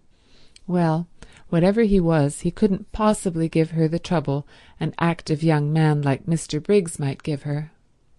Mr. Briggs, infatuated, would be reckless, she felt, would stick at nothing, would lose his head publicly. She could imagine Mr. Briggs doing things with rope ladders and singing all night under her window, being really difficult and uncomfortable. Mr. Arundel hadn't the figure for any kind of recklessness. He had lived too long and too well. She was sure he couldn't sing and wouldn't want to. He must be at least 40. How many good dinners could not a man have eaten by the time he was 40?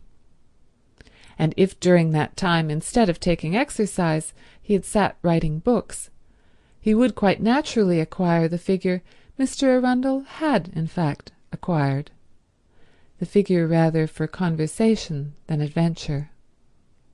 Scrap, who had become melancholy at the sight of Briggs, became philosophical at the sight of Arundel. Here he was. She couldn't send him away till after dinner. He must be nourished. This being so, she'd better make the best of it, and do that with a good grace which anyhow wasn't to be avoided. Besides, he would be a temporary shelter from Mr. Briggs.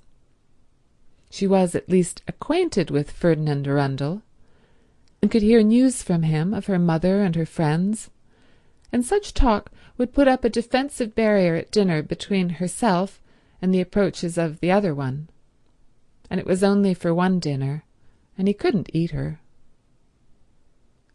She therefore prepared herself for friendliness. "I'm to be fed," she said, ignoring his last remark, "at 8. And you must come up and be fed too. Sit down and get cool, and tell me how everybody is." "May I really dine with you? In these travelling things?" he said, wiping his forehead before sitting down beside her. She was too lovely to be true, he thought. Just to look at her for an hour, just to hear her voice, was enough reward for his journey and his fears. "Of course. I suppose you've left your fly in the village, and will be going on from Mezzago by the night train." "Or stay in Mezzago in a hotel and go on tomorrow. But tell me," he said, gazing at the adorable profile, "about yourself. London has been extraordinarily dull and empty. Lady Droitwich said you were with people here she didn't know. I hope they've been kind to you?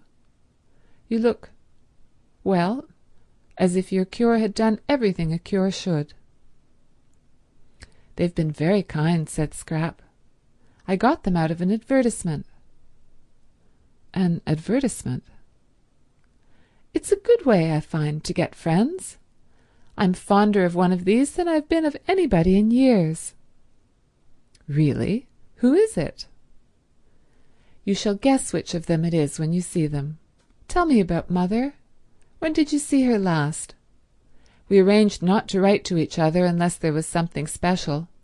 I wanted to have a month that was perfectly blank." And now I've come and interrupted. I can't tell you how ashamed I am, both of having done it and of not having been able to help it. "Oh, but," said Scrap quickly, for he could not have come on a better day, when up there waiting and watching for her was, she knew, the enamoured Briggs. "I'm really very glad indeed to see you. Tell me about Mother." End of chapter 19. Chapter 20. Scrap wanted to know so much about her mother that Arundel had presently to invent. He would talk about anything she wished, if only he might be with her for a while and see her and hear her. But he knew very little of the Droitwiches and their friends, really, beyond meeting them at those bigger functions where literature is also represented, and amusing them at luncheons and dinners. He knew very little of them, really. To them he had always remained Mr. Arundel. No one called him Ferdinand, and he only knew the gossip also available to the evening papers and the frequenters of clubs. But he was, however, good at inventing, and as soon as he had come to the end of first-hand knowledge, in order to answer her inquiries and keep her there to himself, he proceeded to invent. It was quite easy to fasten some of the entertaining things he was constantly thinking on to other people and pretend they were theirs. Scrap, who had that affection for her parents which warms in absence, was athirst for news, and became more and more interested by the news he gradually imparted. At first it was ordinary news. He had met her mother here and seen her there. She looked very well, she said so-and-so. But presently the things Lady Droitwich had said took on an unusual quality. They became amusing. "Mother said that?" Scrap interrupted, surprised. And presently Lady Droitwich began to do amusing things as well as say them. "Mother did that?"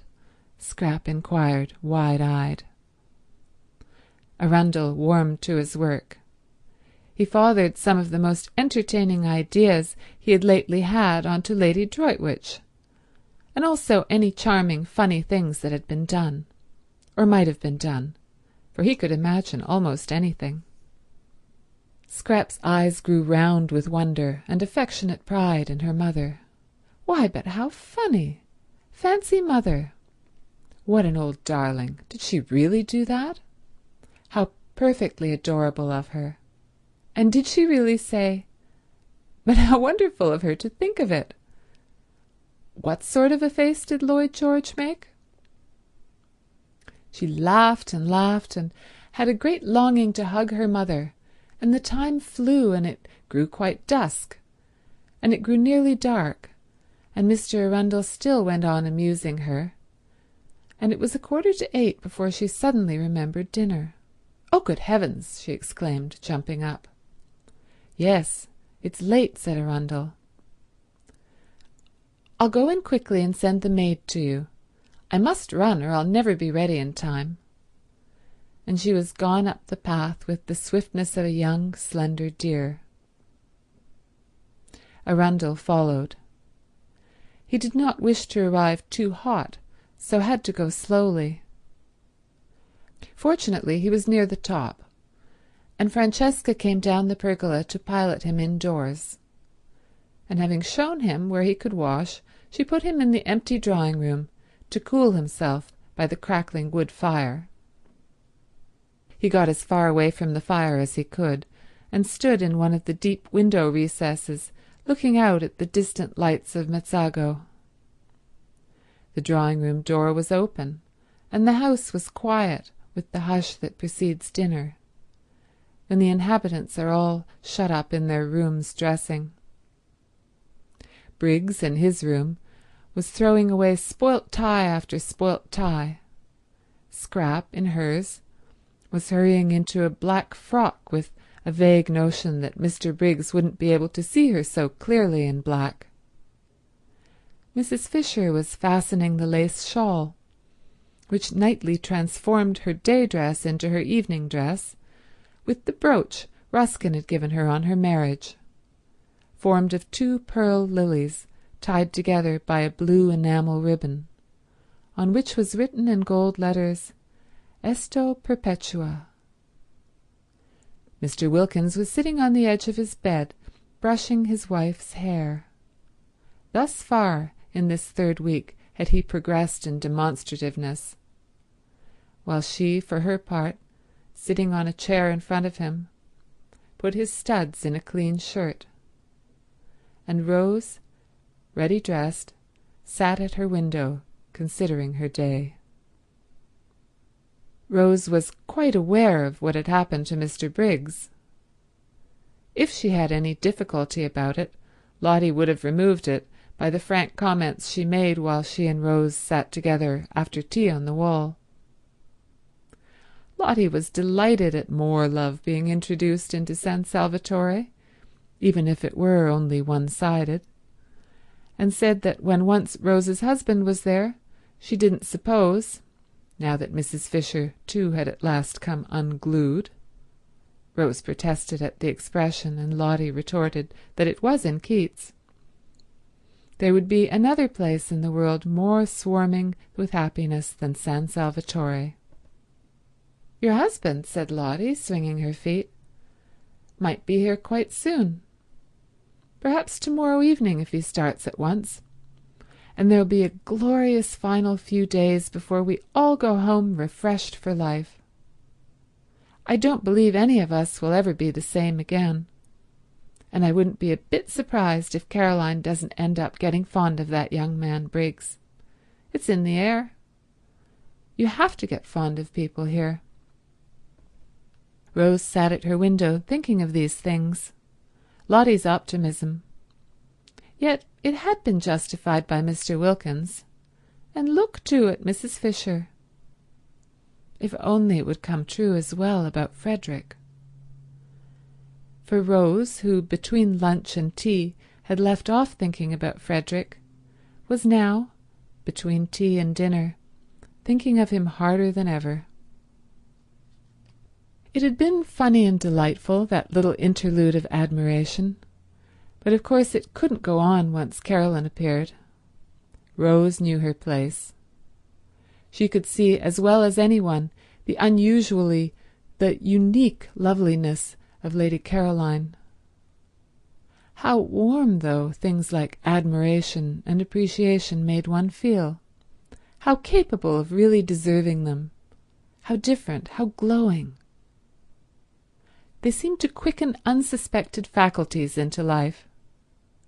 She was sure she had been a thoroughly amusing woman between lunch and tea, and a pretty one too.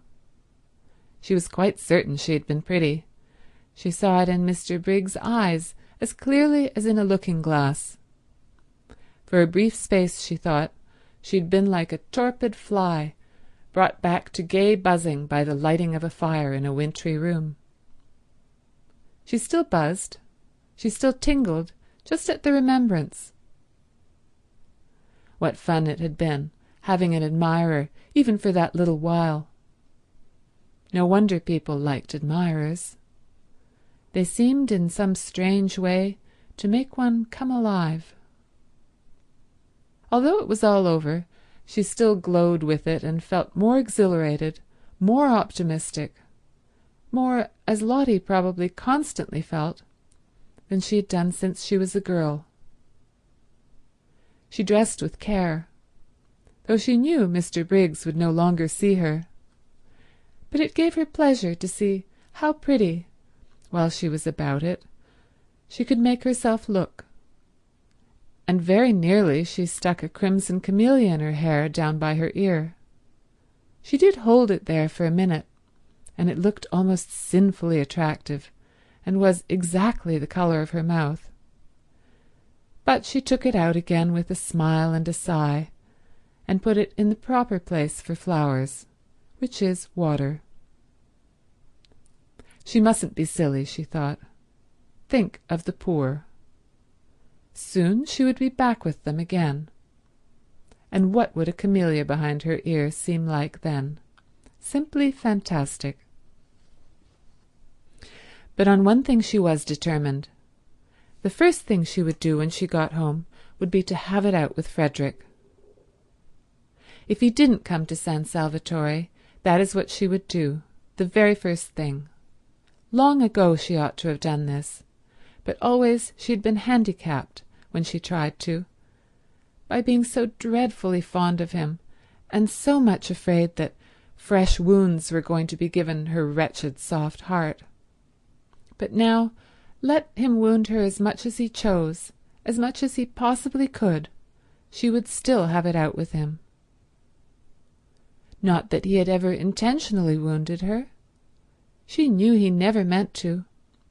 She knew he often had no idea of having done it. For a person who wrote books, thought Rose, Frederick didn't seem to have much imagination. Anyhow, she said to herself, getting up from the dressing-table, things couldn't go on like this. She would have it out with him. This separate life, this freezing loneliness, she'd had enough of it. Why shouldn't she too be happy? Why on earth— the energetic expression matched her mood of rebelliousness— shouldn't she too be loved and allowed to love? She looked at her little clock. Still 10 minutes before dinner. Tired of staying in her bedroom, she thought she would go on to Mrs. Fisher's battlements, which would be empty at this hour, and watch the moon rise out of the sea. She went into the deserted upper hall with this intention, but was attracted on her way along it by the firelight shining through the open door of the drawing-room. How gay it looked! The fire transformed the room. A dark, ugly room in the daytime, it was transformed just as she had been transformed by the warmth of— no, she wouldn't be silly. She would think of the poor. The thought of them always brought her down to sobriety at once. She peeped in. Firelight and flowers. And outside the deep slits of windows hung the blue curtain of the night. How pretty. What a sweet place San Salvatore was. And that gorgeous lilac on the table. She must go and put her face in it. But she never got to the lilac. She went one step towards it and then stood still, for she had seen the figure looking out of the window in the farthest corner, and it was Frederick. All the blood in Rose's body rushed to her heart and seemed to stop its beating. She stood quite still. He had not heard her. He did not turn round. She stood looking at him. The miracle had happened, and he had come. She stood holding her breath. So he needed her, for he had come instantly. So he too must have been thinking, longing. Her heart, which had seemed to stop beating, was suffocating her now, the way it raced along. Frederick did love her then. He must love her, or why had he come? Something, perhaps her absence, had made him turn to her, want her.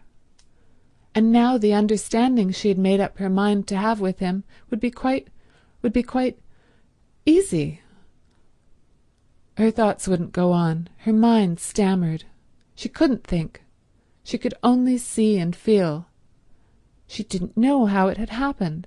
It was a miracle. God could do miracles. God had done this one. God could. Her mind stammered again and broke off. Frederick, she tried to say, but no sound came, or if it did, the crackling of the fire covered it up. She must go nearer. She began to creep towards him, softly, softly. He did not move. He had not heard.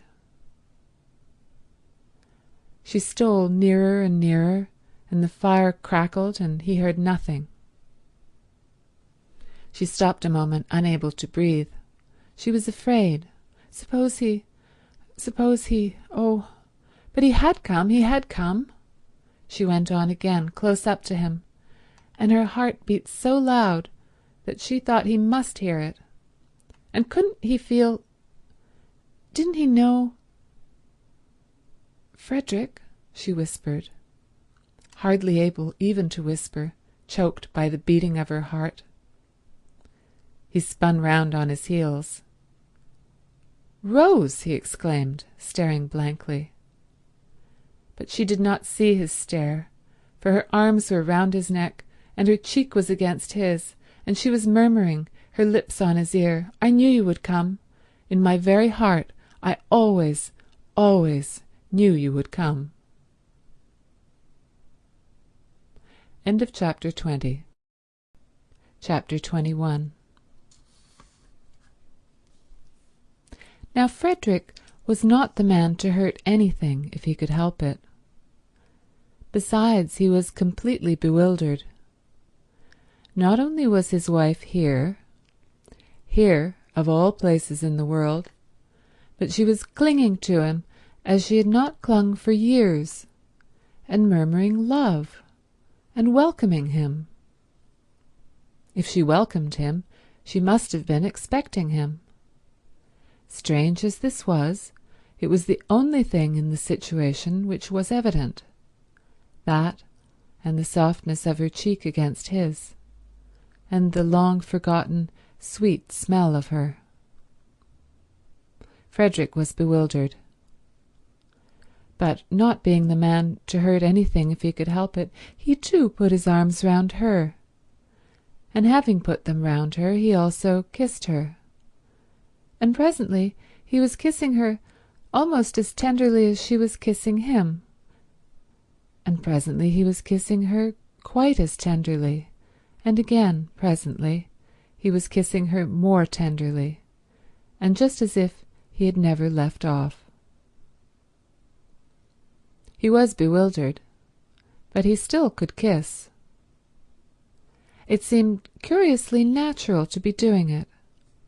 It made him feel as if he were 30 again instead of 40, and Rose were his Rose of 20, the Rose he had so much adored before she began to weigh what he did with her idea of right, and the balance went against him, and she had turned strange and stony, and more shocked, and, oh, so lamentable.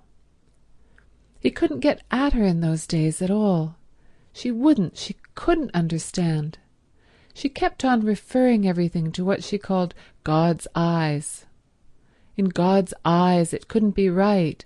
It wasn't right. Her miserable face, whatever her principles did for her, they didn't make her happy. Her little miserable face, twisted with effort to be patient, had been at last more than he could bear to see, and he had kept away as much as he could. She never ought to have been the daughter of a low church rector. Narrow devil. She was quite unfitted to stand up against such an upbringing. What had happened, why she was here, why she was his Rose again, passed his comprehension. And meanwhile, and until such time as he understood, he still could kiss.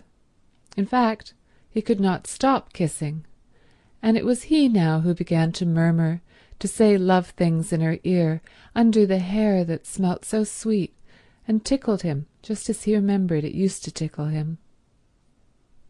And as he held her close to his heart, and her arms were soft round his neck, he felt stealing over him a delicious sense of— at first he didn't know what it was, this delicate, pervading warmth, and then he recognized it as security. Yes, security. No need now to be ashamed of his figure, and to make jokes about it so as to forestall other people's and show he didn't mind it. No need now to be ashamed of getting hot going up hills, or to torment himself with pictures of how he would probably appear to beautiful young women, how middle-aged, how absurd in his inability to keep away from them. Rose cared nothing for such things. With her he was safe. To her he was her lover, as he used to be, and she would never notice or mind any of the ignoble changes that getting older had made in him, and would go on making more and more.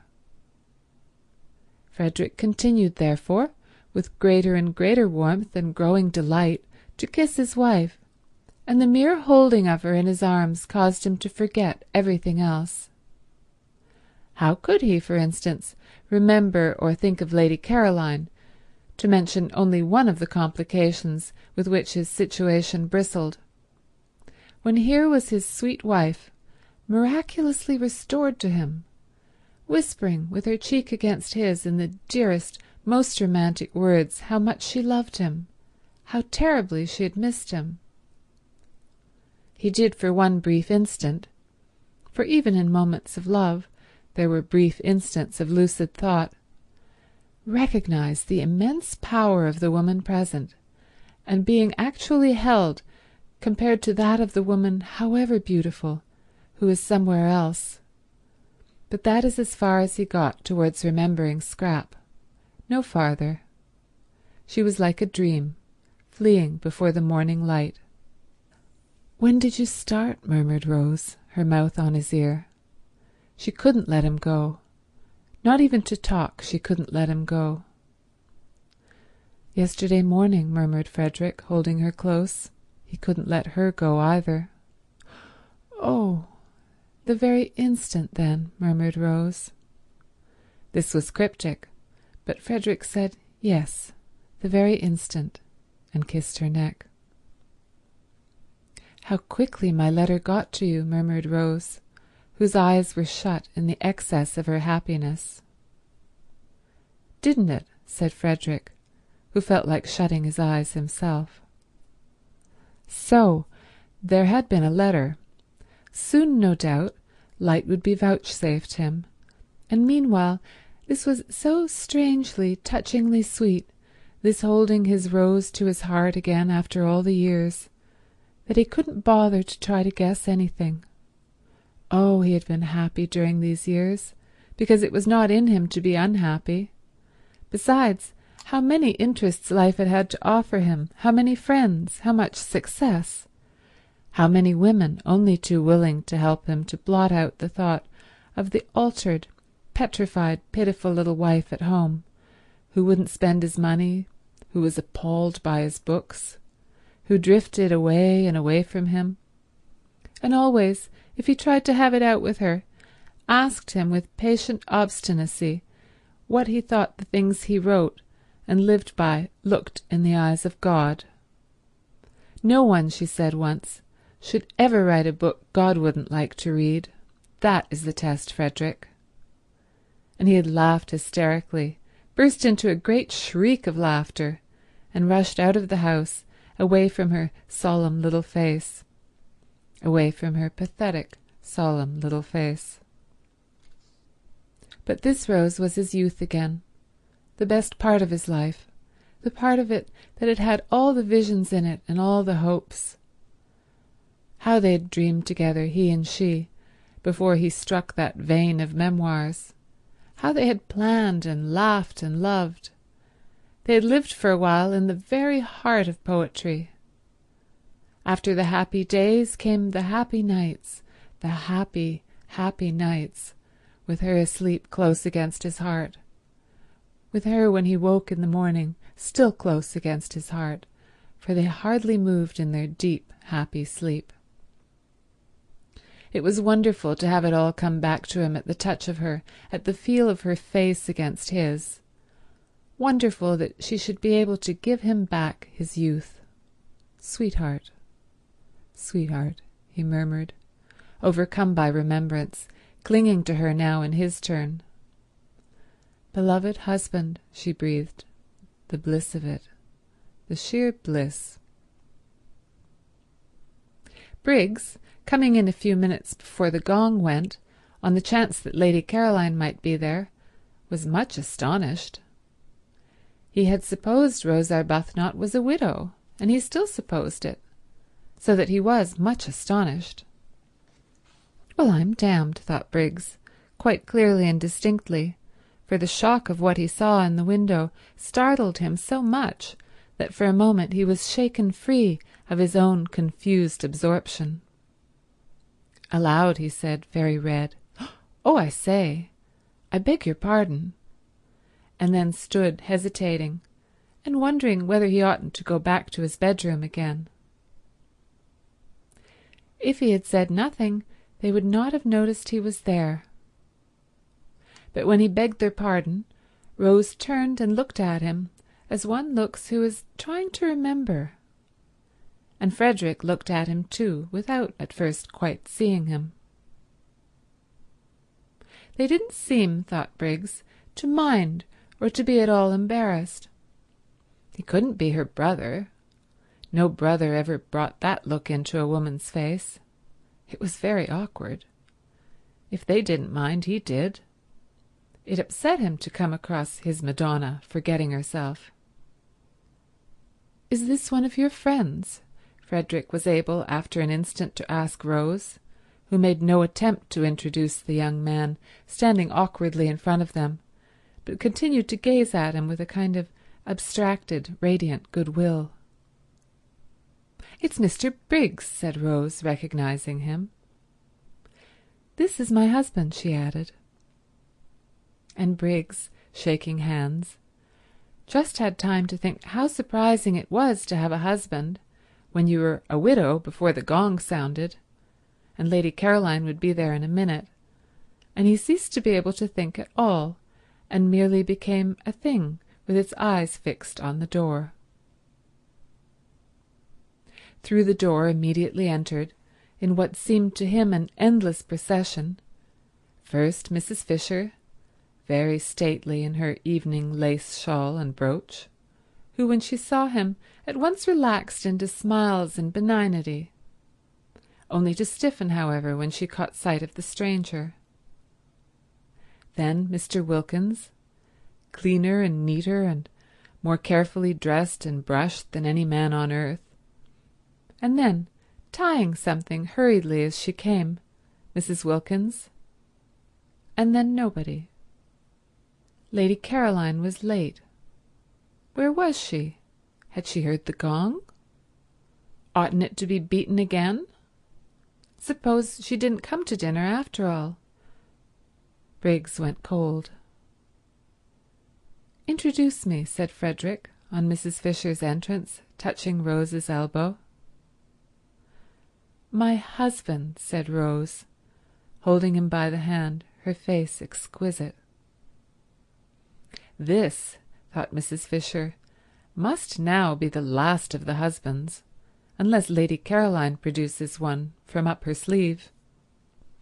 But she received him graciously, for he certainly looked exactly like a husband, not at all like one of those people who go about abroad pretending they are husbands when they are not, and said she supposed he had come to accompany his wife home at the end of the month, and remarked that now the house would be completely full. "So that," she added, smiling at Briggs, "we shall at last really be getting our money's worth." Briggs grinned automatically, because he was just able to realize that somebody was being playful with him, but he had not heard her, and he did not look at her. Not only were his eyes fixed on the door, but his whole body was concentrated on it. Introduced in his turn, Mr. Wilkins was most hospitable and called Frederick Sir. "Well, sir," said Mr. Wilkins heartily, "here we are, here we are." And having gripped his hand with an understanding that only wasn't mutual because Arbuthnot did not yet know what he was in for in the way of trouble, he looked at him as a man should, squarely in the eyes, and allowed his look to convey as plainly as a look can that in him would be found staunchness, integrity, reliability. In fact, a friend in need. Mrs. Arbuthnot was very much flushed, Mr. Wilkins noticed.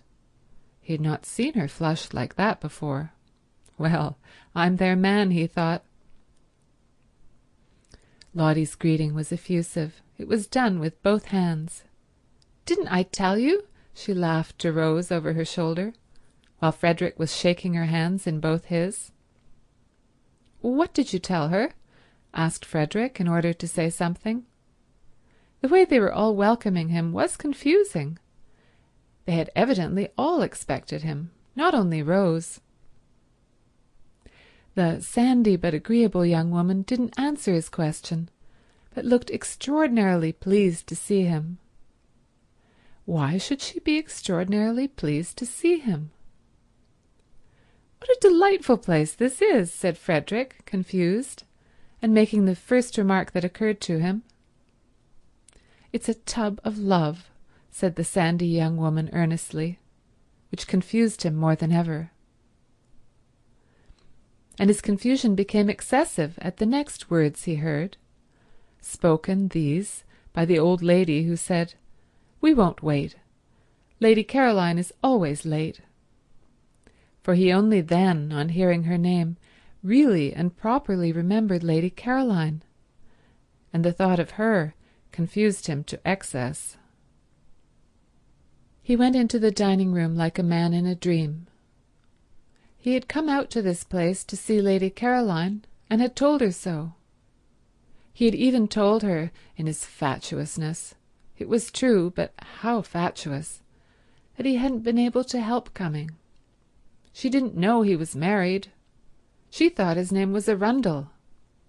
Everybody in London thought his name was Arundel. He had used it and written under it so long that he almost thought it was himself. In the short time since she had left him on the seat in the garden, where he told her he had come because he couldn't help it, he had found Rose again, and had passionately embraced and been embraced, and had forgotten Lady Caroline. It would be an extraordinary piece of good fortune if Lady Caroline's being late meant she was tired or bored and would not come to dinner at all. Then he could— No, he couldn't. He turned a deeper red even than usual, he being a man of full habit and red anyhow, at the thought of such cowardice. No, he couldn't go away after dinner and catch his train and disappear to Rome. Not unless, that is, Rose came with him. But even so, what a running away. No, he couldn't. When they got to the dining room, Mrs. Fisher went to the head of the table. Was this Mrs. Fisher's house? He asked himself. He didn't know. He didn't know anything. And Rose, who in her earlier day of defying Mrs. Fisher had taken the other end as her place, for after all, no one could say by looking at a table which was its top and which its bottom, led Frederick to the seat next to her. If only, he thought, he could have been alone with Rose, just 5 minutes more alone with Rose, so that he could have asked her. But probably he wouldn't have asked her anything, and only gone on kissing her. He looked around. The sandy young woman was telling the man they called Briggs to go and sit beside Mrs. Fisher. Was the house then the sandy young woman's and not Mrs. Fisher's? He didn't know anything. And she herself sat down on Rose's other side, so that she was opposite him, Frederick, and next to the genial man who had said, "Here we are," when it was only too evident that there they were indeed.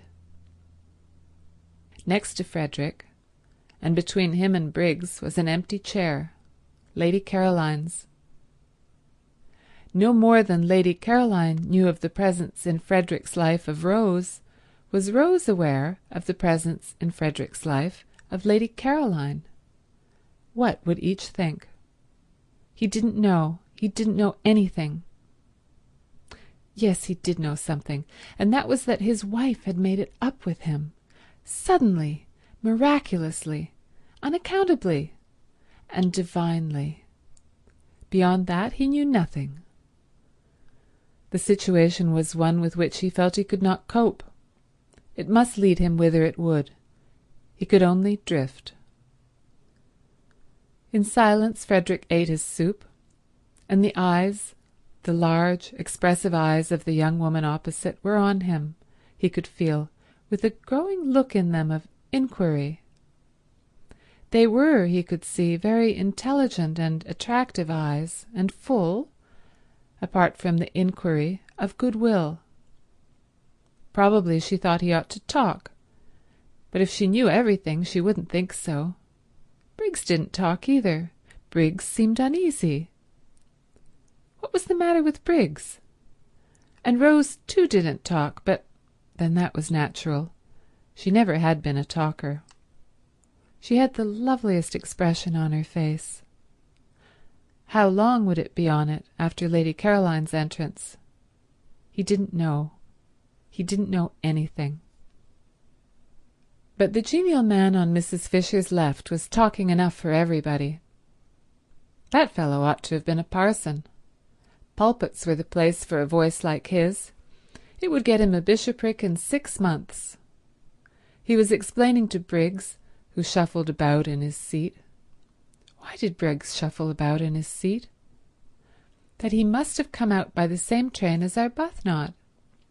And when Briggs, who said nothing, wriggled in apparent dissent, he undertook to prove it to him, and did prove it to him in long, clear sentences. "Who's the man with the voice?" Frederick asked Rose in a whisper. And the young woman opposite, whose ears appeared to have the quickness of hearing of wild creatures, answered, "He's my husband." "Then by all the rules," said Frederick pleasantly, pulling himself together, "you oughtn't to be sitting next to him." "But I want to. I like sitting next to him. I didn't before I came here." Frederick could think of nothing to say to this, so he only smiled generally. "It's this place," she said, nodding at him. "It makes one understand. You've no idea what a lot you'll understand before you're done here." "I'm sure I hope so," said Frederick with real fervour. The soup was taken away and the fish was brought. Briggs, on the other side of the empty chair, seemed more uneasy than ever. What was the matter with Briggs? Didn't he like fish? Frederick wondered what Briggs would do in the way of fidgets if he were in his own situation. Frederick kept on wiping his moustache and was not able to look up from his plate, but that was as much as he showed of what he was feeling. Though he didn't look up, he felt the eyes of the young woman opposite raking him like searchlights, and Rose's eyes were on him too, he knew, but they rested on him unquestioningly, beautifully, like a benediction. How long would they go on doing that once Lady Caroline was there? He didn't know. He didn't know anything.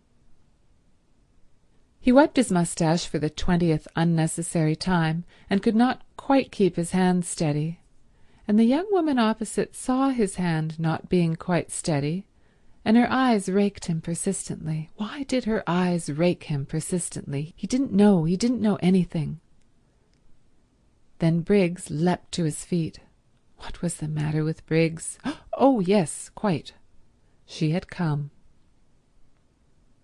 Frederick wiped his moustache and got up too. He was in for it now. Absurd, fantastic situation. Well, whatever happened, he could only drift. Drift and look like an ass to Lady Caroline, the most absolute as well as deceitful ass, an ass who was also a reptile, for she might well think he had been mocking her out in the garden when he said, no doubt in a shaking voice, fool and ass, that he had come because he couldn't help it, while as for what he would look like to his Rose, when Lady Caroline introduced him to her, when Lady Caroline introduced him as her friend whom she had invited in to dinner, Well, God alone knew that. He therefore, as he got up, wiped his moustache for the last time before the catastrophe. But he was reckoning without Scrap.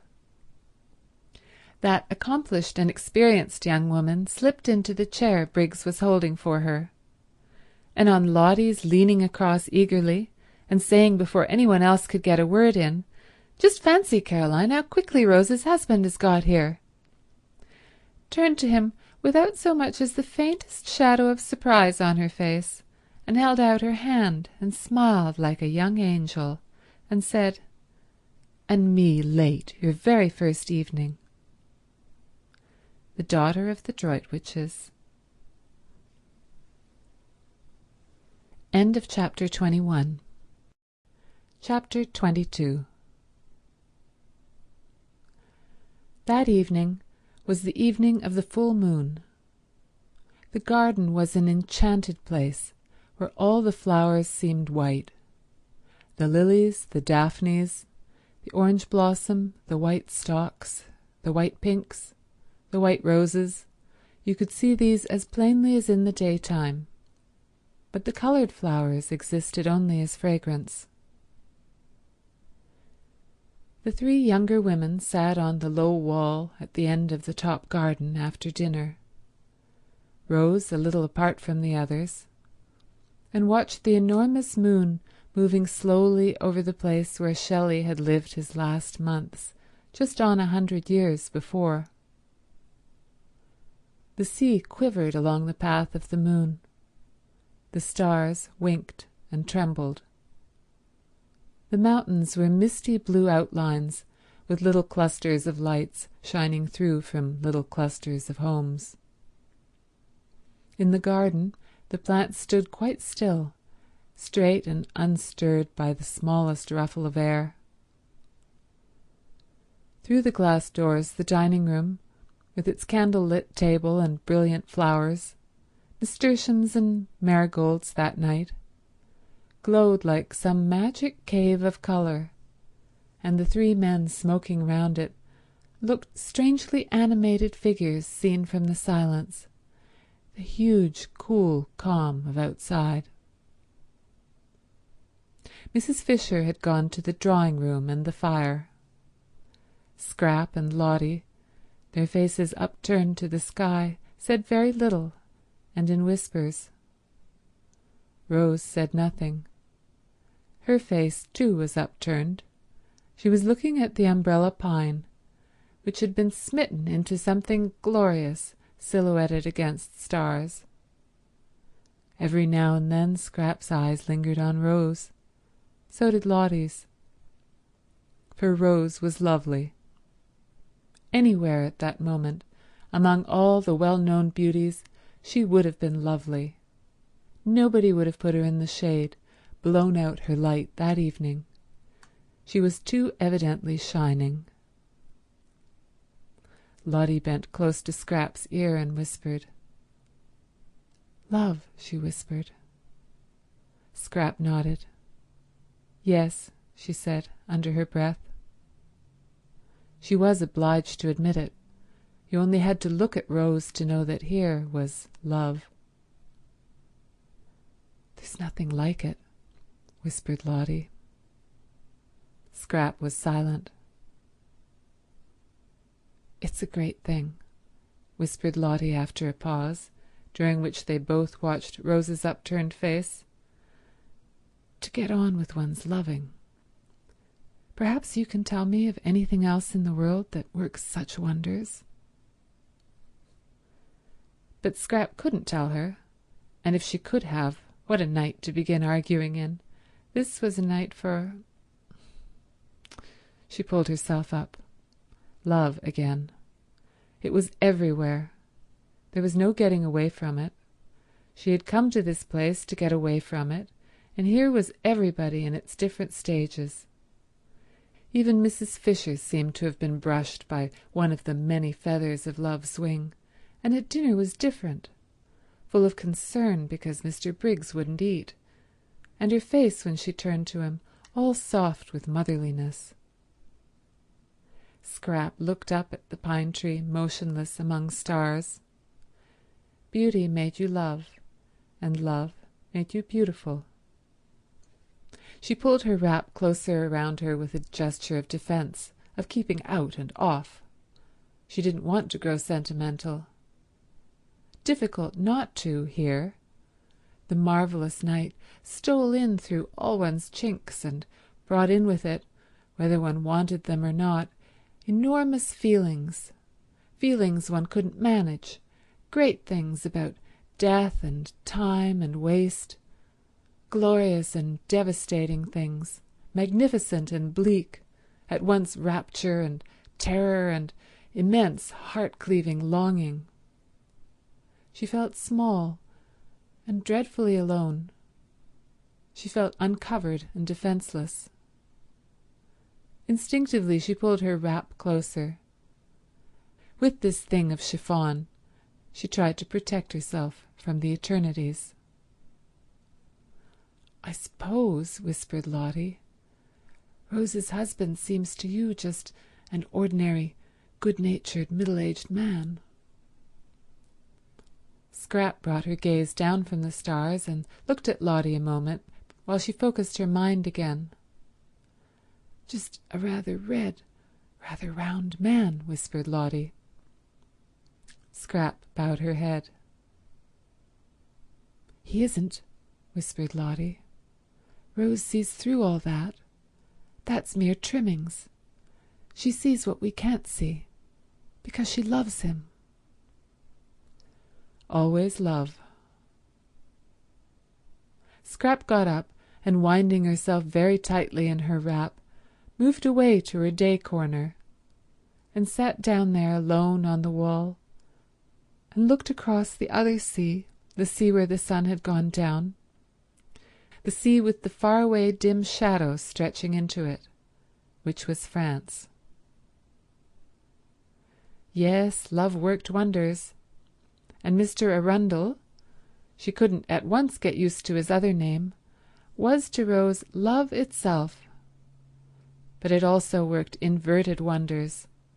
It didn't invariably, as she well knew, transfigure people into saints and angels. Grievously indeed did it sometimes do the opposite. She had had it in her life applied to her to excess. If it had let her alone, if it had at least been moderate and infrequent, she might, she thought, have turned out a quite decent, generous-minded, kindly human being. And what was she, thanks to this love Lottie talked so much about? Scrap searched for a just description. She was a spoilt, a sour, a suspicious, and a selfish spinster. The glass doors of the dining room opened, and the three men came out into the garden, Mr. Wilkins's voice flowing along in front of them. He appeared to be doing all the talking. The other two were saying nothing. Perhaps she had better go back to Lottie and Rose. It would be tiresome to be discovered and hemmed into the cul-de-sac by Mr. Briggs. She got up reluctantly, for she considered it unpardonable of Mr. Briggs to force her to move about like this, to force her out of any place she wished to sit in, and she emerged from the daphne bushes feeling like some gaunt, stern figure of just resentment, and wishing that she looked as gaunt and stern as she felt. So would she have struck repugnance into the soul of Mr. Briggs and been free of him. But she knew she didn't look like that, however hard she might try.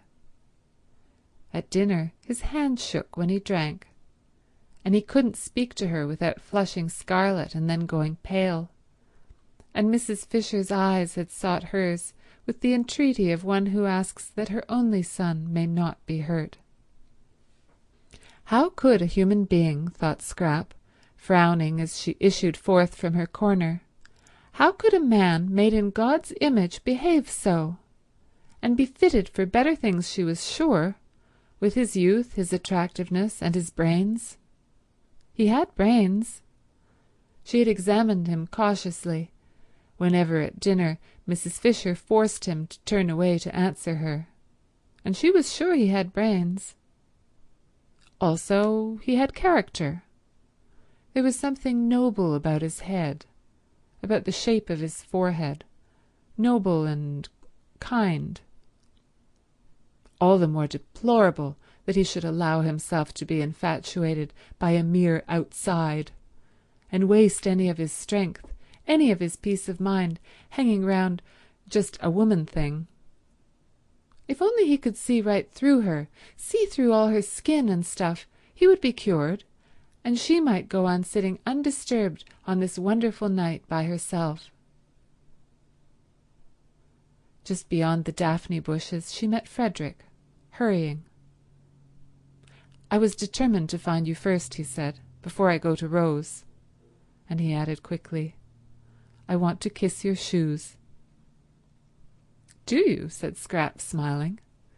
"Then I must go and put on my new ones. These aren't nearly good enough." She felt immensely well disposed towards Frederick. He, at least, would grab no more. His grabbing days, so sudden and so brief, were done. Nice man. Agreeable man. She now definitely liked him. Clearly, he had been getting into some sort of a tangle, and she was grateful to Lotty for stopping her in time at dinner from saying something hopelessly complicating. But whatever he had been getting into, he was out of it now. His face and Rose's face had the same light in them. "I shall adore you for ever now," said Frederick. Scrap smiled. "Shall you?" she said. "I adored you before because of your beauty. Now I adore you because you're not only as beautiful as a dream, but as decent as a man." "When the impetuous young woman," Frederick went on, "the blessedly impetuous young woman blurted out in the nick of time that I am Rose's husband, you behaved exactly as a man would have behaved to his friend." "Did I?" said Scrap, her enchanting dimple very evident. "It's the rarest, most precious of combinations," said Frederick, "to be a woman and have the loyalty of a man." "Is it?" smiled Scrap, a little wistfully. These were indeed handsome compliments. If only she were really like that.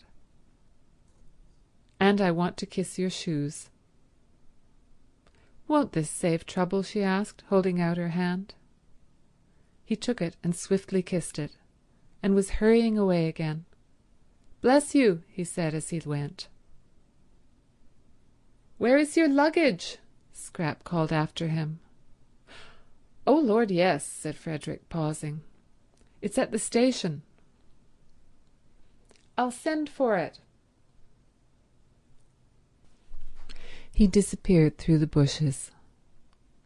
She went indoors to give the order. And this is how it happened that Domenico, for the second time that evening, found himself journeying into Mezzago, and wondering as he went. Then, having made the necessary arrangements for the perfect happiness of these two people, she came slowly out into the garden again, very much absorbed in thought. Love seemed to bring happiness to everybody but herself. It had certainly got hold of everybody there, in its different varieties, except herself. Poor Mr. Briggs had been got hold of by its least dignified variety. Poor Mr. Briggs. He was a disturbing problem, and his going away the next day wouldn't, she was afraid, solve him.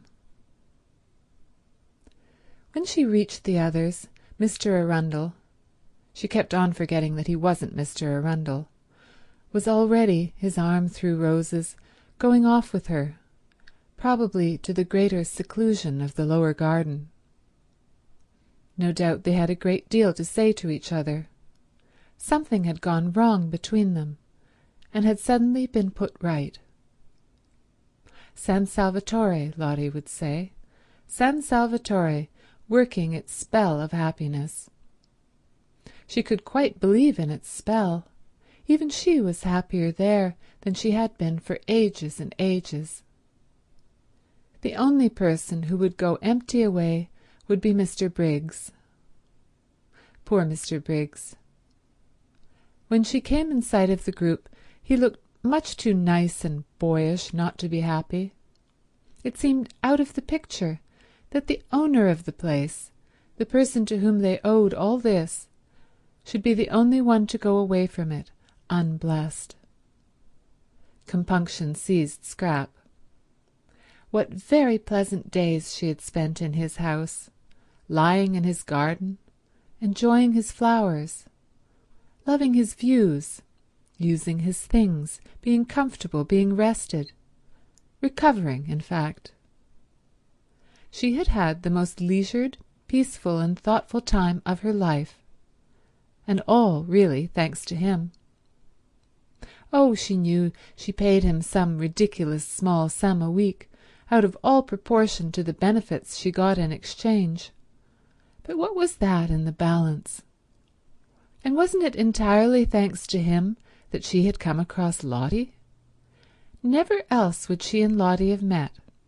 Never else would she have known her. Compunction laid its quick, warm hand on Scrap. Impulsive gratitude flooded her.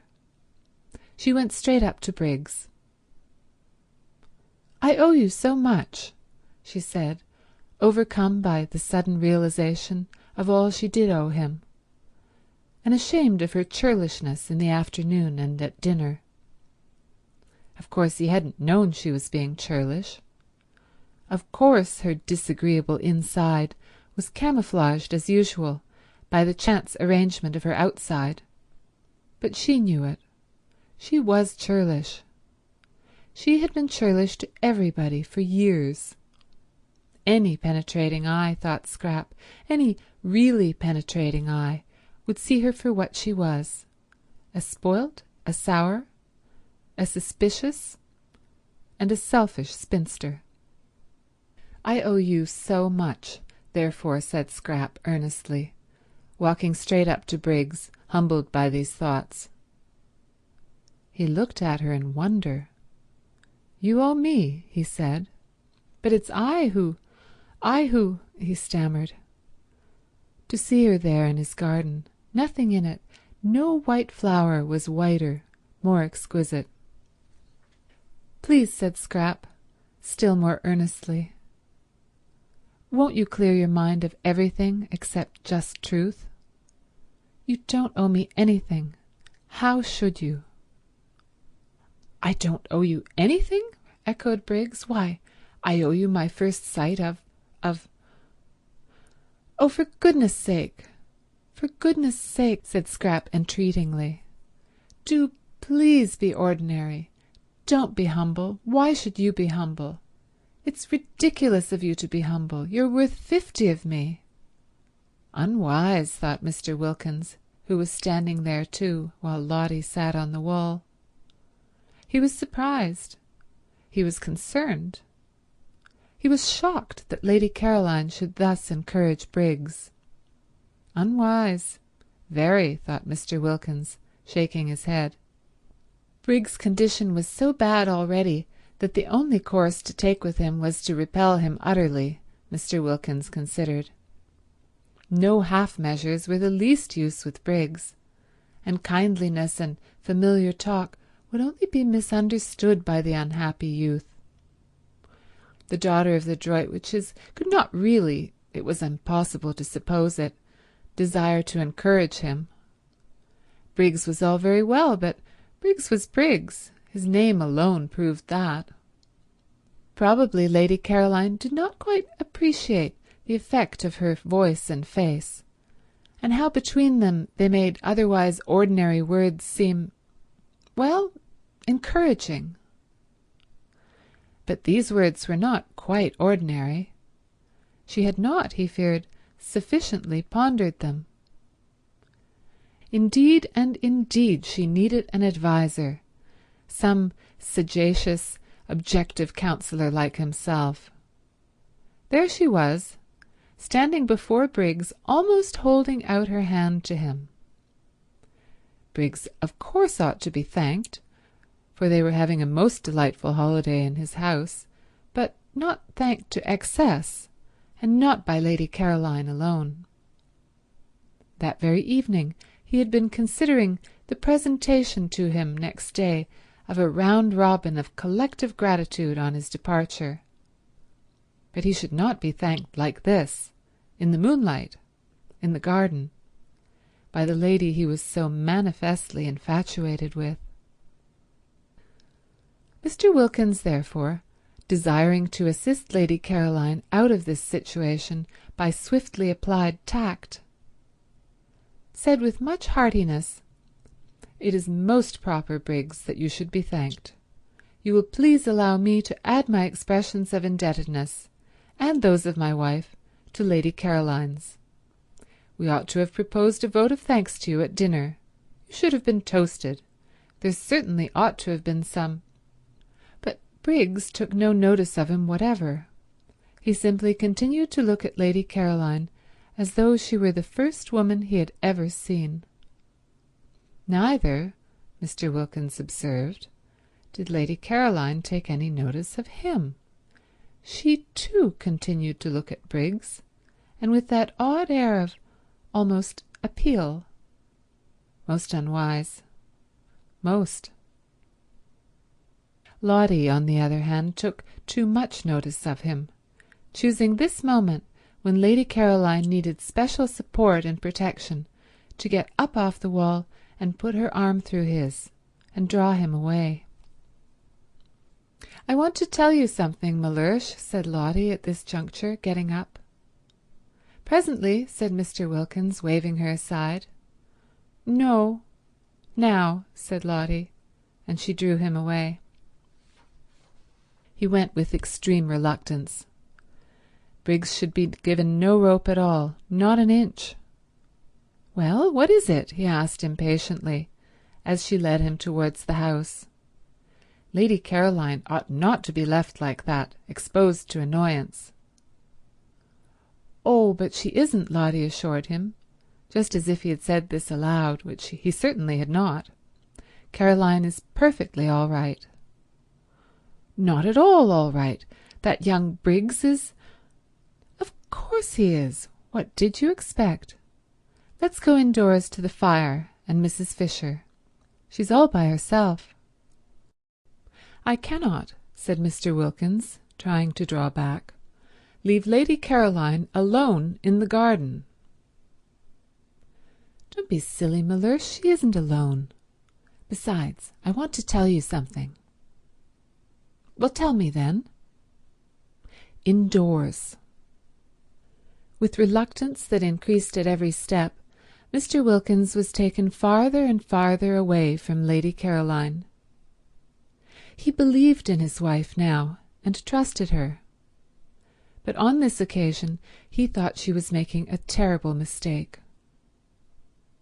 In the drawing-room sat Mrs. Fisher by the fire, and it certainly was to Mr. Wilkins, who preferred rooms and fires after dark to gardens and moonlight, more agreeable to be in there than out of doors, if he could have brought Lady Caroline safely in with him. As it was, he went in with extreme reluctance. Mrs. Fisher, her hands folded on her lap, was doing nothing, merely gazing fixedly into the fire. The lamp was arranged conveniently for reading, but she was not reading. Her great dead friends did not seem worth reading that night. They always said the same things now. Over and over again they said the same things, and nothing new was to be got out of them any more, forever. No doubt they were greater than anyone was now, but they had this immense disadvantage, that they were dead. Nothing further was to be expected of them, while of the living What might one not still expect? She craved for the living, the developing. The crystallized and finished wearied her. She was thinking that if only she had had a son like Mr. Briggs, a dear boy like that, going on, unfolding, alive, affectionate, taking care of her and loving her. The look on her face gave Mrs. Wilkins's heart a little twist when she saw it. Poor old dear, she thought, all the loneliness of age flashing upon her, the loneliness of having outstayed one's welcome in the world, of being in it only on sufferance, the complete loneliness of the old childless woman who has failed to make friends. It did seem that people could only be really happy in pairs, any sorts of pairs, not in the least necessarily lovers, but pairs of friends, pairs of mothers and children, of brothers and sisters. And where was the other half of Mrs. Fisher's pair going to be found? Mrs. Wilkins thought she had perhaps better kiss her again. The kissing this afternoon had been a great success. She knew it. She had instantly felt Mrs. Fisher's reaction to it. So she crossed over and bent down and kissed her and said cheerfully, "We've come in," which indeed was evident. This time Mrs. Fisher actually put up her hand and held Mrs. Wilkins's cheek against her own, this living thing full of affection, of warm, racing blood. And as she did this, she felt safe with the strange creature, sure that she, who herself did unusual things so naturally, would take the action quite as a matter of course, and not embarrass her by being surprised. Mrs. Wilkins was not at all surprised. She was delighted. "I believe I'm the other half of her pair," flashed into her mind. "I believe it's me, positively me, going to be fast friends with Mrs. Fisher." Her face, when she lifted her head, was full of laughter. Too extraordinary, the developments produced by San Salvatore. She and Mrs. Fisher. But she saw them, being fast friends. "Where are the others?" asked Mrs. Fisher. "Thank you, dear," she added, as Mrs. Wilkins put a footstool under her feet. A footstool obviously needed, Mrs. Fisher's legs being short.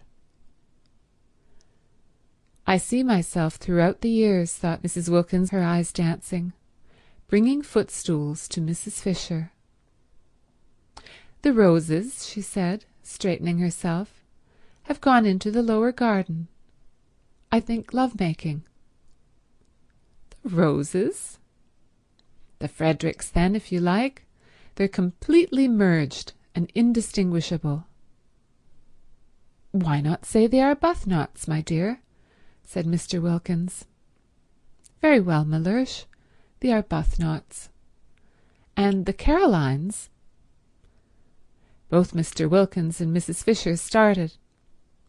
Mr. Wilkins, usually in such complete control of himself, started even more than Mrs. Fisher, and for the first time since his arrival felt angry with his wife. "Really," he began indignantly. "Very well, Mellersh. The Briggses, then." "The Briggses!" cried Mr. Wilkins, now very angry indeed, for the implication was to him a most outrageous insult to the entire race of Desters, dead Desters, living Desters, and Desters still harmless because they were yet unborn. "Really." "I'm sorry, Mellersh," said Mrs. Wilkins, pretending meekness, "if you don't like it." "Like it? You've taken leave of your senses. Why, they've never set eyes on each other before today." That's true. But that's why they're able now to go ahead. Go ahead. Mr. Wilkins could only echo the outrageous words. I'm sorry, Mellersh, said Mrs. Wilkins again, if you don't like it, but— Her grey eyes shone, and her face rippled with the light and conviction that had so much surprised Rose the first time they met. It's useless minding, she said. I shouldn't struggle if I were you. Because— She stopped and looked first at one alarmed, solemn face and then at the other, and laughter as well as light flickered and danced over her. I see them being the Briggses, finished Mrs. Wilkins. That last week the syringa came out at San Salvatore, and all the acacias flowered. No one had noticed how many acacias there were till one day the garden was full of a new scent, and there were the delicate trees, the lovely successors to the wisteria, hung all over among their trembling leaves with blossom. To lie under an acacia tree that last week and look up through the branches at its frail leaves and white flowers quivering against the blue of the sky, while the least movement of the air shook down their scent, was a great happiness. Indeed, the whole garden dressed itself gradually towards the end in white pinks and white Banksy roses, and the syringa and the jessamine, and at last the crowning fragrance of the acacias. When on the 1st of May everybody went away, even after they had got to the bottom of the hill and passed through the iron gates out into the village, they still could smell the acacias. End of chapter 22.